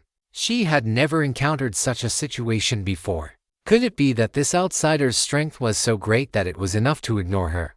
High Priestess. The drow elder beside her hurriedly supported her while glaring at Gao Yang. The atmosphere plummeted to freezing point in an instant. Gao Yang just stood there, his head slightly raised, looking at the massive spider goddess statue. A moment later, the High Priestess lowered her hand. She signaled for the elders beside her to step back, and then she looked at Gao Yang. I heard from Lisa earlier that you could help our immortal church win the final victory. Now it seems that this is indeed possible. Then, am I qualified now? Please repeat your plan." The High Priestess turned slightly, fully revealing the spider goddess statue behind her to Gao Yang. This posture said everything. Gao Yang took a deep breath. For an entity of this level, even just receiving a single glance from her carried terrifying pressure. His willpower stirred, but his tone remained as calm as a deep pool. 2 minutes later, the pressure that had been weighing on his heart like a giant boulder suddenly vanished without a trace. A large amount of sweat seeped out from Gao Yang's back, soaking his inner lining. Fortunately, with the protection of his armor, this was not exposed. The 5 drow elders bowed slightly at this moment. A few seconds later, the High Priestess looked at Gao Yang and said, From this moment on, the 5,000 male drow and 2,000 female drow at this temporary base are under your command." Since Gao Yang had passed the test, He naturally possessed more control. To this, Gao Yang only nodded slightly, not showing much emotion. Then, I would like to know how to extend the time one can maintain their sanity outside the safe zone. Different factions have different methods for maintaining sanity. For Astro, the best way to maintain sanity is to drink holy water. As she spoke, the high priestess handed a water skin to Gao Yang. Gao Yang took it, first examined it carefully, sniffed it in front of his faceplate, and finally took a small sip. After drinking a mouthful of holy water, his sanity value actually recovered by 10 points in just a few seconds. It was truly miraculous.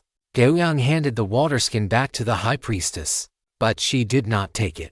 Instead, signaling for Gao Yang to keep it, the high priestess spoke in a low voice. Now that the problem is solved, when our immortal church will launch the operation is for you to decide. Chapter 56 Transformation. Behind the cavern where the drow-elves were located, in the dense forest, a large number of male drow-elves lived here. As drow-elves, the social status of males was far lower than that of females. Most of them were not allowed to enter the underground palace where the female drow resided, and could only live in these ancient trees nearly 100 meters tall. A cacophony of loud noises approached from the distance, causing the male drow residing here to immediately grow vigilant, as 3 pairs of scarlet compound eyes lit up from within the dark, dense forest. These male drow lowered the weapons in their hands. They had already recognized that the newcomers were the ghost-faced spider riders, a unit with formidable combat power among the drow-elf race. Gao Yang stood on the back of the largest ghost-faced spider, looking up at the dense forest before him. Within his field of vision, there were many male drow. They looked at the ghost-faced spider beneath him with a hint of awe, while simultaneously remaining wary of him, an outsider clad in full body armor. Regarding the combat power of the drow-elves, Gao Yang found it somewhat beyond his expectations. After taking command of the 5,000 male drow, 2,000 were drow warriors, while the rest were archers. In contrast, the female drow included not only 1,000 drow archers but also 700 of the supposedly strongest ghost-faced spider riders, as well as 300 drow warlocks. Among these unit types, the ghost-faced spider riders were undoubtedly the strongest. Each ghost-faced spider could easily slaughter a squad of ordinary human soldiers.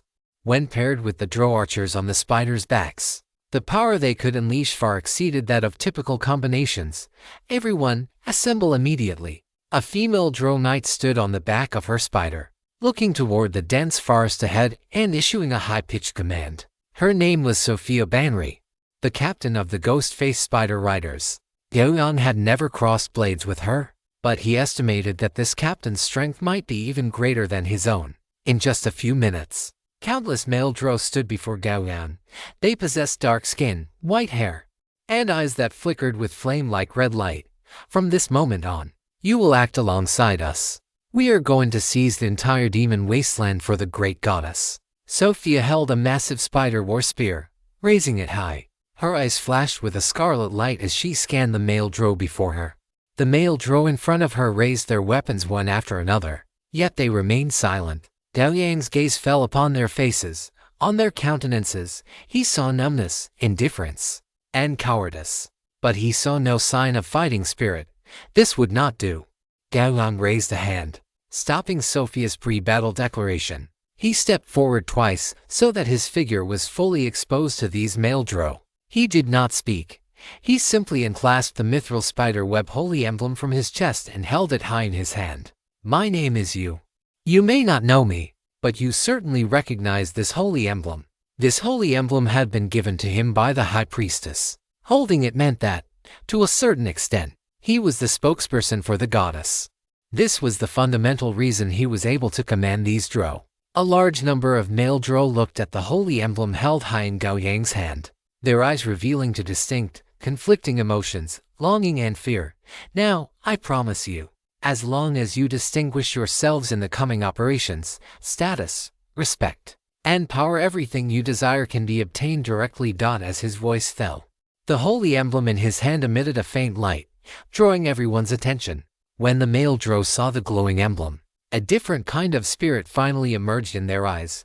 Behind Gao Yang, those female drow tightened their grips on their weapons, and a hint of hostility appeared as they looked at his back.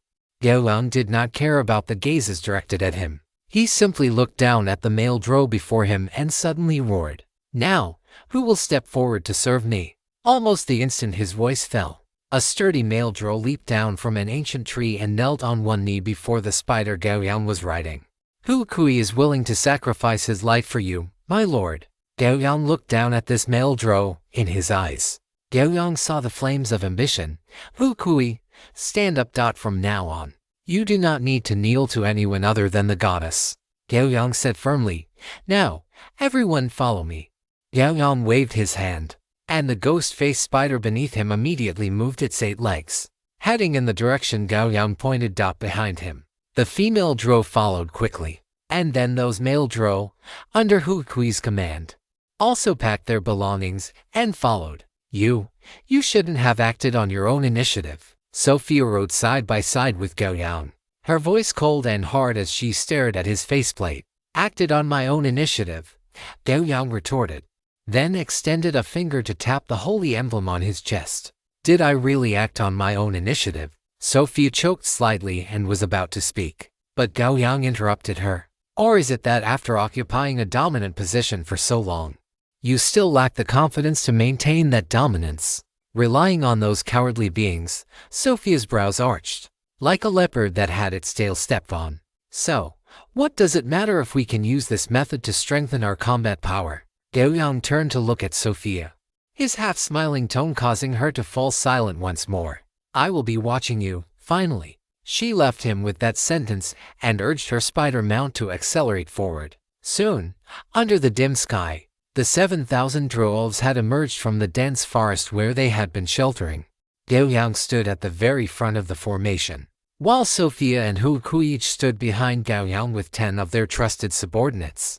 Gao Yang turned his head, looked at them, and ordered coldly, "Before the sun rises tomorrow, I want no trace of the devouring maw to exist within a radius of 300 miles. Furthermore, I want the scum of the devouring maw alive. I want to use the blood of this scum to offer the grandest sacrifice to the great goddess." Gao Yang roared, "For the goddess! For the goddess!" All the drow elves shouted in unison. Then, led by Sophia and Hu Kui, the 7,000 drow elves split into dozens of squads and quickly departed in all directions.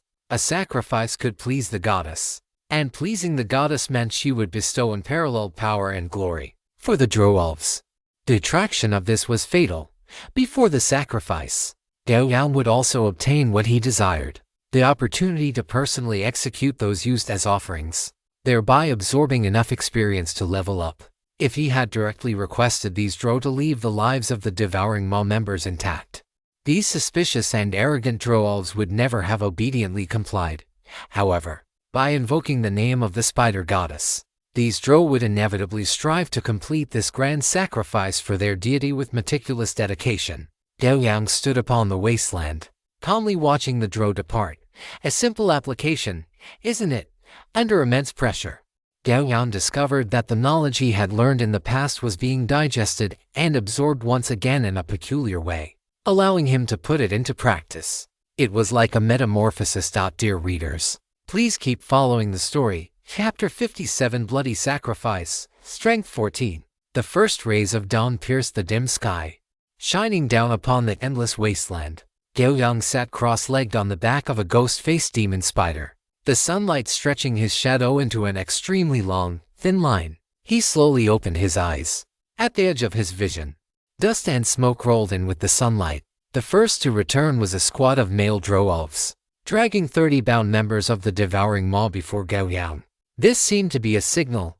Over the next half hour, drow continued to return, each squad bringing back anywhere from dozens to hundreds of captives. The last to return was Sophia. This powerful demon spider knight personally threw a burly orc in front of Gao Yang. She pointed at the burly orc, whose limbs had been twisted and who was bound in spider silk, and said in a cold tone, "One of the 7 great chieftains of the devouring maw, Storm Wolf Campus." Gao Yang stood up and looked down at the orc, who bore distinct wolf-like features, a look of satisfaction appearing in his eyes. "Sophia, prepare the sacrifice." Sophia glanced at Gao Yang.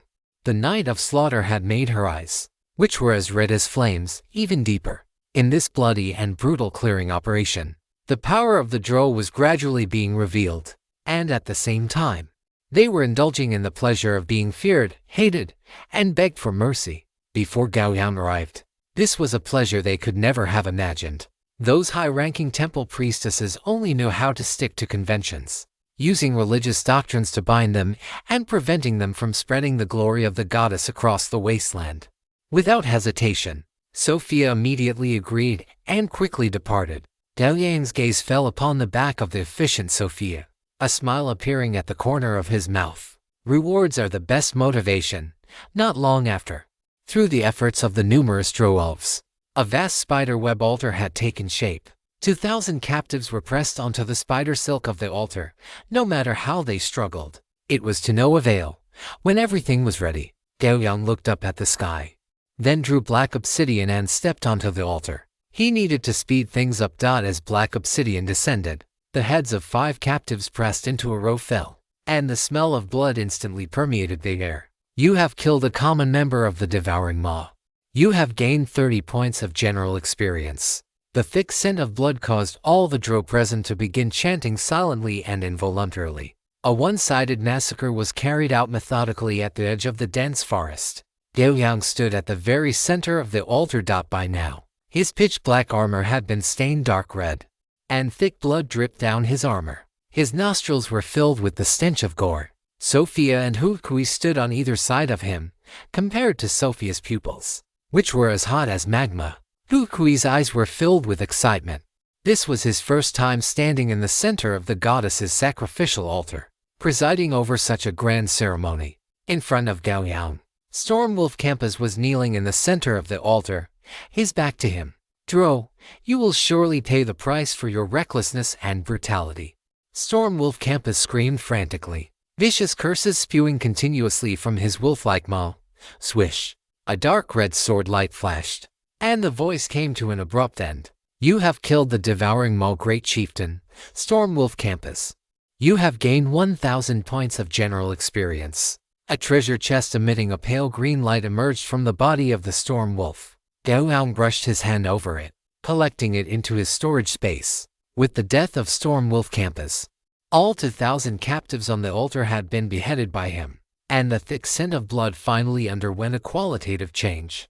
The chanting of the Drow suddenly grew louder, and amidst the fanatical chanting, the Great One descended. It was impossible to describe the feeling.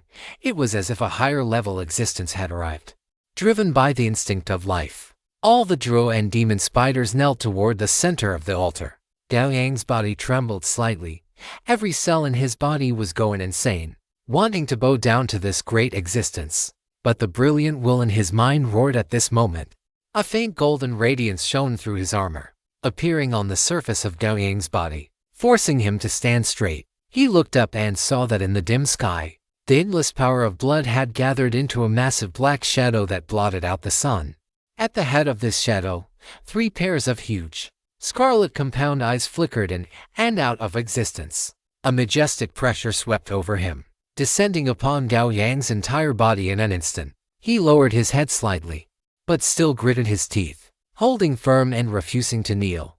1 second, 2 seconds. He did not know how much time had passed before the pressure suddenly dissipated. The massive phantom above the altar had vanished without a trace, and even the blood that had filled the altar had completely disappeared. The sacrifice was over. System prompt. A bloody and grand sacrifice has come to a perfect end. Because of your leading role, you have received the Spider Goddess's reward. System prompt. Your charisma has increased by 2 points. System prompt.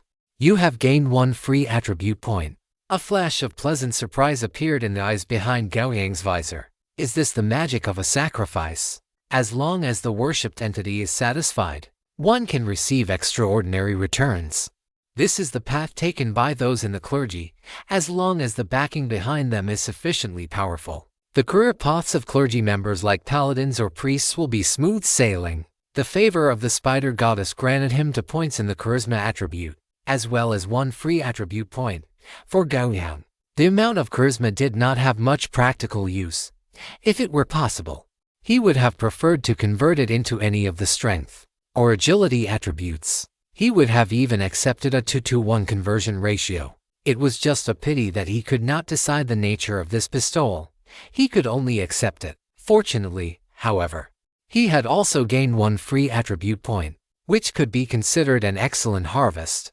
Gao Yang did not hesitate and chose to add this free attribute point to strength. His personal status window flickered, and the original 13 changed to 14. Then, the next moment, surging power erupted from within his body, tearing at his muscles and repeatedly crushing and restructuring them. His strength grew stronger and stronger during this process. Having experienced 2 previous upgrades, Gao Yang was already able to remain calm when facing this rapid improvement once again.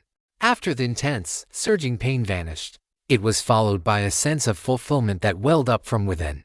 Gao Yang clenched his fist, and abundant power coursed through his entire body. He relaxed his hand and swept his gaze over all the drow elves participating in the ritual, finally letting his eyes rest on Sophia and Wukui. They remained in a kneeling posture, but the aura emanating from them was rapidly strengthening. Gao Yang did not know exactly how much this increase amounted to, but he imagined it was a significant step up from what they had been before. It seemed that in this ritual, the benefits he reaped still had a gap compared to the drow who inherently worshipped the spider goddess. Chapter 58, Level Up. Heading to the fallen cult, the improvement of the drow elves was still ongoing.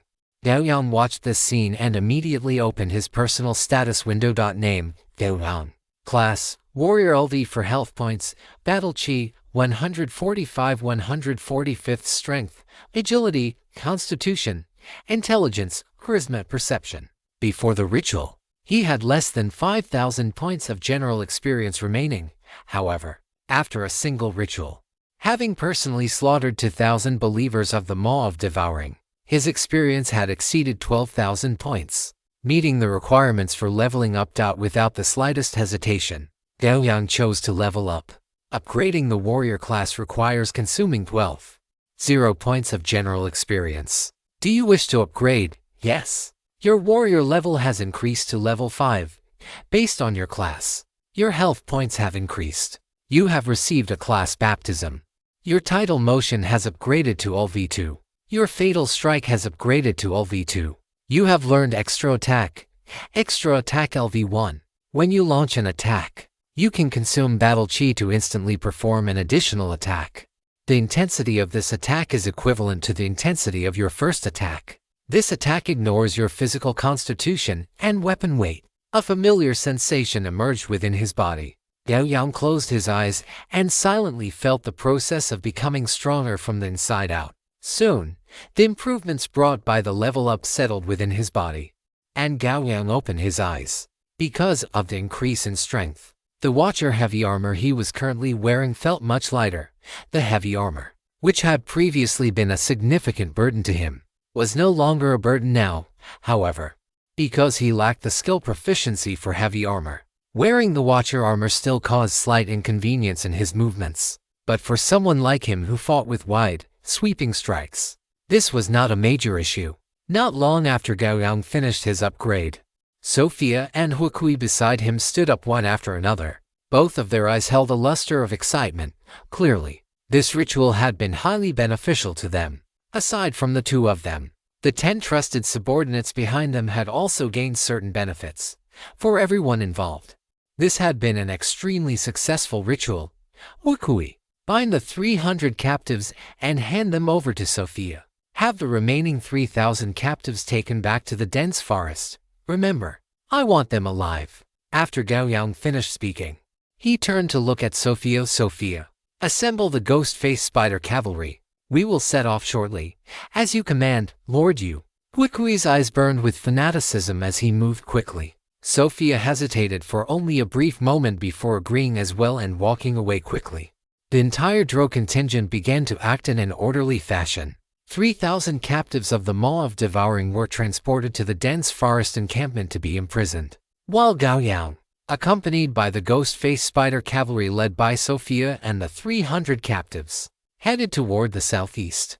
With a total of 701 ghost-faced spiders paired with 700 well-trained drow elves with astonishing combat power, it could be said that as long as they did not encounter a large-scale encirclement or stubbornly attempt to take down Wasteland City, They could move freely across the northern part of the demon wasteland. The ghost-faced spiders were extremely fast when moving at full speed. They were almost on par with the speed of Gao Yang's warhorse. This granted them a terrifying marching speed. In just 3 hours, the ghost-faced spiders had covered nearly 500 kilometers, arriving directly within the sphere of influence controlled by the fallen cult. The drow-elves had survived on this demon wasteland for a long time, although they had never shown any intention of vying for the wasteland. Their basic intelligence gathering had never lagged behind in the slightest. At Gao Yang's request, the ghost-faced spiders headed straight for the main base of the fallen cult. As they continued to penetrate deeper, even if the fallen cult's reaction was slow, they had already discovered Gao Yang's group. 1 hour after Gao Yang and his party entered the fallen cult's territory, they finally encountered people from the fallen cult. A group of 7 people, dressed in black and white clergy robes, blocked the path ahead of Gao Yang and his group. Leading the group was an elderly man with a buzz cut and graying hair.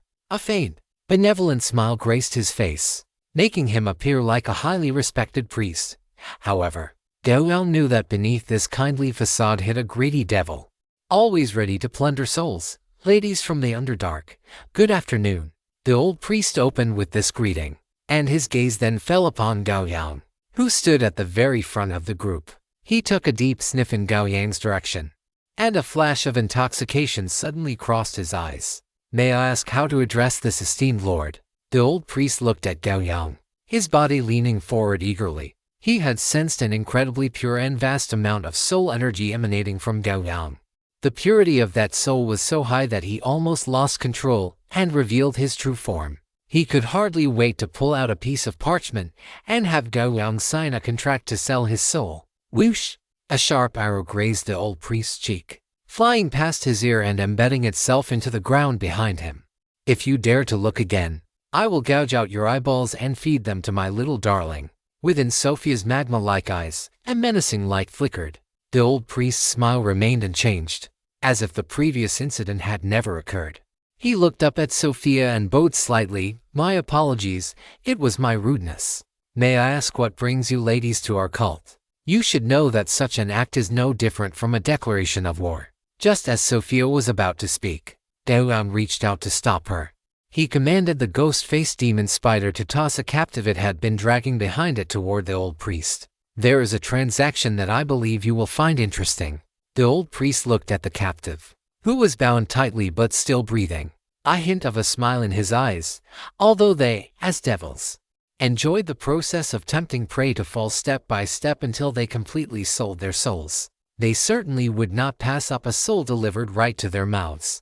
The old priest leaned down and grabbed the captive. A piece of parchment appeared in his hand. He took the captive's palm, cut his finger, and then thoughtfully helped him press his thumbprint onto the paper.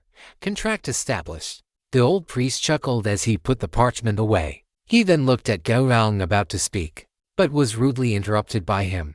This deal is too big. Call someone in your cult who can make decisions to talk to us. As for you, you are not qualified. The clergy members behind the old priest stirred, but were stopped by a gesture from him. In that case, please follow me to the cult's headquarters.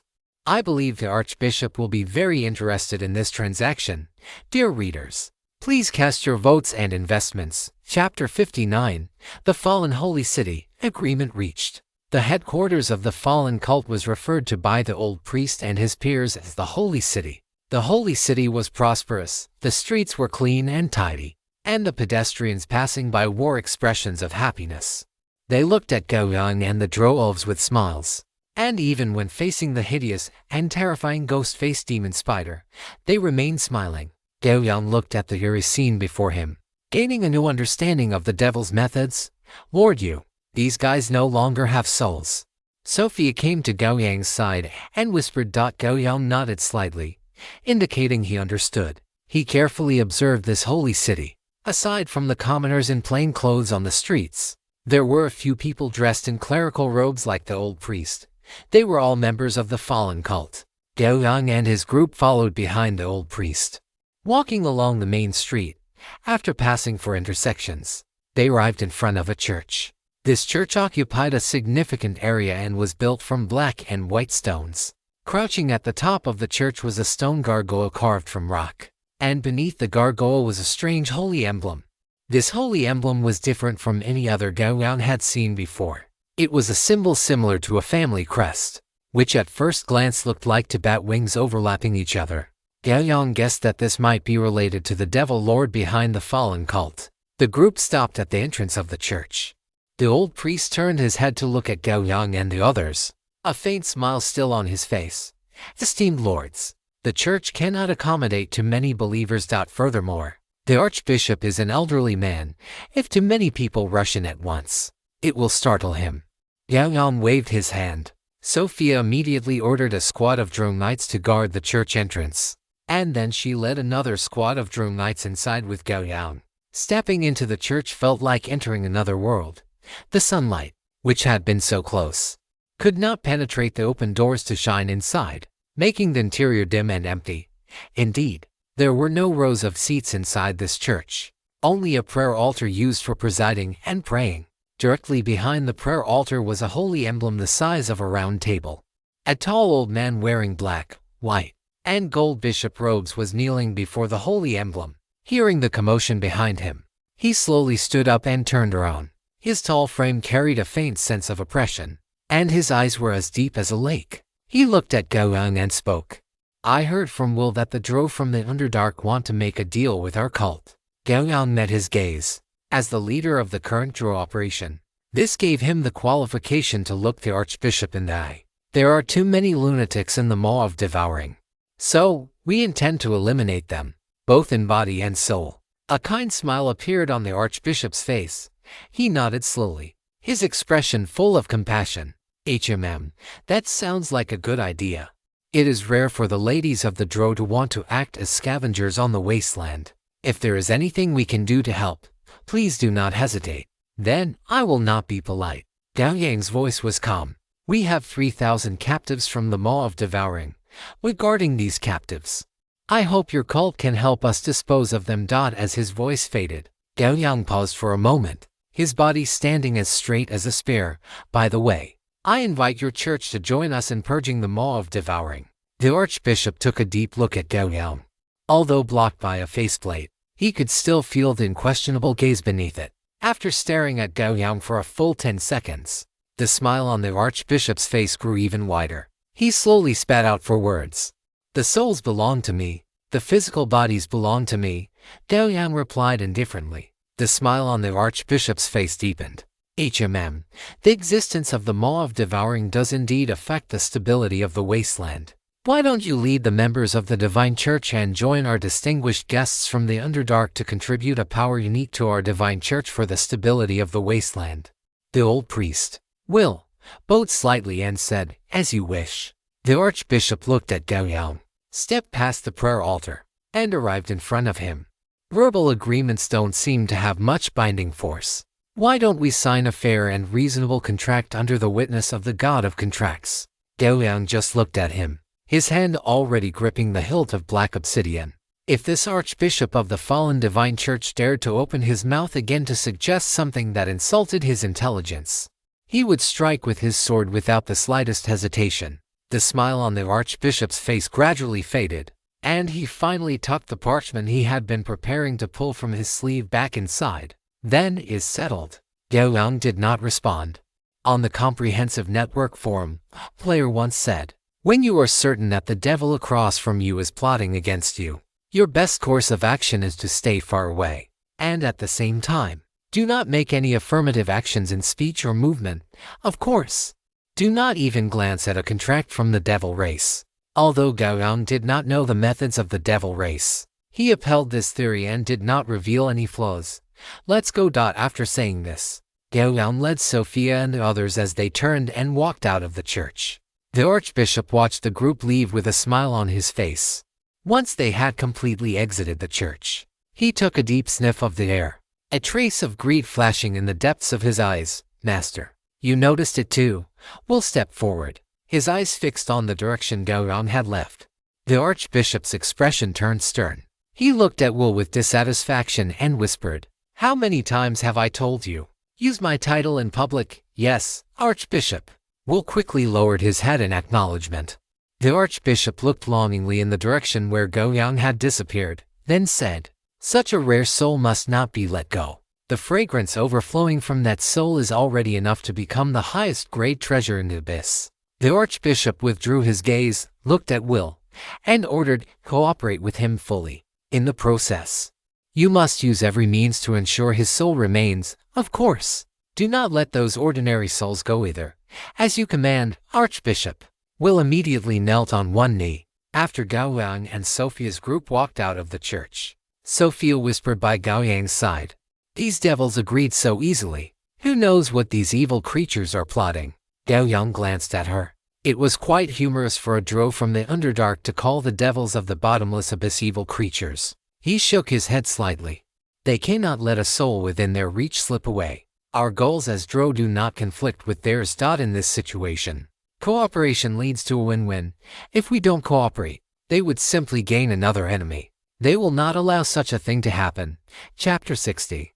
A little trick to avoid being kicked. For a lawful evil creature like a devil, behavior that not only yields no benefits but is actually harmful is absolutely forbidden. Therefore, this cooperation would not encounter any obstacles.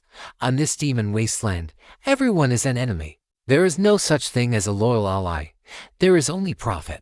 Both sides can benefit from the cooperation with the drow. For the devils, there is simply no reason to refuse. Furthermore, there was one point Gao Yang did not mention. To the devils, his soul possessed a high level of attraction. This could be seen from the old priest's performance when they first met. In other words, Gao Yang's actions were setting debates for the fallen divine church, one in the open and one in the dark. The open bait was the massive number of souls from the Maw of Devouring, and the hidden bait was his own soul. As long as the devils were tempted, this cooperation was inevitable. However, Gao Yang needed to be careful to minimize contact with the devils. And even when in contact, he had to remain on high alert. The group did not wait long outside before the old priest, Will, walked out of the church. He looked at Gao Yang and the others, and said with a calm expression, "Since the archbishop has agreed, I will lead the believer army to join you all in contributing to the peace and stability of the north. Also, I wonder when we shall depart, traveling with devils. We will go ahead first. We need to deliver that batch of captives to the first town of the wasteland. We will rendezvous at the first town of the wasteland tomorrow, and those captives will be handed over to you for processing." Gao Yang's tone allowed for no refusal. After speaking, he leaped onto the back of the ghost-faced demon spider, which then quickly moved its 8 legs and headed in the direction they had come from. The other drow elves followed suit, driving their own demon spiders to keep up with Gao Yang. The group swaggered out of the holy city just like that. The old priest, Will, did not stop them. He stood quietly at the church entrance, watching Gao Yang's group move into the distance. Only after they were far away did he turn and whisper an order. "Assemble the believer army. Follow me to war." Behind him, a figure emerged from the darkness, bowed in acknowledgement, and then vanished back into the shadows. Gao Yang stood on the back of the ghost-faced demon spider, a trace of surprise in his eyes, because at this moment, in his comprehensive network notifications, someone had started speaking in that temporary chat channel again. "Aren't you mysterious person? Hell, I actually saw drow elves appear in the fallen holy city. Does anyone know what is happening? Habakkuk rich man, drow elves, tsk. I really miss the taste of them, especially that silver hair. The feeling of it in my hands is simply incredible. Holly mysterious person." That is not the point. The point is why drow elves would appear in the territory of devils. "Aren't you mysterious person? I think I have discovered something." A warrior in full heavy armor is actually on the back of a ghost-faced demon spider. My intuition tells me that this existence must be a multiverse player. Kashi mysterious person, green treasure chest. Is there anyone trading in Wasteland Town? Gao Yang did not move his body, but his eyes beneath the face mask scanned the two sides of the street rapidly, attempting to find the player named Urchu. However, it was a pity that the other party was hiding very well, and he did not find anything. Although he did not know why the other party was so certain that he was a player, as long as he did not actively expose himself in the temporary channel, no one should know who he was. After thinking for a moment, Gao Yang sent a message in the temporary channel, Leave Fi, you mysterious person. White treasure chest *2. Green treasure chest. Is there anyone trading in Wasteland Town? A very obvious follow-up post did not attract the attention of the other players. This was the effect Gao Yang wanted. What he needed to do now was to make the multiverse players in the temporary channel familiar with him, without needing them to have too much memory of him. He only needed to ensure that when he spoke again later, these players would not think he was a newly joined player. The current process was called becoming a familiar face. Gao Yang had learned this in his previous part-time job groups. As long as he was familiar enough, the group admins would not remove him when clearing out members. Chi Paladin, may I ask, is there any communication between the Drow and the Devils? Seeing Key's message, Gao Yang could not help but raise his eyebrows slightly. However, Virtue did not reply, and it was unknown whether he had run out of message quotas or simply did not want to reply. After Gao Yang and his group left the fallen holy city, the speed of the ghost-faced demon spiders increased once again, like hundreds of pickup trucks, quickly disappearing outside the radiation range of the fallen holy city. This operation could be called swift, with no hesitation throughout the entire process. The next step was to quickly clear out the maw of devouring with the fallen cult. However, before that, it remained to be seen how many effective forces the fallen cult would dispatch. After several more hours of long-distance trekking, and after Gao Yang's sanity value fell below the 50 mark, they finally returned to the dense forest where the Drow were hiding. After entering the dense forest, Gao Yang's sanity value, which had fallen into the dangerous red line, finally began to rise slowly. Not long after, Hurkui appeared in front of Gao Yang. Looking at Hurkui, who was bowing slightly in front of him, Gao Yang quickly gave the order, Hurkui, notify everyone to send these captives outside the first town of the wasteland tomorrow. At that time, people from the fallen cult will naturally come to receive them. As you command, Lord Yu. Hurkui immediately responded and turned to leave quickly. The rest of you, rest freely. Gao Yang sat cross-legged on the back of the ghost-faced demon spider, took out Heiyao and placed it on his knees, then began to meditate. Seeing this, the many demon spider knights also relaxed their spirits slightly. What they had done over the past 2 days was already a bit much for a race like the Drow. Whether it was the battle that lasted all night, the subsequent long-distance dash, or finally reaching a cooperative relationship with the fallen cult, none of these were things that just any random troop could accomplish. Accustomed to idleness, they could not help but feel both mental and physical exhaustion after suddenly encountering so many things. An hour passed quickly, and Gao Yang strapped Heiyao back onto his back. After an hour of meditation, his sanity value had recovered by more than half, and it was now over 150 points. So there was no risk of losing his sanity. He turned his head to the side and saw Sophia holding a pile of fruits of various colors as she came before him. These are the foods our Drow elves usually eat. If Lord Yu is hungry, please eat some fruits to satisfy your hunger. There was a slight pause and awkwardness in Sophia's words, but this trace of emotion was quickly covered up by her. Gao Yang reached out to take them, casually picked up a fruit the size of a longan, lifted his face mask, and put it into his mouth to chew.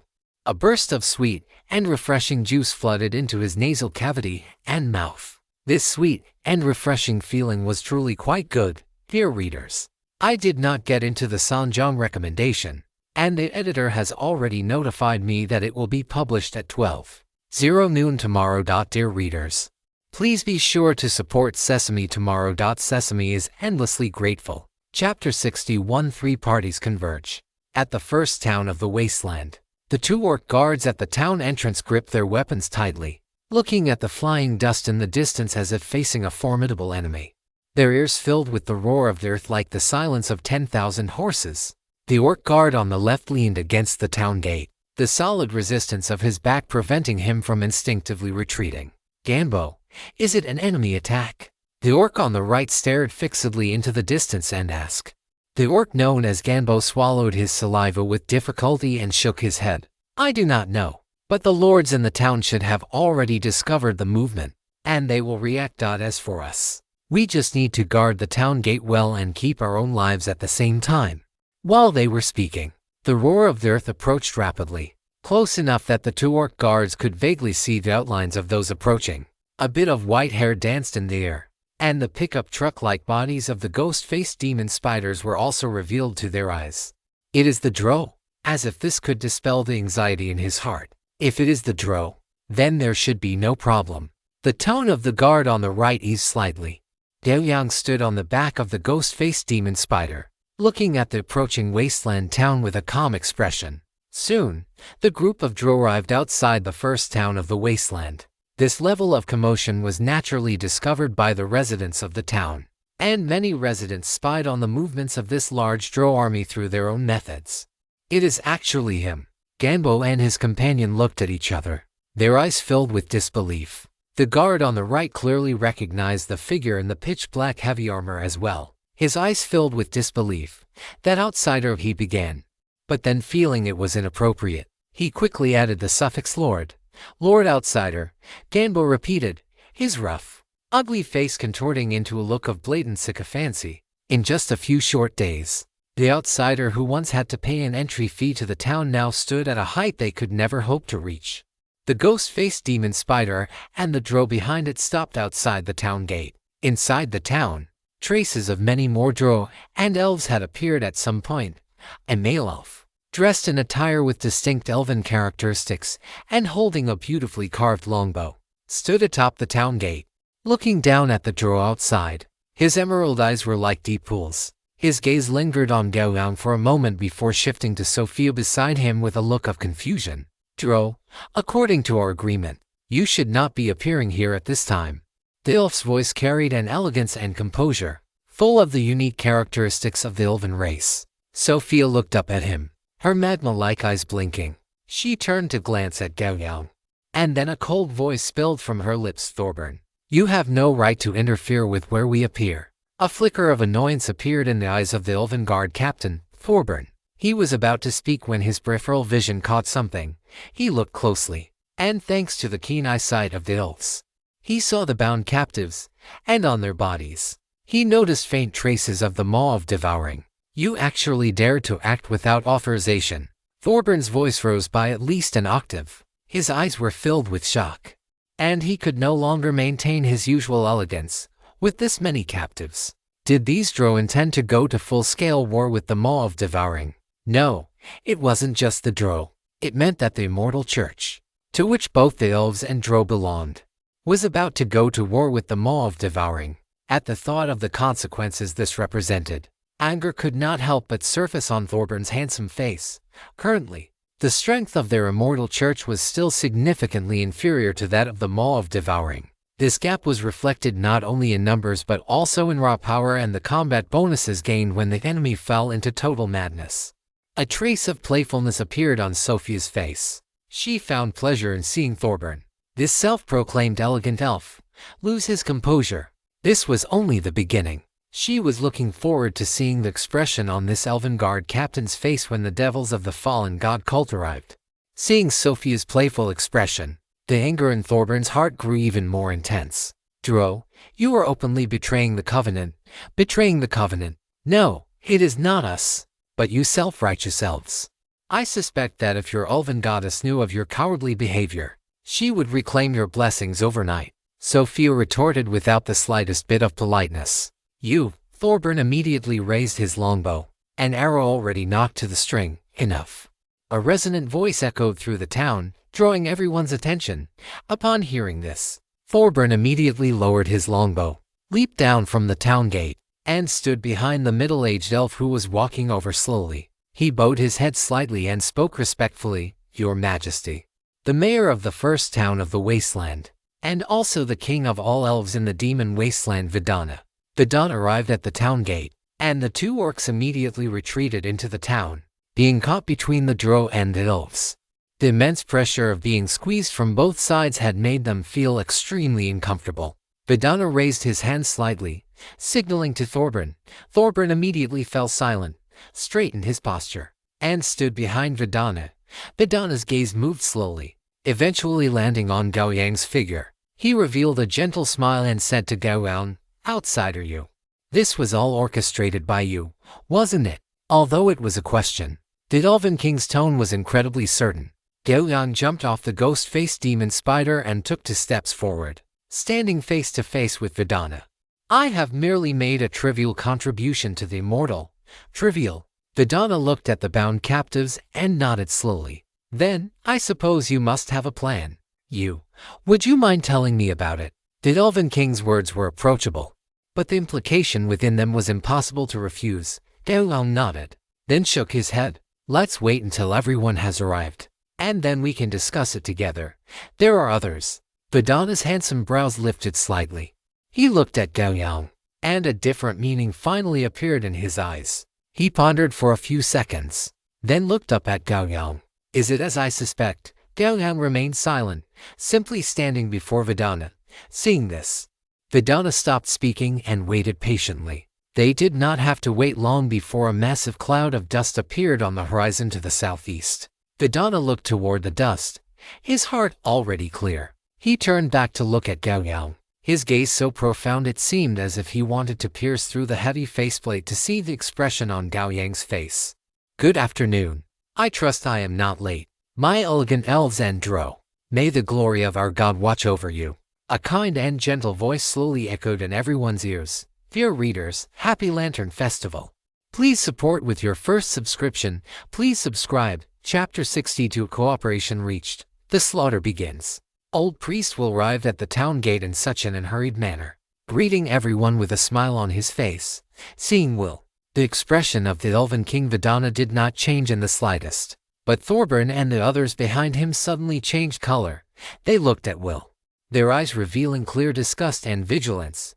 Devil. This is not a place you should be. Thorburn drew his bow and pointed an arrow at Will, shouting angrily, "Ha! Since when did elves have a shorter temper than the ladies of the drow?" Old priest Will looked at Thorburn, still speaking with a smile. Sobern, the Elf King Vidana spoke, and Sobern had no choice but to lower his bow and arrow. He looked toward Gao Yang, his demeanor as calm and unruffled as his expression. Now that everyone has arrived, can we speak? Gao Yang nodded. A moment later, inside the town council hall at the Elf King's residence. The place was built with distinct elven characteristics. The ornate patterns and natural architectural style made it seem completely out of place in the wasteland. An exquisite vine chair sat at the head of the room, and on either side of this chair were 5 rows of standardized seats. At this moment, the Elf King Vidana was sitting on the vine chair. Gao Yang and Lisa were seated on the left. Sobern and another female elf were seated on the right, and opposite Vidana sat the old priest, Father Will. Lisa looked at Gao Yang, then at the old priest, Father Will, a hint of surprise appearing on her alluring face. She had not expected Gao Yang to move so quickly. We have mobilized 5,000 soldiers of the faith this time. When can we begin the operation?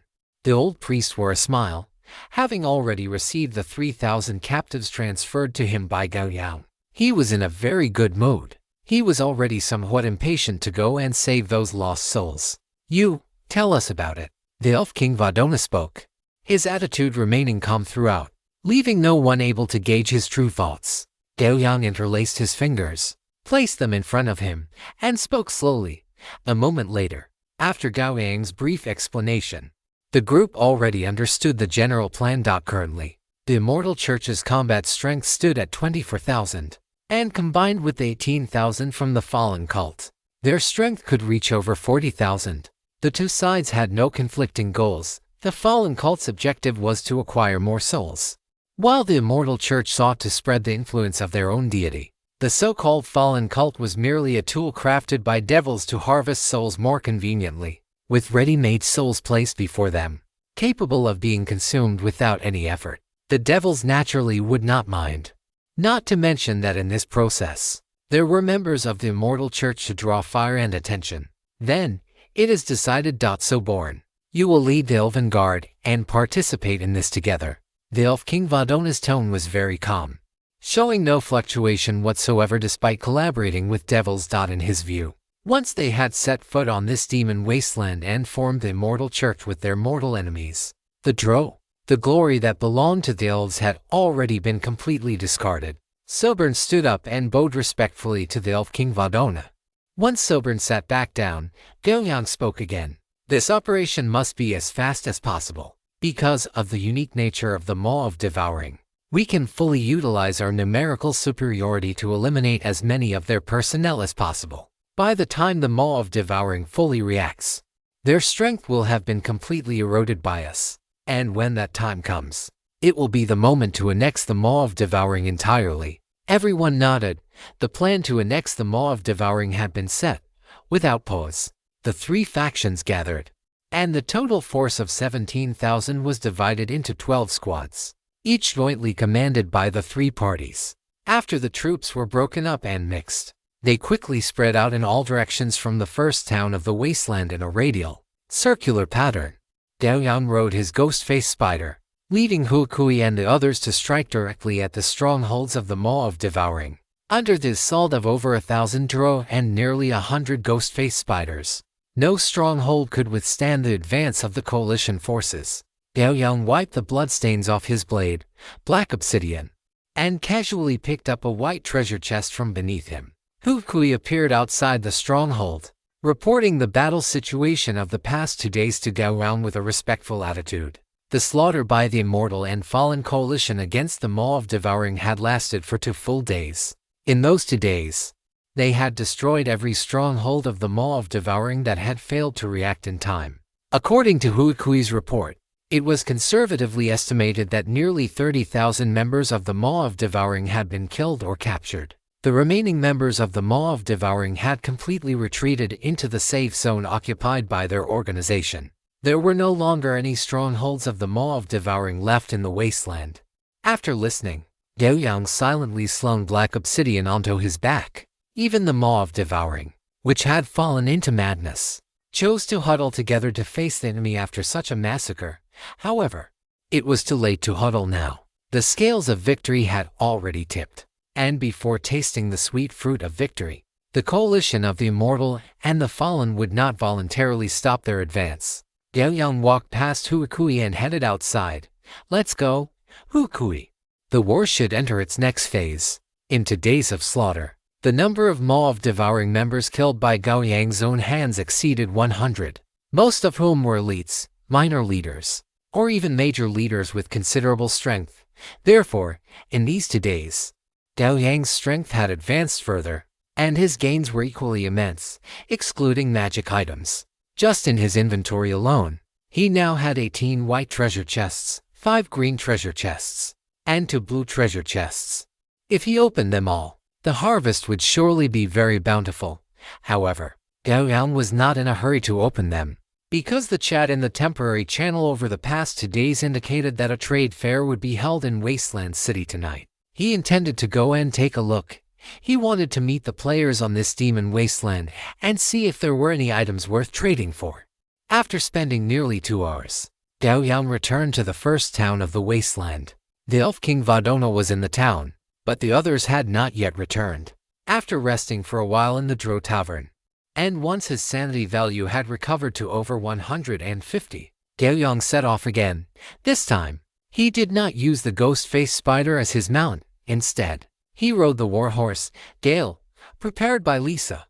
Admittedly, the ghost-faced spider's combat power was extremely strong, but its faction alignment was also very strong. By comparison, the presence of Gale appeared much more ordinary. Lisa, I am going out for a while. The Maw of Devouring has already retreated into their main base.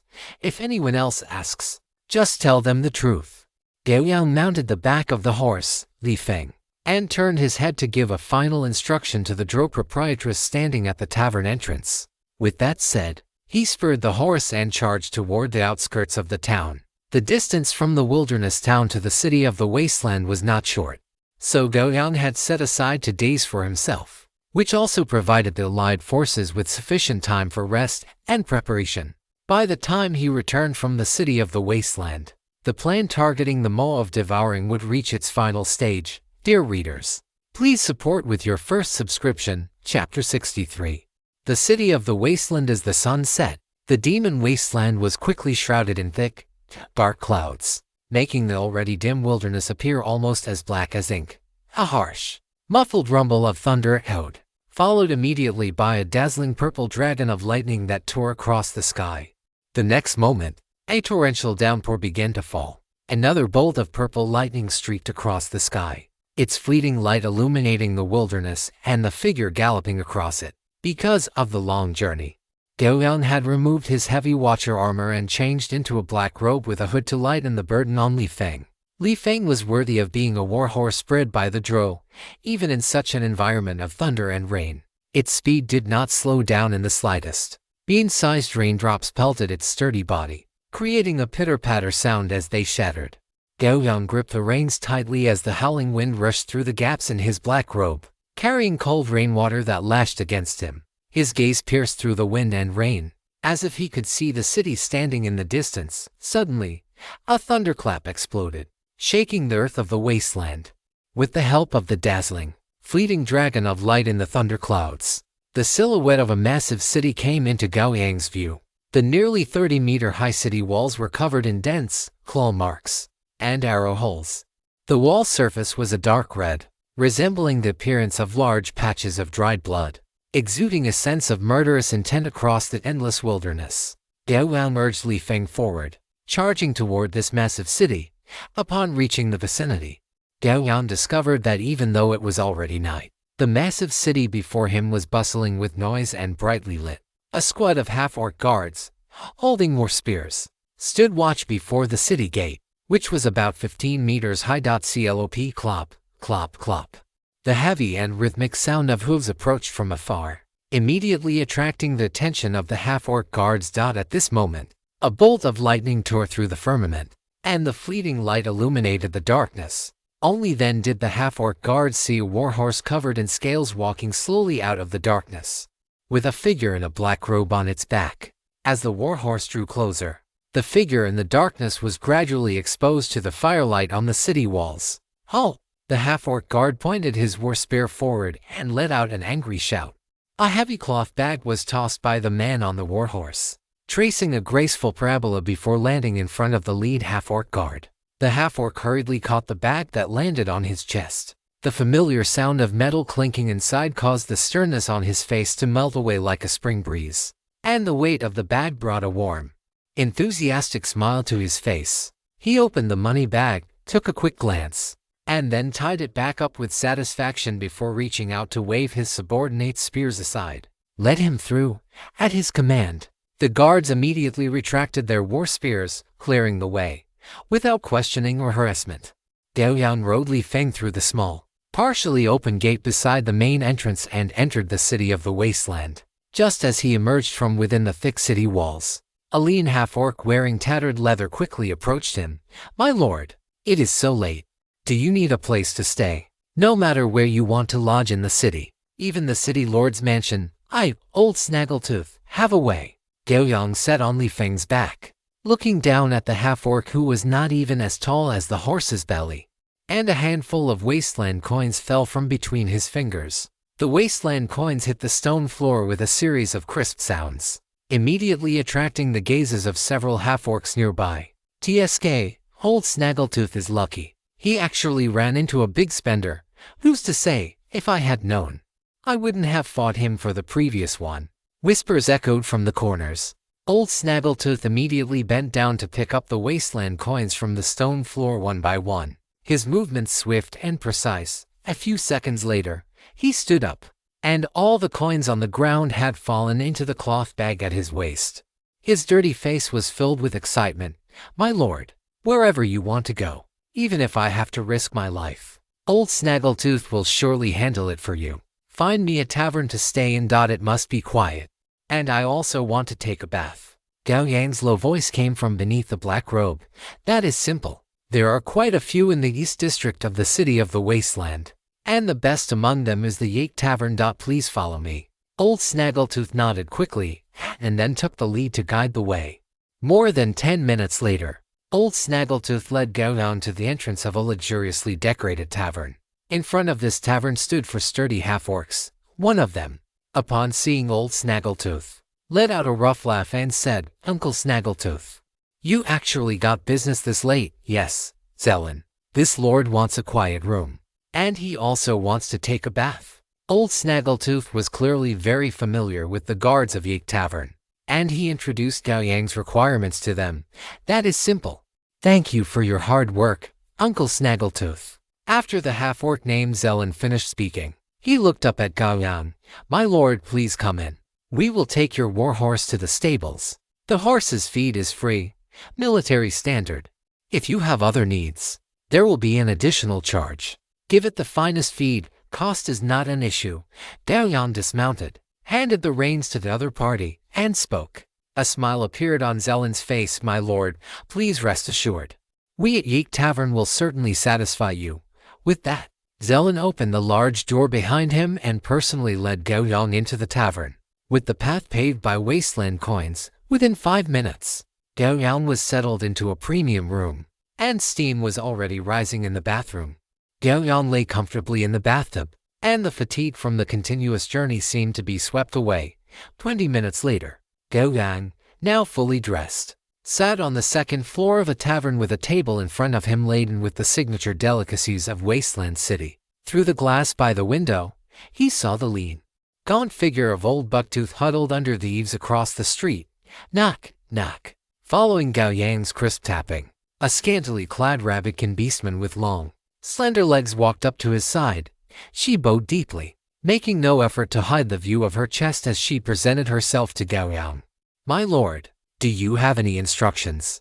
Gao Yang pointed at old Bucktooth outside the window and said, "Call him up here." The rabbitkin's reddish eyes followed Gao Yang's finger to land on old Bucktooth. She then offered a standard, practiced smile and bowed before leaving. Within 2 minutes, old Bucktooth followed behind the rabbitkin, looking somewhat restrained as he arrived at the table where Gao Yang sat. "My lord, you summoned me." Old Bucktooth hunched his back, looking at Gao Yang with a face full of smiles. "Sit." Gao Yang gestured to the empty seat opposite him. "This." Old Bucktooth subconsciously glanced at the rabbitkin beside him, only to see her turn and leave immediately. Only then did old Bucktooth reveal a smile and say, "Thank you, my lord." "Thank you, my lord." Gao Yang set down his utensils, signaled for old Bucktooth to eat, and then spoke. "Tell me about this wasteland city. Also, tell me the location of the dwarf home." Old Bucktooth swallowed hard, and finally, with trembling hands, he reached out to pick up the food on the table and began to eat. At the same time, he began to rapidly explain the layout of the entire wasteland city to Gao Yang. Whenever Gao Yang asked a question, he was able to provide an answer immediately. After swallowing a piece of meat dripping with juices, old Bucktooth continued his rapid explanation. The dwarf home is in the southeast corner of the inner city. It covers an area about 2 streets wide, and it is inhabited entirely by dwarves. Those dwarves are natural-born blacksmiths. The place is always filled with the clanging of hammers, and because of that, the surrounding residents have filed no shortage of complaints. After you finish eating, take me to the dwarf home.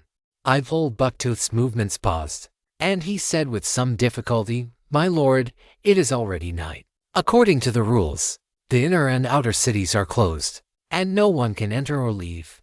I believe you have a way, don't you, Mr. Bucktooth?" A cloth bag was placed on the table by Gao Yang as he leaned forward slightly to look at the beastman opposite him. Old Bucktooth's eyes were fixed on the bulging money bag. After a moment, he gritted his teeth and nodded firmly. "My lord, follow me." As he spoke, he grabbed the money bag from the table and tucked it into a hidden pocket inside his chest. Old Bucktooth led Gao Yang through Wasteland City, walking through nearly half of the East District before they finally stopped at a corner of the inner city. Coo-coo-coo-coo. After old Bucktooth made a few rhythmic sounds, a grappling hook dropped from the top of the city wall within 2 minutes. Old Bucktooth tugged on the rope, and then he was the first to climb up. Once he reached the top of the wall, he signaled to Gao Yang, who then grabbed the rope and used the momentum to ascend to the top of the inner city wall. Vaulting onto the wall, old Bucktooth stood with a sturdy beastman guard wearing chainmail, and the two were whispering to each other. The money bag that had been in old Bucktooth's possession was now in the hands of the beastman guard. A few seconds later, old Bucktooth came to Gao Yang. "My lord, it is all settled. This officer will take you to the dwarf home shortly. You just need to follow him. You can rest assured, it is guaranteed to be reliable." Gao Yang nodded slightly. Only then did old Bucktooth feel relieved, and he descended back to the outer city via the grappling hook. "Follow me," the beastman guard said to Gao Yang after retracting the hook. Gao Yang took one last deep look at the outer city before turning to follow, with the beastman guard leading the way.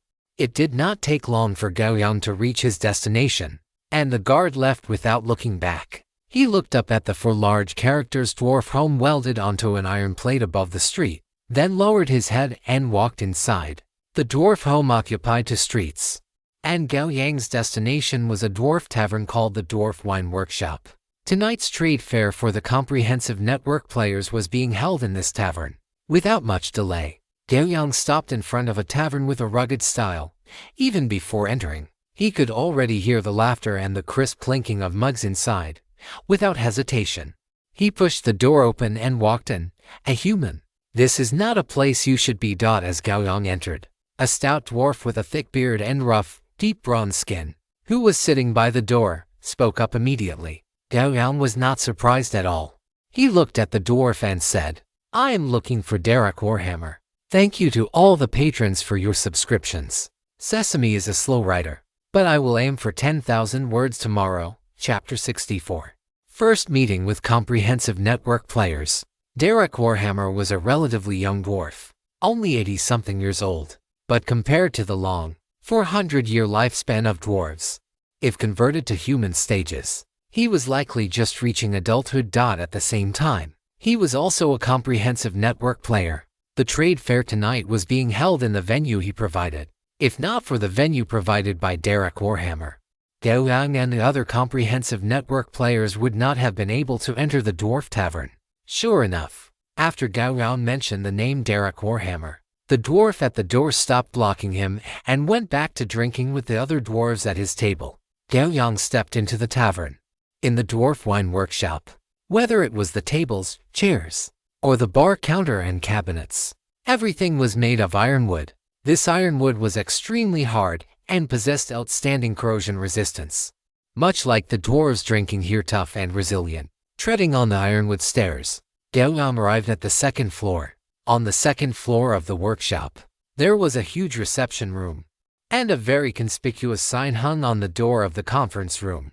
Derek Trade Fair. Gao Yang arrived in front of the reception room door, paused for a few seconds, and then reached out to push the door open. Creak. A faint sound of wood rubbing against wood echoed, and the players in the reception room turned their heads one after another toward the entrance. Gao Yang gently closed the door. He glanced at the stocky, bearded dwarf standing on the platform and gave a slight nod in greeting. "I didn't expect another player to arrive at the tail end of the trade fair. Please, find an empty seat." Dalek Hammerfist on the platform did not ignore Gao Yang. Instead, he greeted him quite warmly. Gao Yang walked forward while observing the reception room. At this moment, besides him and Dalek on the platform, there were 24 other players. These players were of various forms, but they mostly belonged to common races. The most conspicuous were the 5 players sitting in the first row. One of them had several magical items shimmering on his body, making him look like a neon sign. In the perception of multiverse beings, the more magical luster a person possesses, the stronger their strength and wealth are considered to be. This is because the creation of magical items is never an easy task, and the value of each one far exceeds the ordinary. If he was not mistaken, this player glowing like a neon sign should be the wealthy man from the temporary channel, Habakkuk.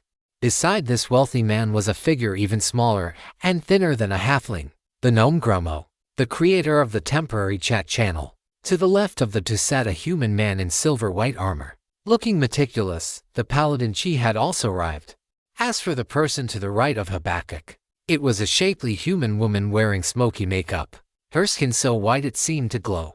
Gao Yang did not recognize this woman, nor could he confirm her identity through the conversations in the temporary channel. To the right of this woman was a Devil Race Sunwang player with bat wings. Gao Yang passed by the numerous Sunwang players and sat down 5 seats away from the paladin. After Gao Yang sat down, she turned his head to look at him, his brows slightly furrowed. He could sense a thick scent of blood and a wisp of evil aura emanating from this newcomer. However, since this was Dalek's home turf, she did not intend to do anything. Dalek looked at Gao Yang and tapped the podium in front of him with his finger, saying, "If this player has any items to trade, you may bring them up in the later segment. If there are items you wish to purchase, you may also place a bid. Wasteland coins, Zone 1 disaster coins, or bartering are all acceptable. After speaking, Dalek took out a metal necklace as thick as an adult's little finger and explained, "This is a magic necklace with a shield spell attached. It can be activated a total of 5 times. Capable of blocking 5 attacks with a strength not exceeding 17 points or evocation spells below the 4th circle. The price is 2,000 Zone 1 disaster coins or 20,000 wasteland coins." Gao Yang looked at the necklace in Dalek's hand and felt a bit tempted. He then raised his hand to signal, paused for a moment, and asked, "May I ask if the seller accepts payment in treasure chests?" Treasure chest payment. The Zone 1 players present were all taken aback. Treasure chest trading was certainly possible, but for a magical item worth 2,000 Zone 1 disaster coins, at least 1 green treasure chest would be required to even have a chance at a deal. And that was only in theory. If it were just a single green treasure chest, this trade was destined to fail. Dalek nodded. "As long as the seller agrees, there's no problem at all." Gao Yang nodded, then took 1 green and 4 white treasure chests, 5 in total, from his inventory. He looked at the Zone 1 players present and said, "If the seller is here, are these 5 chests enough?" The Zone 1 players present looked at the chests in front of Gao Yang and could not help but raise their estimation of this newcomer. As Gao Yang finished speaking, a Zone 1 player stood up and walked over to him. It was an orc. He collected the chests in front of Gao Yang one by one and returned to his seat. Seeing this, Dalek handed the metal necklace to Gao Yang. Afterward, Dalek looked at Gao Yang and asked, "What should we call this player?" Gao Yang uttered a single word. Dalek nodded and returned to the platform. "Next is the trading time. Because you arrived relatively late, most of the players here have already traded the items they wanted to sell. If you have any items you wish to trade, you may take them out now." Gao Yang thought for a moment, stood up, and began taking treasure chests out of his inventory one by one. As Gao Yang continued his actions, the gazes of the Zone 1 players toward him became increasingly cautious. Gao Yang placed the final blue treasure chest onto the pile of chests in front of him. At this moment, there were 14 treasure chests stacked before him. 11 white treasure chests, 2 green treasure chests, and 1 blue treasure chest. "Oh, by Moradin, did you rob a treasure chest merchant?" Dalek let out an exaggerated shout. The stocky dwarf looked at Gao Yang with a newfound sense of importance. No matter who it was, anyone capable of producing so many treasure chests at once could not be weak. Gao Yang sat back down, his voice low. "I intend to sell these chests. I accept Zone 1 disaster coins or exchanges for magical items. The latter will require my approval." As soon as he finished speaking, the gnome Grummo, who was only half a head taller than the conference table, had already arrived in front of Gao Yang. His eyes wandered over the mountain of chests. A moment later, he looked at Gao Yang, gritted his teeth, and said, "I am Grummo. I am willing to offer 6,000 Zone 1 disaster coins and 1 magical item that will be useful to you in exchange for these chests." Gao Yang raised an eyebrow slightly. He looked at the creator of the temporary channel and nodded, saying, "I need to see the magical item first. If it meets my requirements, I will agree to this trade. You will be satisfied." As Grummo spoke, he took out a gem that was almost the size of his palm, glowing deep red like magma, and handed it to Gao Yang. "This is a hill giant blood gem. It contains infinite giant strength and will definitely be effective for you." Gao Yang took it, and a line of information immediately appeared before his eyes. Hill giant blood gem quality. Type, gem durability, description. A magic gem soaked in the scalding blood of a hill giant, transformed by a mage into a blood gem, allowing the holder to unleash the incredible strength of a hill giant. Special effect. Upon activating this magic gem, the hill giant blood contained within will be injected into the user's body, granting ×1 strength and ×1 constitution for 10 minutes. PS. Ineffective for those with strength or constitution exceeding 20 points. Cannot be stacked. Current available uses. Gao Yang's gaze flickered. The power of this gem was indeed very effective for him at his current stage. With this gem, it was equivalent to a significant increase in his strength, which would be very helpful for his future actions. Without hesitation, Gao Yang looked at Gorumu in front of him and said, "It is indeed a good item. These treasure chests are yours." Gorumu hurriedly paid the 6,000 system points to Gao Yang. then contentedly tucked the treasure chests into his inventory, watching the gnome's back as he almost skipped away. Gao Yang guessed that this gnome might be a gambling addict, otherwise, he wouldn't appear so excited. One had to know that opening treasure chests was addictive. At the moment a chest was opened, no one knew what would come out. Even Gao Yang himself had to admit that when the blinding light dazzled his eyes, the thrill was simply incomparable. The treasure chests he kept in his own hands were also to satisfy his own craving for the thrill of opening them. Of course, the previous environment was too crowded and chaotic, making it unsuitable for opening chests. Seeing that the transaction between Gao Yang and Gorumu had concluded, Dela continued to preside over the trading session. However, in the next rounds of trading, Gao Yang did not encounter any items that interested him. He had arrived late to begin with, and the trading session was nearing its end. Naturally, the items that could be traded had already been exchanged earlier. Dalek looked at everyone in the venue, suddenly tapped the table in front of him with his hand, and waited until everyone's gaze was focused on him before he spoke. Fellow players, this trading session is coming to an end. Before we conclude, there is a commission from an elder of our dwarf clan that I, Dalek Warhammer, would like to announce to you all. This elder of mine is a master blacksmith. He has made a promise. Whoever fulfills this commission will have 3 pieces of equipment forged for them unconditionally. As soon as these words were spoken, the players present fell silent, followed by the sound of heavy breathing. The dwarf clan are natural blacksmiths, and the weapons and equipment they forge are renowned throughout the entire multiverse. Legend has it that the dwarf deity Moradin is a great blacksmith himself, and many divine artifacts of the gods were crafted by Moradin's own hands. Even the items produced by ordinary dwarf blacksmiths are at least of high quality, let alone those from a master blacksmith of the dwarf clan. However, correspondingly, fulfilling the commission of this master blacksmith would certainly not be a simple matter. Enough said. I hope all you readers will support Sesame Duck. Chapter 65. The Master Blacksmith's Commission and Opening Chest. Shabak, located in the first row, raised his hand, his tone carrying an innate air of arrogance. Gaelic, why don't you tell us about your elder's commission first? That way, we can judge just how difficult this commission really is. Dalek nodded, and then explained. Several years ago, one of my elder's offspring died at the hands of the Maw of Devouring, which occupies the northern part of the Demon Wasteland. The commission is simple. Bring the head of that orc leader of the Maw of Devouring to the dwarf home, and the commission will be considered complete. If there is a recording stone that captures the footage of killing the orc leader of the Maw of Devouring, that would be even better. As his voice fell, the system players present fell into silence. The Maw of Devouring was no small faction. It was a behemoth that had occupied the northern part of the Demon Wasteland for over 30 years, with over 50,000 members. The strength of the orc leader at its head could even rank among the top in the Demon Wasteland. To ask them to attack such a force was simply a fantasy. If a direct assault was impossible, then only assassination remained. But the strength of the orc leader was also not something that beings like them could assassinate. Habakkuk frowned slightly. Although he had money, endless money, he had no good way to deal with this commission. It was impossible for him to complete this task himself. So, the only thing left was to hire someone else to complete it for him. But in the current Demon Wasteland, finding someone capable of assassinating the orc leader of the Maw of Devouring was simply a fantasy. If one were truly found, the price to be paid would be extremely high, not much less than the promise of a dwarf master blacksmith.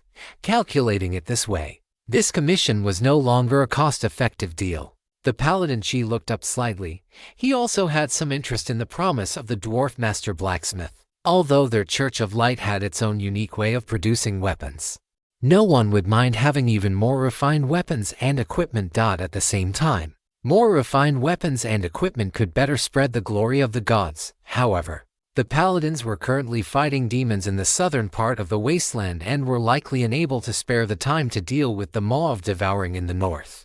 On the other hand, the devil player sitting on the far right of the first row felt his heart stir. He had already learned through his own channels that the fallen church founded by the devil race was currently at war with the Maw of Devouring. If there was anyone among the players present who was most likely to complete this commission, it would certainly be him, a member of the devil race. This devil had already made a decision. After tonight passed, he would immediately set off for the fallen church and participate in the war against the maw of devouring under the identity of the fallen church. As long as there was an opportunity, he would definitely be able to complete this commission. The difficulty of this commission is a bit too high. Dalek, to the left of the devil player. The female player looked at Dalek and spoke.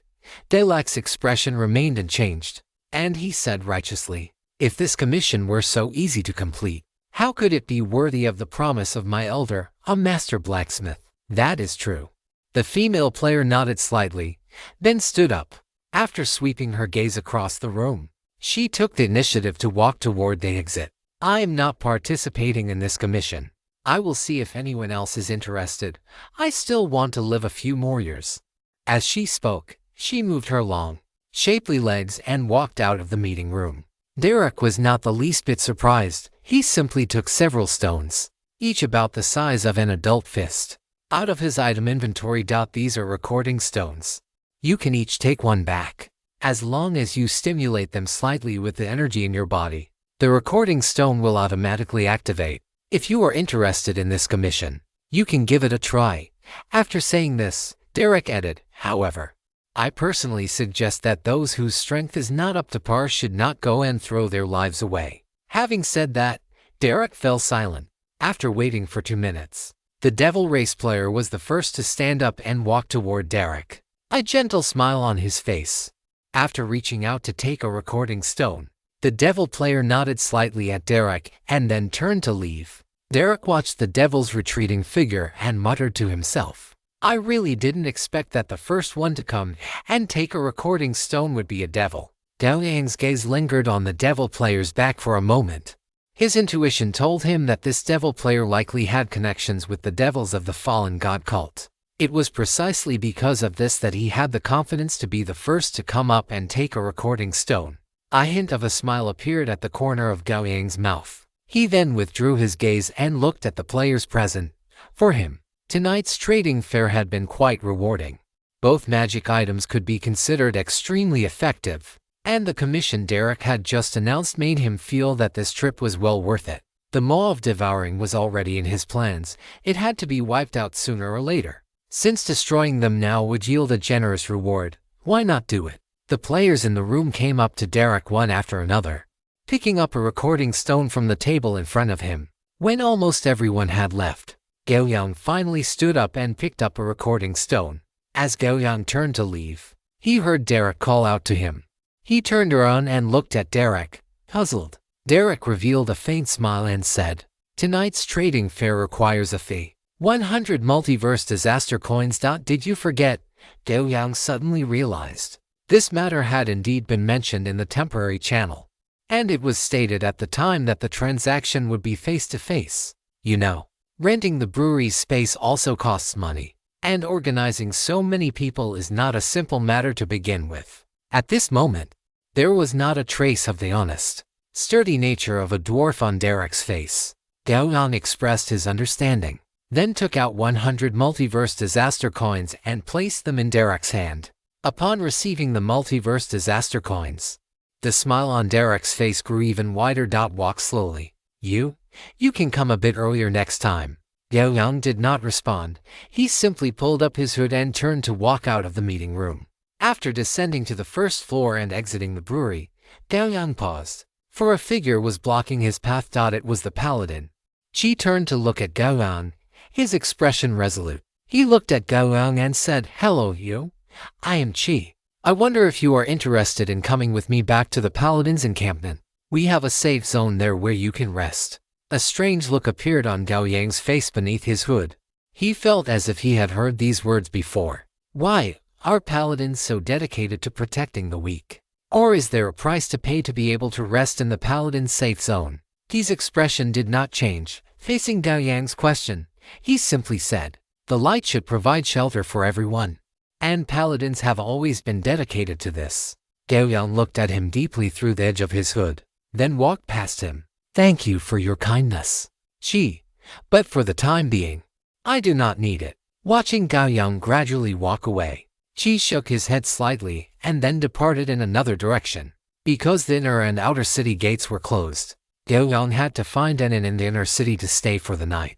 Now that he no longer had Old Tusk's help, he planned to wait until tomorrow morning to leave the inner city. Sitting cross-legged on the bed, he first performed his daily meditation. Meditation had now become a daily requirement for Gao Yang. He hadn't realized how much willpower it had strengthened, but his perception of black obsidian had indeed improved somewhat. Moreover, meditation also helped clear negative emotions from his mind, allowing him to maintain his rationality. Otherwise, given the frantic slaughter he had engaged in over the past few days, he might have already been consumed by the urge to kill and turned into a bloodthirsty person. Although those he had killed previously were members of the Maw of Devouring who lacked reason, they were, after all, sentient beings, and there was not much difference in their physical forms. Gao Yang put away black obsidian and then took out the metal necklace he had obtained at the trading fair. Farn's masterpiece protection quality type, necklace durability, weight: 0.15 kg special effect. Activates the magic on the necklace to form a shield spell, protecting against potential incoming attacks. PS, each shield spell can only block one attack with a strength not exceeding 17 points or a non-elemental spell below the 4th circle. A pretty good necklace. Gao Yang looked at it, then put it on around his neck. A cool, metallic sensation touched his neck, but the chill quickly vanished along with his body heat. With nothing else to do, Gao Yang took the remaining treasure chests out of his inventory and placed them one by one beside him. He prepared to open these remaining chests. At this moment, he still had 3 white, 2 green, and 1 blue treasure chest in his possession. The blue treasure chest had been dropped by a high-ranking leader of the Maw of Devouring, so he expected it to be quite valuable. Taking a deep breath, Gao Yang picked up a white treasure chest and opened it. A faint white light flashed, and a rusty dagger appeared in Gao Yang's hand. Gao Yang expressionlessly placed it into his inventory. This kind of item didn't even qualify to be recycled.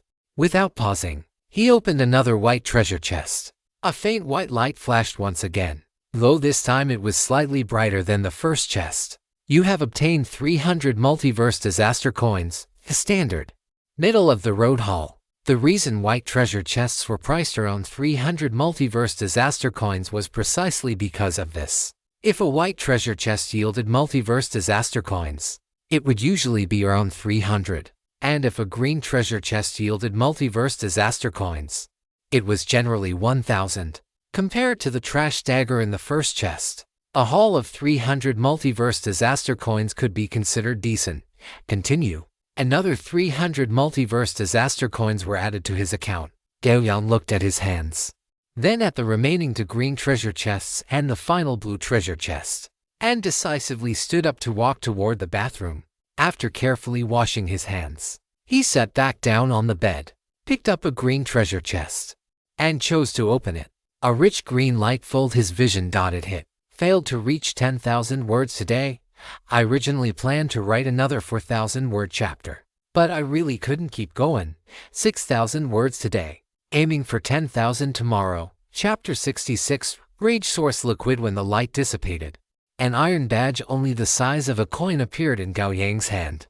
Wine Wolf Badge. Quality type, badge durability: weight: 0.05 kg. Description: one of the 5 remaining badges of the Wine Wolf Orc tribe, imbued with the bloodline power of the Wine Wolf clan by a Wine Wolf warlock. Special effect: after equipping this badge, agility (2).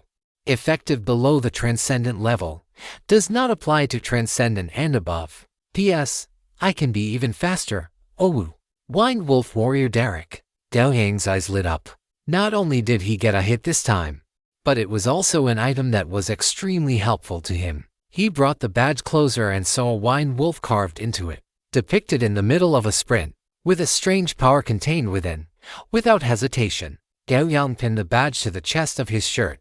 As soon as he equipped it, a peculiar energy radiated from the badge, slowly permeating his body like a spring rain. Gao Yang could feel his body beginning to feel lighter under the infusion of this energy. An increase of 2 points in agility was significant, so it required a process of adaptation.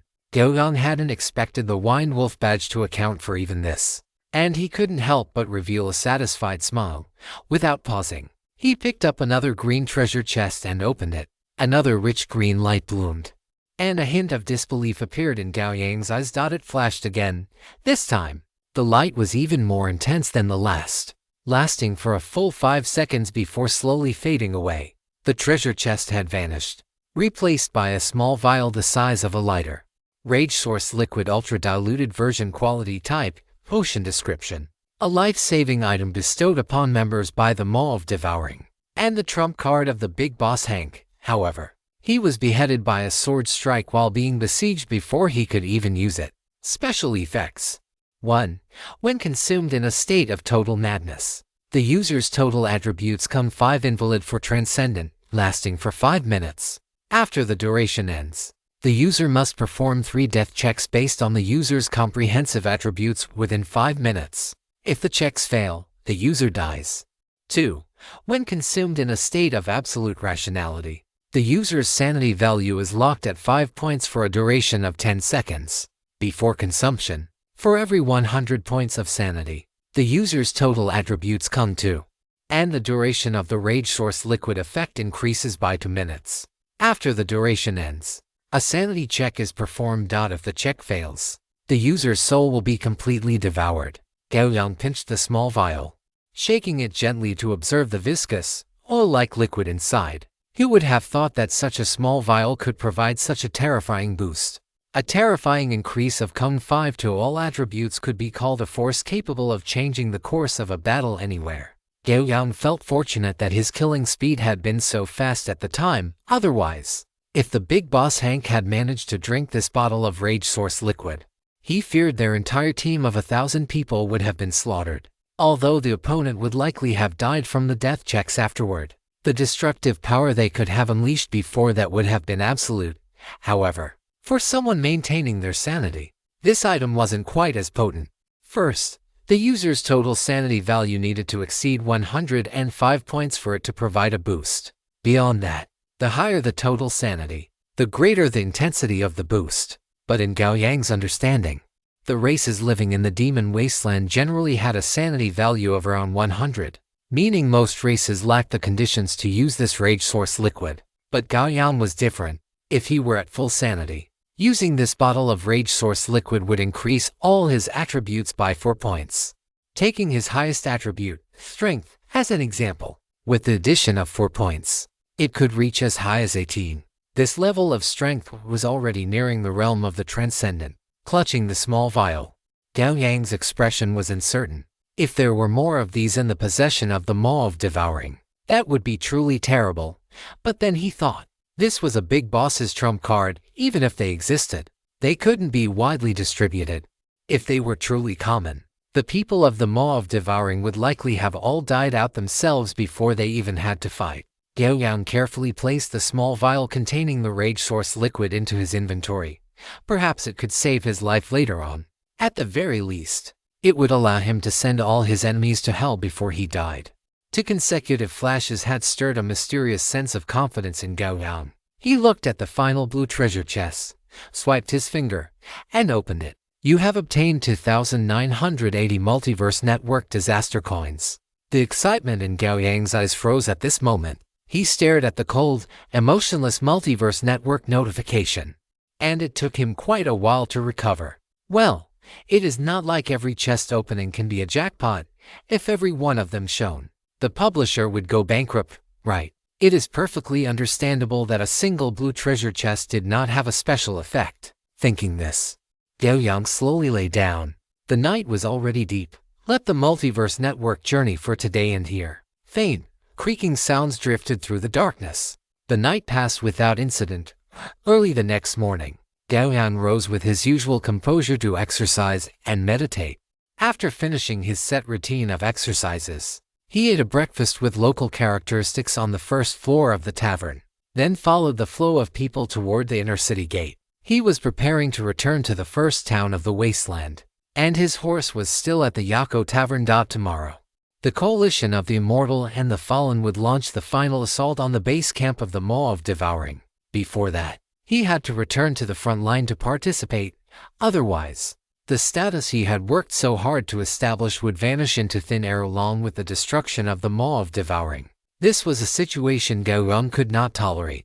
Without his status in the Immortal Church, he would be unable to achieve a perfect rating for this abyss trial. And if he could not achieve a perfect rating, everything would be meaningless to him. The guards at the entrance of the Yako Tavern had not changed. Upon seeing Gao Yang, the 4 half-orcs immediately revealed friendly smiles. Gao Yang's generosity last night was so extravagant that it would be difficult for the 4 half-orcs not to remember him. A half-orc named Zelen quickly approached Gao Yang and said with great enthusiasm, "Respected sir, do you require a meal? The breakfast in the tavern is provided to you free of charge." Gao Yang waved his hand and then looked at Zelen. "Has my horse been fed?" Zelen immediately replied, "Replying to you, sir, it was fed every 3 wasteland hours last night. And it was also fed this morning just as the sun rose. We used only the highest quality horse feed. Very good." Gao Yang nodded and casually tossed a bag of wasteland coins. "Go and bring my horse." A look of sincere joy and respect appeared on Zelen's face. He tucked the money bag into his chest and bowed to Gao Yang. "Please wait a moment. I will go right now." Under the influence of the wasteland coins, Gao Yang did not wait long before Gale was led to the tavern entrance by Zelen. "Sir, the horse is here." Zelen handed over the reins. "Many thanks." Gao Yang took the reins, bolted onto the horse, and urged Gale toward the city gate. Although he had only stayed in this wasteland city for 1 night, through this brief glimpse, he had already gained a certain understanding of it. This wasteland city was like an aging orc, exuding the stench of decay and death from every pore. There was no need to check identities when entering the city late at night, as long as you paid the wasteland coins. You were in. Security at night was practically non-existent. What Gao Yang saw last night were merely a group of parasites who knew how to collect protection money. As for the wall between the inner city and the outer city, it was the same. Anyone with even the slightest connection could enter the inner city in the middle of the night. One could imagine just what level the defensive capabilities of this wasteland city had reached. It was no wonder that the factions in this demon wasteland made no effort to hide their intentions of seizing the position of the wasteland city lord. The truth was that this wasteland city could no longer intimidate or suppress them. It was like a lion surrounded by a pack of wolves. The moment the lion inevitably showed signs of exhaustion, it would be the time for the pack to attack in unison. Exiting the city without the slightest hindrance, Gao Yang looked back at the massive, war-torn city one last time before turning and driving Gale away at high speed. Gale galloped across the boundless wasteland. Compared to the thunderstorm last night, riding at high speed during the day had a unique flavor of its own. In this wind-whipping speed, Gao Yang felt his heart open up as well. Huff, huff, heavy breathing, like the pulling of a bellows, came from beneath him. Gao Yang looked at the black shadow appearing on the horizon and slowly pulled on the reins. The first town of the wasteland had arrived. At this moment, the first town of the wasteland had undergone significant changes in Gao Yang's eyes. Outside the town, a large number of military tents were distributed. This was where Hilvan, Dro, and fallen believer armies were stationed. As an army, they had their own living regulations. At the same time, the residents of the first town of the wasteland had their own lives. The town did not have enough space for nearly 20,000 people to live, so they had to set up camp outside the town. Meanwhile, they would enter the first town in batches to restore their sanity points. With the cooperation between the immortal and the fallen, the economy of the first town of the wasteland had skyrocketed like a rocket over the past few days. The consumption rate of food and alcohol increased rapidly, and even many sex workers had to temporarily stop working because they were overwhelmed. Gao Yang stopped outside the town. He did not enter the town directly. Instead, he identified his target and headed toward the Dro camp. A moment later, Gao Yang, clad in pitch-black heavy armor, sat inside the largest tent in the Dro camp. Sophia and Hu Kui each led their trusted subordinates and stood into rows before Gao Yang. "Lord Yu, the people from the immortal and fallen churches have all returned to the first town of the wasteland according to your requirements and are ready to depart at any time."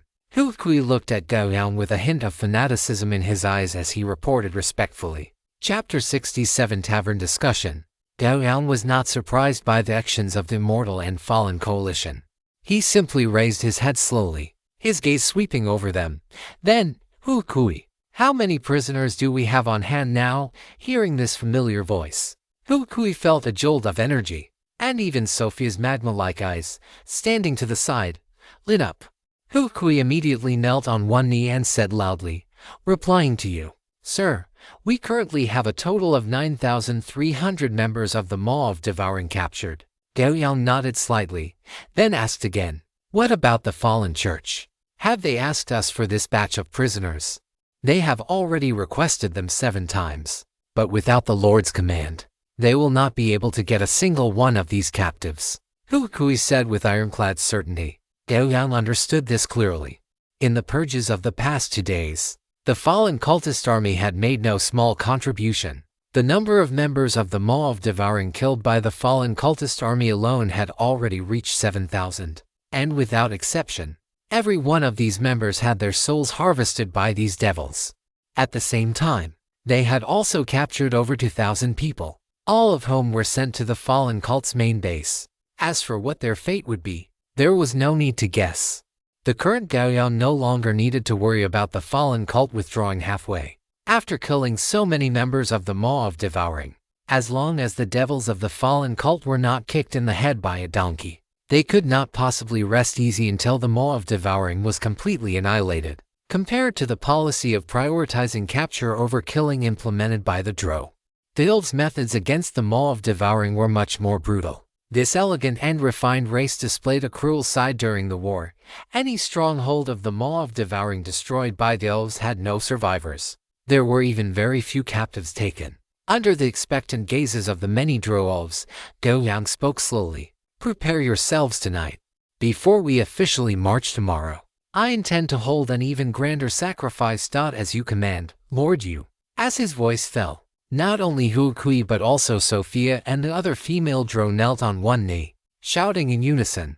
Their eyes filled with fanaticism as they looked at Gao Yang. To them, sacrificing to the great spider goddess was the most important thing of all, and a grander sacrifice would surely please the goddess even more. Gao Yang was satisfied with their actions. He stood up and walked outside. Sophia and Hukui, send people to tell the other 2 parties to meet at the Drow Tavern in the first town of the wasteland in half a demon hour. We will discuss the final operation regarding the Maw of Devouring.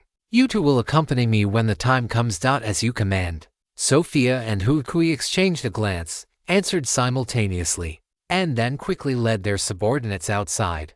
Only a little less than half a demon hour passed before Gao Yang, accompanied by Sophia and Hukui, walked into the town and arrived at the Drow Tavern. Unlike the usual hustle and bustle, the Drow Tavern was unusually quiet today. As Gao Yang walked into the tavern, he saw the proprietress Lisa sitting at a round table with the Elven King Vadone and the old priest Will. The 3 sat in a triangle, facing each other, and the tavern was deathly silent. Tap tap. Gao Yang walked over to Lisa and sat down, staring directly at the Elven King and the old priest opposite him. After Gao Yang sat down, the proprietress Lisa stood up and went to the bar to prepare drinks for the 3 of them. Good afternoon. You? How was your night? The old priest Will, acting like a true priest, spoke first with a gentle and kind smile on his face. Not bad. A deep voice emanated from beneath Gao Yang's faceplate. The Elven King Vadona maintained his elven elegance and composure. He gently set down the emerald leaf in his hand, looked at Gao Yang, and asked, You, when shall we launch the final operation against the Maw of Devouring? Did Hukui not tell you? Gao Yang countered. Are you sure it is tomorrow? Is that not to rush? The Elven King Vadona hesitated slightly. In his view, once the Maw of Devouring was driven back to their main base, there was no need to be in such a hurry to annihilate them, because the enemy still retained significant strength, and a forced assault would surely result in heavy losses. During the clearing operations of the past 2 days, only a little over 1,000 elven soldiers were lost. But if they were to storm the enemy's main base, those casualties would likely multiply several times over. Gao Yang let out a soft scoff, and Vadona's handsome brows furrowed. He could naturally hear the mockery in Gao Yang's sound. Elven King, are you waiting for the Maw of Devouring to recover their strength, only for them to slaughter their way into this town one night, break into the 3-story building in the town center, and drag you naked from your warm bed, just like dragging a white, fat pig, and then, after they toy with you to their heart's content, they will chop off your head in front of everyone? Gao Yang leaned back in his chair, arms crossed, his voice cold. Clang, clang, clang. A chorus of weapons being drawn sounded behind the Elven King as Sobern looked at Gao Yang with a face full of rage. Gao Yang did not even lift an eyelid. This behavior was like watching those big bosses in Hong Kong movies meeting for a fight, while they were trash-talking. The provoked little thugs couldn't hold their temper and brandished their machetes and baseball bats as a show of force. It was completely useless. Everyone. There is no need for this. We are allies, are we not? Will smiled, trying to mediate. After speaking, Will turned to look at Gao Yang. You, come to think of it, you Dro have captured quite a few prisoners. Keeping those prisoners there is just a waste of food. Why not hand them over to me to deal with? Let them return to the embrace of the Lord sooner. How about that? Waste? Gao Yang smiled and shook his head. These captives still need to be put to good use. How could it be a waste? Tomorrow morning, I plan to hold a sacrificial ceremony, which will require about 5,000 captives. What? You Dro are going to perform a blood sacrifice? Sobern exclaimed. The proprietress Lisa, who was pouring wine, felt her hand tremble at these words, and some of the liquid spilled out. She looked at Gao Yang's burly frame, her eyes flashing with a startling brilliance. She then set down the wine bottle in her hand, turned, and took a bottle of the finest fruit wine from the liquor cabinet, pouring a separate glass. That has nothing to do with you. We captured the prisoners ourselves, so how we handle them is naturally for us to decide. Gao Yang's voice remained deep. The Elven King frowned slightly, while the old priest kept his head down, wondering what he was thinking. Drink something first. Lisa carried the tray to Gao Yang's side. She placed 2 glasses of pale blue liquid, emitting the scent of alcohol, in front of the 2 people opposite Gao Yang. Then, she placed a glass of orange-red liquid, mixed with the aroma of fruit wood and a faint scent of hops, in front of Gao Yang, and leaned against him as she sat down. Her upper body was draped over Gao Yang's strong arm, her voice soft and sweet. Are you preparing to sacrifice to the goddess? Gao Yang glanced at her and nodded, naturally. And I believe it would be most appropriate for you to preside over tomorrow's sacrifice. Has anyone ever told you that you are truly incredibly masculine? Lisa let out a delicate gasp, her entire body hanging off Gao Yang. Her breathing grew heavy.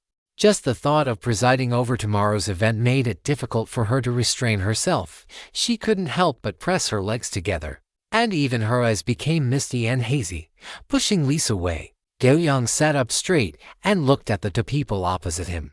As for the remaining nearly 4,000 captives, Will, you can take them away tonight. However, I hope that before we set off tomorrow, the number of believer troops I see will be no less than 15,000.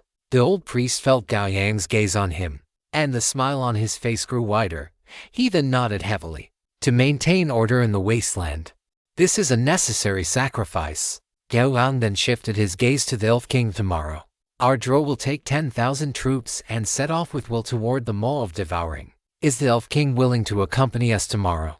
And upon hearing this, he revealed a faint smile. May the immortal glory shine upon us. Gao Yang raised his wine glass to signal the 2. May the immortal glory shine upon us. May the glory of the Lord shine upon us. Will also raised his glass, smiling kindly. After the 3 of them drank the wine in their cups, the atmosphere eased significantly. After a while, once all the details were finalized, the old priest Will was the first to leave the Dro Tavern with his subordinates. The Elf King followed closely behind, heading toward the center of the town with Sobern and the others. Once the other 2 parties had left, Gao Yang looked at Sophia and said, Sophia, you already know the previous plan. Now, hurry back to the Dro encampment and bring out all of your forces. Remember, all of them. Sophia hesitated, unable to help but ask Lord Yu, all of them. I am worried that the high priestesses will not agree. Then ask them, is their will above the goddess? Or is the goddess's will above them? Yes, I understand. Upon hearing this, Sophia immediately knelt on one knee, then turned and left.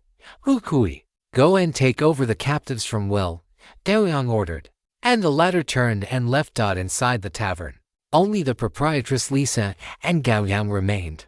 The proprietress Lisa looked at Gao Yang with seductive eyes and asked again, are you really willing to let me preside over tomorrow's sacrifice? That is a grand sacrifice with 5,000 offerings. Why are you unwilling? Gao Yang countered. How could I be unwilling? Lisa immediately denied. It's just a bit of a surprise, you know. The largest sacrifice I have ever presided over before this was only 300 offerings. Don't worry, you will get used to it later. Gao Yang stood up and asked casually, Is my room ready? I need to rest. It's just upstairs, I'll take you there. Lisa stood up immediately and led the way upstairs. Gao Yang walked slowly behind her. It had to be said that from behind, Lisa's figure was even more curvaceous, and her entire being radiated a fatal temptation. A moment later, in the tavern room, Gao Yang was soaked in a wooden tub, enjoying the soothing warmth of the water on his body. He hadn't told them about the rage source liquid earlier. For one, the quantity of this stuff was limited, and for another, he was worried that if he told them, they might back out at the last minute. Once they backed out, the difficulty of organizing them again would be far greater than it was now. It all depends on tomorrow. Still 6,000 characters. I have a lot to do today. No more time. Chapter 68. The fallen goddess is actually coveting my body, because it involved a blood sacrifice of 5,000 captives. The drow's enthusiasm was at an all-time high. Before dawn the next day, a massive altar had already been constructed, and Sophia had arrived at the first town of the wasteland with 5,000 drow warriors. Accompanying them were the high priestesses of the temple and others. Originally, when Sophia returned to the drow encampment, she was worried that taking all the drow warriors away would meet with opposition. But when the high priestesses of the temple heard that a grand-scale blood sacrifice was to be held, they didn't hesitate at all. Their legs, which usually couldn't move fast, became exceptionally nimble, almost comparable to the walking frequency of a ghost-faced demon spider. Just like that, lured by the blood sacrifice, the drow had mobilized in full force. Knock, knock, knock. A crisp knocking sound rang out outside the door. Gao Yang opened his eyes and looked toward the door. Who is it, Lord Yu? The proprietress wants me to tell you that the sacrifice is about to begin. The childish voice was intermittent, and after speaking, the outside of the door fell silent again. I know. Gao Yang put away the black obsidian and stood up.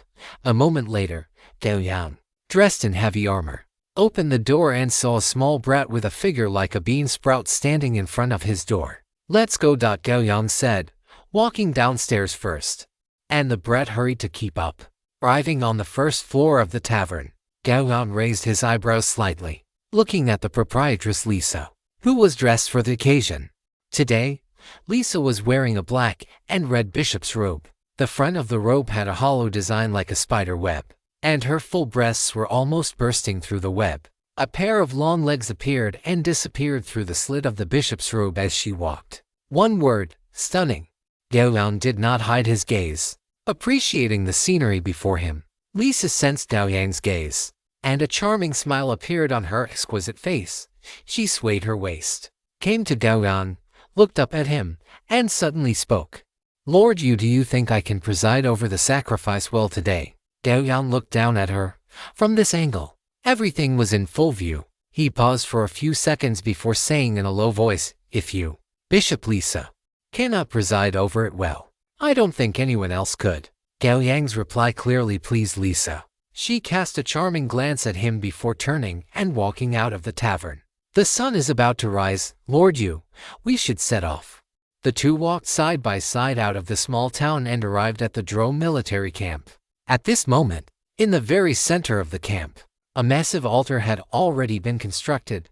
The female drow, led by Sophia, and the male drow, led by Huakui, were lined up on either side of the altar. In front of the crowd stood a group of temple priests. After Gao Yang and Lisa arrived at the camp, Lisa's expression shifted slightly upon seeing this scene. If it were only Sophia present, then as the black-robed deputy bishop of the Immortal Church, her ecclesiastical status would be higher than everyone else's, and she would undoubtedly be the one to preside over the sacrifice. But once the temple priests from the drow forest arrived, the situation changed. Although her status as a deputy bishop of the Immortal Church was sufficient to preside over a grand sacrifice, she still had to bow to the high priestess of the temple. Upon seeing Gao Yang, Sophia, Huakui, and the others immediately bowed in salute. This sight caused the high priestess and her companions to knit their brows. They had not expected that in just a few days, Gao Yang would have gained such high prestige among their Zhou troops. However, their brows smoothed out in an instant. No matter how high his prestige was, it was useless. He was not of the Zhou race, and their relationship with him was merely a matter of cooperation. Once the cooperation ended, the Zhou army would still be the Zhou Elves' army. Lisa, since you have arrived, prepare yourselves quickly. The sacrifice is about to begin. The high priestess looked at Lisa and Gao Yang with a gentle attitude. This sacrifice had been proposed by Gao Yang, so their favorability toward him was currently quite high. Gao Yang did not feel that anything was amiss, but Lisa frowned slightly. In the high priestess's words, she had already detected the high priestess's intent to take the lead. If she were to follow the high priestess's orders, then her position as the presiding official today would inevitably be usurped. Thinking of this, Lisa assumed the dignity of a bishop and walked toward the altar with a calm and elegant gait. At the same time, she turned to the high priestess and said, "Thank you for the reminder, high priestess, regarding this sacrifice. I have already made full preparations and am confident in pleasing the goddess." The high priestess was stunned. She turned to look at Sophia, her crimson eyes revealing a trace of confusion and doubt. She had not expected that, as the high priestess of the temple, she would personally attend the sacrificial site only for someone to jump out and contest the presiding position with her. It was practically trampling on her dignity. "I require an explanation." The high priestess's voice remained devoid of any fluctuation as she stared at the altar. Sophia suddenly felt a headache coming on.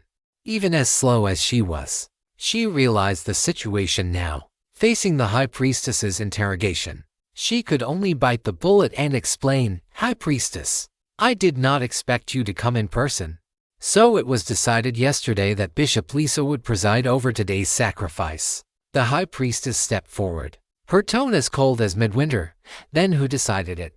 Everyone was speechless. In this silent military camp, only the sound of Gao Yang's combat boots hitting the ground could be heard. "I decided it." Gao Yang arrived in front of the high priestess, his tall frame blocking most of her view. Anger surged in the high priestess's eyes. Just as she was about to speak, she saw Gao Yang abruptly draw Heiyao from his back. The cold, sharp sound of metal friction carried a powerful piercing quality, stabbing into her heart like a dagger. Gao Yang, holding Heiyao, walked over to a captive bound on the ground nearby and swung his sword down. A head rolled away, and the smell of blood permeated the air. After beheading 5 captives in a row, Gao Yang returned to the front of the high priestess, carrying Heiyao, and asked softly, "Is there a problem?" The stench of blood rushed toward her. As a temple priestess of noble birth, the high priestess had never witnessed such a scene and was momentarily unable to speak. Seeing that she remained silent, Gao Yang walked toward the captives with Heiyao in hand, saying as he walked, "The sacrifice can begin." This sentence acted like a signal. The Zhou warriors present immediately drew their own short blades and began to slaughter the captives before them. Of the 5,000 captives, the vast majority were killed in an instant. The soaring scent of blood almost dyed the sky above the Zhou camp red. Gao Yang looked at the 20+ leader-level captives placed before him and did not hesitate in the slightest, reaping them one by one with his sword. At the same time, Lisa had already reached the center of the altar. Before her was a tiger man bound and kneeling on the ground, whose status was also one of the top leaders of the Maw of Devouring. After Gao Yang beheaded the last captive, Lisa held a gorgeously crafted dagger and slowly plunged it into the tiger man's heart. Blood gushed out, and the tiger man's vigorous life force was rapidly absorbed by the dagger in his chest. The chanting of the Zhou elves grew increasingly fervent during this process. The next moment, endless pressure emerged, gathering into a vast, boundless black shadow above everyone's heads. The familiar scene reappeared. Aside from Gao Yang, everyone present, whether priests or Zhou warriors, was already kneeling on the ground, welcoming their goddess. The gushing blood seemed to have a life of its own, rising in wisps and spirals from the ground, slowly flying toward the massive black shadow in the sky. Gao Yang gritted his teeth, leaning on Heiyao to struggle to maintain his standing posture, until the last drop of blood vanished. The sacrifice came to an end. Omni Network prompt. An unprecedentedly grand sacrifice has concluded perfectly. Your actions have pleased the Spider Goddess, and you have received the Spider Goddess's reward. Omni Network prompt. You have obtained the holy emblem of the Spider Goddess. Omni Network prompt. You have obtained 1 free attribute point. Holy emblem of the Spider Goddess. Quality type. Emblem description. The wearer of this emblem will be recognized as a fanatic of the Spider Goddess. Special effect. After using this emblem, you will become a complete fanatic of the Spider Goddess and change your class to the exclusive profession. Shadow Elf. Gao Yang looked at the Omni Network prompt, his brows knitting slightly. Oh no, it seems this Spider Goddess is trying to treat me as one of her own. Good news. I received a reward from the Spider Goddess once again. Bad news. The reward was a bit too much for Gao Yang. This gold quality badge was not even as useful as a chicken rib. He had absolutely no interest in changing his class to become a fanatic of the Spider Goddess. The sole purpose of him holding this ritual was simply to see if he could obtain a few more attribute points. Even if it were just charisma, that would have been fine. But who would have thought that by pleasing the goddess too much, she would want to promote him from a temporary worker to a permanent employee? And it was not just a promotion. She wanted to elevate him straight to the level of a CEO. Gao Yang just wanted to say that it was completely unnecessary. Family, who can relate? I just held a casual ritual, and I actually encountered a toxic god. However, fortunately, there was still the consolation of a single free attribute point. If she had not even given him a single free attribute point, he really would have been speechless. Looking at his various attributes, Gao Yang hesitated for a moment before deciding to add this free attribute point to strength. As Gao Yang completed the mental operation, a familiar, intense pain swept over him. Gao Yang let out a muffled groan, his face beneath the visor twisting slightly. The improvement of attributes was never something that could be achieved overnight. Just like working out, it required long-term, arduous training to gain even a slight increase. Although Gao Yang could now move his finger to click the plus sign behind an attribute, the corresponding cost was that he had to endure more pain during the enhancement process. He did not know how much time had passed before the intense pain in his body receded like a receding tide.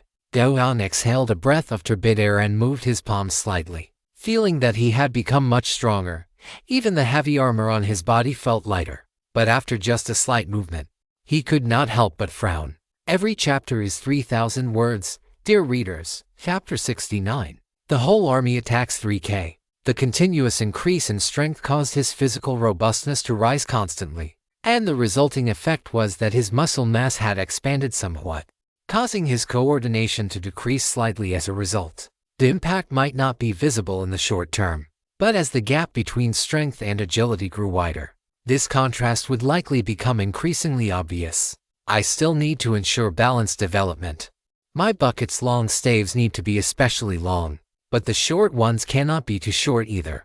Gao Yang secretly decided that if there were any future opportunities to increase attributes, he must prioritize the agility attribute. At this moment, the numerous drow were feeling the gifts from the goddess during this ritual, and no one noticed the changes in Gao Yang. Gao Yang looked at Lisa, who was at the center of the altar. She was now completely kneeling on the ground, her back trembling violently. The aura on her body was constantly strengthening during this process, and even her original silver hair began to grow slowly while becoming more textured. Gao Yang turned his head and saw that Sophia, Hu Kui, the high priestess, and the others were still maintaining their kneeling posture. In this ritual, everyone had gained corresponding benefits. Gao Yang had obtained attribute points.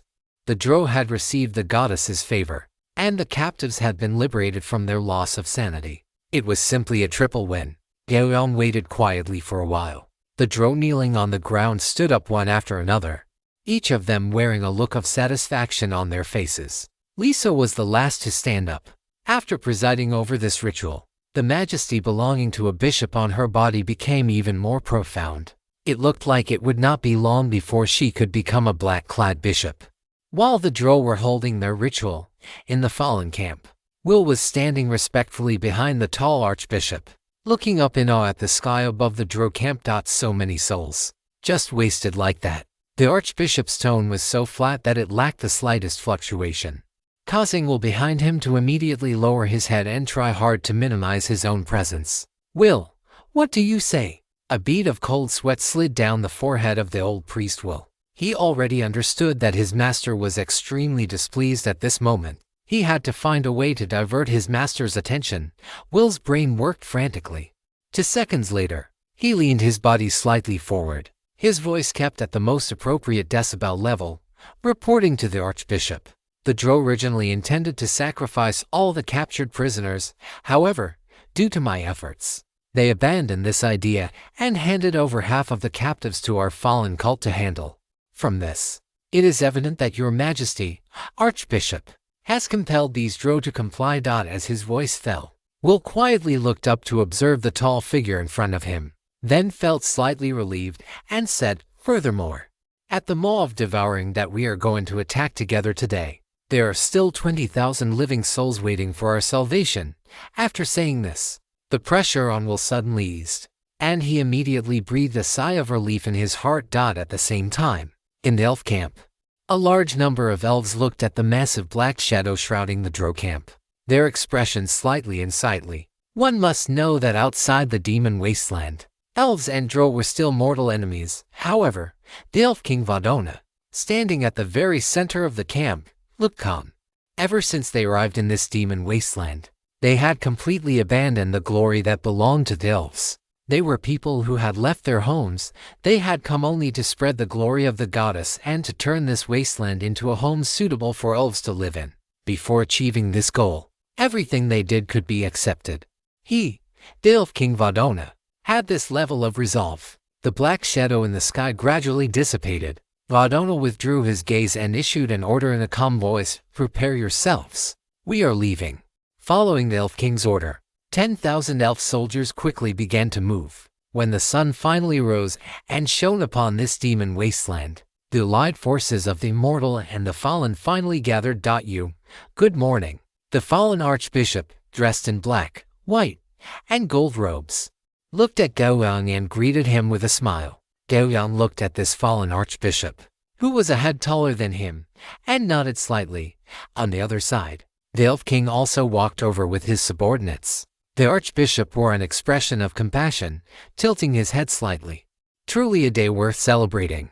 Both the fallen and the immortal will make a tremendous contribution to the stability of the wasteland. The three factions began to converge. Because of the 5,000 Drow brought by Sophia, added to the original force of just over 6,500 Drow warriors, the Drow side reached a total of 11,500. Meanwhile, the elves had also deployed 10,000 elven warriors. It could be said that the entire immortal church had brought out every ounce of its strength. As for the fallen god cult, setting aside their original 5,000 believer soldiers and the attrition they had suffered, the archbishop had brought over 10,000 more, bringing the fallen god cult's numbers to 15,000. The total strength of the coalition reached over 36,000, supplemented by various high-powered siege engines, heavy weaponry, and supplies. Gao Yang's plan was simple. Because few members of the Maw of Devouring retained their sanity, the defenses of their main base would not be particularly strong. This meant that the battle between the two sides would rapidly devolve into close-quarters melee combat. Therefore, the coalition only needed to rush to the Maw of Devouring's main base at maximum speed, suppress them, and then proceed with the slaughter. Because of this, he had only prepared today's worth of rations. With this amount of food, the soldiers could carry it themselves, completely eliminating the need for a dedicated supply train. Looking up at the sky, Gao Yang ordered enough rations to be cooked so that everyone could have a full meal. This would be the second to last full meal they would eat before the fighting began. Half a demon hour later, the entire army set out, having eaten their fill. The army's marching speed increased significantly. With an army of this scale, they encountered no obstacles wherever they passed. They simply needed to charge straight ahead. Thus, by that evening, the Immortal Fallen Coalition successfully arrived 3 kilometers outside the main base of the Maw of Devouring.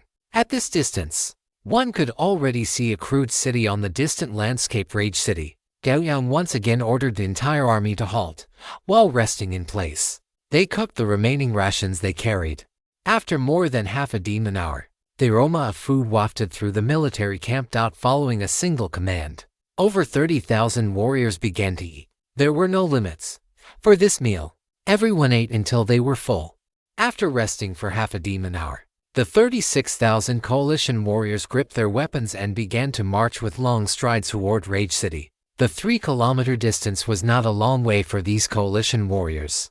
Soon, the 30,000-plus coalition warriors had charged to within 1 kilometer of Rage City. Gao Yang stood on the back of a ghost-faced demon spider, gazing toward the Rage City ahead. At this distance, he could already see member after member of the Maw of Devouring on the city's mere 5-meter-high walls. However, these members, having lost their sanity, had not set up any particularly rigorous defenses. Withdrawing his gaze, Gao Yang looked toward the position of the fallen believer soldiers. Because of the commission from the Dwarven Master Blacksmith, he guessed that the Devil Race players should have already arrived on this battlefield, and it was highly likely they were among these believer soldiers. Regarding this, he only needed to remain slightly vigilant. For now, what needed to be done was to completely conquer this Rage City.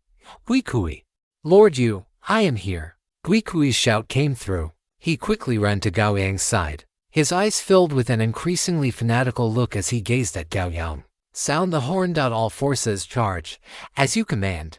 Guikui gripped his battle sword tightly, passed through the many drow and elves, and strode forward. Not long after, the blaring sound of a horn echoed out. As the horn sounded, the elves and drow drew their bows and notched arrows, while the warriors raised their shields and longswords, letting out roars for the goddess.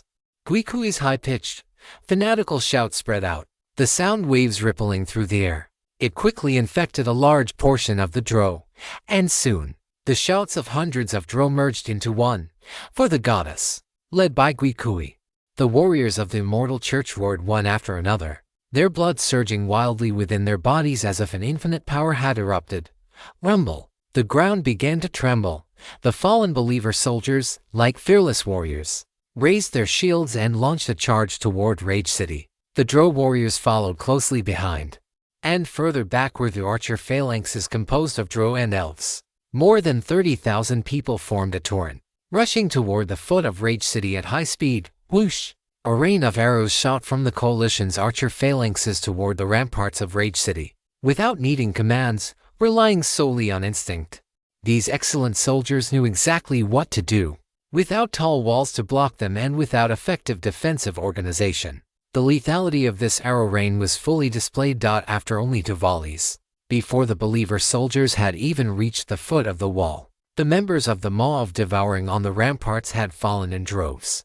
Yet, after suffering the barrage of arrows, the defense Gao Yang had anticipated did not appear. Instead, groups of crazed Maw members leaped down from the walls, their eyes blood red as they charged toward the coalition. These Maw members charged, were baptized by the rain of arrows, and fell, batch after batch. The speed at which they fell was even easier than harvesting wheat. Gao Yang was somewhat confused, even beginning to doubt the leaders and the think tank of the Maw of Devouring. Are they trying to deceive the world, or are they just using waste?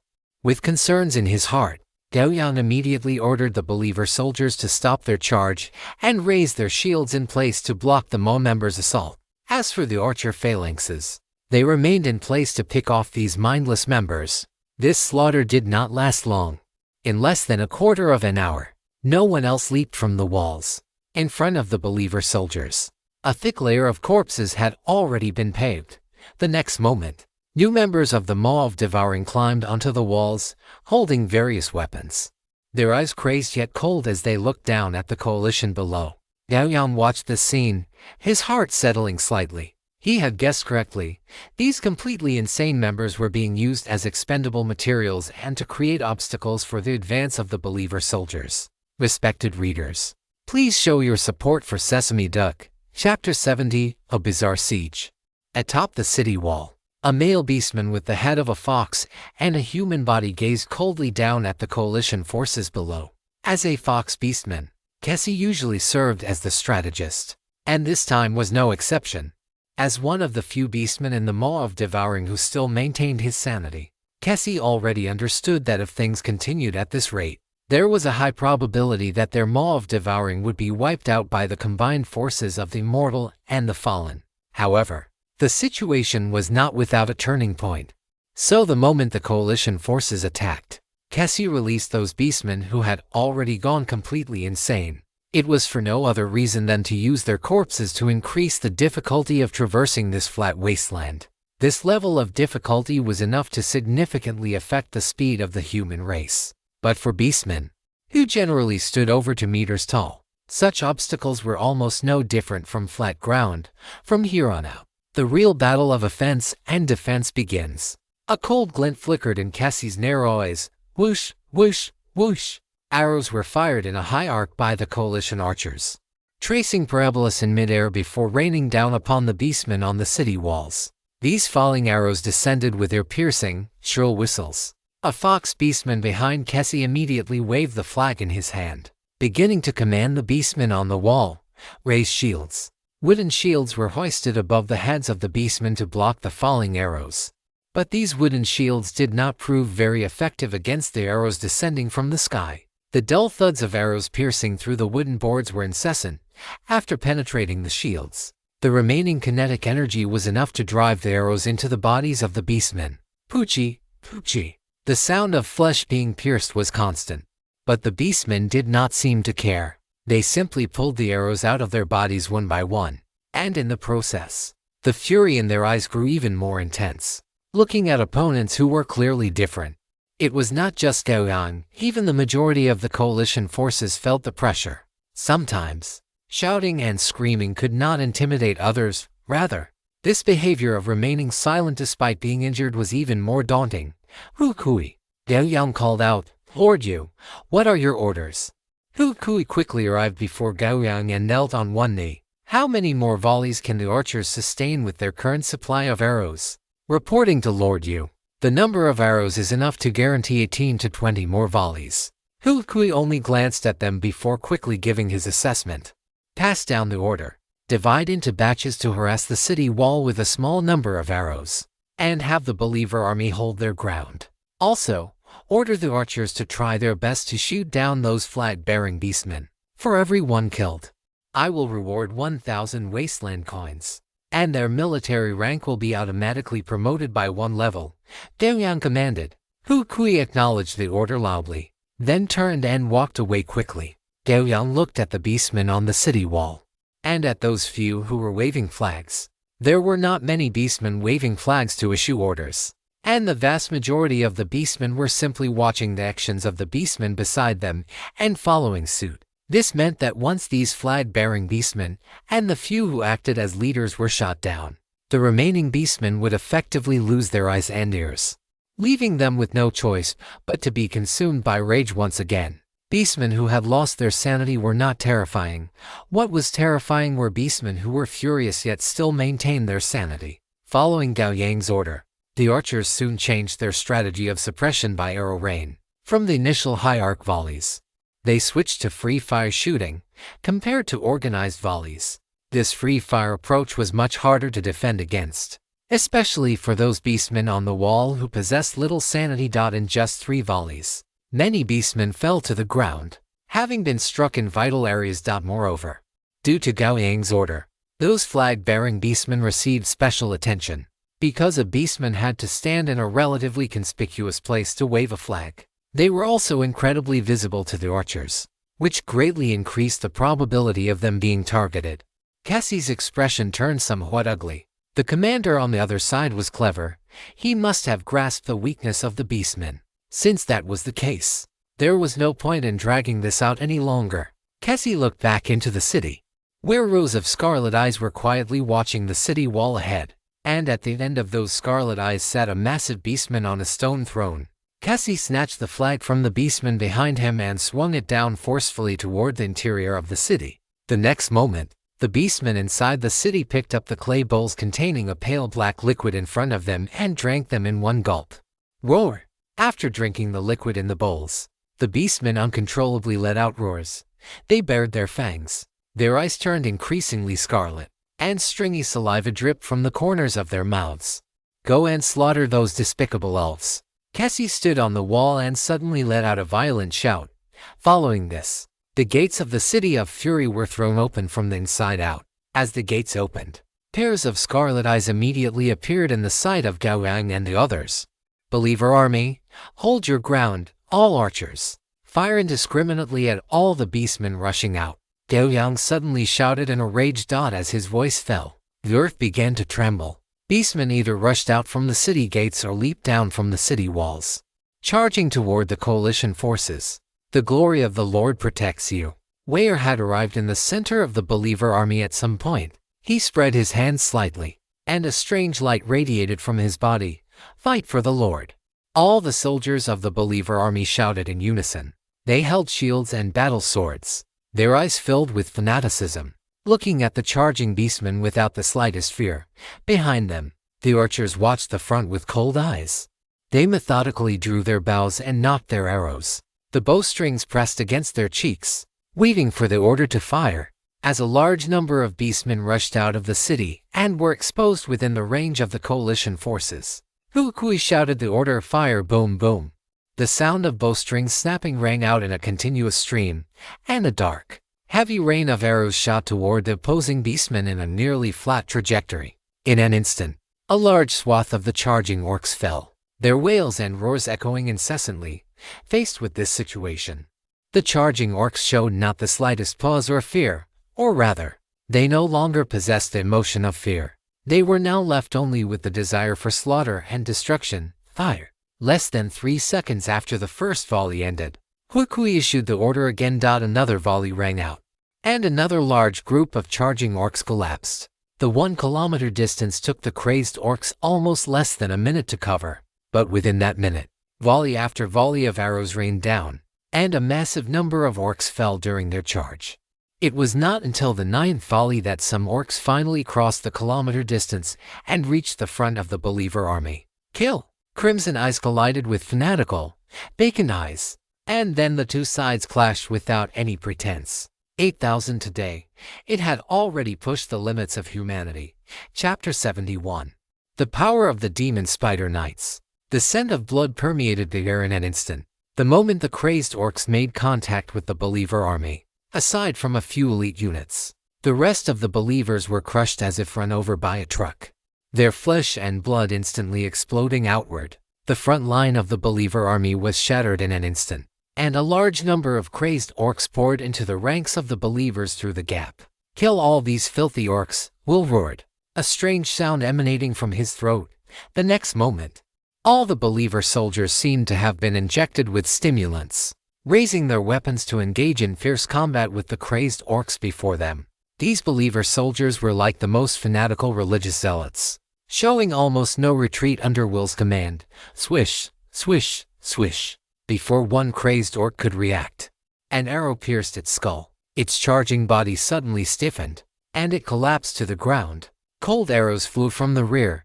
The drow and elves, those natural archers, were still able to maintain an incredibly high hit rate even in the midst of such chaotic fighting.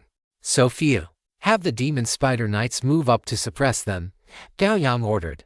Sophia nodded and quickly drove the demon spider beneath her toward the front of the battle line.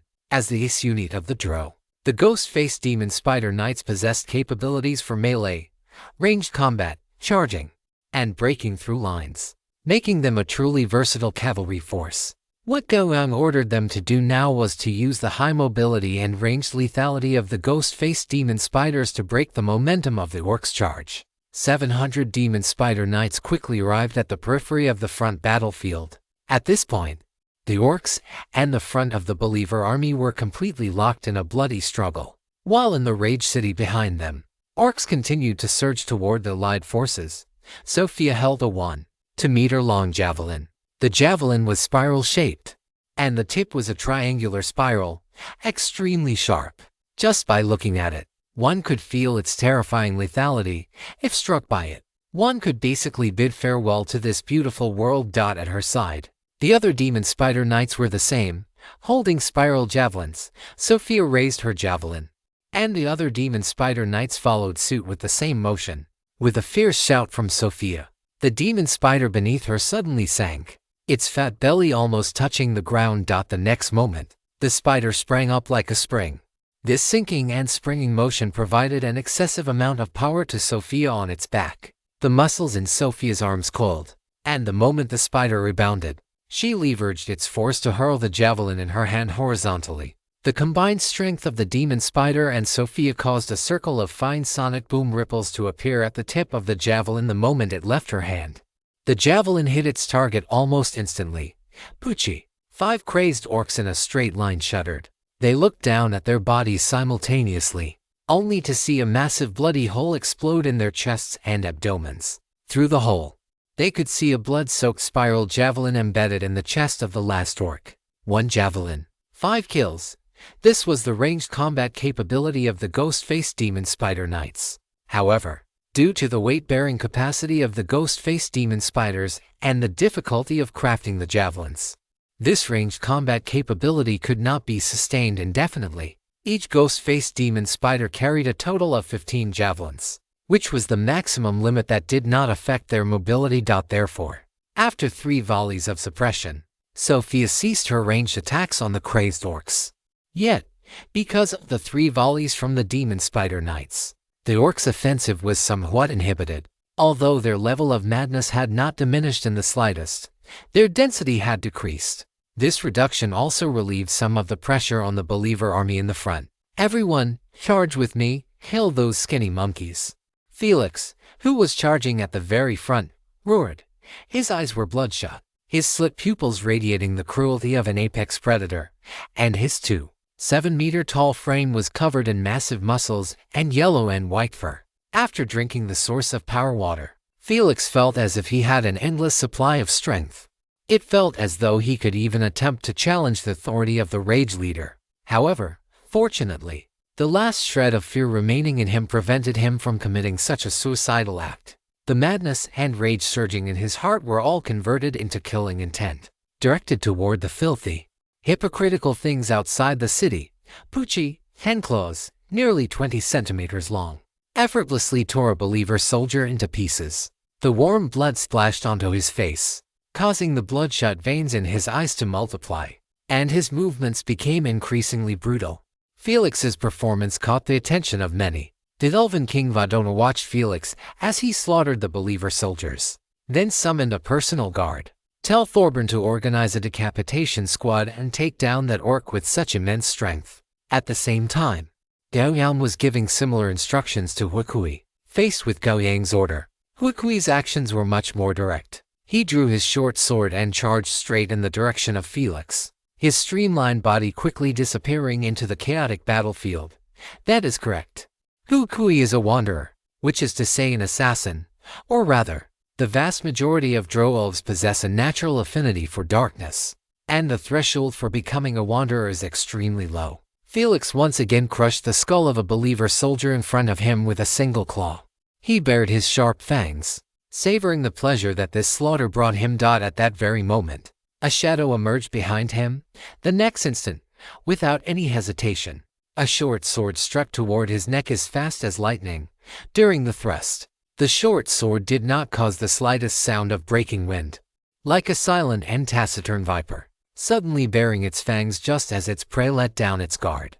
In the chaotic battlefield, this strike from Huikui was simply flawless. Poochie, with a faint, soft sound, Huikui withdrew his short sword from the tall orc's body in front of him, tapped his feet, retreated a short distance with an extremely elegant posture, and vanished once again. Felix reached out his beast claw to touch the wound on his back that was trickling blood. The bloodshot veins in his eyes faded slightly, and he revealed a look of sudden realization.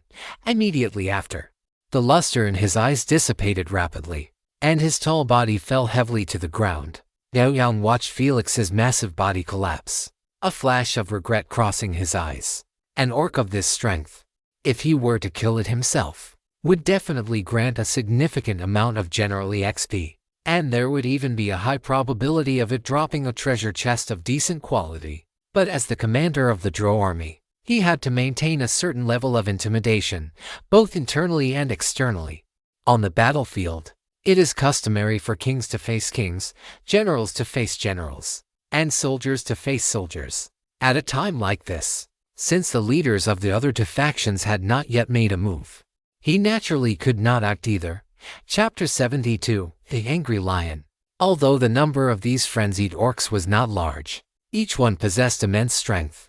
If it were a one-on-one fight, neither the drow, the elves, nor the believer army would be a match for the orcs. However, their numbers were a fatal flaw. The number of mindless orcs that had previously rushed out of the city was about 7,000 or 8,000, which meant the maximum number of these frenzied orcs was only around 10,000. Compared to the coalition's force of 36,000, 10,000 orcs were not many. These 10,000 frenzied orcs had actually managed to punch through the defensive line formed by the believer army and slaughter their way into the mixed defensive line of the drow and elves in the rear. As the orcs broke through the believer army's line and charged toward the drow and elf defenses, the drow warriors and elf warriors rushed toward the orcs at the first opportunity. They held near elven longswords and roared as they launched a charge against the frenzied orcs. Weapons collided, the sound of metal ringing out, and the sounds of hacking and screaming were incessant. The frenzied roars of the orcs and the angry shouts of the elves blended into one. The elves and drow, who did not appear particularly burly, still displayed impressive combat prowess in close quarters, and there was no scene of them being instantly hacked to the ground by the orcs. Taking advantage of this opportunity, the believer army that had been routed regrouped and launched an attack on the orcs. Half a demon hour after the battle began, no more orcs rushed out of Rage City. 1 demon hour after the battle began, all the orcs that had rushed out of Rage City were completely annihilated by the coalition. The wasteland returned to calm. The battlefield was covered in broken arrows and weapons, and littered with severed limbs and arms, some belonging to orcs, some to the believer army, and others to the drow and elves. Sophia came before Gao Yang, the previous slaughter having stained her hair tips a blood-red hue. Lord you, all the orcs have been annihilated. There are only 1,000 orcs left in Rage City, along with the Lord of Rage City and the leader of the Devouring Maw, the Angry Lion. Well done, Gao Yang said in a low voice. Now, it is time to send this angry lion on his way, without rest. Without catching their breath, the remaining 29,000 troops of the coalition charged toward the wide-open gates of Rage City. As the first believer soldier stepped through the open gate, the coalition soldiers covered the entire city wall with extreme speed.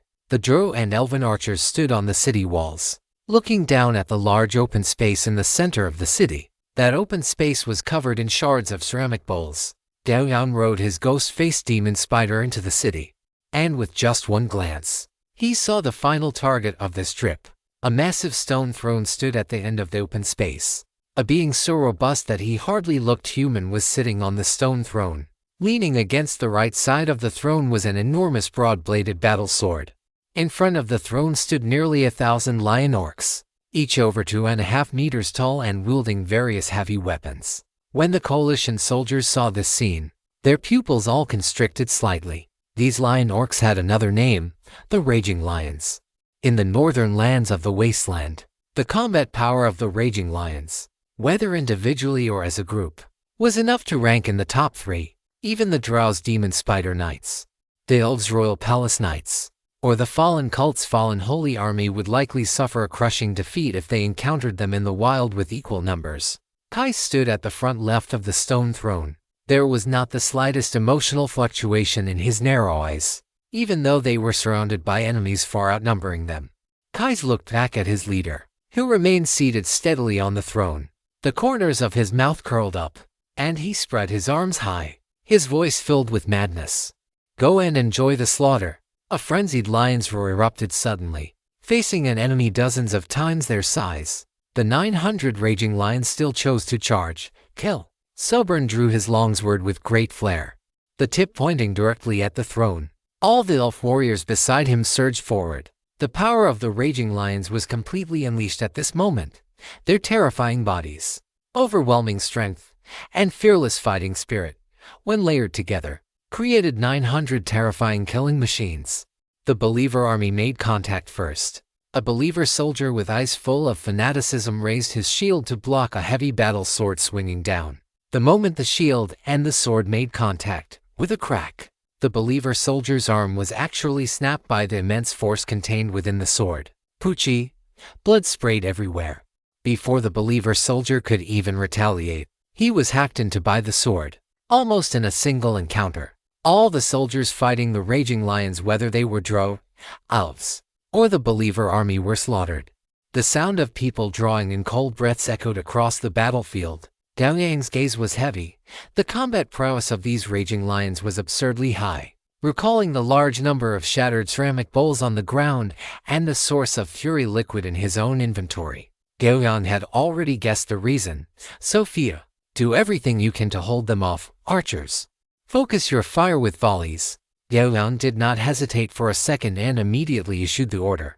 These raging lions had most likely consumed the further diluted source of fury liquid, which was why they possessed such terrifying strength now.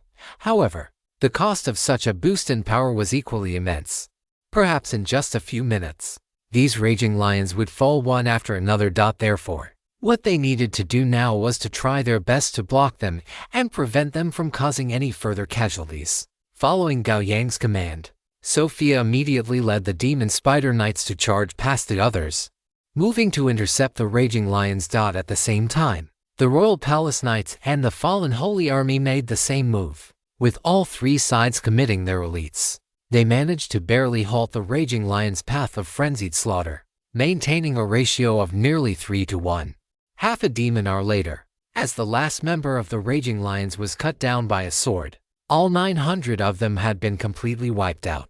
As the price for this, the coalition's casualties reached as high as 8,000, even greater than the losses caused by the nearly 10,000 frenzied orcs earlier. It was not until the raging lions were dead to the last man that the massive figure, who had been sitting motionless on the throne, finally stirred. The head that had been hanging low slowly lifted. Beneath a mane of chestnut-colored wild hair were a pair of eyes even more crimson and profound than those of the drow. He stood up on his own accord, and with his movement, everyone's heart sank slightly. Standing 3 meters tall with a perfect physique and eyes as deep and crimson as a savage beast beneath his wild hair, the oppressive aura of a terrifying creature at the top of the food chain was unleashed without restraint. Facing such an existence, sending ordinary soldiers forward would be meaningless, serving only as fodder. Gao Yang looked at the massive figure across from him, who looked like a marble sculpture, a flash of gravity in his eyes. The raging lion before him might have lost his sanity, but in such a state, his combat effectiveness would not decrease. Instead, it might become even more exaggerated. Everyone, it is time to stretch our limbs. The archbishop walked out slowly, a kind smile still lingering on his face. Although he did not look at anyone in particular, Gao Yang understood that it was his turn to enter the fray. Chapter 73 Archbishop. Wishing you an early new year. After the archbishop finished speaking, Will and another member of the believer army followed behind him toward the open space ahead. The Elven King Vadona entered the field simultaneously, accompanied by Thorburn and another female elven archer. Gao Yang leaped off the back of his ghost-faced demon spider and walked slowly toward the raging lion. Behind him, Sophia and Hukui also stepped forward to follow. Everyone present was capable of trading blows with the raging lion, but they were not here to duel him. If they wanted to take him down as quickly as possible, a group assault was naturally the most appropriate choice. And given the strength displayed by the raging lion in his current state, he was certainly worth such treatment. As Gao Yang walked toward the raging lion, a gem as crimson as magma appeared in his gauntlet-covered palm. Hill Giant Blood Gem. Gao Yang activated it, and instantly, a surge of scorching energy traveled through his palm to every part of his body, causing his physique to rapidly improve. Gao Yang slowly exhaled a stream of slightly scorching air, which rushed out and sprayed against his faceplate, leaking out through the gaps. After using this Hill Giant Blood Gem, his strength had now reached 16 points, and his constitution had reached 14. Moreover, this enhancement did not enter his body. The sensation felt as if a tight-fitting suit had been layered over his skin. As he moved, the power within this suit could be fully utilized by him. Gripping black obsidian in his hand, Gao Yang stood in a line with the archbishop and the elven king. The sun above the demon wasteland was about to set. The remaining light pierced through the gaps in the clouds like bundles of sharp swords, striking the raging city, which was awash in blood. Coincidentally, a beam of light hit the raging lion from the front, casting his massive silhouette onto the stone throne. This scene, combined with the surrounding ruined buildings and the blood and severed limbs visible everywhere, made everything appear desolate and murderous. A thin breeze carried a hint of blood into the raging lion's nostrils. This scent caused him to slowly lift his head and look at the setting sun. For a long time, his throat rolled as if he wanted to say something, but in the end, it only turned into a meaningless sigh. He reached out and picked up the greatsword leaning against the throne. With his movement, the blade scraped against the throne, emitting a grinding sound that made one's heart sink. Just from this sound, one could imagine how heavy this greatsword, which looked as clean as no, truly was.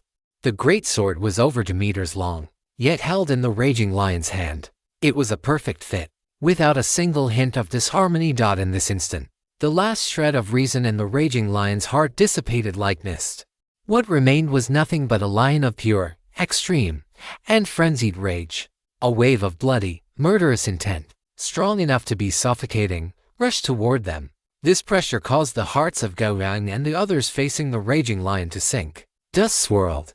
Gao Yang narrowed his eyes, his figure remaining motionless. He had a premonition that if he moved now, it would absolutely trigger a storm-like attack from the raging lion.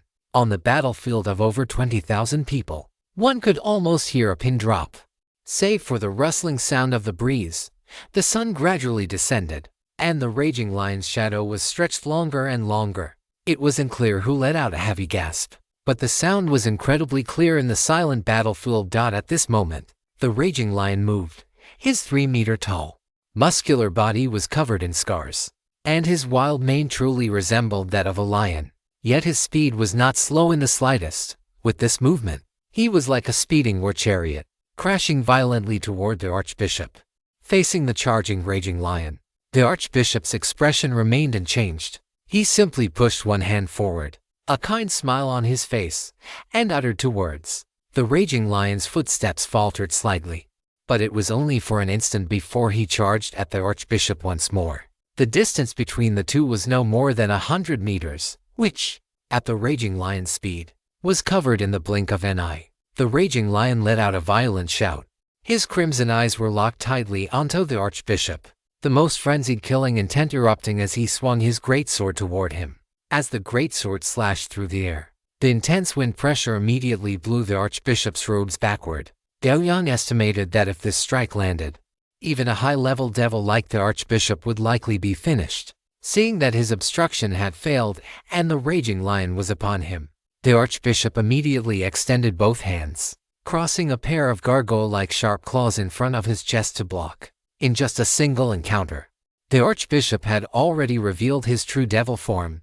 The greatsword crashed down, sinking deep into the archbishop's clawed arms. A terrifying, massive force surged from the blade into the archbishop's body. The violent power caused the archbishop's expression to change drastically, and his legs expanded several times in size, instantly revealing his full devil form. Yet, even so, the archbishop still failed to withstand the immense power of that strike. His legs went weak, and he knelt onto the bluestone floor, effectively paying an early New Year's greeting to the raging lion on the spot.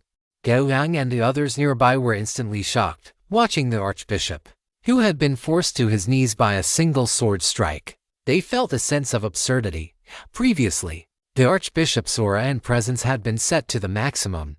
They had expected his combat power to be formidable, but they hadn't expected him to be brought to his knees by a single blow.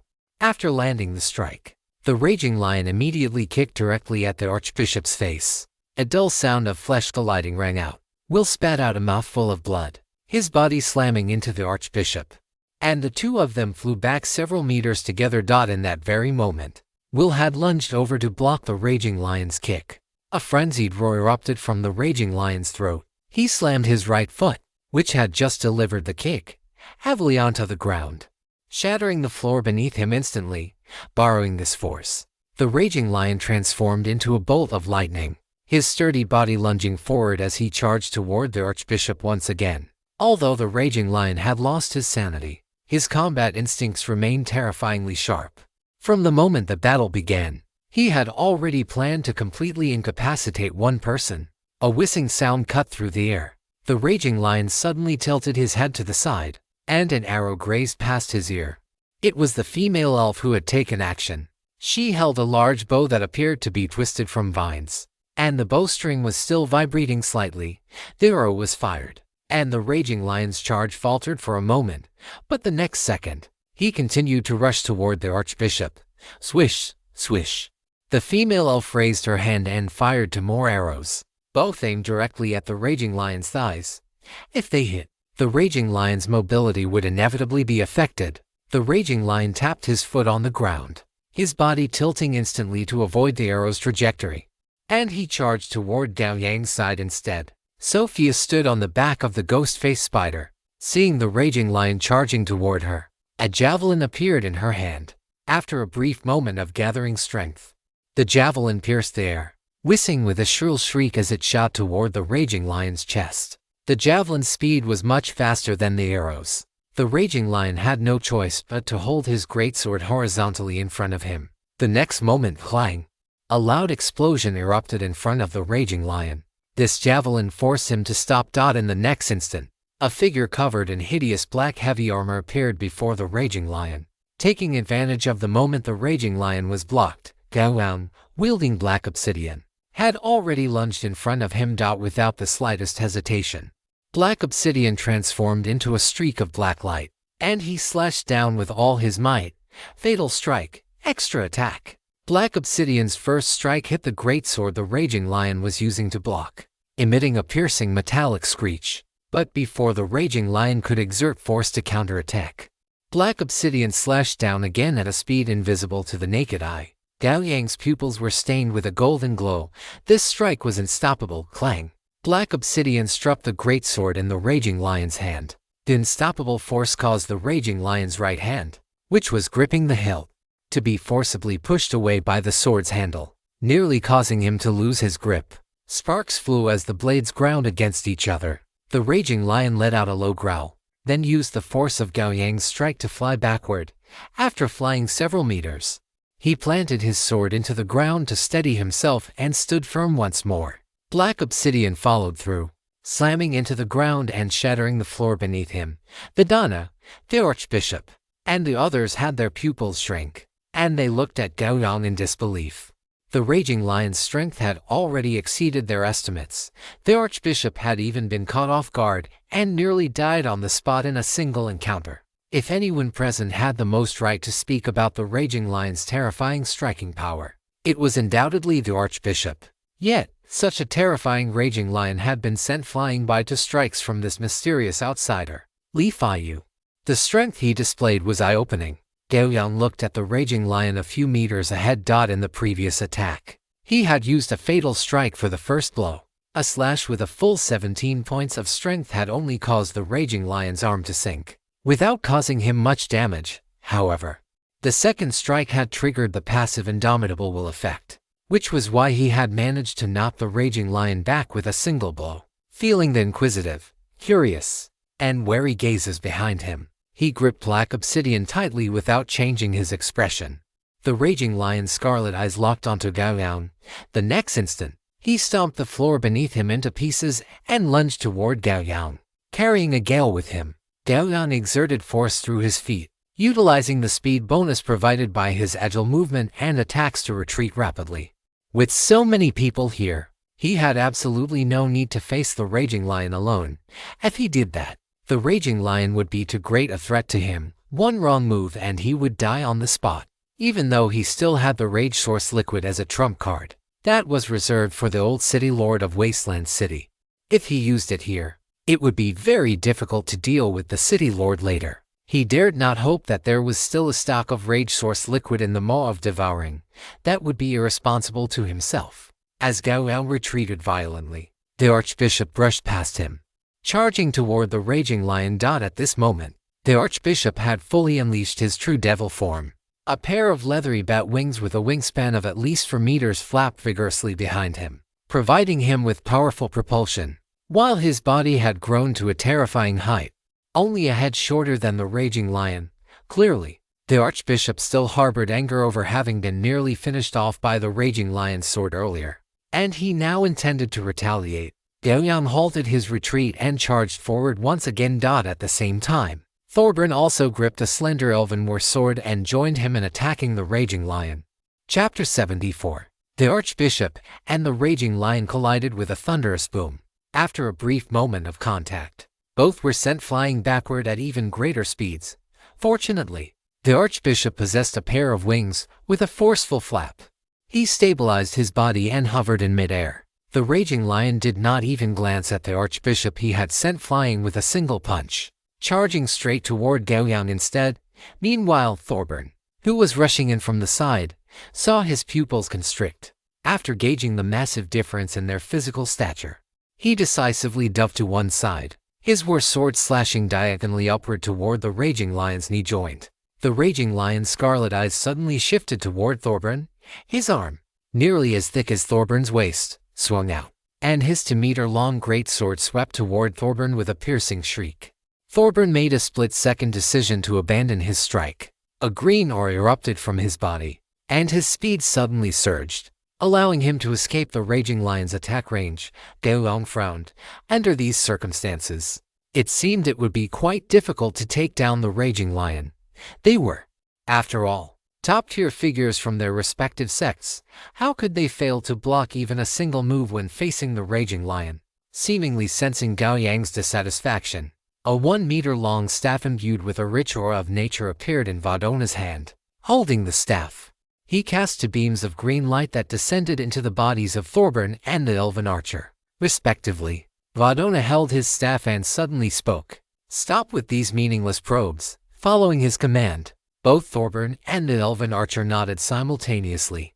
The bow in the elven archer's hand gradually began to glow with a green light, and wisps of breeze swirled around her body. She pulled back the bowstring, and the green light immediately converged into the arrow. Thorburn's strength and speed had both increased significantly. He gripped his war sword and began to constantly circle the raging lion.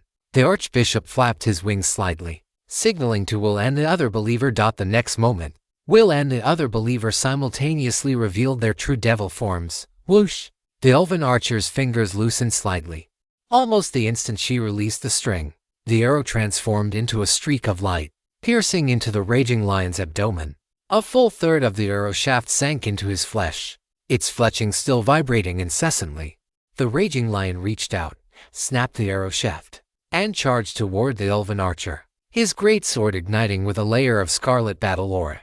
Thorburn seized the opportunity to step forward, slashing his sword across the raging lion's thigh and leaving a deep, bloody gash. The raging lion's body did not budge in the slightest. He simply threw a punch at Thorburn, forcing him to retreat. Following that, he swung his greatsword, slashing down in the direction of the elven archer. A scarlet arc of energy tore through the air, detaching from the blade and shooting toward the elven archer. Facing this sword energy strike, the elven archer continued to draw her bow and aim at the raging lion's vitals, as if the strike capable of threatening her life did not exist at all. As the strike drew closer, Vadona waved the staff in his hand, and a thick shield of light instantly appeared before the two. The sword energy struck the light shield, causing only a ripple before vanishing into nothingness. Just then, a wave of scorching heat emerged from above. Gao Yang and the others looked up to see the Archbishop and the 2 other devils, each holding a massive, dark red fireball in their hands. The source of the heat was precisely these fireballs. The raging lion let out a low roar, then swung his sword toward the Archbishop and his companions. Another dark red arc of sword energy was unleashed. The Archbishop frowned and had no choice but to throw the fireballs in his hand toward the raging lion prematurely. The fireballs moved with extreme speed, the air distorting due to the intense heat in their wake. After throwing the fireballs, the Archbishop quickly flapped his wings to dodge the raging lion's sword energy strike. The fireballs exploded the moment they struck the raging lion's greatsword, enveloping him in rolling waves of heat. Will and the other devil also threw their fireballs, completely engulfing the raging lion's figure. A smell of charred flesh began to permeate the air. How did it go? Whoosh! Just as they were waiting for the result, a fierce gust of sword wind instantly extinguished the flames, revealing the raging lion's sturdy figure before them. There were many charred marks on his body, but this level of burning did not affect his movements. Instead, it made the light in his eyes grow even more profound. The raging lion crouched slightly, and the next moment, he vanished from his spot with a boom. A terrifying gust of wind rushed toward them. The foul-smelling wind made Will's scalp tingle. and he flapped his wings violently, struggling to fly upward. The raging lion stood over 3 meters tall, combined with his nearly 2-meter-long arms and his 2-meter-long greatsword. His maximum attack range was a full 7 meters. At that moment, Will was only flying about 5 meters off the ground when the raging lion lunged. Even though Will flapped his wings with all his might, it was already too late. Slash! The blade swept past, severing a large portion of one of Will's leathery wings, narrowly missing his torso. Save me! Having lost the propulsion provided by his wing, Will plummeted toward the ground like a kite with a broken string, and directly below him was the raging lion, who had already raised his greatsword once more. Whoosh! Whoosh! Two sounds of air being pierced rang out almost simultaneously. The former was an arrow glowing with a pale green light, and the latter was a javelin. The arrow shot toward the raging lion's throat, while the javelin aimed for his chest. The raging lion used his free left hand to form a fist, striking at the javelin heading for his chest. Simultaneously, he lunged his head forward, opening his mouth to bite at the arrow. The javelin collided with the raging lion's fist and shattered into several pieces, but the immense power behind it caused the raging lion's knuckles to bleed and the skin to tear. The raging lion's teeth clamped down violently, actually catching the arrow fired by the elven archer in his mouth. Thorburn lunged forward with lightning speed, driving his sword into the lower back of the raging lion. With a swift twist and pull, he nearly sliced through the beast's waist. The raging lion let out a pained roar, spinning its massive body and sweeping its greatsword toward Thorburn. Having landed his strike, Thorburn had already withdrawn his blade and retreated, barely dodging the edge of the greatsword. However, the surging sword aura still carved several bloody gashes into his body. Just then, Grey Kui appeared behind the raging lion like a shadow, the short sword in his hand emitting a dark, eerie glow. He let out a low shout and, with all his might, thrust his blade toward the raging lion's nape. If the strike landed, it would likely kill the raging lion instantly. At this critical juncture, a fierce light flared in the raging lion's eyes. Its throat bobbed violently, and its chest heaved. The next moment, a roar that could shatter stone erupted from its mouth. It was like a bomb detonating on the spot. The force of the roar was immense. Grey Kui, being the closest, felt his brain buzz as he instantly lost consciousness. When Grey Kui regained his senses, he was already lying on the bluestone floor not far away, his entire body aching as if it were falling apart, while a greatsword was descending toward his head. In that instant, Gao Yang appeared before Grey Kui, sweeping his black blade, Heyo, out to meet the greatsword. Chapter 75 Siege and Decapitation. Clang. With a deafening crash, Gao Yang's hands shook violently.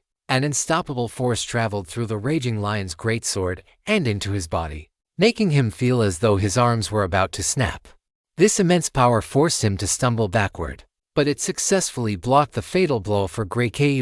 As Gao Yang retreated, he reached out, grabbed Grey Kui, and tossed him toward the army. Having suffered a direct hit from the raging lion, Grey Kui had lost most of his combat effectiveness. Sending him away was the best choice. After throwing Grey Kui aside, the raging lion's hulking frame bore down on him once more. Gao Yang's battle aura ignited, and he immediately turned to slash out with his sword. A golden glint surfaced in his eyes once again, triggering the tyrant body effect. Under the gaze of everyone present, Gao Yang's strike forced the raging lion back. The raging lion took 2 steps back to dissipate the massive force within its body, its eyes growing increasingly crazed as it stared at Gao Yang. Pinned by the raging lion's scarlet gaze, Gao Yang's heart sank, yet the next moment, he did the opposite of retreating. He charged forward to meet the beast. In a life-or-death struggle, the brave do not always survive, but the cowardly will certainly die. Before Gao Yang could reach the raging lion, a streak of light shot toward the beast. The arrow pierced deep into the raging lion's sturdy back, burying itself within. The red light in the raging lion's eyes flickered, and in the next instant, it swung its sword at Gao Yang. Gao Yang tracked the trajectory of the falling greatsword, shifting slightly to the front right while pointing Heyo diagonally toward the ground. The blades ground against each other with a screech, sending sparks flying. The raging lion's greatsword slid along the edge of his blade and struck the ground beside Gao Yang. It was as if a bomb had exploded. A violent roar echoed. The bluestone floor shattered instantly, and fine debris engulfed Gao Yang. Gao Yang dared not block the raging lion's strike head-on. Even though his strength had reached 16 points, the raging lion's strength was undoubtedly higher. If the raging lion's strength exceeded his by 2 points, it would result in a crushing force, even through the sword. The raging lion could easily knock him to the ground. Using the force of the strike, Gao Yang retreated rapidly. The next moment, the archbishop flapped his wings, and Thorburn, wielding his battle sword, arrived at the raging lion's side. This was the benefit of having teammates. Although they each had their own agendas, they shared a common goal, making them reliable enough in battle. The raging lion's pursuit was blocked, forcing it to shift its target toward the archbishop and Thorburn.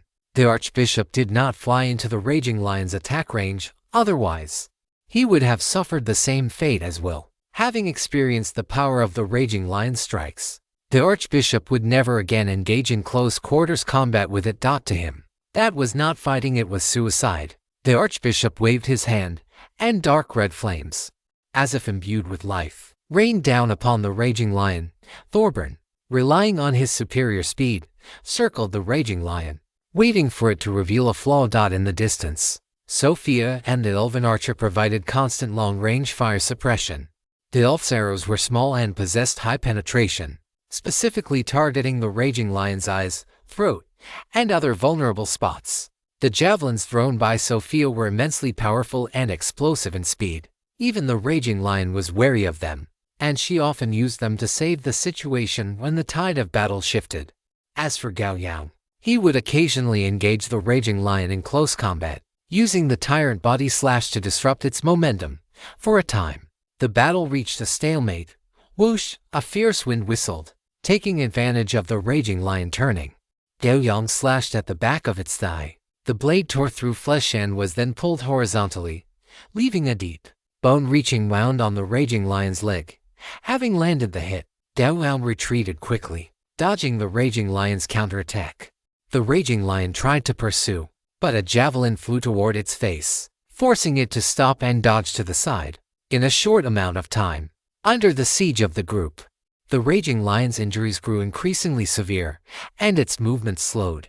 There was almost no suspense, even though the raging lion was incredibly strong.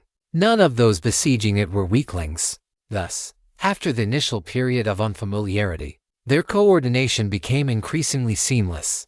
Under this level of cooperation, the raging lion was truly like a trapped beast in a cage. No matter how immense its strength or how tough its physique, it was helpless.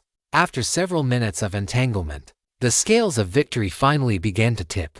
Thorburn slashed at the raging lion's waist, and the moment the beast turned to force Thorburn back, a javelin pierced through the air and embedded itself into the raging lion's left flank. The 1-meter-long javelin was now nearly half buried in the raging lion's body. Such an injury caused the raging lion to let out a roar of fury. In the next instant, a streak of light shot straight toward his throat, sinking deep into it. The raging lion reached out and pulled the arrow from his neck, the crimson glow in his eyes intensifying.